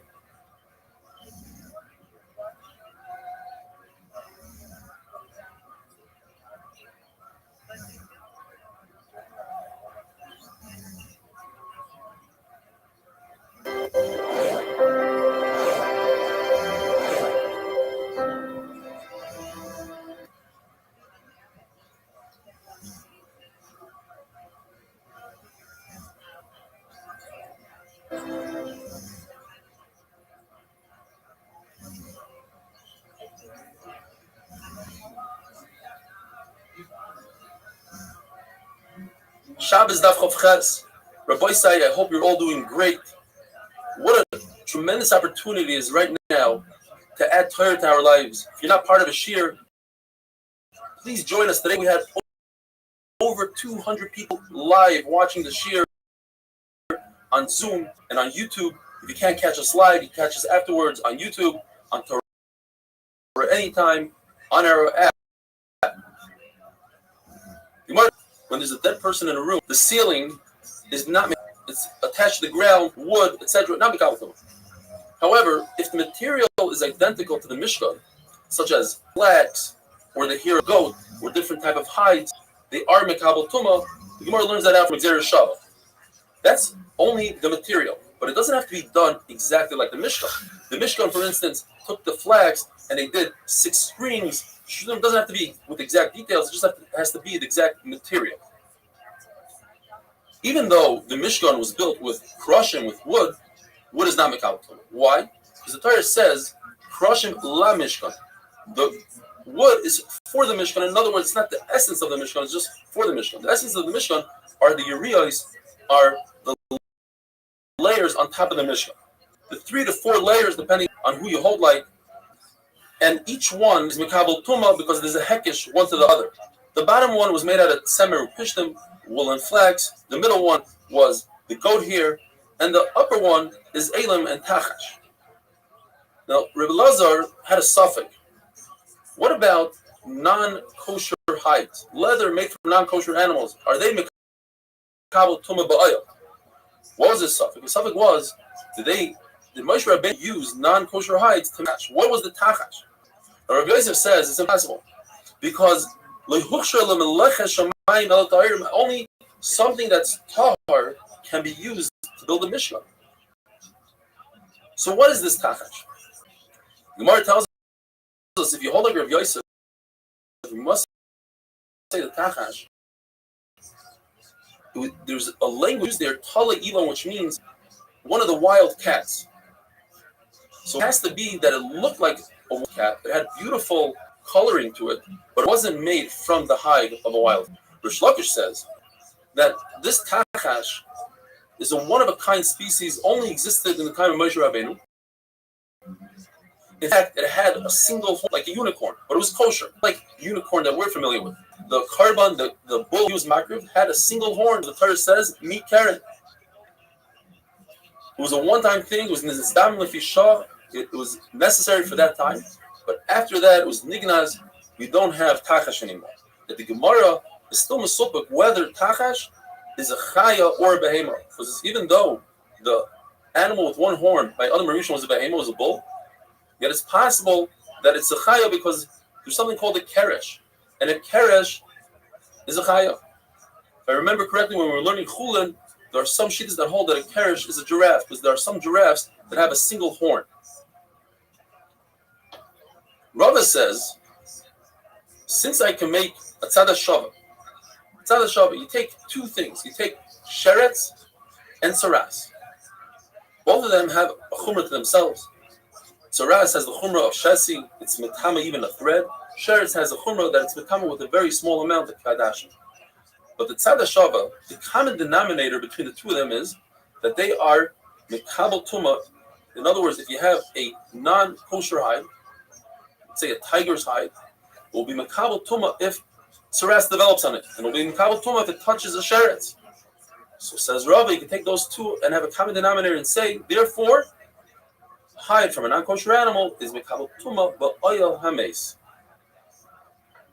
Comes Rava Mebarnish and says, no, Sheretz and Negoim and Saras have something in common that mace doesn't have. They both are Mekabel Tuma, are Metama with less than a Kezayis, where a mace, in order for it to be Mekabel Tuma, to give off Tuma, but oil, it has to be at least a Kezayis. Therefore, Rabbi Bernish says he learns the Kabbalah Chomer from the Izin. As we mentioned before, one of the layers in the Mishkan was the hair of a goat.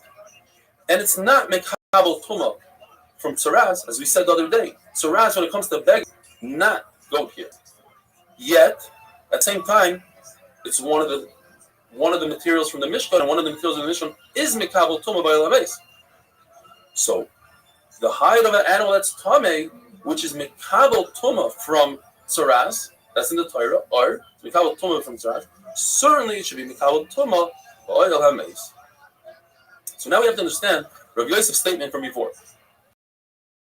It says when it comes to Melech Shemayim, it has to be from a animal. What is he coming to? So the Gemara is coming to add that the ritzuos of tefillin must be made from a kosher animal. Yes, Halacha Moshe Messina says the ritzuos have to be black, but the Halacha Moshe Messina doesn't tell us from what material. That's where Rav Yosef is coming to Mechadish. To tell us that the parshiyos of tefillin have to be from a kosher animal, we don't need Rav Yosef. Yes, it fits into Rav Yosef's klal, and his klal is perfect for everything, but it's not needed for all these other things. The parshiyos of tefillin, it says in the Torah, Teres Hashem beficha min hamutar beficha, whatever you could eat, that's what you can make tefillin from. That the box of the tefillin has to be from kosher animal, that we know from Halacha Moshe Sinai, because you have to make shin, and that's Halacha Moshe Sinai, so the hide has to be Halacha from kosher animal. The fact that you have to choose with the hair of a kosher animal, or sew tefillin with kosher sinew, Halacha Moshe Sinai, that you have to make square tefillin, also Halacha Moshe Sinai. And now the Mishnah. The Mishnah tells us that if you make a wick out of clothing, you fold up clothing and make a wick out of it according to the Rezer, it's tameh. Why? Because it still remains a beged, a best tameh. Says Rabbi Kiva, when you fold it up, you take away the main beged from it, and it becomes a wick, and therefore it's no longer tameh. Since this wick remains a beged, and there's a 4-step halacha. Therefore, if this beged is exactly 3 by 3 meters, and it happens to be Yazan on a Friday, and we hold like Ula, that once you light it a little bit, that's not enough. You have to light the whole thing. But once you light it a little bit, you just broke the wick. You ruined it. And by ruining it, you cause noilad. And if you cause noilad, Rabbi Yehuda says that it becomes mukta. So it's also for you to light this on Yom Tov Shechal B'Erev Shabbos. Now, according to Rabbi Kiva, when you fold up this wick, it's no longer a kli, so you're just lighting wood, so you're not over anything. And Rabbi Yosef says, now I understand. I always heard this halacha about being exactly 3 by 3 fingers. I never understood what it meant. Based on this halacha, now I understand completely. Have a wonderful day.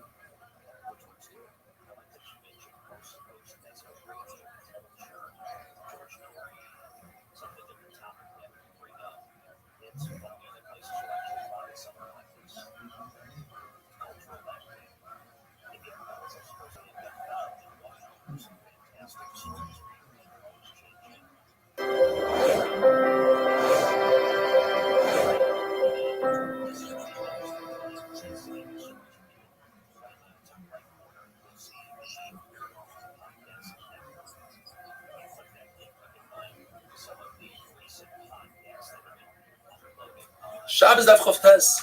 I hope you all have a wonderful Shabbos. Please keep safe and healthy. Going back to the mission that we had yesterday, Silas Habeget Kipla, V'loy Hivava. You take a garment, you fold it up, you make it into a wick, but you didn't singe it. Yesterday we had one shot in Machlekes Rebbe Eliezer and Rebbe Kiva, why it might be Tomei or Tar, and why you use it or can't use it on Shabbos. Today we have another shot. Rabbi says, the Rebbe Eliezer says you cannot use this wick on Shabbos because it's unsinged. You must black where the fire hatch nicely, and you won't have issues with it. Otherwise, we're concerned you must it on Shabbos. How do we explain Rav Yosef's halach that he heard and he wasn't sure where to apply it? There's a concept: 3 fingers by 3 fingers that are exactly 3 fingers by 3 fingers. Yesterday we said one shot. According to Rav, we have to say another shot. He's talking about tuma, and there's machlokes. What constitutes a beged? Is it 3 fingers by 3 fingers exactly, or 3 fingers by 3 fingers plus the hem. Says Rav Yosef, it's exactly not without the hem. Rav says, we have a machlekes Rav Yehuda and Rav Shimon we mentioned the other day. Somebody takes a pot on Yontif and he burns the pot. The pot just changed from a pot to a broken pot. A broken pot is noilad, who was burned today on Yontif, and therefore it's according to Rav Yehuda, according to Rav Shimon, it's not. Says Rav, it's not only a pot, it's even something like a date, where from the moment it was created, it has a pit inside. Nothing was created on Yontif. But when you open the date on Yontif, you discover the pit. That's noilad. And he takes it one more step. Not only a pit, but even, let's say, a walnut, where there's the fruit inside and the wood is on the outside, where you could visibly see the wood, yet it's not wood until you crack open the walnut and you extract the nut. Then you're going to use the wood. So it's noilad on Yontif. Rav Shin says in all these cases, there is no noilad on Yontif, and you're allowed to use all these items. The Gemara tells us Rav never said this halacha before. Rav Yehuda heard a story. The Reb Chia, who was Rav's uncle, told Rav, he saw him eating a date, and he had a pit. He said, listen, if you threw that into the fire on Yontif, you'd be over on noilad. And Rav didn't answer. The Gemara says, well, he didn't answer. Did he agree with his uncle or not? So the Gemara brings the story. Rav was eating a date on Yontif, and he took the pit and threw it to an animal. Now, if he held that the pit was muktzah, he wouldn't throw it to the animal. Says Gemara, wait a minute. It's possible that Rav was eating a very inferior date, and that date had fruit on the pit. A good quality date, when you open it up, there's no fruit on the pit. But this date was inferior, and since it had fruit on the pit is not muktzah. It's considered fruit, and therefore he allowed himself to take it and toss it to the animal. If a branch falls off a tree on Yontif, that's called noilad. If it falls off into your oven, how do I use it on Yontif? If you add more wood that's not muktzah, I can use it on Yontif. The same thing would apply to our case of a pot that was burnt or that was a broken pot. If I add more wood to it, I can use that pot on Yontif to make a fire. Now going back to the Mishnah, the case of folding up a wick, a garment and making it into a wick, according to Rabbi Eliezer, it remains tummy. Says Rabbi Amnuna, let me explain to you Pshat. We're talking about a situation where there's a garment that started off as a garment. It was from the measurement of 3 fingers by 3 fingers all the way up to 3 tefachim by 3 tefachim. It was a garment, and the owner of the garment took it into a shmata. He took it, and he wants to use it either to plug up a hole or to clean or to hold a hot pot. Whatever the reason is, it's a shmata. If he takes it, folds it up nicely, puts it in a drawer, into a box, then he's showing that he wants it, and it's 100% tummy, according to everybody, even really cute. If he takes it and tosses it out into the garbage, and you found it in the garbage, according to everybody, it's not tummy. It's not a bad. Machlekes is when he takes it and hangs it up on a peg or hangs it up behind his door. Rabbi Eliezer says he still likes it, he still wants it, it remains a beged, remains tummy. Rabbi Kiva says he showed that he doesn't want it, it's not tummy. Says the Mishnah, brand new sugya. We know that if you have a bowl of oil and you light a fire in Shabbos, you take some of the oil out, you're over on the chava. You're making the fire last less, that's machava. What if I have an egg full of oil with a hole in the egg and it drips out into my bowl over the entire Shabbos? By me removing oil, I'm over on the same machava because this candle is supposed to be lit for X amount of time because I removed the oil from the egg. Now the candle lasts less. If I do so, even with something that's disgusting, let's say instead of an egg, I have earthenware, most people won't use that oil, still awesome. If I do so with a bowl side by side to the other bowl, still awesome. Rabbi Yehuda says in all these cases, however, if that egg is permanently affixed to the bottom bowl, let's say my klicheres is fixed, that's how I created, or later on I glued it together, then it's mutter because now I know it's one and the same, and I'm not going to remove the oil. The Gemara tells us that Rabbi Yehuda was in Beis Nitzah. It's the name of a place. And they gave him this egg, and he filled it up with oil, and he used it over Shabbos. So the Gemara is different because in Beis Nitzah, they were reason, they were very careful. It seems like the Gemara wasn't so happy with that. The Gemara says that Rabbi Yisrael ben Elazar gave Musar, who's Moichiach, who's Moicha, to Rabbi Avin. Famous machlekes, are you allowed to drag a bench on Shabbos, knowing that perhaps you might create a groove in the ground? And that's the Isser Harisha. Shimon says it's not a problem. Dovashen Miskaven. I don't have kavanah to do it. It's mutter. Rebavin, who's dragging a bench over a marble floor, it's impossible to make a guma, impossible to make a groove. Yet Rabbi Yitzchak was moicha and he said, listen, maybe today you won't, but tomorrow you might forget and do so. And therefore it's awesome. The Gemara tells us a three-way machlokes. What happens if I have a very light bench? I can lift it up easily. It's efshar. The concept of efshar. I can lift it up, but I don't want to. According to Rabbi Yirmiyah, Rabbi Shimon only said the is very heavy and you can't do it otherwise. But if it's light, you have no dragging it and perhaps create a group, and therefore, in that case, he says. And we have to explain when Mishnah talks about a pisei, the safsol, that mentions a chair, talking about a very heavy chair. Ula says no. The machlokes is even in a very light object like a chair. The Rabbi Shimon is going to say it's mutter, but in a very heavy bench or bed, the Rabbi Yehuda would also agree that it's mutter. So why does the Mishnah talk about a bed? Talking about a very light bed. Rabbi Yosef says no. The machlokes is in both cases. Even if it's very heavy and light, Rabbi Shimon says mutter. Very heavy and light, Rabbi Yehuda says it's possible. Gemara asks a bomb question from a person who's selling clothing in the street. Says the Gemara, if he's just putting it on him and he's not having any benefit from it, he's not saving himself from the elements, from the heat, from the rain, it's mutter. But a tzanua, a tzaddik should put it on a stick and not hold. See, it's efshar.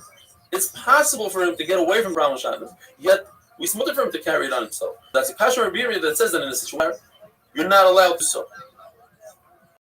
Have a wonderful day. Have a great Shabbos. We'll see you tomorrow.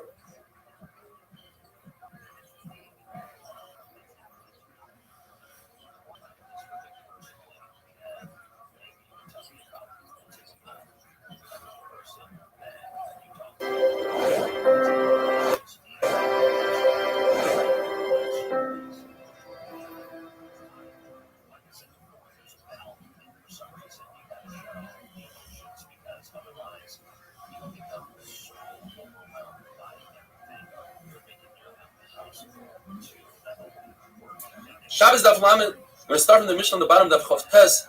If a person extinguishes a flame because he's fearful of the goyim or the robbers, or he has a person who's very ill, he's potter, meaning it's completely mutter. Our Mishnah goes according to Rabbi Yehuda that holds Melacha shein sricha lekufa aser, where Rabbi Shimon holds it's mutter. What does that mean?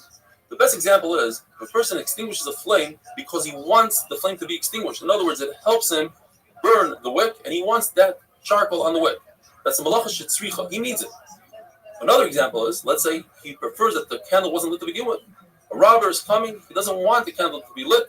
By him extinguishing it, he gains nothing. That's malacha she'ein tzricha. Therefore, if a person extinguishes a flame because he wants to save the pot, he wants to get the oil, grab the wick, then he's chayev.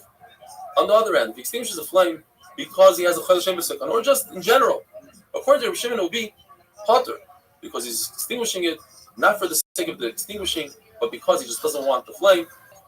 It's also to do, but he's potter. Gemara tells us that he asked for Tanachum, are you allowed to extinguish a flame if you have a chayil shesh b'sekon? And he went into a huge tangent of Agadol. The next 4 daf are full of Agadol. And he started by saying there seems to be a contradiction in Shlomo HaMelech between himself and his father. On the one hand, Shlomo HaMelech says, I have to give praise to the dead. And he says, a live dog is better than a dead lion. But HaMelech says, the dead can't do anything. They can't praise the Baruch Hu.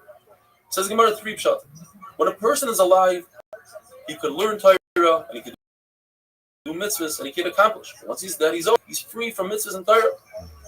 On the other hand, when Moshe Rabbeinu davened on Klal Yisrael by Chet HaEgel, he davened and HaKadosh Baruch Hu didn't listen to him. But when he mentions his Chus HaHavos, HaKadosh Baruch Hu, you see that the dead are greater than the live. Another pshat, decree in our days, people listen, sometimes they don't. But when Moshe Rabbeinu made the decree thousands of years ago, he made decrees to learn the halachas of Yom Tov 30 days before Yom Tov. Or in benching, the first bracha of benching, he decreed. That lasts forever. A third pshat, David HaMelech asked HaKadosh Baruch Hu that he should show him a sign that Klal Yisrael should know that he was moichelim on the Aveira of Bashan. And HaKadosh Baruch Hu said, I cannot give you the sign when you're alive, I'll do it after you die. In fact, When Shlomo HaMelech did Chanukas HaBayis and he tried to bring the Aron into the Kodesh HaKodashim, it was too wide, he couldn't fit it into the door. So he davened 24 prakim of Tehillim, and he wasn't answered. But when he mentioned his father, David, then the doors became wider, and Klal Yisrael realized that Baruch Hu forgave David. But it says there, the famous pasuk that we say in Shir HaYoim, Susharim Sheichem, V'yavai Melech HaKavod. The doors thought that Shlomo HaMelech is referring to himself, Melech HaKavod, the king, and they wanted to swallow him up alive. So Shlomo HaMelech says, no, Hashem is V'gibor. I'm referring to HaKadosh Baruch Hu. David HaMelech says the Gemara, when they finished the Chanukas HaBayis after 8 days, it's a very long pasuk, and the Gemara dashes the pasuk, Vayichol Aleim, Klal Yisrael went to the tents, they found their wives B'tahara. And then it says, Smeichen, they had Hannah from the Ziv HaShechina, V'toy B'leiv, each and every one became pregnant with a boy. And then it says, L'David Avdoi, that HaKadosh Baruch Hu forgave David, Yisrael Aman, HaKadosh Baruch Hu forgave Klal Yisrael for eating that Yom Kippur that was so simply ate. In fact, they got awarded Gan Eden for eating on Yom Kippur. David HaMelech wanted 3 things from HaKadosh Baruch Hu. He wanted to know how his life is going to turn out, what year is he going to die on, and what day of the week is he going to die. HaKadosh Baruch Hu said, I cannot tell you when you're going to die and how your life is going to play out, but I'll tell you the day of the week you're going to die. You're going to die on a Shabbos. He said, can I die on Sunday? It's better for my family. He said, no, Sunday's already Melucha of Shlomo HaMelech. Friday. He says, every day that you're alive and you yourself said it to him, better than 1,000 oils that Shlomo HaMelech is going to bring. So every Shabbos David HaMelech would learn Torah like pasuk b'megirse. He wouldn't stop learning because he knew that the Malach HaMavis cannot kill him as he's learning Torah. So Malach HaMavis made a lot of noise in the backyard. David HaMelech, as he was continuing to learn, went to see what the noise was, went down the stair, and the Malach HaMavis took out the stair. He fell, and from falling, he got scared. He stopped learning for a moment. In that moment, the Malach HaMavis killed him. So Shlomo HaMelech said to the Chachamim 2 questions. First of all, my father, the king, is lying in the sun. Can I move him on Shabbos? Second of all, can I feed the dogs? Is it mutter to feed dogs in Shabbos? And he said, yes, you could give the neveila, which is typically muktzah, but since it has a purpose, you can give the corpse of an animal to a dog. On the other hand, you cannot touch the dead person unless you make a special heter. If you put a loaf of bread or a baby on the dead, then you can carry the dead agav the bread. So you see that a live dog has more importance than a dead king. Finally, the question that they asked Rabbi Tanchol, he said, as a mashal, because we have a pasuk v'chayba, and obviously you're allowed to extinct for Chodesh Yishbis, but he said of Agadah because there's women and Amaratzim, so he wanted to open their hearts to Torah. And he said, a person is like the neshama of a person is like a candle, like Hashem's candle. So of course Hashem's candle comes before a human candle, and therefore you can extinguish the candle so that Hashem's candle can live longer. The Gemara tells us that they wanted to bury the Koheles because of the contradictions, the seemingly contradictions in Koheles. It says, but however, since Koheles starts with Torah and ends with Torah, so they decided not to. How does it start with Torah? It says,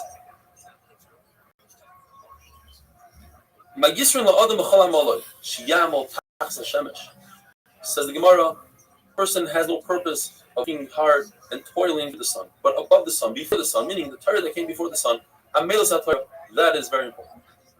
And finally it says, the Gemara says 3 pshatim.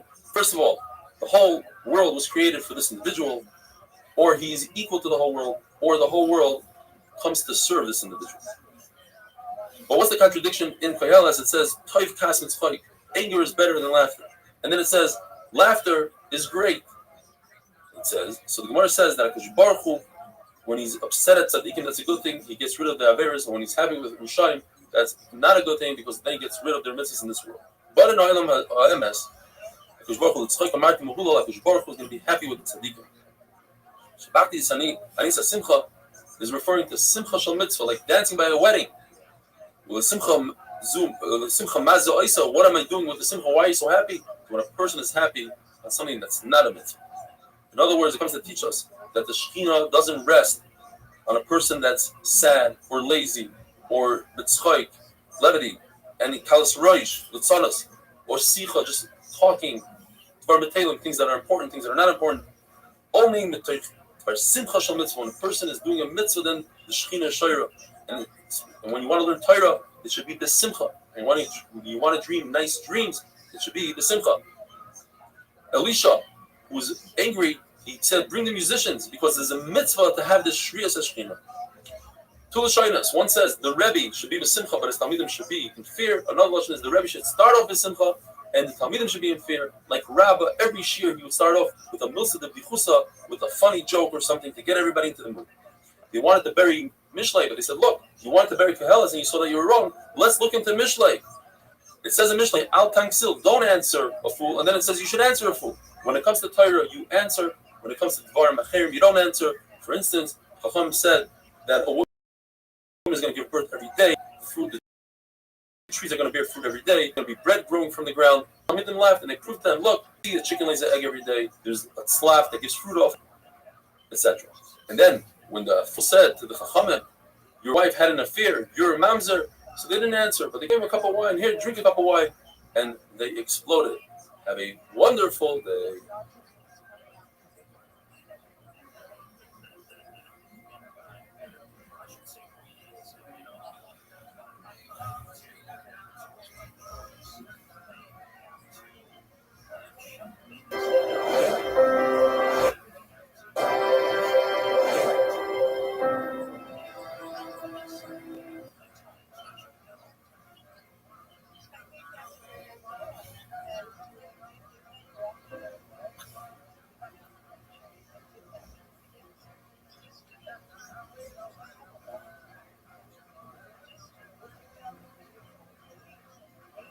Shabbos Daf Lamed Aleph, the Gemara tells us one should act with humility like Hillel and not be kabbadonos with strictness like Shammai. There were two people that made a bet. Which one should upset Hillel? One of them took the bet for 400 zuz. He went to Hillel's house on Erev Shabbos while Hillel was in the shower, and he screamed out, Mikan Hillel, Mikan Hillel. It's a lashon of Bezoyin. That's not how you talk to the Gadol HaDor. Hillel comes out, wraps himself up, and says, how can I help you, my son? And he asks him, I would like to know, why are all the Bavlim's head round? He says, Hillel, he asked me a beautiful question. I think the answer might be because the midwives, they deliver them in a certain way where it causes their head to be round. Oh, goes back inside, and as soon as he gets back into the shower, the guy screams out again, is Hillel here? Hillel comes out, wraps himself up. How can I help you? I'd like to know why the Talmudim's eyes are round. Hillel says, it's a great question. It's because they live with a lot of sand, and it helps to keep the sand out. He gets back into the shower, and the guy once again screams out, Hillel! Comes out, wraps himself up. How can I help you? Why are the Afrikim's feet so wide? He says, ooh, that's even a greater question. And the answer is because they stutter and they need wide feet. He waits until he gets into the shower again, and he calls him out, and he says, listen, I have a question. He says, Hillel, Shal B'ni Shal, ask me whatever you want. And he says, are you Hillel the Nasi? He says, yes, I am. He says, Halavai, there shouldn't be anybody like you again. He says, what did I do? He says, because of you, I lost 400 zuz. He says, Hillel, it's kedai to act like me. You should lose 800 zuz rather than one should lose their pool. The Gemara tells us 3 goyim came to Shammai and Hillel at 3 different times. One asked Hillel to become a ger, but he doesn't believe in the Torah Shabbat. Shammai was upset at him and shoot him out of there. He went to Hillel, and Hillel taught him, he made him a ger, taught him Aleph Beis. And the following day, instead of teaching him Aleph Beis Gimel, he taught him Tov, Shin, Reish, Kof, etc. He says, what's going on? Yesterday he taught me Aleph Beis Gimel Dalet. He says, well, if you trust me for that, you have to trust me for everything, and I'm telling you, there's a Torah Shabbat. Another guy came to Hillel, and this is the famous story. He came first to Shammai and said, I want to be a ger. Teach me the entire Torah. I'm standing on one. In other words, give me all in one sentence. Shammai took a stick and shoot him out of there. When he went to Hillel, Hillel was Megayrim, and Hillel told him, my sani, what you hate, don't do to your friend. Rashi explains, it could be Baruch Hu, and it could be an Adam Chaveroi. You don't want people to steal from you. You don't want people to do other sorts of Averos. Don't do it to them. And the rest of the Torah, says Hillel, is just an explanation and to explain how that all fits in to that one line, the 5 words. There's another guy who heard a Rebbe teaching his children, his Talmidim, about the Big Day Kahuna. And he found out that's for the Kohen Gadol. He says, tell Shammai, I want to become a ger so I can wear the Big Day Kohen Gadol. Shammai took his stick, the Amas Apinyan, and shoot him out of there. But he went to Hillel, and Hillel was Megayrim, and then Hillel said, listen, you want to become a Kohen Gadol, you have to learn the halachas first. He learned the halachas, and he got to the pasuk by Azar, Karav Yumos, and he made a kavachomer. If David HaMelech cannot be a Jew who's born As a Yisrael cannot be a Kohen Gadol, certainly I, Ger, cannot be a Kohen Gadol. He went back to Sham and said, why did you tell me the Pasuk Bazar you must? And he went to Hill and he said, because of Yanava, I was Miskar Kadosh Baruch Hu. What does is the three came back together one day and they said, because of Shammai, we almost lost out on this opportunity, but because of Hillel, we're Mikur Kadosh Baruch Hu. What does is the Shisha Sidrei Mishnah are hinted in the Pasuk of V'hoya emunas itecha. Emunas is right that you have emunah, you believe that the person took meiser. Itecha is times referring to all the mayadim, Sidimayit, the Yom Tayvan, the Kamen Satan. Chaysim is the Lashon of Yerusha, that's Nashim, comes from Nashim, that's how you have the Yerush. Yeshuas is Nezikin, they will salvage you from having to pay money if you know. Chachmas is Seder Kachim, it's Chachma, and Das is Taharis. And that, the Gemara says, the situation of the Pasuk is, Yiras Hashem here, Yitzaroi, but Yiras Shamayim will bring you to the Yitzar Torah through that. Rather, when you get up to Shamayim, they ask you, is Nosatov and Nosatov Emunah, that you do business with integrity. And that comes from the same Pasuk, Emunah. Emunah Itecha. What's Itecha? Kovato Itim. You set time for Torah.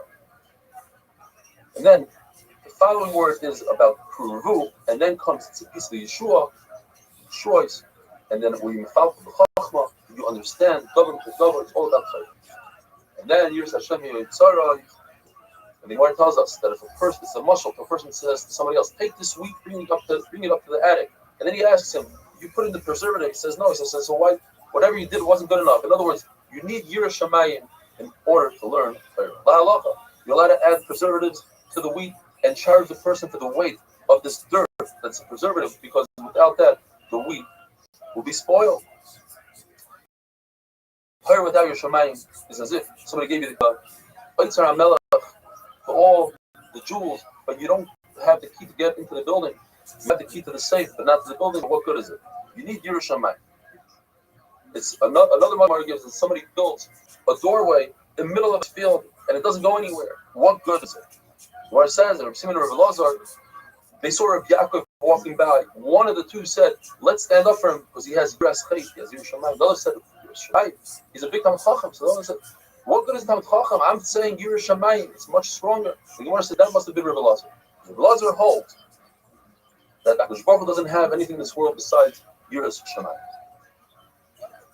Going back to Gehelas, there seems to be a very puzzling passage. It says, Al Tirsha Harba, don't be a big Russia, meaning you could be a small Russia. Says the Gemara, no, a tremendous Yisrael. If a person doesn't have Aveira and it happens, don't despair. Don't say, oh, I already was over on this Aveira. I was Mechal Shabbos, so let me just throw away the entire Torah. It doesn't work like that. The person can do an Aveira and do tshuva for that Aveira and be a great Yid. Rishayim, not only are they not scared and don't think about the day of judgment, Yom HaMisa, but they live without any fear and they have no humility. Says the Gemara, it's like as if they have this chaylev on top of their kidneys that prevents them. It's not that they don't know, they know, just don't care. We learned that Rabbi Yossi says that if a person extinguishes a flame to save, he's not chayav, but he's the wick is chayav. Says the Gemara, Rabbi Yossi like Rabbi Yehuda, the malacha shein tzlicha gufa. If you don't need the actual extinction of the flame, you are chayav. But he holds that if you are soiser in order to build, you demolish something in order to build, and it's in the exact same spot, and it must be in the exact same spot, you are chayav. So extinguishing a flame is soiser. You're demolishing, you're ruining. However, it's in order for you to light it up again. And the wick is considered its spot. Even if you move a wick somewhere else, that's its spot. It doesn't matter where it is. The spot is wherever the wick is. Whereas a lamp, the lamp has to do wherever the wick is. So if you move a lamp, but it has the same wick, it didn't move a spot. But if you remove the wick, then you move the spot. So that's why in a lamp, Rabbi Yossi holds your potter. But when it comes to the wick, you're chayav. Another pshat Rabbi Yossi says is that he's extinguishing the flame because he wants to singe the wick. In other words, he wants the extinction of the flame. And therefore, it's called Mesaka Manis, fixing the wick. Fixing the wick, he's chayav. Have a wonderful, wonderful day.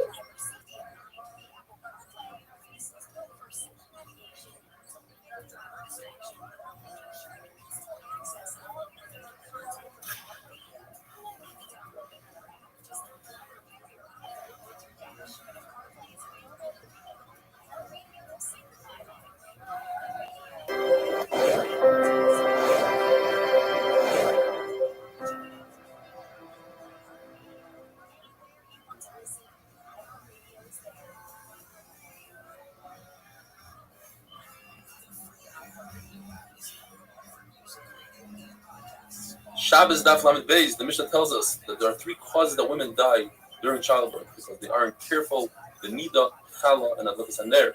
The Mishnah explains, since a woman wasn't careful with the inner body, so she gets punished with something from her inner body, childbirth.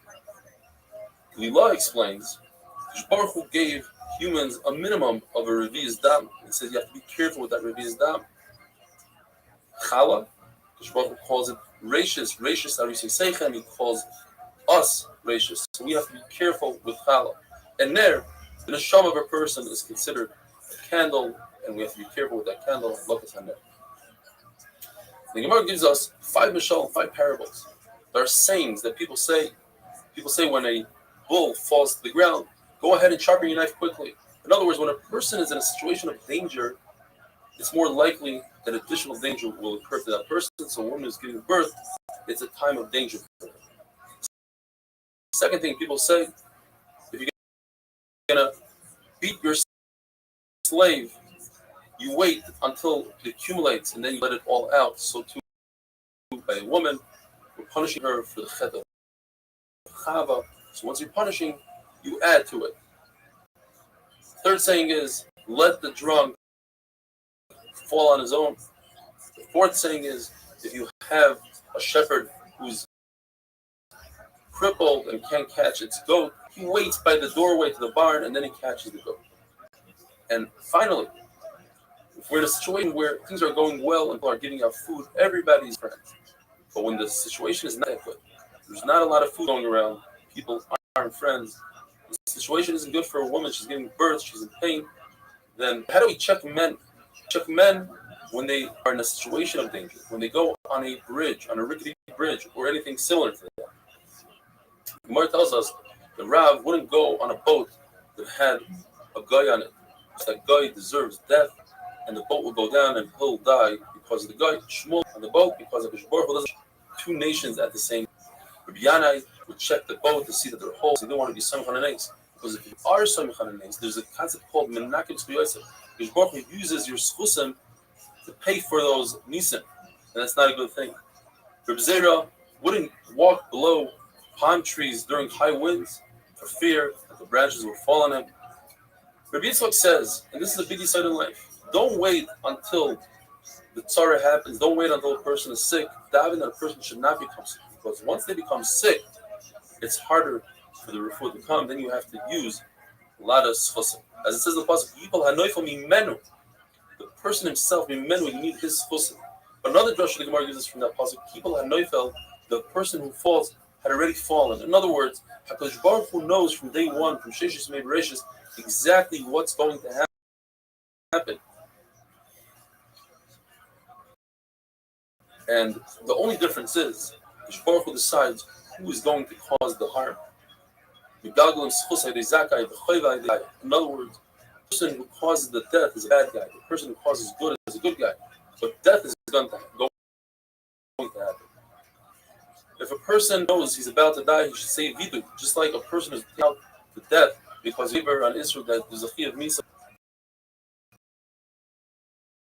He says vidu. So if a person who knows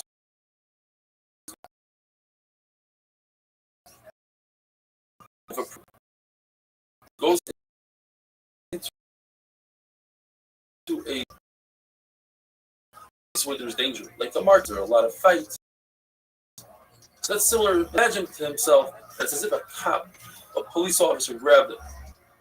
Once he feels a headache coming, it's as if there are already handcuffs. He's in chains. And once he has to lay down in bed, he's that sick that he has to go into bed. That's bad news. That's as if he's going to be judged in a life and death matter. And if he has a good lawyer, meaning he has good schooling, he'll be saved. A person has 999 malachim that sing bad about him, but there's one malach, echad mini elef, 1 out of 1,000, will be saved. The Gemara says, there's another man that says 1 out of 1,000. In other words, 1 out of the 1,000 malachim, 999 reasons in that one malach are against him. And he has one reason for him, 1 in a million, that will be malach. Rabbi Elazar said, the women die when they're younger. Racha says, because they do laundry on Shabbos, they wash the dirty diapers on Shabbos. And some say because they are are not careful and they use a lashon kodesh, they say closet. As Rabbi Shmuel would say, Amaratzim die because they called her in kodesh Arno, which is a closet, and they'll call. Rabbi Yossi says there are 3 checkpoints that a woman goes through to see Taiv Misa, Nida, Chala, Alogasan. Some say there are Devet, there are 3 glues, there are 3 causes to make her earlier, Chala, Nida, and Alogasan. Rabbi Shimon Gamliel says that Hilch Egdish and Mishumas and Maestros, Gufei Torah, that is the center of the Torah, and we give a certain Nemanos, we believe, Amaretz, that he took Mishumas and Maestros, Midaraisa, although Midarabanan, there's a concept called Mai, we don't trust him, and we trust Amaretz that he wasn't Magdish this object, and therefore you could use that object. Rabbi Nassim says that because of the Aveira of not fulfilling a neder, a monetary obligation, let's say tzedakah or any neder, a person's wife will die.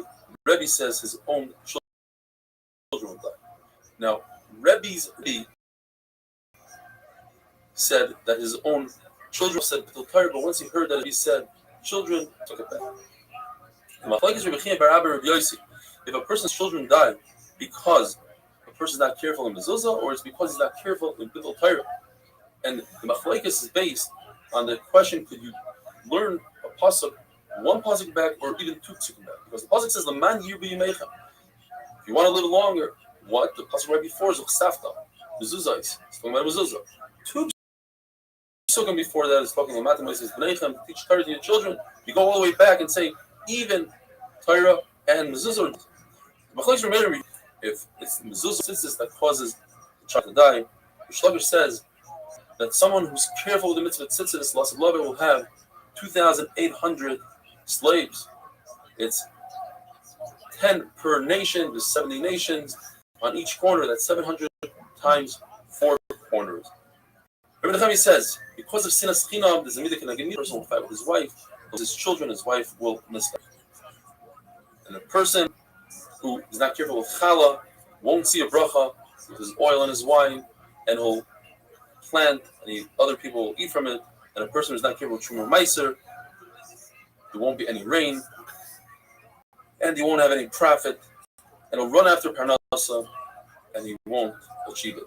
And Shmuel says, if you're not careful in the summer, in other words, the Truma Meiser, you'll be punished in the winter, but if a person does Truma Meiser, he'll have a lot of, like the pasuk says, and we learn, until your lips are numb from dying. Have a wonderful day.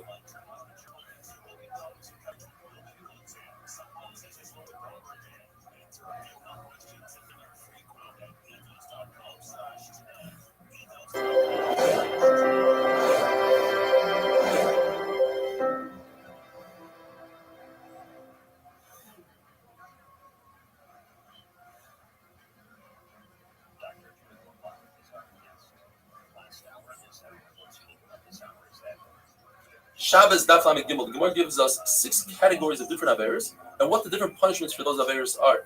Starting off with gezel, stealing, locusts will come and devour the entire crop. If there's no crop, people get really hungry quickly. They'll end up chas v'shalom eating their own children. The pasuk says parais habasha, the fat cows. It says Rabbi, this is referring to these women who don't have jobs and all they do all day is shop, shop, shop, and this causes their husbands to go into debt and not have enough money, and they'll have to steal in order to pay their credit card bills. The Aveira of Inudin, meaning if you are a judge and you have the judgment and you don't give it over to the Baldin, you torture him a little bit, or a corrupt judgment, or Kilkul Adin means you don't look into the case deep enough, perhaps you'll find a heter or something for the guy, and you don't, or for the Aveira of Bidul Torah, all these, there's chereb, this sword, this war, and the enemy comes and takes the booty, there'll be famine, you'll eat, you won't be satiated, and you'll buy bread by the way. For the Aveira of Shua, Shav, and Sheker, meaning you swear falsely you did something in the past or you're going to do something in the future, or you say that right now it's night when everybody knows it's day. In the pasuk it says the word chilul by Shua. It also says chilul by Chilul Shabbos and by Chilul Hashem. So all 3 are the same in terms of the punishment. There'll be wild beasts, they'll come and eat the livestock, there'll be less people, and therefore the roads will be desolate. Because of the Aveira of Ritzicha, of murder, HaKadosh Baruch Hu was machre the Beis Hamikdash, and the Shekhinah was removed from Klal Yisrael. For the Aveira of Gilai Rais, Avodah Zarah, and not keeping Shemitah and Yovel, there'll be gullus to the world, and we will lead our country, and others will take over. For the Aveira of Nivel Peh, the Lashon of the Gemara is this Tsaros, Rabbis, Xeros, Kashos, terrible decrees. Young Bacharim will die, the orphans and the widows will cry out to Hashem, and He won't answer them. Everybody knows why a Kala gets married, but if you talk about it, you're Menabel Peh. Even if you're supposed to live 70 years in peace, HaKadosh Baruch Hu Chas V'Shalom flips it over. It's not only the person talking, it's the person that hears and doesn't make a machav, also gets punished. They deepen the Gehenna for both of these people. If a person sets aside time to do an Aveira, what will happen is he'll have welts and wounds on his body, and he'll even have this disease called hidrokai. Hidrokai comes in 3 varieties. One of them causes the skin to be puffed up and tough, and that comes for arayis. That's usually when the Gemara says Aveira, it's referring to arayis. When a person is in a starvation mode, then it swells, and when it comes from kishor, from sorcery, then a person gets skinny. Shmuel HaKatan had it broken, and he was worried that people will be chayshish that it's because of he was over the arayis. So HaKadosh Baruch Hu healed him right away. Abaya had it broken, and Rabbi said on Abaya, I know that Nachmei, otherwise known as Abaya, he fasts a lot, and therefore he has a broken. Rabbi himself, who knew how to broken, the reason why he got it is because he didn't relieve himself in the bathroom when he had Talmidim. He was a oinus because of the Talmidim. If a person has in a skinum, you could tell that if he has jaundice, he has yellow, that is because of skinum. If a person has gasaf, the simon for that is that it becomes poor. Simon for a person that talks Lashon Hara is askura, is the restriction of the esophagus when he can't breathe any longer. The Rabbi Yossi says askura comes because it eats tebel without some isers.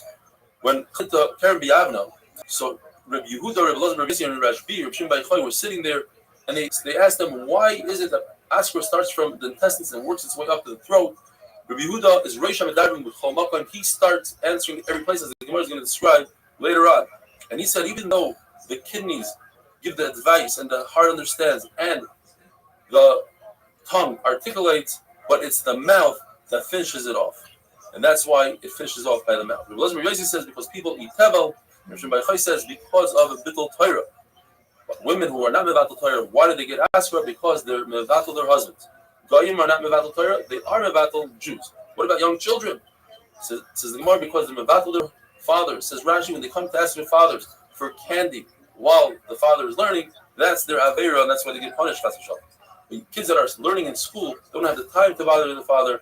Why is it? Because when the dar has tzaddikim, the tzaddikim take the brunt of the aveiros of the dar. When there are no tzaddikim, then it's the children that take the aveira of the dar.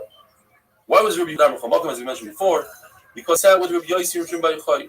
And Rabbi Yehuda said that we have to give praise to the Romans because they made us marketplaces and bridges and bathhouses. Rabbi Yossi was quiet, and Rabbi Shimon Bar Yochai didn't like it. He said the reason why they make marketplaces is to put zaynis in there. The mechatzais is just for themselves, and the bridges are to collect. There was a person by the name of Yehuda Megerim, which Rashi is supposed to say that he was a chashuv person, he was a Tana. And he said it over to his friends, and eventually traveled his friends all the way to the Romans, and the Romans put Rabbi Yehuda Rosh HaMedarim L'chol Makom because he gave praise to the Romans, because he didn't make a macha, they feared, and they wanted to kill Rabbi Shimon Bar Yochai. The famous story of Rabbi Shimon Bar Yochai, Rabbi Shimon Bar Yochai he rented the Beis HaMedrash where his wife would bring bread and water. He said if they went to the cave, carob tree, which usually takes 70 years to be, actually grew there, that's nice, number one, and it bear fruit, and there was a spring of water there. Rabbi Shimon Bar Yochai and his son, Rabbi Elazar and Rabbi Shimon, were both there, and they went into the mud, they took off their clothes in order to save their clothing, they would put their clothing on for davening only. The Caesar died, Hanavi came, and he notified them it's over. They were in the cave for 12 years. They came out of the cave.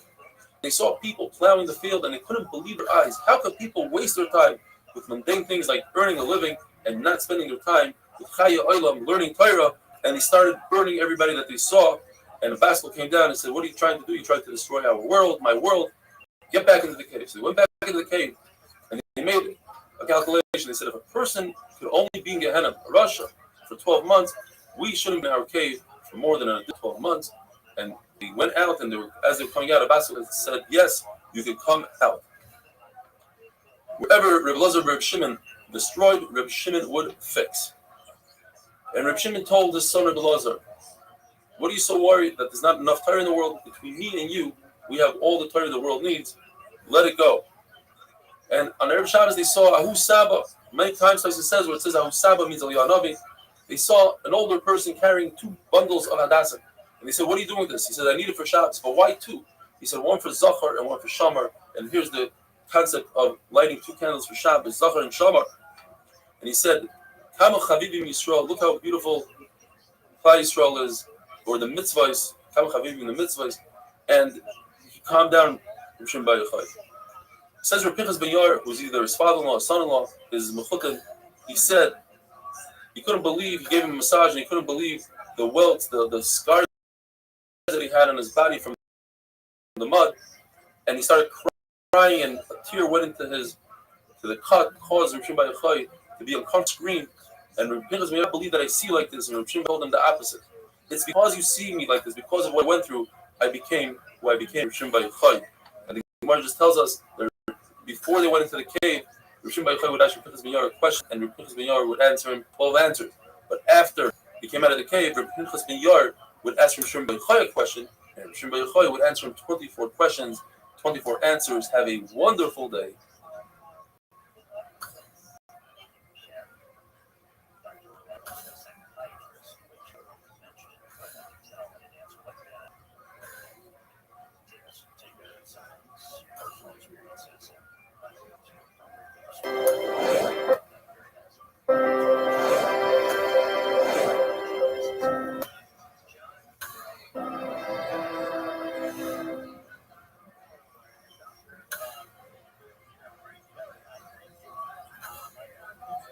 Shabbos Daf Lamed Daled.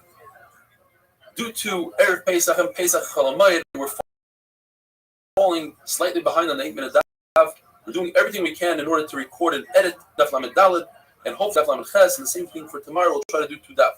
The Gemara tells us that when Yaakov came to Shechem, the Torah says he was shalim, meaning he was healed from his limb, even though he spent a lot of money, extravagant amount, on a gift for Esau. He didn't have any monetary loss.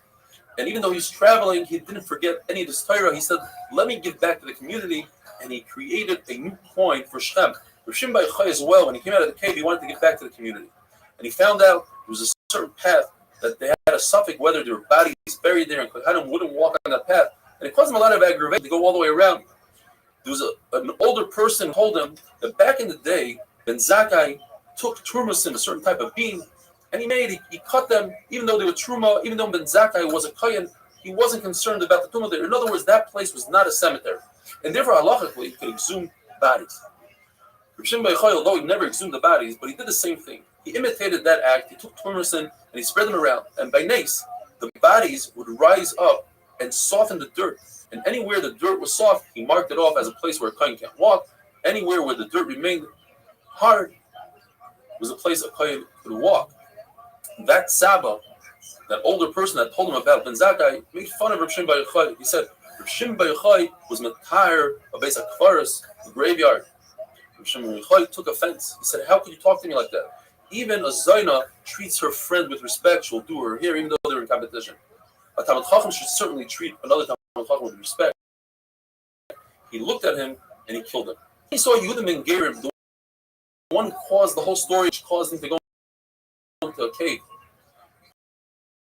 According to Rashi and Taisus, he's a Talmid Chacham. He looked at him and he turned into a bones. The Mishnah says that Erev Shabbos went into his house and asked his family, did you take Meiser? The Gemara says he must say it in Chusa, you should say calmly. If you want people to listen, you don't yell and you don't dictate. You talk calmly. Rashi says this is common sense. The other thing the Mishnah says, he asks them that you make an Eruv Techumen. That is, you place a meal somewhere, and from that place, it's as if you're kind of shvisa, as if you are dwelling there on Shabbos, and you're allowed to walk from that spot on another 2,000 bucks. The one sheet of Erev Tum is the Raisa. Even if you don't hold Erev Tum is the Raisa, at least it has a smachta there, there's a mekarfer in the Torah. And finally he asked them, hadliku is on there, the Shabbos candles for bias. Beina Shmoshois, which the Gemara is going to describe what it is. Time we don't know if it's day, it could be day and night, it could be day before, it could be Friday, it could be Shabbos. Therefore, you don't remove meiser from the fruit that is a certain tevel that you must take meiser. You are fixing the fruit. Also can't remove tumah from a kli by immersing it in the mikvah, and you certainly shouldn't light a candle because if it's already Shabbos, your oiva is a deraisa. However, you're allowed to take meiser from demai. That's fruit that you buy from an amaret, that it's only a chumrah derabara that you have to take another time meiser. And you're allowed to do eruv chatzeres, which is not in the Torah. Eruv chatzeres where two people, let's say, share a common yard, so they participate in a meal, and it's as if they both own that yard together, and they can carry their own Shabbos. And you could bury and hide a hot dish. It's not considered mevashel. The Gemara says that the same person, a person does two acts, and we treat Ben Hashmashas as 2 different days. How? For instance, a person makes an Eruv for his friend. Now, an Eruv must be done before Shabbos, and it must be during Shabbos as well. It has to be at least a moment into Shabbos. He made the Eruv on Friday, and during Ben Hashmashas, a dog came and ate the Eruv. No more Eruv. We say the Eruv lasted into Shabbos because Ben Hashmashas is considered Shabbos. On the flip side, that same person made an Eruv. He started it on Ben Hashmashas, but the Eruv must be on Friday. So we say, no, Ben Hashmashas is considered Friday. And it goes into nighttime, and then a dog ate it. So here we say Ben Hashmashas is Friday, and Ben Hashmashas is Shabbos. Which one is it? We say it's both. Ben Hashmashas is a suffix. And since this is Eruv D'Rabbanan, we say this is okay. Rava says, you cannot bury your pot with material that doesn't add any heat on Shabbos, because you might find that your pot is not hot enough. You might light the fire, but Ben Hashmashas it's okay, like the Mishnah says. Taimnin, you do so in Ben Hashmashas, because usually people have really hot pots. Now on Friday, it's also to hide something with a material that adds heat to it. I'm concerned that you might use ashes that have coals, and you might come to stoke the coals. Now, as we said before, Ben Hashmashas is suffix day, suffix night, suffix 2 days. The Gemara says in the Shita of Rabbi Yehuda, 2 Shitas. According to everybody, if the horizon is dark and the top of the sky is dark, that's 100% night. If the top of the horizon is red and the bottom is dark, according to everybody, that's Ben Hashmashas. But if the horizon is red and the top is red, that's where the machlokes is. That time to be completely red and then to go to the bottom horizon dark and only the top red, that's a difference of 1.5 minutes. Pal Gedanka. That's the whole machlokes. Nehemiah says that Ben Hashmashas lasts from Shkia until it takes a person to walk a half a mile, which is approximately 9 minutes. Yossi says Ben Hashmashas is terrifying, like the blink of an eye, and nobody knows when that exactly occurs. Now, when it comes to a Zav is someone who sees an emission. It's not Keri, it's a special old Ziva that comes from a disease. If he sees one emission, he has Allah of a Keri, he goes to the mikveh that day, becomes tar at night. If he sees 2 emissions, he becomes a Zav. He has to wait 7 days of not seeing any emissions. These 3 emissions becomes a Zav that has to bring a carbon. Now, the 3 emissions by a Zav can happen on the same day, as long as there's a break between the emissions, or in 5 days. But if there's a day with no emission, then emissions don't make him a Zav that requires a carbon. Says the Gemara, very interesting. What Sunday night? Is another emission Monday night Hashmashas. It's possible that Ben Hashmashas is only Sunday, and Ben Hashmashas is Tuesday.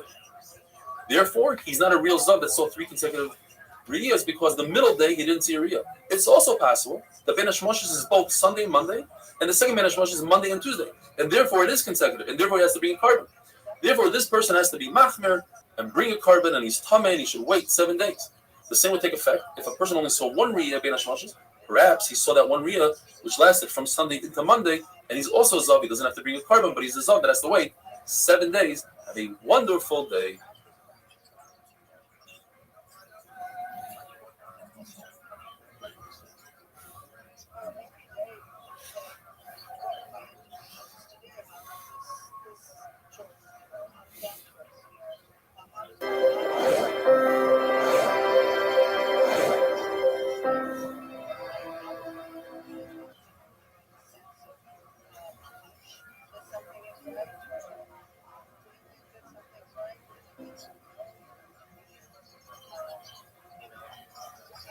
Shabbos Daf Lamed Ches. They ask your Priya Barabba, what's the halacha if somebody forgets a pot of food on top of a kira from before Shabbos into Shabbos, and in the kira there are coals?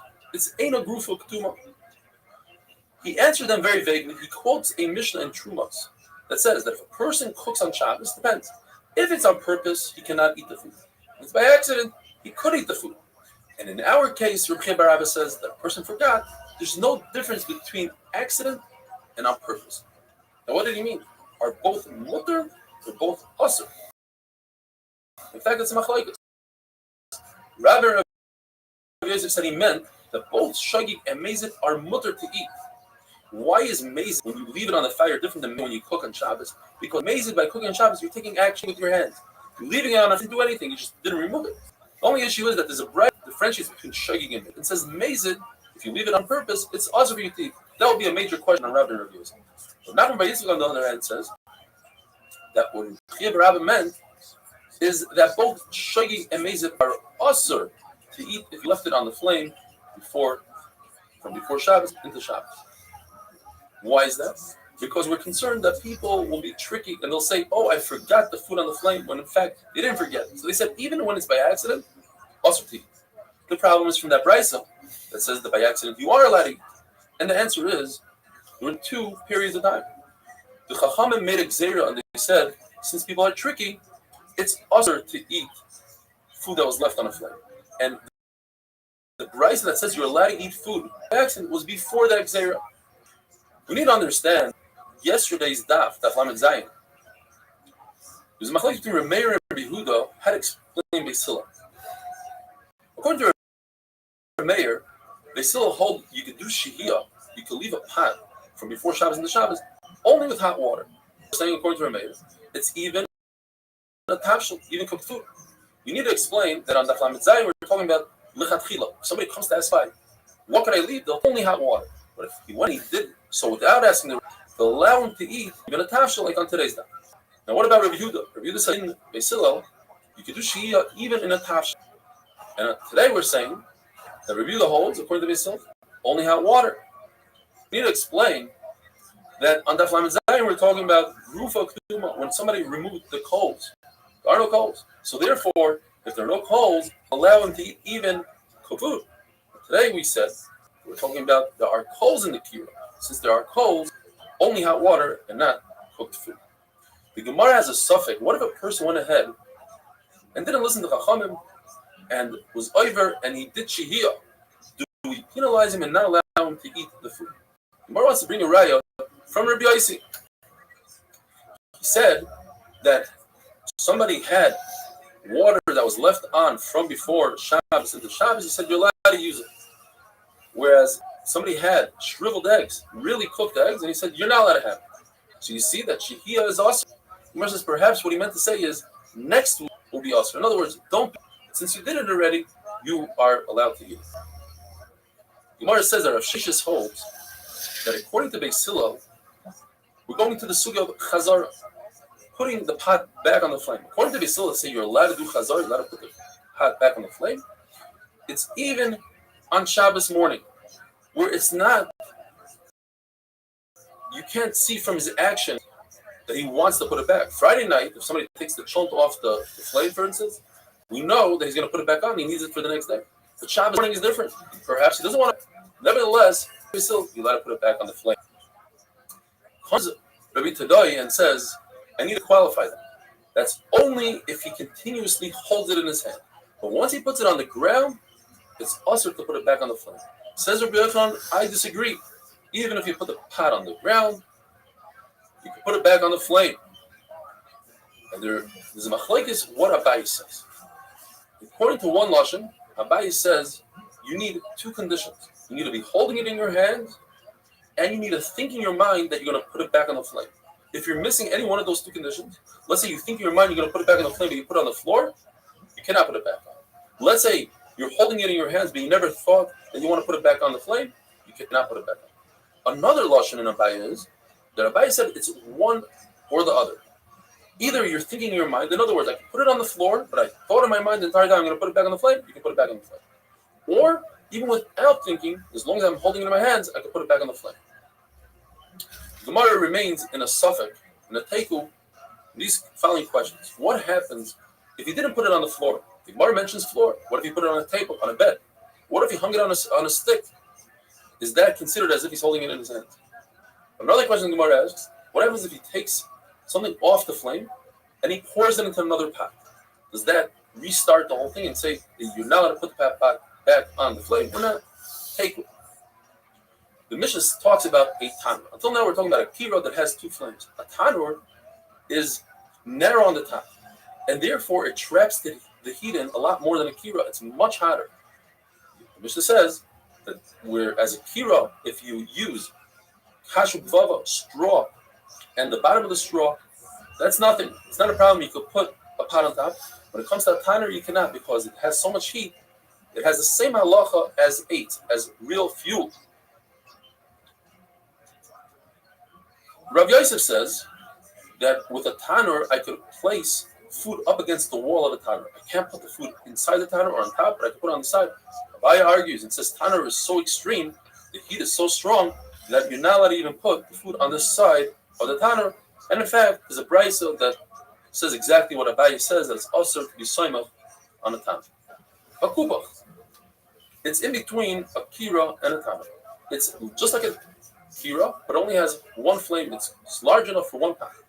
So it's hotter than a kira. It retains the heat more than a kira, but less than a tanur. And therefore, if you use straw as the fuel, you're allowed to put, if you use real fuel, wood, or the leftover olives, their pit, it's also to use.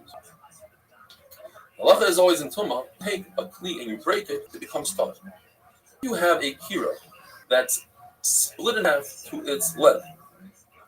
It becomes tar because now you just ruined both of the burners. But if you split it to its width, you just created two burners instead of one large kira, and therefore it remains tar. Whereas a kupach only has one burner. So regardless of what direction you break it, you just ruin that burner, and therefore it becomes tar. Have a wonderful day.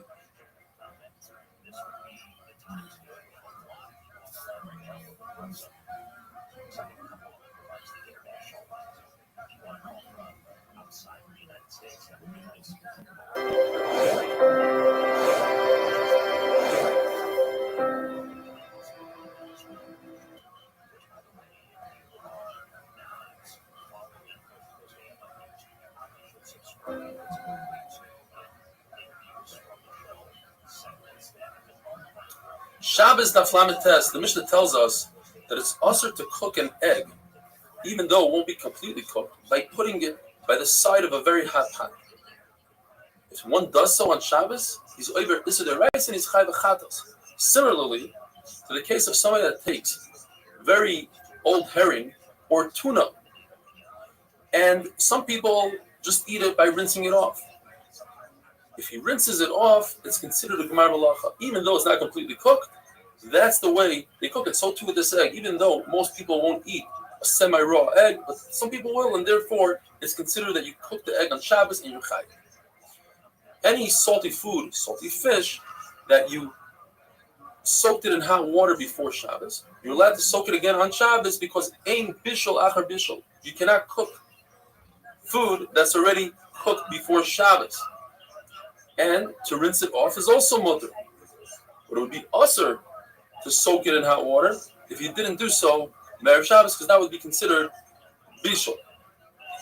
Mishnah says it's usher to take an egg and put it on a very hot piece of clothing. And Rabbi Yossi says it's mutter. So the Gemara qualifies this. If you cook in the sun, according to everybody, that's mutter. because that's not the derech bishul. That's not how people cook. Nobody's going to confuse this with cooking on top of a flame. If you cook it on the tolda of fire, meaning you take a hot cloth, you put it by the fire, you heat it up by the fire, and you cook on that cloth, according to everybody, that's asur. Asur deraisa. It's a tolda of fire. The whole machlokes is the tolda of the sun. Now, the cooking in the sun we said is 100% mutter.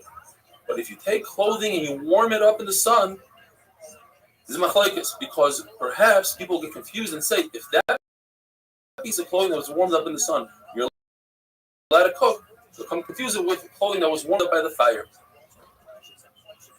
So Chacham say, make a gzeira. Rabbi Yossi says, there's no gzeira. Rabbi Yossi agrees that it's asur to bury food in hot sand, cooked through the sand. Why is sand different? This is machlokes. According to Rabbah, Rabbi Yossi is concerned might come to bury it in ashes with coals, and Rabbi Yosef says we're concerned that if you bury it in sand, you might dig deeper, and your chayfer guma, you'll be digging on Shabbos, and that's Issa Deraisa. What's the difference between the two svaras? What if you bury it in very soft sand, like beach sand? There's no digging really, and according to the shita that it's about digging, you don't have a concern there. According to the Ran, we're not talking about sand. We're talking about something very soft, like ashes. You put the egg down, and it just buries itself. That's how soft it is. The Brisa says you're allowed to boil an egg on a rooftop because most rooftops don't have sand. That is, if it did have sand, according to Rav Yosef, it would be a problem of perhaps you're going to be digging a hole on Shabbos. Mishnah tells us there's a story in Tveria where people took a pipe of cold water and they heated up the cold water by putting the cold water into the hot springs of Tveria. And Chacham said that's asur. L'chayra, that's a raya to Chachamim that say that a tolda of the sun. The Gemara understands that how did the hot springs become hot? Through the sun. You see that a tolda of the sun is asur. Says Rabbi Yosef, no. The water of Tveria, the hot springs of Tveria are a tolda of fire because the water heats up by going right past the opening of Gehenna. It's a real fire and no raya from the Mishnah. Chizah says, Chacham said in the Mishnah that Chamei Tveria is asur. We learn from this that hatmana with dava meisav hiding, burying food in an that creates heat, additional heat all the time, like the springs, the hot springs of Tveria, is even if you put it in there before Shabbos. Ula argues. Ula says that the hot springs of Tveria are mutter. Says Rav Nachman, what are you talking about? Even the people of Tveria broke their pipes. In other words, they took it back and they don't do so anymore. When you're bathing yourself on Shabbos, it goes like this.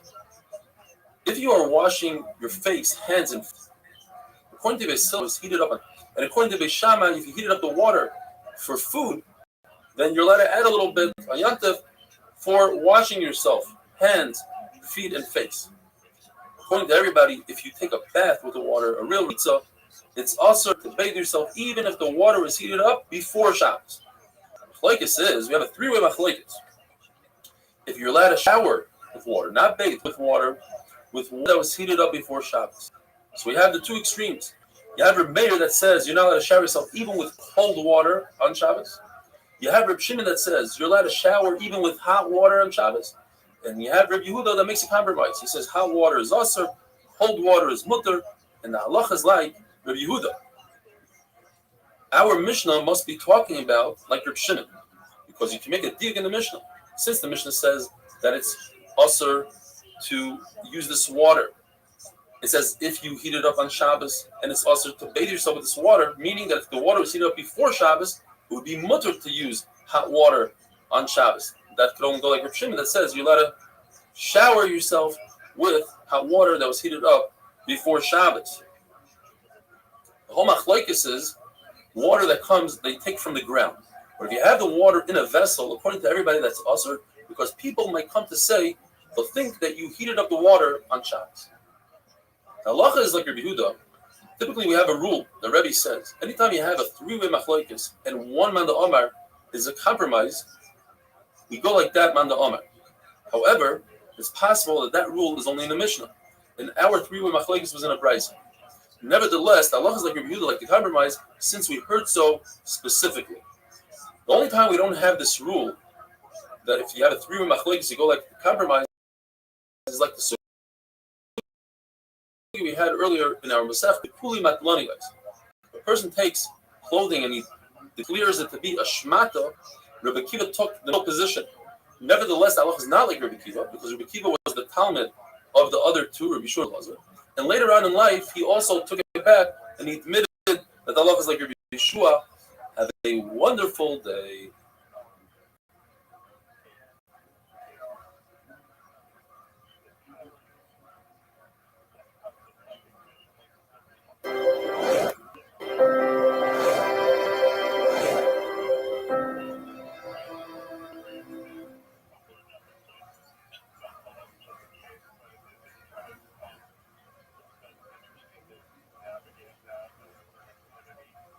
Shabbos Daf Mem. There are two versions in Rav. Rav says that if you heat up water before Shabbos, you're permitted to bathe in that water, provided that you only bathe one limb at a time. The fact that there are two brises that seem to contradict that, they say the only way you can bathe yourself is if you wash your face, hands, and feet. Seems like any other limb would be also. Rav will explain that the brise is just telling us how to do it, just like you wash your face by itself, your hands by itself. So each limb must be washed. The other version of is Rabbah. The way to use hot water that was heated before Shabbos is to bathe your entire body besides one limb. You must leave one limb out. The problem is those two brises seem to contradict Rav because those brises say the only way to bathe yourself is Hana the other raglav, face, hands, and feet, not your entire body minus one limb. And that's a good kasha.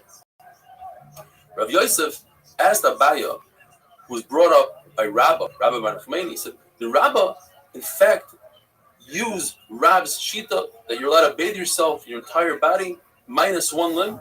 Says Abaya, I never saw, I don't know. But the question is, why did Rav Yosef ask Abaya?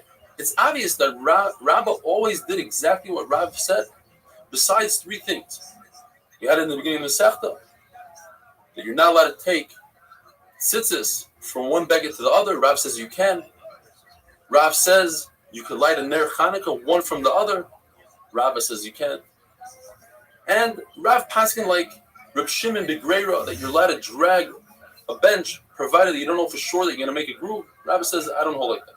But in everything else, he did exactly like Rav. The answer is because this is a kula. Perhaps in kulas, Rav didn't act like Rav. To say that you're allowed to bathe yourself, your whole body, minus one limb, that's a kula. In fact, Allah is not like Rav. Allah is like Shmuel, who says that the only thing you're allowed to do on Shabbos is bathe your face, hands, and feet. Before Shabbos, just like Shmuel that says, even if you bathe each limb individually, that's awesome. You can only do Panav, Yadav, Baragov. If you have a bathhouse that they plugged up the holes that steam out, or another shot that let the heat out of the heaters before Shabbos. In other words, you trapped the steam bathhouse, but it's not providing additional steam throughout Shabbos. So when Matzah Shabbos comes along, you lose the bathhouse. You don't have to wait the amount of time it takes to heat up the water. If you're using the steam, the zayah, the sauna part, that you could do even on Shabbos itself and on Yom itself. In fact, there's a story in Bnei Brak. Rabbi Akiva, the famous, like we say in the Agadah, Rabbi Akiva, Joseph and Azariah, they sat in the steam house on Yontif, and they even took a shower with hot water, according to Rashi, but they made sure that that hot water was covered with wood. So you don't need to cover the hot water with wood. Now, the Gemara tells us there are actually 4 steps in the Gemara that says that you're not allowed to bathe with hot water on Shabbos. The first step was that it was mutter to bathe yourself with hot water that was heated up before Shabbos. But then the Balanim, the people in charge of the mikvahs, they started lying and started doing shtick, and they would heat up on Shabbos. Some say, Yerushalmi explains, they added extra coals before Shabbos, but there's a problem of chitui. So they said, you know what? No more bathing in hot water, but you're allowed to use the steam. The Abaryanim came along, the people that are Oiva Averis, and they started lying. They said, we're using the steam, but in fact, they were bathing. So they said, you know what? You're not allowed to use steam.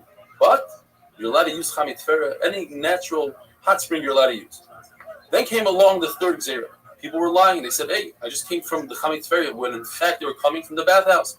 So they said, Chamei Tveria is also awesome, but you're allowed to use cold water. But they realized, Chachamim, that people cannot be oimed. They can't stand the Gzeiros. They weren't able to accept the Gzeira. So they said, Chamei Tveria is mutter. Let's take it back a step. You're allowed to go to a natural hot spring. But you're not allowed to use the steam. You're not allowed to use the Gzeira. And you see from here that a person who's over on a derabbanan, on this Gzeira, is considered an avarion. You're allowed to call him out in public and call him an avarion. The Gemara tells us you're allowed to walk through a bathhouse that's very wide and large, because we're not concerned people are going to think that you bathe there and you're not going to benefit from it. But if it's a smaller one, like in a small kfar, in a village, it's inevitable that if you wait, that you won't benefit from it, and therefore it's awesome. You're allowed to heat up your own body and then pour cold water on it. But to do the reverse, to pour cold water on your body, then heat yourself up in front of a fire, that's also because now you're bathing yourself with hot water. Similarly, you're allowed to take a hot towel on your stomach to relieve pain in the stomach. You're not allowed to take a small pot of hot water. Number one, it spills out. It's a very dangerous, and that's also to do in the weekdays. But there's an additional problem, that if water spills out onto your body, now you're bathing in hot water. The Tanakh says that you're permitted to take cold water on Shabbos and warm it up, make it lukewarm. It's also to heat it up to the point where it's yatsi ledes, where your hand takes it back, or better yet, the Gemara describes it as an amount of hot water or the heat that could burn a baby's stomach. That's a universal stage. As the Mishnah says, it's 40 degrees Celsius, which is about 104 Fahrenheit, and from Zaman says 46 degrees Celsius, which is about 114.8 Fahrenheit. That you're not allowed to do. Now, what about oil? The Tanakh doesn't mention oil. So Rabbi Rav Yosef say that according to the Tanakh, it's 100% mutter. There's no such thing as cooking oil. Therefore, even if you bring it up to Yatsi Ledes, mutter. Rabbi Yosef takes it to the other extreme. It's 100% usher. Even to warm up oil, that's the way you mavashal. That's people use it. They like to warm it up, and therefore that's also usher. Mar brings another two shittas tanaim in oil. According to Rabbi Yehuda, to warm it up to a point that Yatsi Ledes is usher, to warm it up to a point of lukewarm, that's mutter, because that's not how you cook with it. And Shimon Gamliel says that is the way to cook with it, to make it warm. Therefore, you can only put it on your hand and put your hand in front of a fire. But what is the difference between Shimon Gamliel and Rabbi Yitzchak? They're saying the same thing, basically. You're not allowed to warm up oil, even lukewarm. The answer is because according to Rabbi Yitzchak, it's also to warm it up lukewarm, even with a shinoi, even kilachar with the side of your hand. But according to Shimon Gamliel, that is mutter. La halacha, there's no difference between oil and water. Both of them, if it's yatsi ledes, it's also to warm up, and if it's not yatsi ledes, it's mutter. The Gemara does is Rabbi Yitzchak bar Avdimi went into the bathhouse. He's hungry, and he's trying to do. I want to take a flask of oil and put it in the bathhouse of Chamei Tveria and up. And Rabbi said, "You're not allowed to do that. Take kli sheni, once into another kli, fill up another kli, put into that." So the Gemara says, first of all, you learn three things from here. You learn that you could cook oil, like the sheet that says oil is cookable. Second of all, you see that water out of the Chamei Tveria and you make it into kli sheni, that does not cook. And second of all, you see that just warming up oil, that's also considered cooking. Now, how did Rebbe tell him these halachas? He's in the bathhouse. You're not allowed to even think in Torah in the bathhouse. The answer is to prevent somebody from doing it. You're allowed to, like we see, that a Talmud went behind Rameir into the bathhouse and he wanted to mop floor for him. And Rameir said, "Usher, that's a shui gumas, that's considered baina." He wanted to prevent him from doing it in Isser. Wonderful day.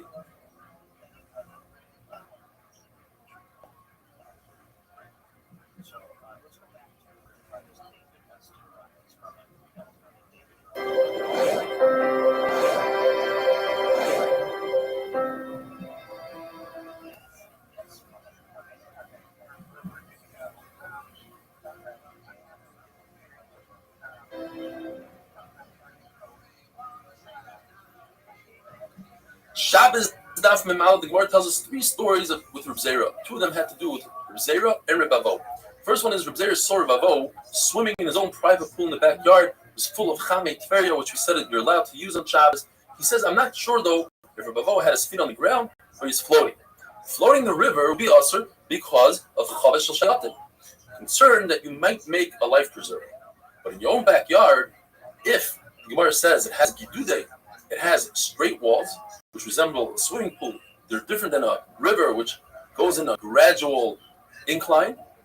So it's obvious that that's mutter. Or another Pshat in Rashi, Gidude, it has a lip, it looks like a swimming pool.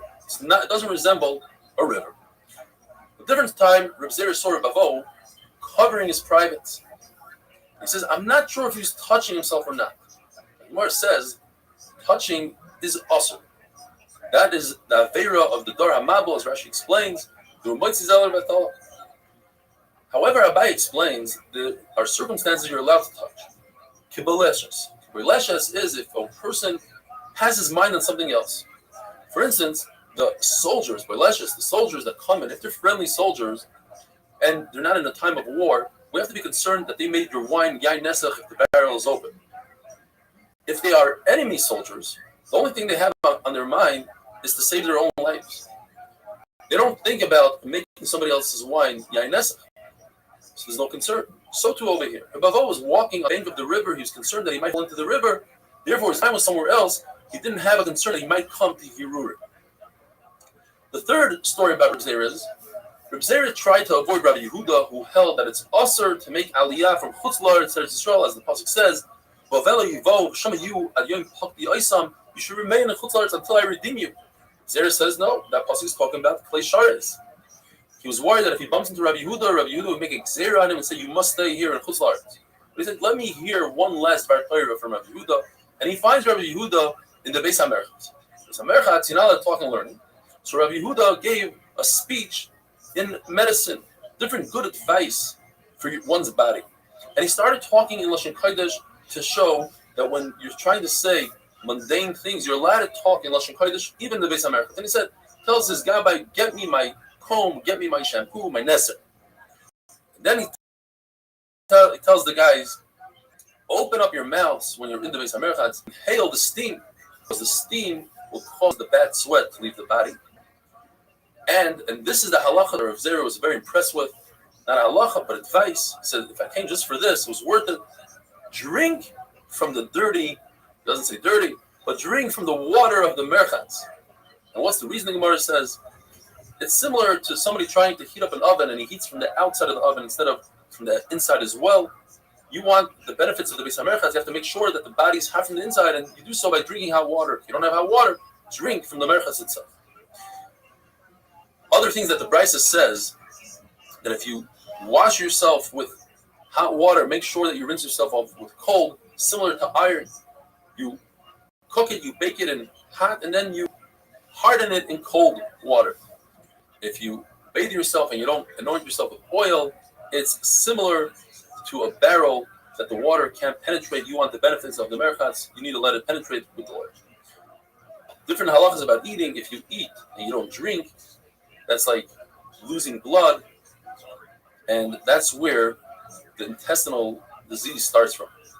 If you eat and you don't walk 4 amas, then your food starts decaying in the body, and that's where a person gets bad breath from. If a person needs to go to relieve himself, needs to go to the bathroom, and he eats on a stomach like that, it's similar to trying to start a fire in an oven with ashes that already did their purpose. You don't put food on top of a cover. And this is the beginning of the cause of just bodily odor. Says the Mishnah, there's a vessel called a muliyar, and that is, it contains water on the outside, and you put coals on the outside. If one removed the coals, he did rufa. Therefore, this vessel is not giving any heat to the water. You're permitted to drink from this vessel on Shabbos. There's another vessel called antichi. One pshat in the Gemara is that it's like this hira oven that we discussed, but it has a compartment for water. You would have this compartment in order to ensure that the hira doesn't explode, similar to what we have in a carte. You put some water to cool off the engine. That water is moisef hevel. Since this hira is on 6 days a week, it adds, the coals are so hot and the walls are so hot, it adds heat to the water. And therefore it's also to drink on Shabbos. Another pshat is it's a double layer, double decker dud, similar to the muliar. Just one layer is the coals, the upper layer is the water, and therefore it adds hevel to the water. So that's the drink on Shabbos. Says the Mishnah, and according to Rabbi Barmas, the pshat the Mishnah is that if you have a small pot that you removed all the water from it and it's still hot, you shouldn't put a small amount of water into it because that would cook the water. You put a large amount of water because that just makes the water warm, and that's okay. According to Shimon, we say that Davar She'eino Miskaven is mutter. Therefore, even though this water causes the pot to harden, since you don't have intent to harden it, that was just to warm the water, we hold like Rav Shimon that it's a mutter. As long as it's not a psikration, in other words, it's definitely going to happen. We don't know that's definitely going to happen, therefore it's mutter. According to Abba is you didn't remove the water. You removed this kettle from the stove. And now to add a small amount of water is also because you're boiling up the water. To add a larger amount of water is mutter because it's just going to create lukewarm water. However, if water left in that pot, any amount of water to that pot would be awesome because called like Rav Yehuda, Davar She'eino Miskaven is. Rav says this whole halachas are only when the amount of water needed to not be mitzaref. In other words, in order to harden the kli, you have to fill up the kli all the way to the top, says Rav. So this would be mutter if you put less than that amount. Shmuel argues, says even if you fill up the kli all the way to the top, it's still mutter. Now typically Shmuel doesn't hold like Reb Shimon. In another halach, in a malacha shein tzrich legufa, as we discussed, if you have a piece of wood that's a coal, glowing red, and you're concerned that somebody might step on it, it's also to extinguish it. Even though it's a malacha shein tzrich legufa, you don't need that piece of wood as a coal. You just don't want the fire. It's not a creative act. Okay, so it's like Reb Shimon says it's mutter, and Shmuel holds that it's also. So you see, Shmuel doesn't hold like Reb Shimon. So Gemara says yes. In Melacha Shein Tzrich Legufa, he doesn't hold like Reb Shimon. this guy, Davar She'eino Miskaven, he does hold like Reb Shimon. and he gets this call. And therefore, the Gemara finishes off by saying that if you see thorn, or let's say in our days a piece of glass in the Rosh Hashanah, Midrabanan, you're not allowed to walk less than 4 amas. Stop and walk again less than 4 amas. That's his Midrabanan. But since this is a danger, you're allowed to do so. And in the Carmelists, where the whole Isser, the whole idea is only Midrabanan, you're allowed to walk all the way to the garbage can and throw it out, even though it's a lot more than 4 amas. Have a wonderful day. And is that how it was? But she didn't have anything to do with this. She was just she had 4 babies at once. Something like that. Maybe not. Anyway, it was like somebody was reenacting a picture of her having 4 babies at once. And this like guy gets a call. Shabbos Daf Mem Beis. Yishamai say that the bottom water always wins. So therefore, it's better to pour on Shabbos cold water into hot water than cooking the cold water. But pouring hot water into cold water, that's mutter, because you're not cooking in the cold water. They still say it doesn't make a difference. Even pouring cold water into hot water is mutter. A bath is a kli rishon. It's heated directly from the flame. And therefore, cold water into hot water is asur, and hot water into cold water is mutter. Shimon ben Asya says, and Allah is like him, that even hot water into cold water is also asur. There was a Havamina that Reb Shimon ben Asya wasn't talking about a bath, he was talking about a cup. And what he was saying is that in a cup, there's no machlokes between Beis Hillel and Yishamai. Even Beis Hillel admit that you cannot pour even hot water into cold water. Abaya says that a seifa, which is a wash basin, even though it's for washing, and you need really hot water, it doesn't have a halacha like an abatya of a bath that is a kli rishon. It's in fact a kli sheni. Since it's a kli sheni never cooks. Even if you have it at Yatziledis, even if you have the temperature of 104 degrees like Chazanish or 114.8 degrees like it can't cook. And therefore, I could pour cold water into the bottom, hot water, and it won't cook it. And that's Rav wasn't makbid sheni, and you could pour cold into hot. And he has a raya from the Vaisa. The Raya says, Ma'ara Kitan, or from a flask of cold water directly into Kisheni hot water. Says the Mishnah, if one removes a large pan or pot from a flame, now a Kli Rishon removed from the flame, and you're not allowed to put spices into that dish because you'd be cooking the spices. The spices cook in a Kli Rishon.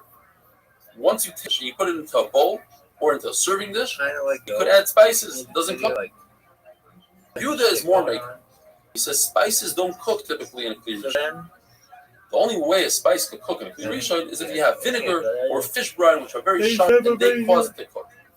Rabbi says that salt is not in the category of a spice. So there are two explanations. Either he is saying that salt is much more sensitive than spices. It will cook even in a cliche. Or Nachman says no. Salt is like bull's meat. It's very tough. It takes a very long time to cook. No one's ever going to. So Reb Nachman argues on that. Or Reb Nachman agrees to Reb Chia in the second lashon, and that's why this says the halacha is like the second lashon, that salt is very tough to cook, and it won't even cook in a Kli Rishon. They get the guy's car. It takes a long time for it to cook, like bull's meat. And they. The Mishnah says that one is not allowed to bring a Kli on Shabbos to catch oil that's dripping out of a candle. Because that oil is muktzah ben hashmashos, and by it falling into a vessel on Shabbos, it makes that vessel muktzah. And now you're bringing you're taking a kli out of service for that Shabbos also. Where they can find. You're allowed to put that kli there, the candle, before Shabbos, as long as you don't use it on Shabbos. The Gemara says something similar when it comes to a chicken's egg. Now to take a kli and put it below the chicken to catch the egg on Shabbos, because you've been about the kli made on Shabbos. However, you're allowed to, if the chicken already laid the egg, you're allowed to take a kli and cover the egg that people won't crush it. Gemara says though, the only time you're allowed to do that if it's hatzolah mitzuya. It's a common way to save the egg. Typically, a chicken will lay an egg in a heap of trash. So you're allowed to save it on a heap of trash. Anyway, if a chicken laid it on an incline, and you want to make sure it doesn't roll down the incline, that's not how it's sold to you. You're not allowed to save it like that. Yo, big dog. The Gemara brings a lot of questions from different mishnayos, and basically we'd have to say on these questions that they're considered hatzolah mitzvah. For instance, the Gemara asks, the halacha is that if a barrel breaks and it's full of wine, tevel, that you didn't do trumas and maasros on, you're allowed to save it on Shabbos by putting another barrel underneath. But a barrel typically doesn't break. To say that it's talking about hatzolah mitzuya, that it's a barrel that does typically break by using a brand new barrel. Brand new barrels are sensitive; they break. It's not like I'm in the fucking. Another mission that we have later on in the It's like I'm watching it on social media. You're allowed to take a kli to catch sparks that come out of a candle. So we must say that the sparks are hatzolah mitzuya. It's common for things to have sparks. Have a wonderful day. I like this song, but. That one fucking barbecue sauce should take this song and go, Sweet Baby Ray. I just think that's how it should work. Anyway, unrelated to this stream. So, then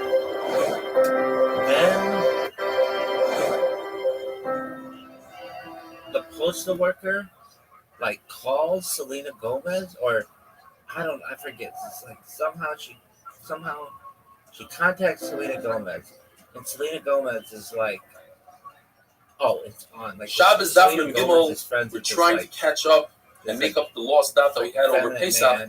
This is from 4 days ago. Daf and Gimel. We had a sheet over Chizda. Like she's all in it. That you're permitted to cover an egg to protect it, but you're not permitted to put a kli under the egg to catch it. What's the difference? Rabbi Yosef says because you're canceling a kli. You can no longer use this kli once the egg touches it. But when you cover an egg, cover it whenever you want. So the Gemara brings all the brises and mishnayos that we had on the starting with, if you have a barrel full of tevel, full of wine that you never took trumas and maasros from, and it breaks, you got to take another vessel, catch the oil in the wine, but that vessel should, because wine that's tevel is muktzah, or it's not muktzah, because if somebody was paper and took trumas and maasros on Shabbos, he'd be yaitze. Anyway. So what about the fact that it says in the Mishnah that from Zayin that You're allowed to put a vessel underneath a candle with sparks. You're allowed to clean it. You must say because the sparks are not mushes. They're not visible. So the clean never becomes muktzah. We learned that you're allowed to take a bench to support a broken beam in the ceiling. Again, we must say that the bench is not in there completely. You can remove it easily. What about the fact that you're allowed to take a bucket to catch the rain that's coming off the roof? Rain, that is not muktzah that you could drink.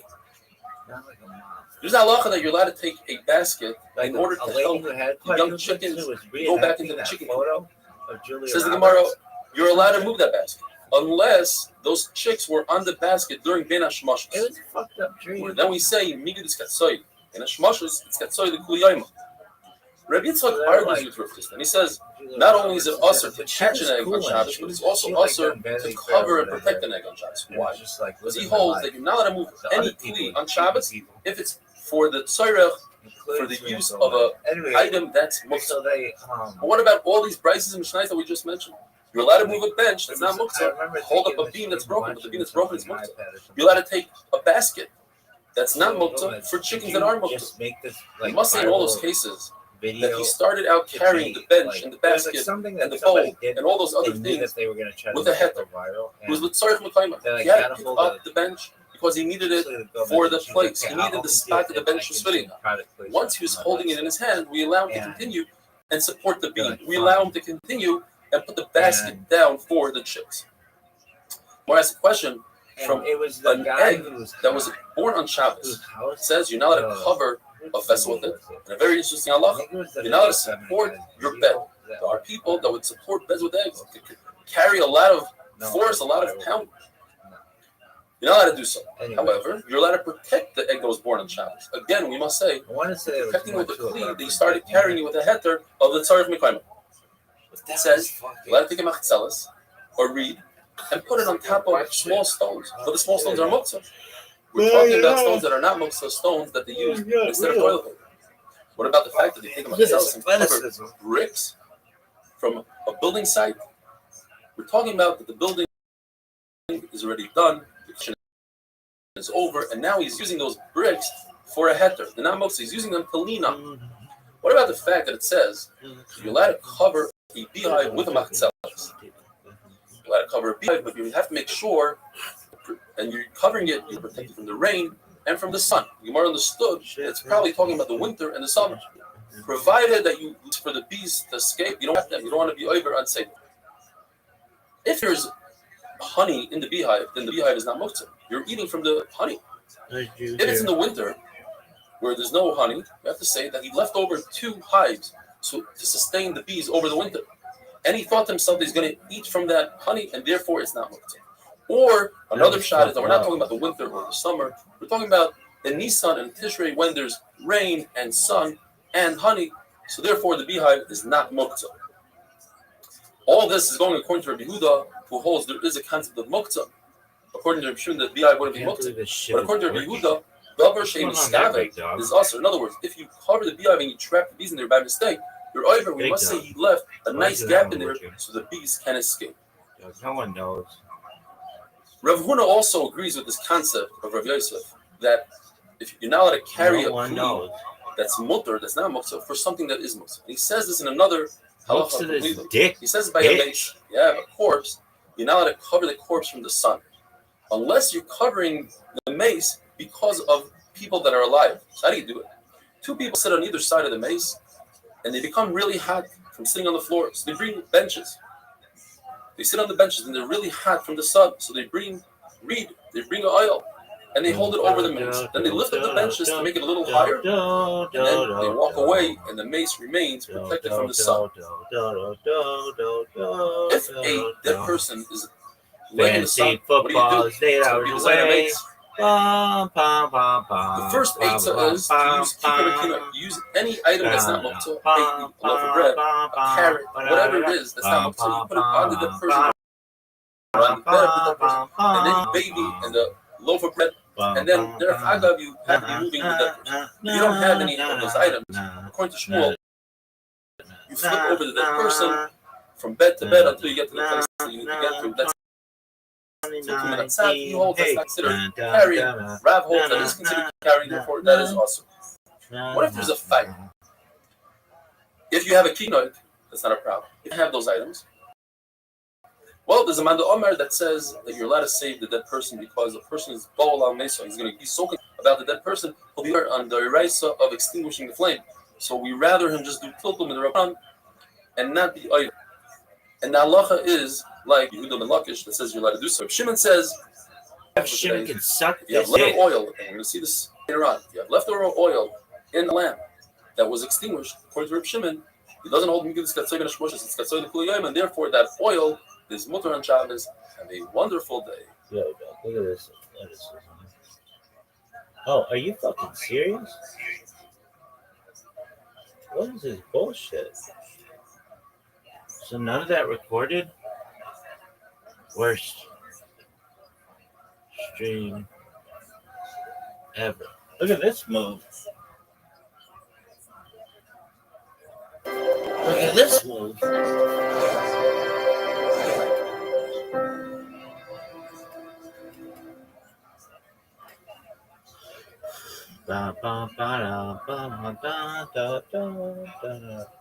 Shabbos Daf Mem Dalet, the Mishnah tells us that both the Tanakhama review the whole of the concept called Muksa Machmas Mius. Something that's disgusting, for instance, a lamp that has oil residue and ash residue is disgusting, and therefore people don't touch it, and you're not allowed to move it on Shabbos. Normally I don't see cell phone. It's not disgusting. So you're allowed to move it on Shabbos. Rav Shimon doesn't subscribe to the concept called Muksa Machmas Mius, and therefore he allows you to move this lamp on Shabbos. However, if this lamp has an existing flame right now, let's see how we did. Then he says that it's also to move. Rashi explains the Havamina of the Gemara later on, because I'm concerned that you might come to extinguish the flame. The Maskon of the Gemara later on is that it becomes a basis l'davar also. It supports a flame. The flame is mukta, so the bottom part, the lamp, is also mukta. Rameir doesn't either hold of mukta machmas mios, but he holds of the concept called mukta machmas isur. Since the flame is also, therefore, Migu dis katsoy ben hashmasho is katsoy l'kuliyim. We have the concept. Since it becomes mukta during ben hashmasho, it's lit. So even if it extinguishes later on, this remains throughout the Shabbos, since it was mukta for the moment of ben hashmasho. A very large cup, a container that contains a lot of oil that can last for the entire Shabbos. According to Ula, even if there's no flame on it right now, it's mukta according to Yehuda, because the concept Migdus Katzoy ben Shmoshes, it's Katzoy the Kuliyama, but according to Reb Shimon, it's not mukta. The issue is the wording doesn't fit so well. It says avol. A small candle is also avol. Even a big one is. It should say small, large. There's no difference according to Reb Yehuda. Why does it say avol? Marzutra prefers to say that it goes according to Reb Shimon. A small candle is not mukta. Avol, but a larger candle that contains oil for the entire Shabbos is mukta. Typically, Reb Shimon doesn't hold of the concept Migdus Katzoy ben Shmoshes, it's Katzoy the Kuliyama. But in this case, since there's enough oil to last for the entire Shabbos, in his mind, he forgot about it. He doesn't want to use it. He thinks that it's going to last the whole Shabbos, so he set it aside. So even Reb Shimon agrees in this case, Migdus Katzoy ben Shmoshes, it's Katzoy the Kuliyama, it remains mukta even if there's no flame right now, according to Reb Shimon. Reb Elazar, the son of Reb Shimon bar Yochai, holds like his father, Reb Shimon, two things: that there's no muksa machmas mios, and there's no muksa machmas isur. But he argues on his father in one thing. His father holds that while the candle is lit, you cannot benefit from the oil. He holds you could benefit from the oil if it drips out, and it's not in a way that will cause the flame to diminish. If it doesn't cause any kiboy, then he says you're allowed to use the oil. There says that if you have a metal candelabra, which doesn't absorb oil and ashes, so it's not moles, it's not disgusting. According to everybody, if you lit it ben hashmoshes, Reb Meir and Reb Yehuda both agree because katzoy ben hashmoshes is katzoy. But if it's not lit during ben hashmoshes, then according to them, it's mutter to be metallic. Mar talks about a bed, similar to a table. One wants to put money on a bed. Mar says as follows. If a person designates this bed and says specifically, I want this bed to put money on it, all in his head. But in addition to having it in his head, he had condition number 2, that he actually put the money physically on the bed. Even though he removed it before Shabbos, the bed remains muktzah. It's a bed meant for money. Money is muktzah machmas gufay, and Taisus points out it's even usher to move. Typically, muktzah for instance, the hammer you can move if you need it to sit down on its spot, or you need to use the hammer to open up, to crack open up a coconut or whatever. But money doesn't have any other use other than to use it in a store. And therefore, even if you need its space or you want to use the actual money, it's muktzah machmas gufa. Now, if a person either designated it, the bed, for money, but didn't put money on it, or you put the money in it and didn't designate it, then it's not muktzah. However, if he didn't designate it, but he had money on the bed during Ben Hashmashos, then the bed remains muktzah for the rest of the Shabbos. Even if a child removed the money, it remains muktzah. We're a very interesting halacha. If you have a candle, you have a lamp, even if you lit a candle on it, but you didn't designate it, it's not muktzah. You have to designate it and light the candle in order for it to be muktzah. The Gemara's question is from muchni. Muchni is a wheel from a wagon. We'll go into all the halachas, but the question from that sugya is, you see that if there's money in the wheel before Shabbos, during Ben Hashmashos, and you remove the money, you could move the wagon. Why do we say that if the money was on the bed and you remove the money, you cannot move the bed? And the answer is because muchni goes according to Reb Shimon. And what we're talking about goes according to Reb Yehuda. And what is a muchni? Muchni is a wheel that's attached to a wagon. If the wheel detaches from the wagon, then we view the wheel as an independent vessel, kli, and it has no connection to the wagon. And therefore, if Tumah, let's say, goes under the wheel, it doesn't transfer to the wagon. If Tumah goes under the wagon, it doesn't transfer to the wheel. Although they're touching, but Tumah doesn't transfer from one kli to another unless they're one. And since they're independent of each other, it doesn't transfer. Another halacha: if a wagon or any kli is larger than 40 sa, it's not mekabel Tumah. How do I measure this? According to Beis Hillel, you measure if from the outside it can displace 40 sa of water. So when you do so, you put it, let's say, in a swimming pool to see if it can displace 40 sa of water. You cannot count the wheels as part of the 40 sa because the wheels, since they detach, are not part of the wagon. What does that mean? Another halacha is that if you have a tool on the wagon and it is mild, it creates a tent over, let's say, basic cars over a caber. If there's a wheel there and the wheel is not part of the wagon, it cannot save that tool from tumah. And if there's money, and that's the halacha that the Gemara brings as a question, if there's money in the wheel, because the wheel has a base kibble, it's a kli. If the money's still there, and the wheel is not part of the wagon, you cannot move the wheel on Shabbos. But if the wheel is part of the wagon, you could move the wheel because you're moving the wagon, and the wheel is bundled to the wagon. We see, as we mentioned before, that Rav goes according to Yehuda. There's another halacha that Rav goes according to Yehuda, and that is that if you have a lamp, Erev Shabbos, you're allowed to hang it on a tree. And we're not concerned that you might climb up the tree on Shabbos because you know that this lamp is muktzah for the entire Shabbos. However, on Yantif, you're not allowed to hang it on the tree because a lamp is not muktzah, and we're concerned you're going to go up the tree to receive your lamp. Have a wonderful day. I'm never gonna dance again. You'll be like no. It was easy to pretend. I know you're not. Should've known that. Waste the chance that might have been given. So I'm never gonna dance again. The way I dance with you. Rav holds us with Yehuda and Muktzah, and the candle that's consumed on Shabbos remains muktzah for the rest of the Shabbos. However, we get a dispensation when it comes to Hanukkah and times of the Chabarim. Chabarim were people that didn't allow candles lit. Therefore, if you want to light the menorah, and was scared that Kabar will catch him. After Benish Moshe comes during Shabbos and the candles go out, take the menorah back into your house. B'shas Chag, it's a halach. The famous saying, "Dayu Rebbeinu listen with all of B'shas Chag." When it comes to an emergency, then we can rely on the Shimon that there's no more. More hold in Restream. I love to tell you Only something. things that become raisins and chicken or something right. They have the cat ass over here. in order for something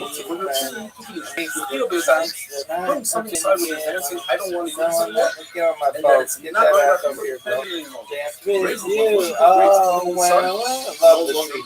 And if I put it in the sun, you're building it back and sending it off to the side. Dude, it's the 21st night of September. There's an additional Do you remember? books of Machmas Mitzvah, which Restream subscribes to. And that is, let it handle the Shabbos. That's a mitzvah. That handle becomes mitzvah for the time being. Here Therefore, we go, girls. I love let's this. say a sukkah. The walls of the sukkah It's stop. singing so loud. I Become wish mitzvah that we because they were could set aside for the use mitzvah this for 7 crowd. days. Maybe throughout the it's entire better life. this way. We According to heard the each Shimon, other with the words we wanted to unless say. We somebody could made a have been specific night so and said, I good want to use the together. what? I want to We use could the have preparation. left this dance forever. But What if somebody planted turtles? turtles? Or you put an egg under a chicken, Please set it aside. say, Well, it and doesn't have I'm the never conditions we gonna need. It's not dance a again. mitzvah. According Guilty to Restream, feet have got they are not no mitzvah. rhythm. No, it's easy Going back to to pretend. sukkah work. No, you're If you not have a a sukkah fool. that's standing during other young Should've cycles known, on should've Pesach and never Shavuot, seen the you're fact. not allowed to take wood off the Makes sukkah. the sunset That's places that's breaking the sukkah. What if the sukkah fell down You're on never gonna Shavuot? dance again. You're also not allowed The way I to use that dance wood with according to you. because it's booked. According to Shimon, it's not mitzvah. Once it breaks, it falls down, and you anticipated it, it's not mitzvah. On sukkahs, according to Shimon, it's mitzvah, unless it's not. There's a guy that says that there are other fruits, such as peaches, quinces, that you put aside on the roof and you let them dry and they're muktzah. That must be going according to Yehuda. But what's the chiddush? The chiddush is even though they're fruits, nevertheless, by putting them on the roof, you see a that's where you don't have anything to do with it, and therefore they remain muktzah according to Rabbi Yehuda. Rebbe's son, Lazar, asked Rebbe, what does Reb Shimon hold when it comes to Tzili Mark? These are dates that will never ripen. From the fact that he asked Rebbe the question about Reb Shimon, that means the Gemara understood Rebbe subscribes to the shita of ask his father, what does Reb Shimon hold about this? What do you hold it? Even though that Tzili Mark are not edible, but he never pushed it aside with his hand. So he has one out of the two conditions, and therefore they are not mitzvah according to Reb Shimon. Nevertheless, the Gemara asks a question. There's a Mishnah that tells us that on Yom Tov you're allowed to shop an animal that's yours.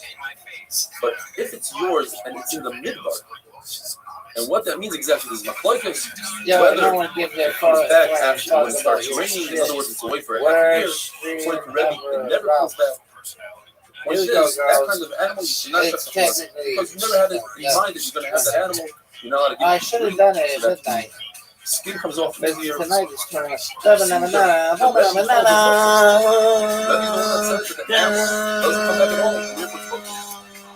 Do you remember three options? The 29th of September, that was changing my mind.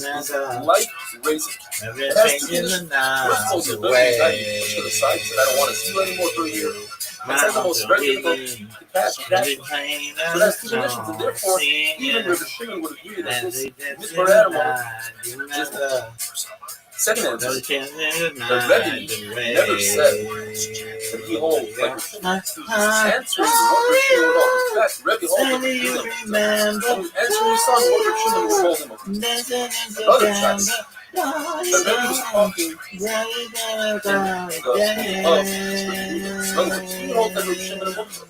But those who Chachamim agree that if an animal comes back really half a year, it should be considered a domesticated animal. Which he said no.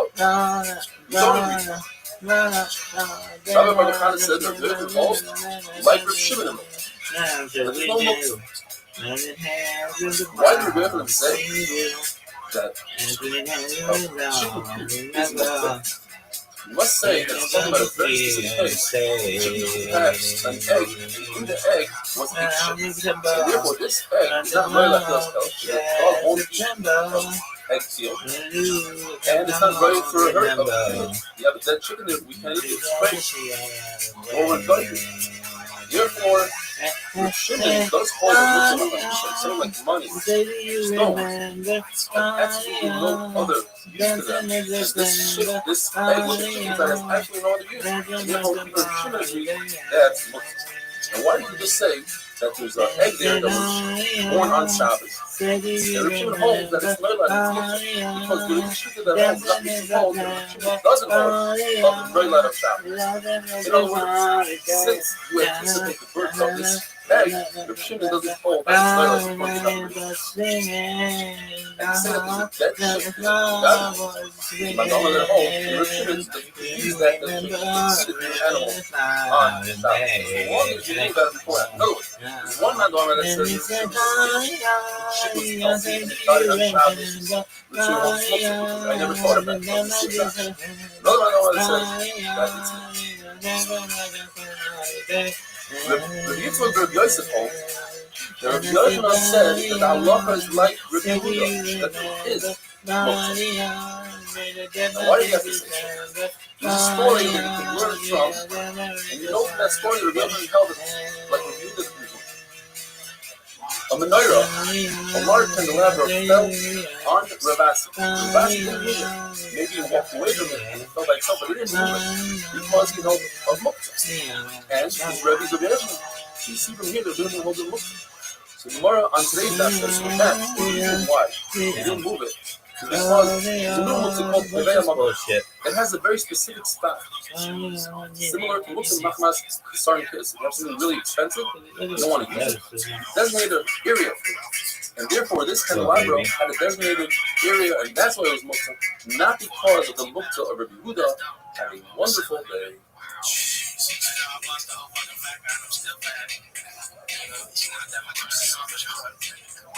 I just thought it was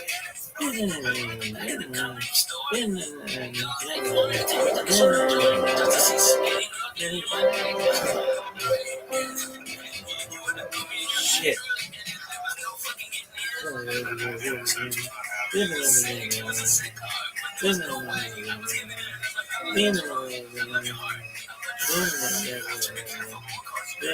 Shabbos daf Revav. How's everybody doing? I hope you're staying safe and healthy. We finished off yesterday saying there's a story where a menorah fell on Ravasi and he refused to move it with his hand and said it was muktzah. What kind of muktzah? We tried to say perhaps it's called a muktzah of Kviyas Makkah. Since it's a large item, has a designated spot, you don't move from that spot, it's muktzah. Says Gemara, but what is the deal about Kviyas Hasanas? It's a tent that you build over a bed. The cot is narrower than a pevach. We don't have a problem with building the oil on Shabbos. We let it put it together on Shabbos and pick it apart on Shabbos. But how can you touch it? It's muktzah Kviyas Makkah. You see that there is no muktzah called Kviyas Makkah. So why did Ravasi move the menorah? The answer is because this was a menorah that came apart and you put back together. It certainly don't be muktzah. And we're dealing with a menorah that just looks as if it come apart. We made it zera, such a menorah, because of a menorah that can come apart. And if it's a really small menorah that can come apart, the Rebbe says, even though it usually doesn't come apart, you have to be good on a small menorah. As long as it doesn't come apart, you don't make it. What is the fuck? What is up with all of us YouTube comments? Who's listening in 2025? The issue is, there's always Haskins, like the Stam Mishnah, like the anonymous Mishnah. And the Mishnah of Mukhni that we had the other day, the wheel that he catches from the wagon, one of the halachas we learned is that if there was money, even Ben Shmoshes, inside the wheel, and the money was removed, you can move it on Shabbos. That goes according to Rav Shimon. So on the one hand, the Stam Mishnah is Rav Shimon, but Rav Yosef Paschal is like Rav Yehuda. Says Rav Zera, we must learn, even though it's a doichah, that the Mishnah is talking about that there's no money during Ben Shmoshes, and that's why you can move the wheel on Shabbos. But if there was money during Ben Shmoshes, in fact, the wheel would be muktzah, like Rabbi Yehuda says, you can say Ben Shmoshes, it's tatzai, with Kuliyah. Yeshua Levi said, the Rebbe said a very cryptic statement. He said that a menorah is like a ner of Rav Shimon. Menorah is Rav Shimon ben Ner, meaning, could be two meanings. Either one psak halacha or two. Either the psak was that a menorah is not muktzah, like Reb Shimon says that a candle that was lit and it was extinguished on Shabbos, the candle was no longer muktzah. In other words, the menorah was muktzah. Or he said two statements. A menorah, a candle is muktzah. The Gemara remained. The Gemara tells us that Reb Malkiah, and at a different time, Reb Yosef Lila, both acted like Reb Shimon. There was no muktzah, and both the Rabbeim were muktzah. On the other hand, Reb Avo, even though he himself held like Reb Shimon, but when he was in front of Reb Yochanan, out of respect for Reb Yochanan, he acted like Reb Yehuda that there is muktzah. Machlokes, Reb Yehuda says, if you have an earthenware lamp that's full of oil, it doesn't get disgusting, and therefore it's not muktzah, you're allowed to help. But if it has never seen, so it is muktzah. Now, we're not talking as Reb Shimon doesn't hold it muktzah. We're discussing this since there's other use for this candle is disgusting. Therefore, stone that has no other use and it's muktzah. In other words, muktzah, machmas. Rather, Reb Yosef both hold that you're allowed to carry, you're allowed to be metaltal, a lamp that was used with net. The Gemara tells us an amazing story. Ravia went to visit Rava, and he had a lot of mud on his shoe. And they sat him down, he said, sit down on this bed, and he put his shoe on the bed and put a lot of mud on the bed. And this upset Rava. And Rava decided he's going to torture Ravia with questions. Some server has a shot, look into it. And he asked him, why is it that Rabbi and Rav Yosef both say that a lamp that was used with net, with kerosene, is not muktzah? So he told him because you could use that lamp for another usage, you could cover another kli with it. He said, wait a minute, but what about all stones in the world? They're very muktzah, but you could use them to cover Shalem. Says Rav Yosef, no, there's a big difference. This lamp has a name of a kli on it, where a stone is not a kli. And I'll prove it to you from a Mishnah. Allah is that a woman is not allowed to walk out on Shabbos with beautiful jewelry. She might choke her friend. But in her own chutzner, she's allowed to remove it. Why? Because Ula explains it has a name of a kli. So anything that has a name of a kli is not muktzah. Says Reb Nachman Bar Yitzchak, Birach Rahman, Orach Hashem, that Rava wasn't successful in embarrassing himself. The halacha is that the person has the firstborn animals, and sheep. He goes to the kohen, and the kohen but if the full moon, and the kohen decides that should consistently do what he wants. What if he finds the moon? It's multiple parts of the question. Why is the part different? And oil that's left over in a lamp, the Rishon says, is not muktzah. Says, what is the big difference? Once he knows that he might have leftover oil. So he thinks about that oil and he wants it. So that's why it's not muktzah. But an animal of heart, there's 3 reasons why he's not even thinking about it. First of all, who says that this animal will have a muktzah? And even if it has a muktzah, who says it will be a muktzah, a permanent muktzah? And even if it's a permanent muktzah, who says they'll find a rabbi, they'll tell them that it's a good moment. What about a woman who makes a neder? Because when a woman makes a neder, that's for husband. And what about a man? How can he make for his neder himself? What if he doesn't find a rabbi? Because he doesn't need a rabbi. He finds 2 simple people who matter his neder. In the Mishnah it says, Reb Shimon, if the fire is still lit, even Reb Shimon says it's muktzah. Why? The answer is because it becomes a basis of the lamp supports the flame, which is muktzah. Pshat is not because we are concerned with the hats, like Rashi explained in the Mishnah. We're concerned perhaps when we extinguish the flames, like we said, because Reb Shimon holds the double shame is scavenged muktzah. You don't think about it. You don't. That's not your intent. And you're not chayil. In other words, if a person drags a bench, he's trying to bring it from point A to point B, but by doing so, he creates a groove in the ground. He's punished. And don't say that there's enough community that they're right in the Rabbana.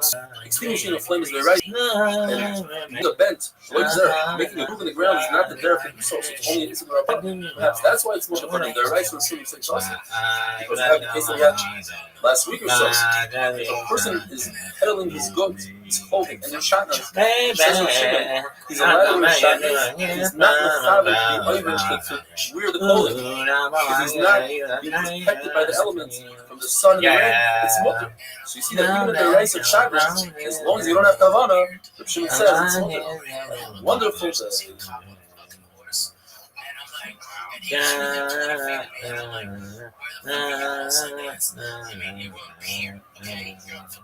people all around, my kids, my wife's arms, who the fuck, okay? And we went down there to go see them. I'm a kind of aviation.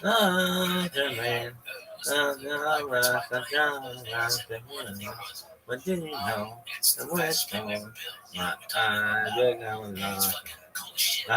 Baby,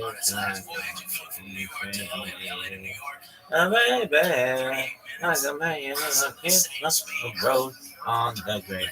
Ooh, the more I get it, the stranger it feels. Yeah. SR-71. Bitch.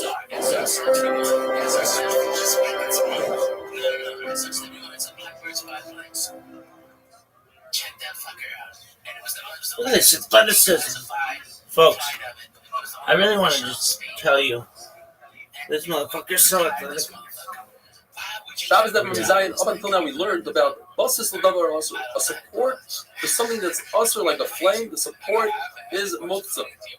What about if you are supporting something that's also together with something that's muktzah? Basis l'davar also v'hamuktzah. For instance, you're permitted to carry your son who's carrying a stone. They want to go.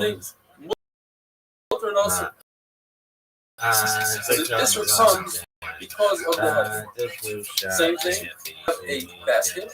But also carries that's what Zera asked Rav Asi. So then why did Rebbe said that it's mutter carry a matzah? Yeah. Has leftover ashes of incense.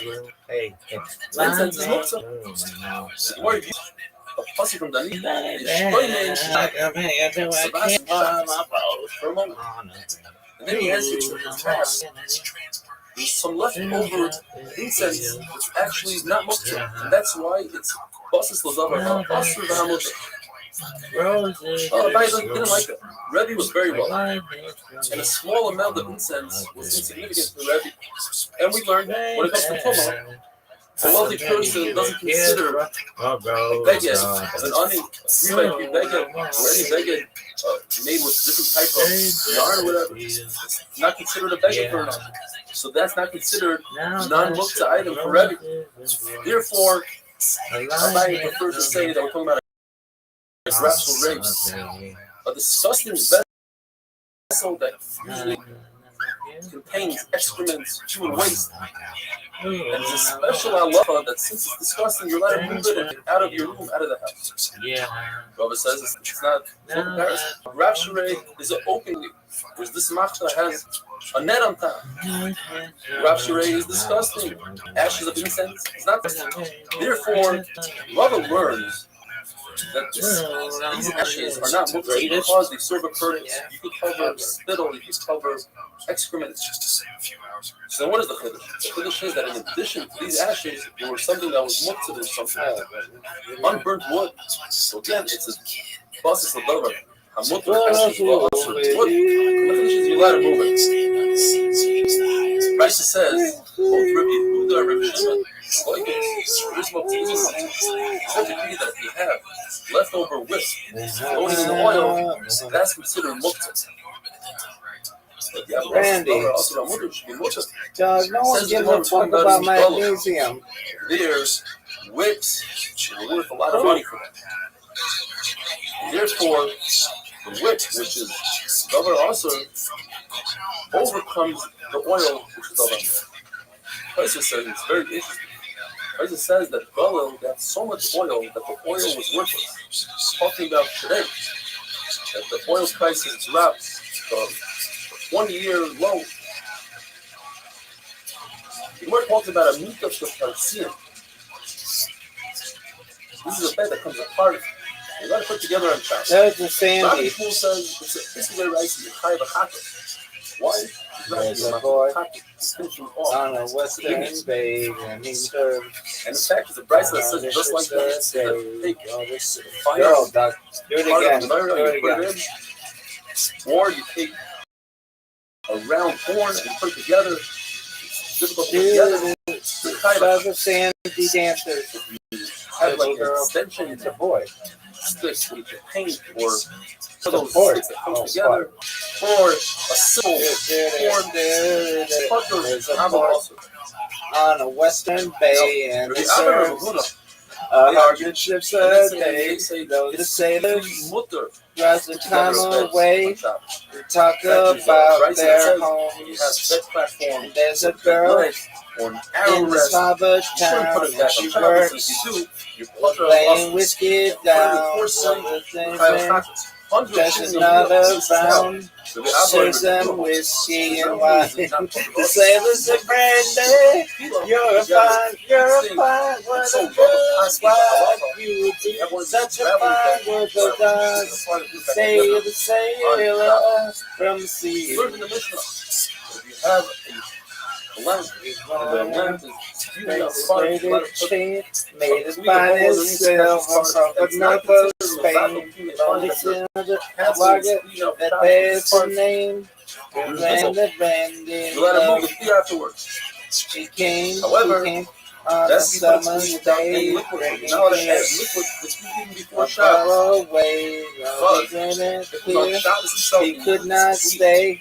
No harbor was his home.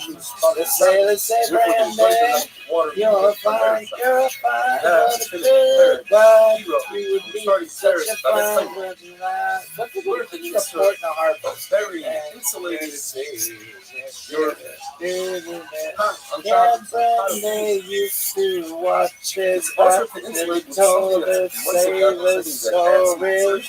You could feel the ocean fly. So much so that doesn't matter if the station for it. But it only told was honest. And Brandy does her best. And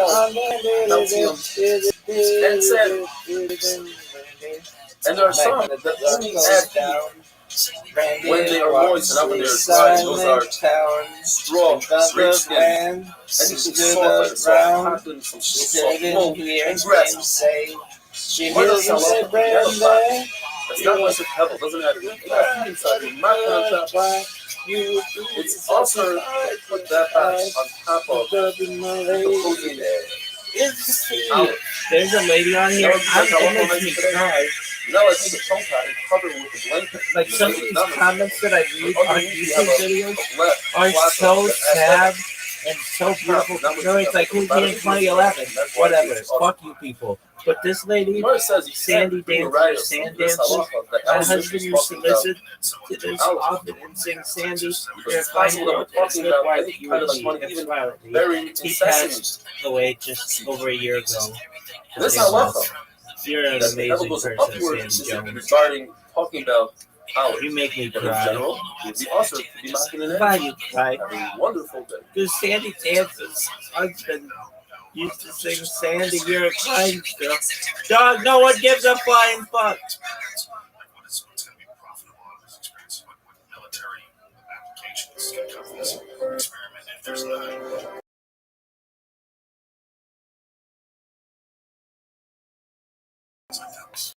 But sometimes it's healthy. Worst team ever.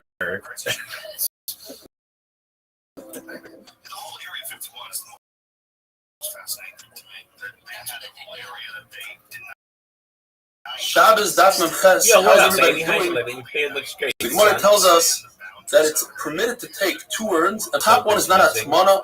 You're not burying the top one. You're just trying to prevent heat loss from the top one. However, when the servant in Reish Galusa's house put a cold cup of water on top of an urn, then Rabbi yelled at him and said, "Don't do so." What's the difference? Because you're trying to introduce heat to the cold cup. That looks like hatmana. That same servant was having a very bad day.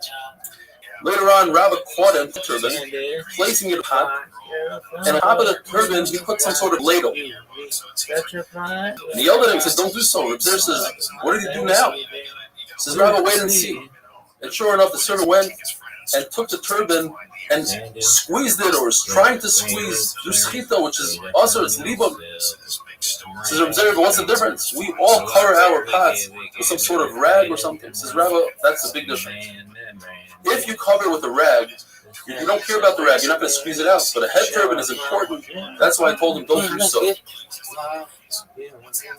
There's muchen, which are soft wool, cotton.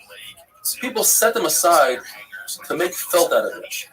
And that's called muksa machmas yisra. You set it aside and say, "I'm not going to use this." Now what happens if a person, he doesn't have a choice, he ran out of straw, different material, he uses his muchen to do atmana, to insulate his pot. The Gemara says it doesn't lose its muksa, it's still muksa of chisarikus. But we cannot prove this from the brisa that says that you're permitted to do atmana with muchen, and be careful not to touch it. Perhaps the brisa is talking about don't touch it before you use it as muchen, as atmana. But once you do atmana, perhaps the isser muksa goes away. You show that you don't care about it that much. So then what's the chiddush? They can't touch muchen. Of course it's muksa machmas chesarim kis. Says the Gemara, it's coming to teach us that even though it's so nice and soft, perhaps you want to sit on it and use it as a seat, and therefore it's not muksa. Chumash malon, it is muksa.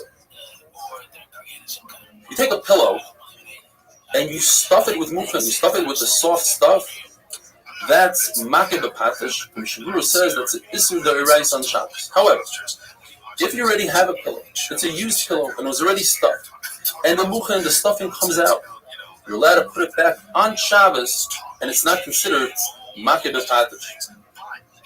To take clothing that's uniform and you take a scissors and you cut out a hole for the neck, that's makeh b'patish. But to take a sword and chop off the top of a barrel, that's not makeh b'patish, because the lid of the barrel is not one with the barrel. It's never one. You just put it together and now you're taking it apart. If a person has an axe and he doesn't have the handle and he goes and he finds some sort of stick, it's not a permanent handle, it's just a stick. Says the Gemara, as he's using the axe, they're considered one. The handle and the axe. The handle and the metal. If Tumah touches one, the other one becomes Tumah. But once he's done with his malacha, he's done chopping away, then they are considered two individual items. They're independent of each other because he's going to take this and throw it away. This is different than the halacha. If somebody has a lot of clothing and he gives to the launderer and he wants to make they don't get lost, so he sews them together. Or if somebody has a lot of keys, he's a master, he has a lot of keys. You touch one, they all become tummy. You touch one cloth, they all become tummy. Or if, let's say, you take two garments that are made out of tzemer and you sew them with tishtam, they are shatnez for the time being. Once you start undoing the stitching for the launderer or for the shatnez, it's no longer the kama one to the other. But over here, it's different than that. Over here, a person wants the stitching to be there just in case he has to throw it into the laundry. He wants them to be together with the handle of the axe. He doesn't care about the handle. He'll use it as firewood. There's a saying, anything that's attached to something has a halacha just like it itself. Eat this cliche, she's showing off douche. He's talking about Let's move. kira, West a side. stove that has compartments they can put salt in on the side. No one And gives those a shit about compartments, that. are they considered like the kira itself? For Tumah. Says the Gemara, according to Reb Shimon Gamliel, they're independent of each other. They're just compartments. According to Rameir, they are independent of each other. However, if a sheretz, a mouse, and we're talking about a klicheres here, earthenware. So the only way earthenware becomes tameh is if the tumah is in the inside of the klicheres, not on the outside. If a sheretz goes inside, touches the inside of this kira, then the entire kira becomes tameh, including the compartments where you store the salt and different spices, or the candle. If you hang the sheretz in the ear space of that kira, then the kira does not become tameh. The rest of the compartments do not become tameh. The kira itself becomes tameh. typically, Tiferes becomes Tameh Ma'avira from the airspace. Over here we say no. Why? Because we want to show that this whole Tumah, that it transfers to the compartments, is only the Rabbanah. You don't want people to burn their Trumas and Kachim based on this Tumah. You're not allowed to burn your Trumas and Kachim based on the Rabban Tumah. So therefore we make a distinction. We say it only becomes Tameh with Maga by touching physically and not through the airspace. If you have scissors that come apart, or a carpenter's plane that has a blade on top that fits right into the wood, during the malacha, as you're going back and forth on a piece of wood, shaving it down, as you're cutting with the scissors, then they're considered one, and if Tumah touches one part, one blade, the other blade becomes Tumah. However, when it comes to Hazah, sprinkling, making this device tahar, you have to make sure to get the sprinkle on both parts of the kli. Why is that? They are considered one only b'shas malacha, only while you're doing work that it's intended to do. When it's sitting on the side, they're not chumrah in both cases. Tumah, to say that they're both tameh is a chumrah.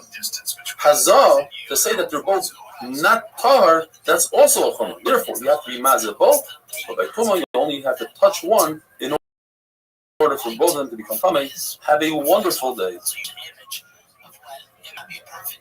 Right, so you're going 80 miles an hour. It's a million miles away. I know what you're saying. It's the idea behind this. If the future fast and speed of light, what happens back here moves at a much, much, much faster pace. No. Yeah. What I'm saying is that the light that bounces off the earth, right, okay, has an image, and that image is the same traveling off the earth. Shabbos Dafman Test. Go out into space. Good Chodesh, and I hope we all hear Psuras Chodesh this month. We had to listen to Mishnah of different products that it's also to do at one if they are moist. Now there's two types of moisture. There's moisture that comes from an external, and there's moisture that comes from within. The one that comes from within produces more heat. The Gemara tells us, since one of the things on the list is moisture, moichin is soft material. Obviously, it doesn't have moisture, so the house has moisture that comes from an exterior source. There's a brisa that says that you shouldn't use clothing, garments for atmana.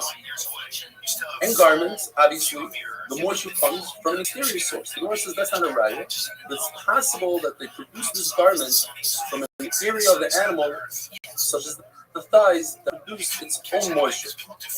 No Mishnah, the Mishnah says you could do atmana with clothing, with fruit, with kanfiyayim, a pigeon's wing, which is going to lead us into a beautiful story of Elisha Bal Shafayim, and with sawdust and fine flax. The Rita says that Tishtan is also when it's thin. It's similar to manure, which is produces additional heat. Thick material, thick Tishtan, then it's Big dog to do atmana. How you living, pimp? The Gemara tells us tefillin require gufnaki. Like Elisha Bal Shafayim points out, since he had this nace that's upcoming, obviously he had gufnaki. What does it mean to have a gufnaki? Abayi says you have to be careful from hafacha, from passing wind. Rava says careful from sleeping, because that can lead to hafacha and kalita carry. The story is that the Romans said whoever wears tefillin, you're going to puncture the person's brain.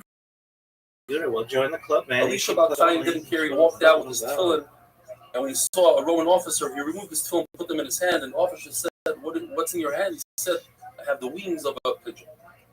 So lifted up his hand, and sure enough, pigeon wings, he had a nace.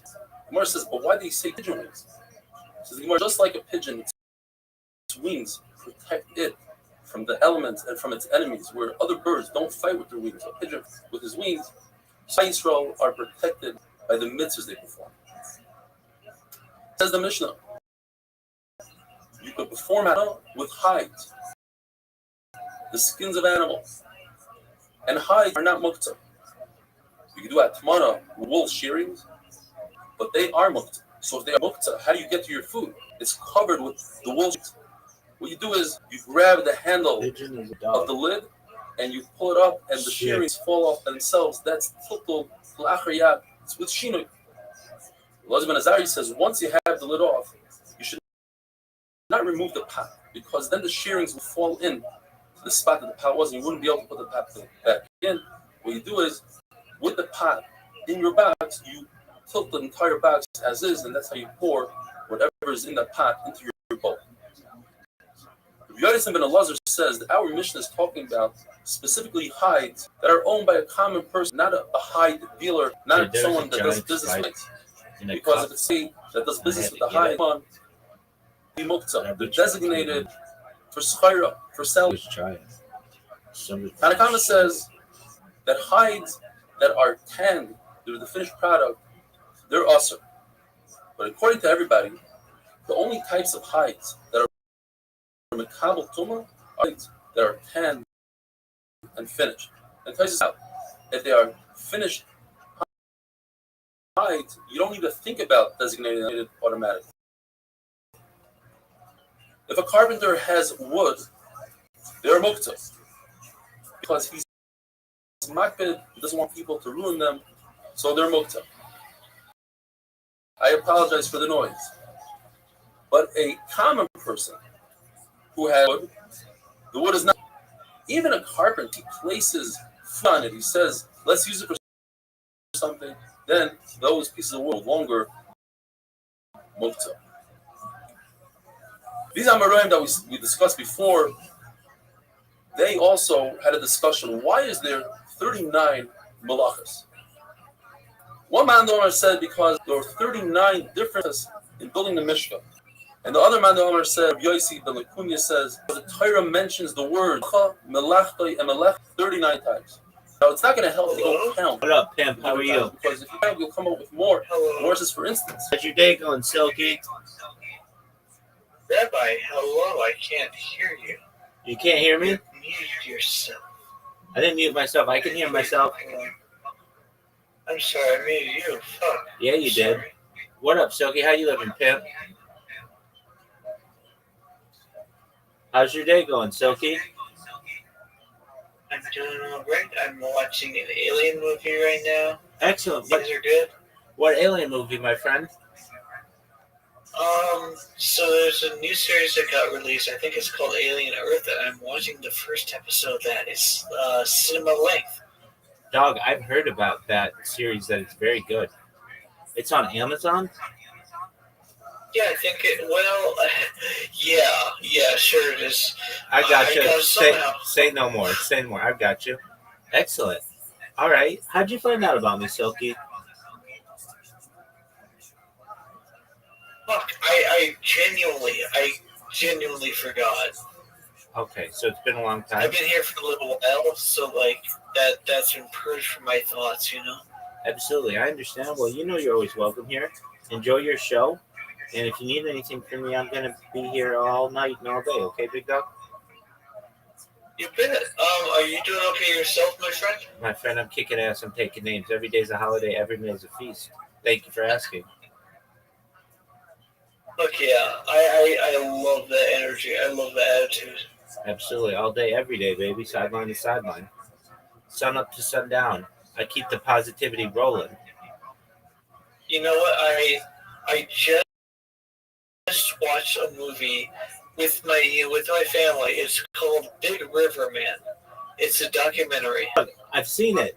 It's fucker who that way he swims the Amazon River. Yeah, dog, I've seen that. Yeah, no, you're right. I didn't smell it. Yeah, holy shit. I watched it like within the last 3 months with a friend in here, and we enjoyed it. That guy's wild. You know, he's an Uber driver in Arizona now.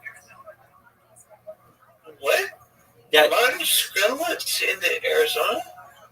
Yeah, so first he did the Danube, then he did the Yellow River, and then he did the Amazon River, and then he moved to the United States and became an Uber driver.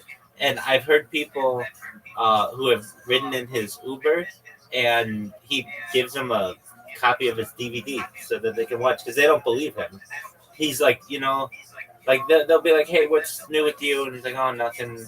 They'll be like, "Are you? What's what do you do? What do you like to do?" He's like, "Oh, I like to swim long distances." I'm like, oh, "Okay, you ever do anything like super long?" And he's like, "Yeah, actually, I hold the Guinness World Record for the longest swim ever." And they'll be like, "What the fuck are you talking about?" Be like, "I swam the Amazon River," and they're like, "Get out of here! You're my Uber driver." And he opens the glove compartment and gives them a copy of the DVD.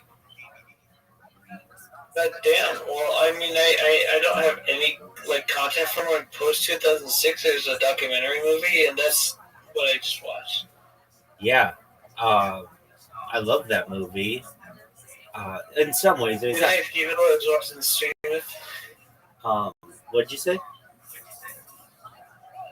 So I'm accidentally broadcasting both to you and like a server that I'm in right now. Oh, And okay. there's a bunch of people in there, and I don't want them to know I'm talking to you. You're good. Shout out to them. Yeah, he has a fascinating story. It's kind of sad how much he drinks, or I found it sad how much he drinks. And okay, That's fair. you know what surprised me more than anything in that movie? You would think if you swim 2,000 miles plus, you would be in really good shape. You'd have like a body like Michael Phelps. Not at all. Yeah, no, I had the same thought. I'm like, what if Michael Phelps did the same thing? Michael Phelps can swim really fast for a short period, but we don't know what he's like in the long period, Right. And I feel like Martin's fat helps him with buoyancy. So perhaps he could even do it a further distance.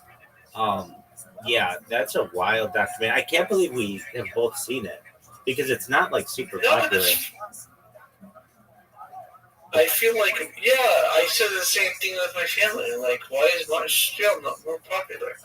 Yeah. I'm gonna invite one of my friends.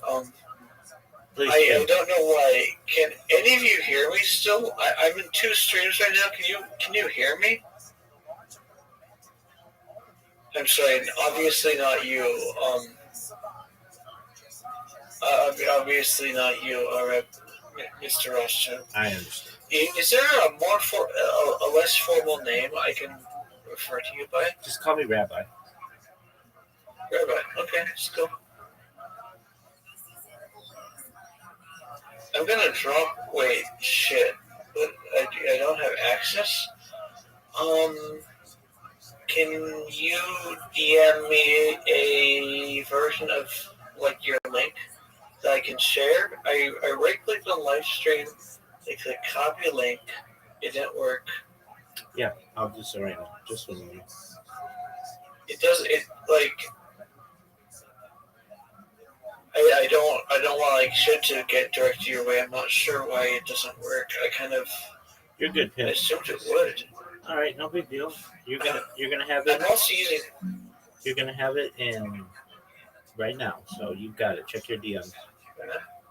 Okay, cool. Thank you. You're welcome, big dog. Okay. I right click, copy text. How about paste? Okay. There we go. I don't know how they hear me. I clicked the mute button. I was streaming in my Firefox. I had you open in Firefox at the same time I had the Alien movie. So I don't know. We're like a tiny. It's like a tiny group of people. Very well. What are your interests? Mostly fucking around and finding out that things aren't all that bad. All right, I get you. So I don't know if you want me to be like insanely honest. Like I see people like you on the internet, and I want to be sure like there's no assholes fucking with you, basically. I appreciate it. I need all the help I can get. Yeah, I mean, I'm gonna be one of the assholes, but like I don't. I like a good giggle, but I don't like a good giggle when people are getting hurt. Word, dog. What is this? Okay, hold on. I'm introducing a friend to you, and he has no idea. This is Rabbi Russo at VK. What can I say in like 40 characters? Just something to type. Yeah. He streams his life 24/7, 365 for world peace. He streams his whole life online for world peace. Is that like Perfect. that's not so many characters. I don't know if you're gonna do it, but honest to God, honorable goal. That's a good goal. Thanks, big dog. At least You can fucking bet. At least I tried. Yeah. By the way, he streams like the world peace. It is 42 characters. Okay, well then just instead of saying he, you could just say streams like world peace for world. No. 42 is good. You know 42, right? Yeah. It's The from number in Hitchhiker's Guide to the Galaxy. Yeah. It's also what I lose track of my body count at. If your body count got down, you get laid. No, it's not my body count. I lose track at that number. Oh, what the fuck? It's more? Yeah. You're a fucking holy shit Don Juan over here. You got that right. I'm a pickup artist, baby. What do you want me to do about it? Well, like ideologically, personally, I don't believe in pickup artistry, but I also respect dudes that get laid and respect the women. Just enough. Oh yeah, no, definitely respect the women. Ask any of the women I've been with, any of the 42 plus. They'll all say that I'm the biggest gentleman they've ever met. Oh, that's great. Okay, fuck yeah, I'm into that. Yeah, I'm super into consent, super into love, super into seduction, anything that a woman wants, but nothing she doesn't. Yeah, I fucking misunderestimated you. Listen, there's a lot of shitty people that call themselves pickup artists. It's good to hear. That's good to hear. I have no other questions. Excellent. Do you play the video games sometimes? Do the multiplayers? Yeah, I play a lot of. Do you have like a Steam? I do a lot of mini games in here every night.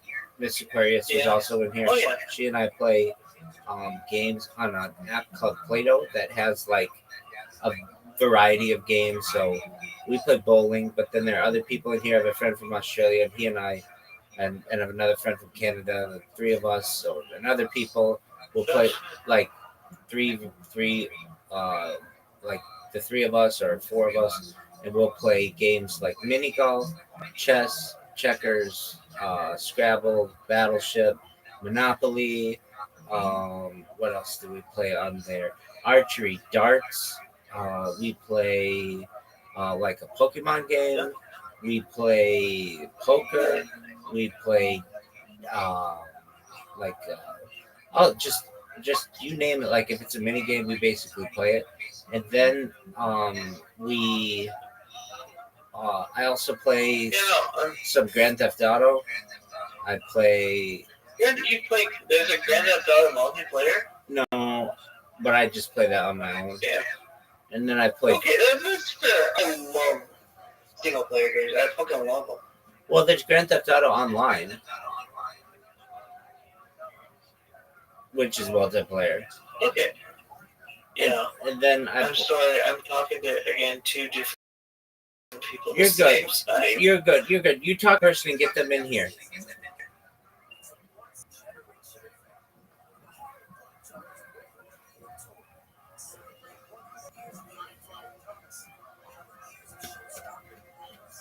I'm asking. They are a gas strike. They have no idea what the fuck I'm talking about. I don't think. All right. Well, you're a convincing person. Work on them to get in here. You're charming. You're an interesting guy. I was. Oh, I know that, baby. Okay. Everybody who meets me tells me that. I appreciate the high praise. You're a fascinating fella, and honest to Christ, if anybody is being mean to you, I kind of want to make sure they don't. Oh, people are mean to me every single day. I might get made fun of more than any person on the internet, but I am someone who doesn't let it get to me, and I let it roll off of me like water off a duck's back. Or if it is back, like those little stickers are real oily, aren't they? Yeah, they have an oil that they exude that helps keep their feathers somewhat waterproof. Yeah, it's interesting that they have like those secretions. Exactly. I'm just gonna do this here. If you want to see the person I'm talking to, just DM me, and I will give the info to you. Otherwise, goodbye, other room. So, I guess full disclosure, I do find some wanky people on the internet, but I try to keep it respectful. Don't we all? There are some really shitty places online, and I would be upset if I saw your stuff getting posted there, because I don't like it when people get hurt. Well, that's okay. I mean, anybody who is a dick to me in here, they could be muted or they could be banned or whatever. But I give people as many chances as I can. And then I also have an appeal server. I also have an appeal server of anybody who, like, they get out of line or something. Like, I'll get somebody, this happened recently. Somebody came in here, or actually they DM'd me. And they're like, hey, I'm sorry, I was drunk the other night making an ass out of myself and got muted. Is there any way you can unmute me? I was like, yeah, sure. Well, you've just got to understand, like, we're trying to have a conversation and you're making animal sounds. That's annoying as fuck. And they're like, I know, I was drunk. I was like, okay, I understand. No harm, no foul. Okay, well, I'm a little drunk myself. That's fair. There's no reason to fuck with you because of that. But like, do you know? Fuck.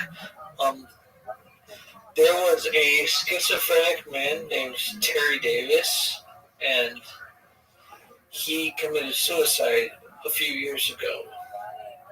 I don't know what this is. The last few years of his life, he was harassed by people on a forum called 4chan. Oh, yeah. And they made up like things to tell him. Yeah, that's a toxic place. Or it can be. Oh, there is, but like, they will go all over the place. I saw that and I was like, what if they fucked with like Rabbi Rothschild? And I was like, I want them to. I want them to. I want them to. I want the attention. I don't want you to have the attention though, because those people, like, they would only be happy if you died. That's okay. I mean, I don't pay attention to them. I don't read the comments. Basically, if the only way they'd ever have any discussion with me is in here, and they'd have to be kind. If they wouldn't, I wouldn't pay attention to them. And then they would tell their other troll friends, and then they'd watch my old videos, and they'd recognize, like, this person's cool as fuck. So, I guess, like, trolls should decide, like, do you do, what are you skilled at doing? I do computer shit, and you seem like you do too. Yeah, I'm a certified project management professional. I've watched apps on the App Store, Google Play. I've also had large... Do you know any Java or Kotlin development stuff? I know some. Oh, that's pretty cool.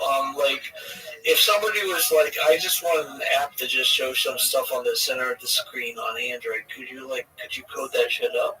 Yeah, but the easiest way to do it nowadays is just to use like a template that's already been created. Yeah. Yeah, I mean, why? I've got. Why? I once made some shit on the center of the screen. I was so fucking proud of myself. Why remake the wheel? Or why reinvent the Yeah. wheel? Like if it's already available, like, and frankly, apps are kind of old technology in comparison to the best way to drive sales and such is to have like it's like a responsive app that works in a browser. Yeah. That's what Starbucks uses. That's what um, Uber uses. So that's the best way to do it. Well, yeah, I actually am best at the web stuff first. So, like, I learned JavaScript, but I was really curious about native stuff because that's going to run faster, right? Theoretically, if it's coded correctly. I try to respect browsers when I code JavaScript. Like, I know it gets abusive, but I try to go for the minimal stuff. Ooh, have you seen that stuff recently where they started making web transitions into like not even JavaScript, but like baking into the HTML, like CSS, right? Right. Like they recently started making scroll transitions, so you don't need JavaScript. It'll just be in the CSS. That's interesting. Yeah, it's really cool. Um, do you follow like Stack Overflow or any of those other development websites? Yeah. So I have an account. I don't post, but I lurk on there a little bit. They're quite interesting. They're like one of the last forums available on the internet, and they're a great resource. Same with GitHub. Yeah.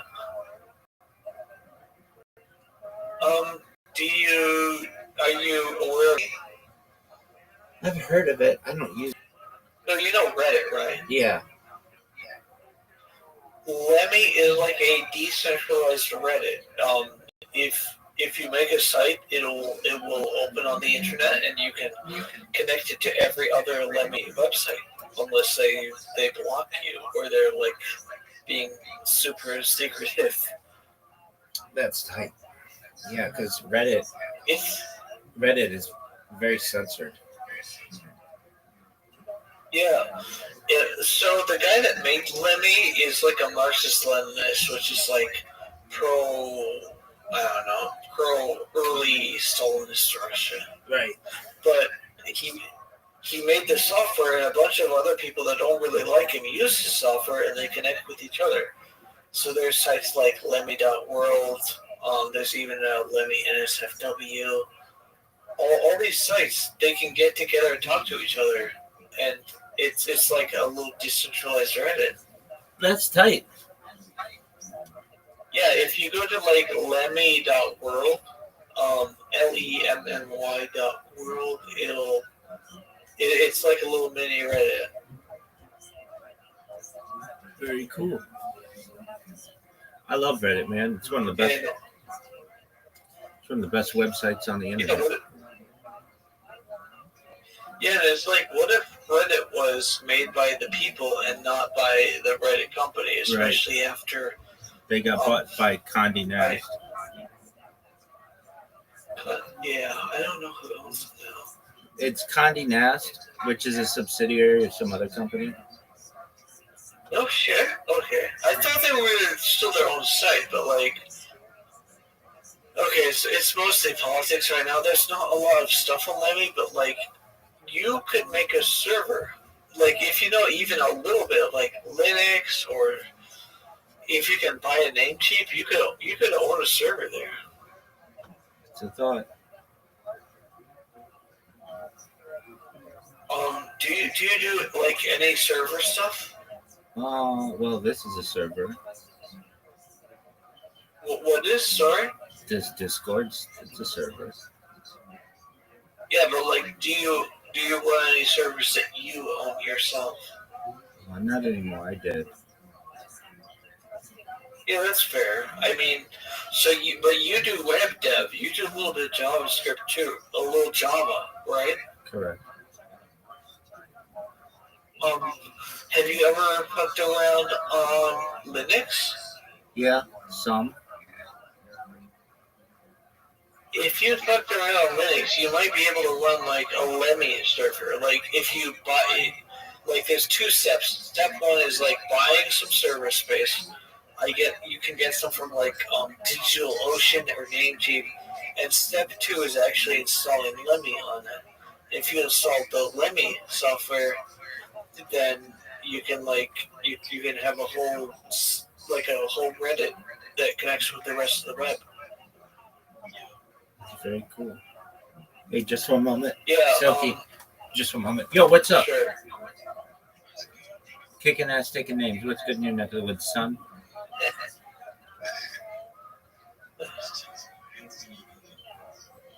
I am.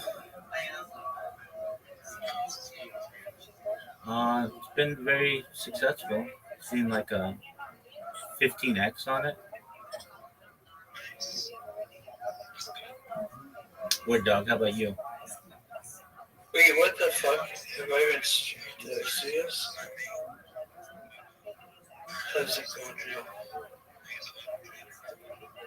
How's that been for I'm you? talking to Rabbi Russell right now. Oh, that's great. Hey, you should join my Discord. The link is in my profile. It's discord.me/rabbi. We're talking with some other people right now.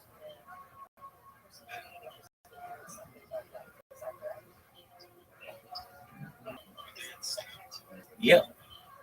They're a programmer.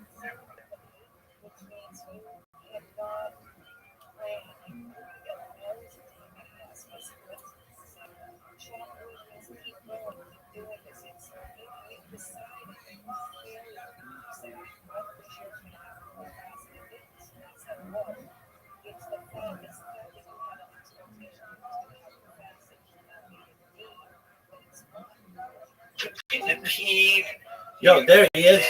Yo, are you the guy from Twitter?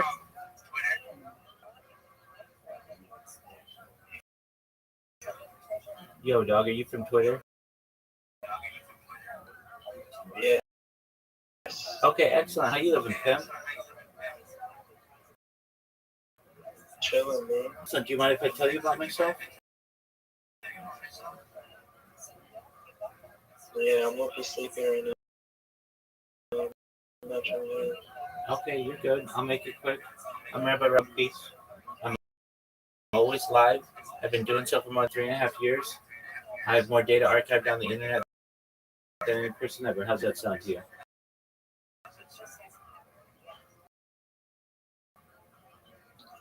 I appreciate it. Excellent. What's good in your world? Nothing, just chilling, making money. There you go.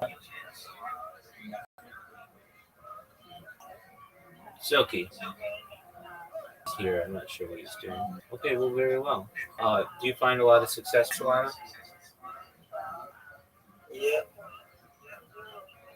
All right, well, that's good. What's on your agenda for today? Well, I'm about to go to sleep. It's not late. Okay, well, feel free to sleep in here if you want.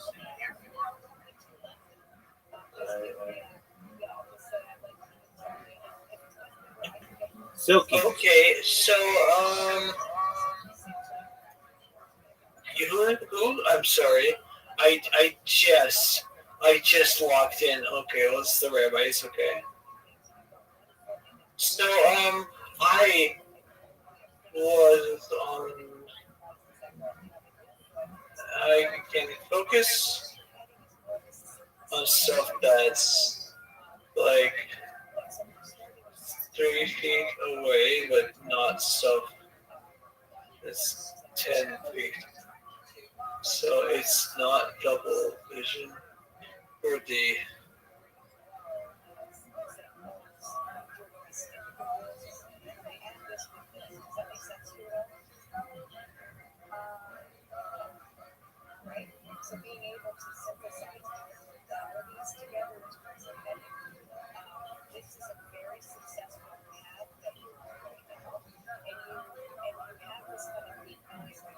I was history and I cannot bring those two doorknobs together. Yeah, sorry, Rabbi. I just my brain is finally locking back in again. I'm in that stage of alcohol content ingestion that makes it hard for me to think. You're good, pimp. Like you're good yourself, man. Well, absolutely. I just think Dick was going out of style, baby. I like your style, that's for sure. Who doesn't? Well, it's still pretty hot, so keep doing what you're doing. Absolutely. All day, every day. Sideline to Every sideline. day. Sun up to sundown. Fuck yeah. That sounds pretty fucking good to me. Absolutely. You have a Steam, big guy? Yeah, I do.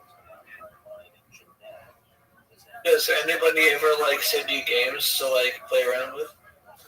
Yeah, or they like volunteer to buy games for me to play with them on there. Yeah.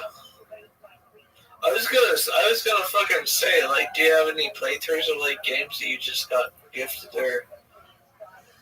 Yeah, somebody wanted to buy me. I think they did, perhaps. It's called the. It's not an alternate reality game, but it's something like that. It's like ARG or something like that. Yeah, that's the acronym. Yeah, and they were really excited about it, and I hadn't heard of it. And then the next day, somebody came in here, also talking about ARGs, and I was like, "Oh wow, this is crazy! I don't hear about this for my whole life." And then all of a sudden, yeah, I hear about it 2 days in a row. Yeah, I know the feeling. Yeah, sure. So that's cool.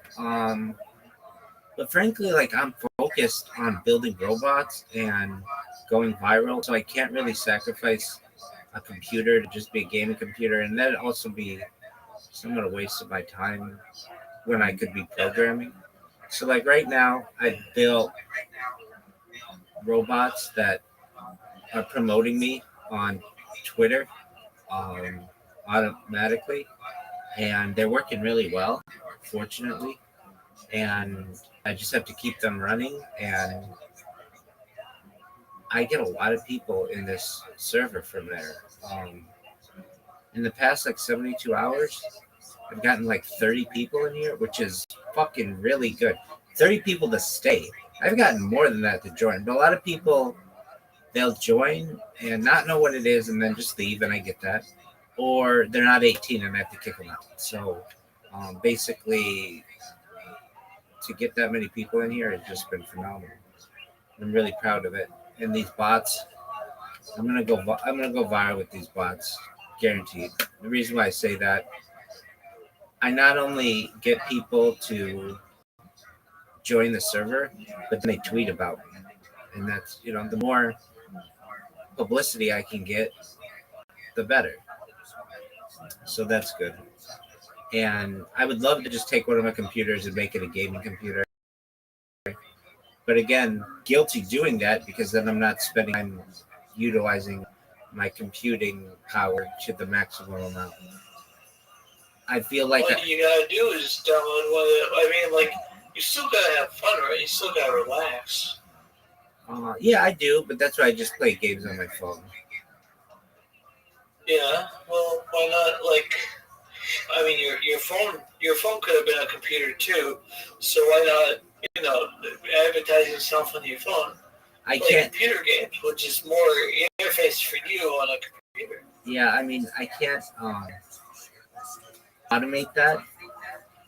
So that's a manual process, and I like to have things, and I like to have things automated, and also like it's like an old, it's like an old iPhone. It's like an old iPhone. What if you got? Nobody wants to watch me play like on an old iPhone. So if anything, they can still see what happened, big dog. There he is. I'm sorry, I fucked up. That's on me. You're good, pimp. Anyway, wait, who? You're good, pimp. You. Oh, wait, you sound better now. I must have just a better audio stream.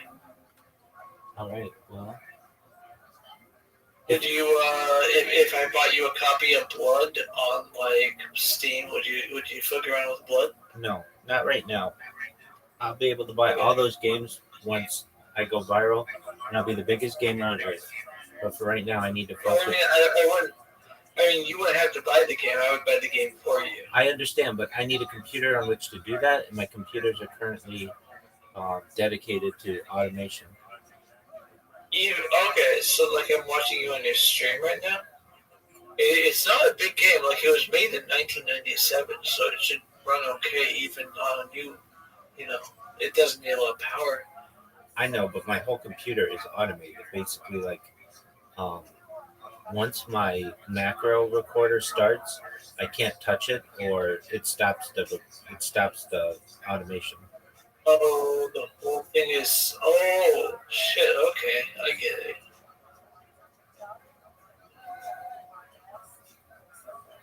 Like if there's a way to automate that, then you have to figure out how to like your whole desktop is like shit's. Per second. Okay, now I got you. I know what you're talking about. Is it like auto hotkey or auto it? Similar is macro recorder. Okay.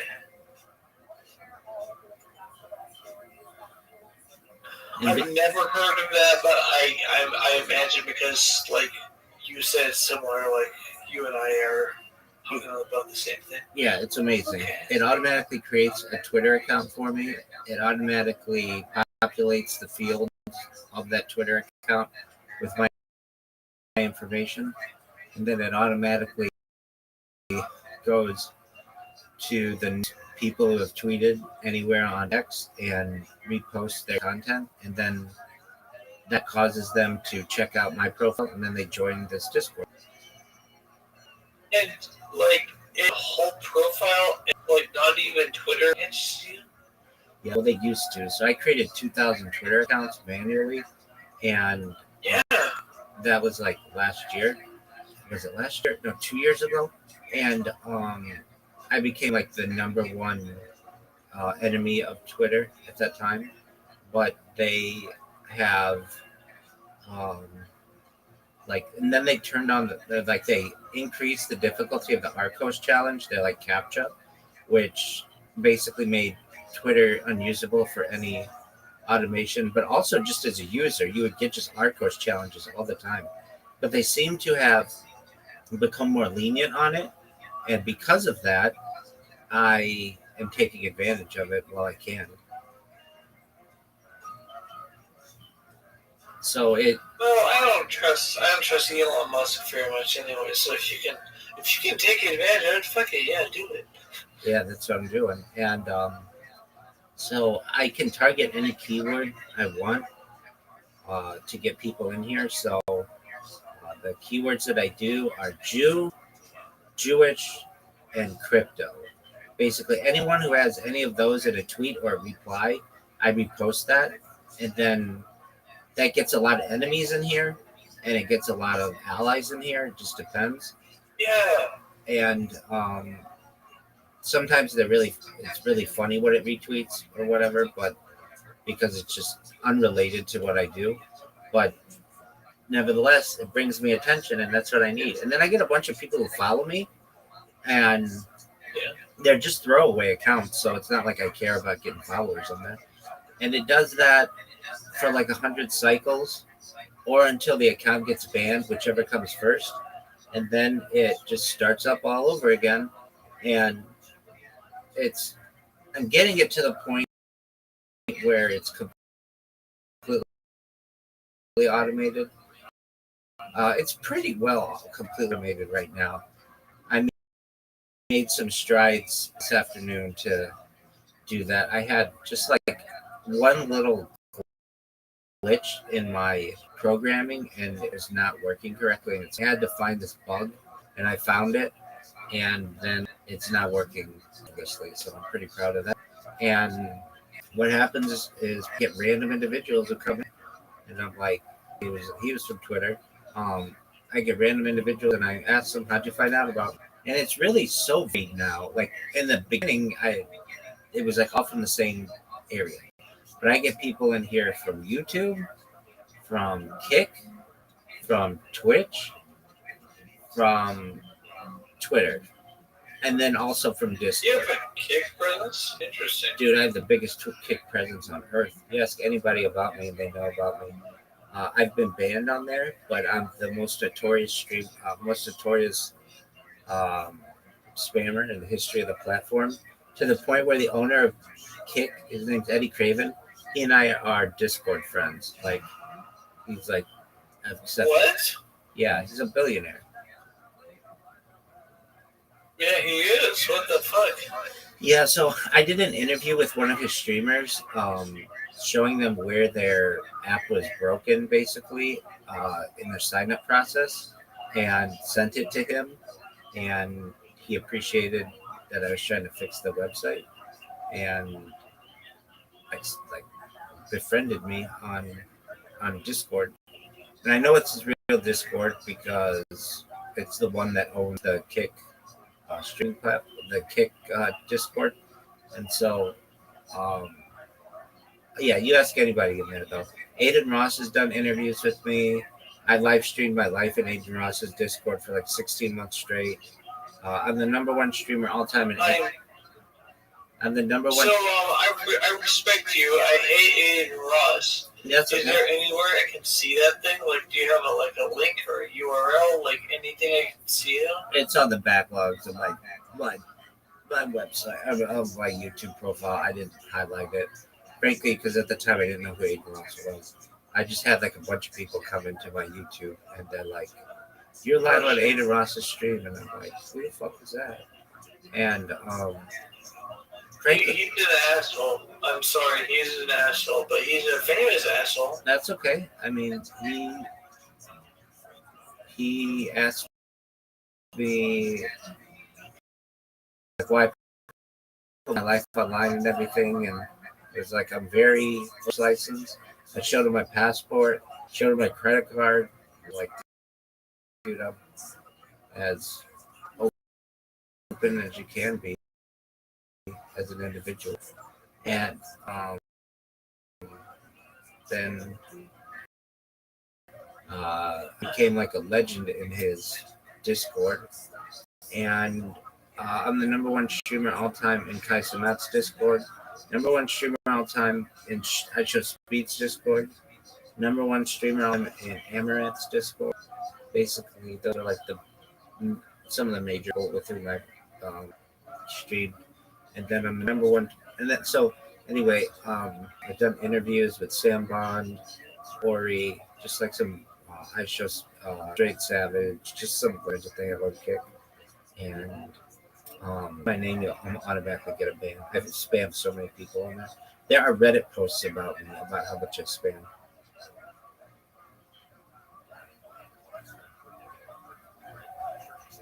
I might have seen a couple of those.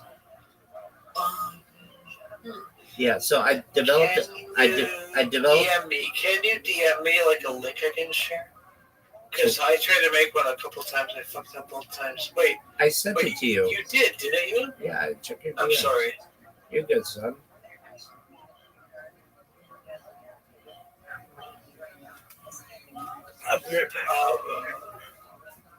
Just check your DM. No, you got it. You're right. I'm pasting it.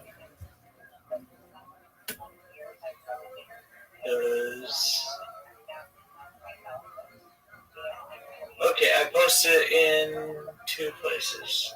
I'm gonna see.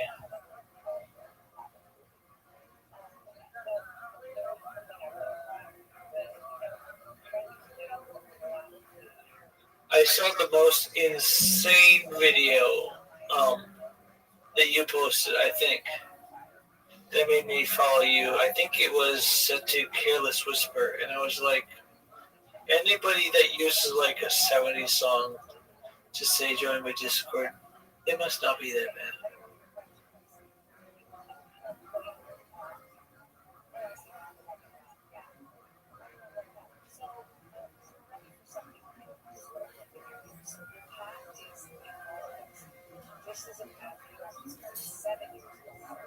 He streamed his life online world peace. Yeah, fair enough. Fair enough.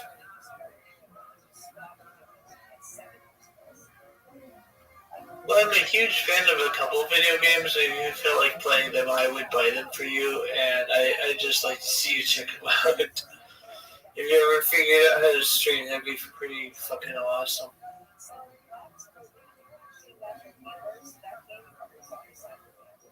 Okay. It's fucking weird. It's fucking weird.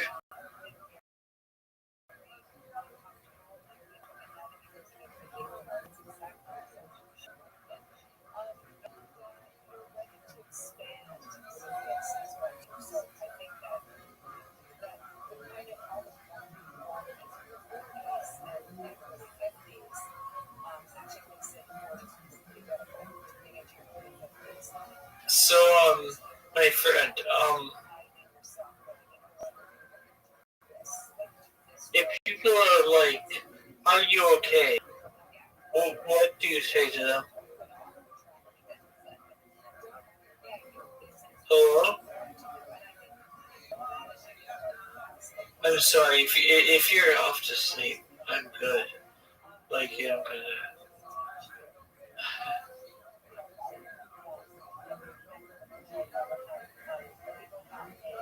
Hey, Alexander, are you there?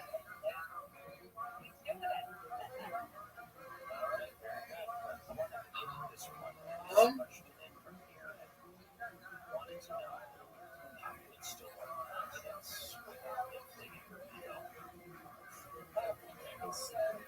Nick. Hi.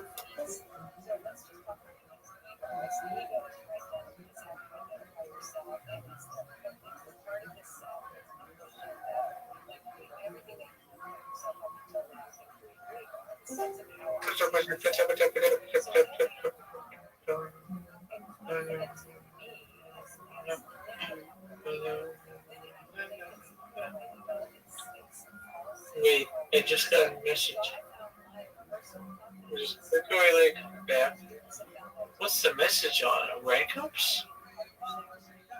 Yo, you just leveled up to level 5. Okay? Okay, okay. Is that good? Is that bad? Is that what is that? Like, how it might go?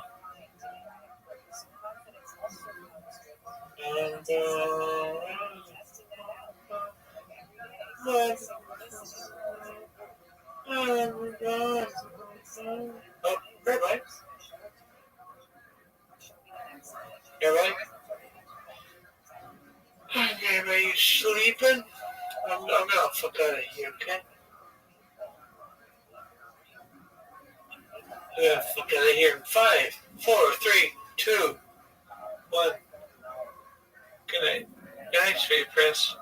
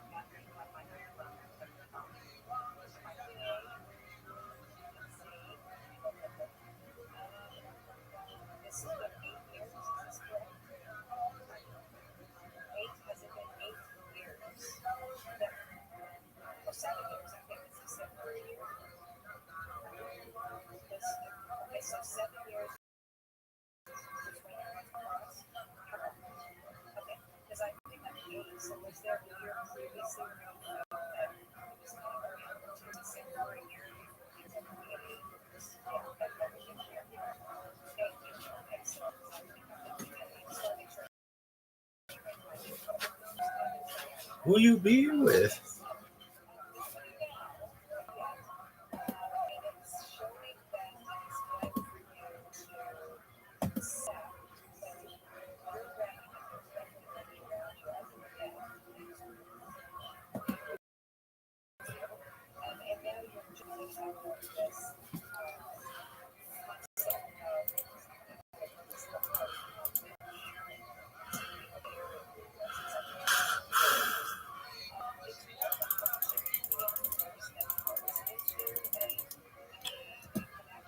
And the Gemara remains in a Teiku. The pasuk Vayavai Habaisa, referring to Yosef Atzadik, he came home. Lasis Melachta. Melachta can mean work, a malacha, but could also be referring to the Avera with Eshes Petifa. Is that counted as one? What about the pasuk V'Malacha Haisa Dayam? Klal Yisrael did enough work. Well, over here it could be the word malacha could refer to task, job, not a malacha of doing. Therefore, the Gemara says it could be either one of these two psukim to add up to 39, and not both of them, because then you'll have 40. There's a brisa that seems to be saying, like the Manda Omer, that says that the 39 malachas are keneged the Mishkan, correspond to the Mishkan. And that is, in the Mishkan, they would plant and they would reap. Why? They needed to have some amanim, they needed dye for the different fabrics that they made and produced. Interesting, Rashi says they needed it for the tcheles, although tcheles is a snail, but they needed other chemicals to add to that dye.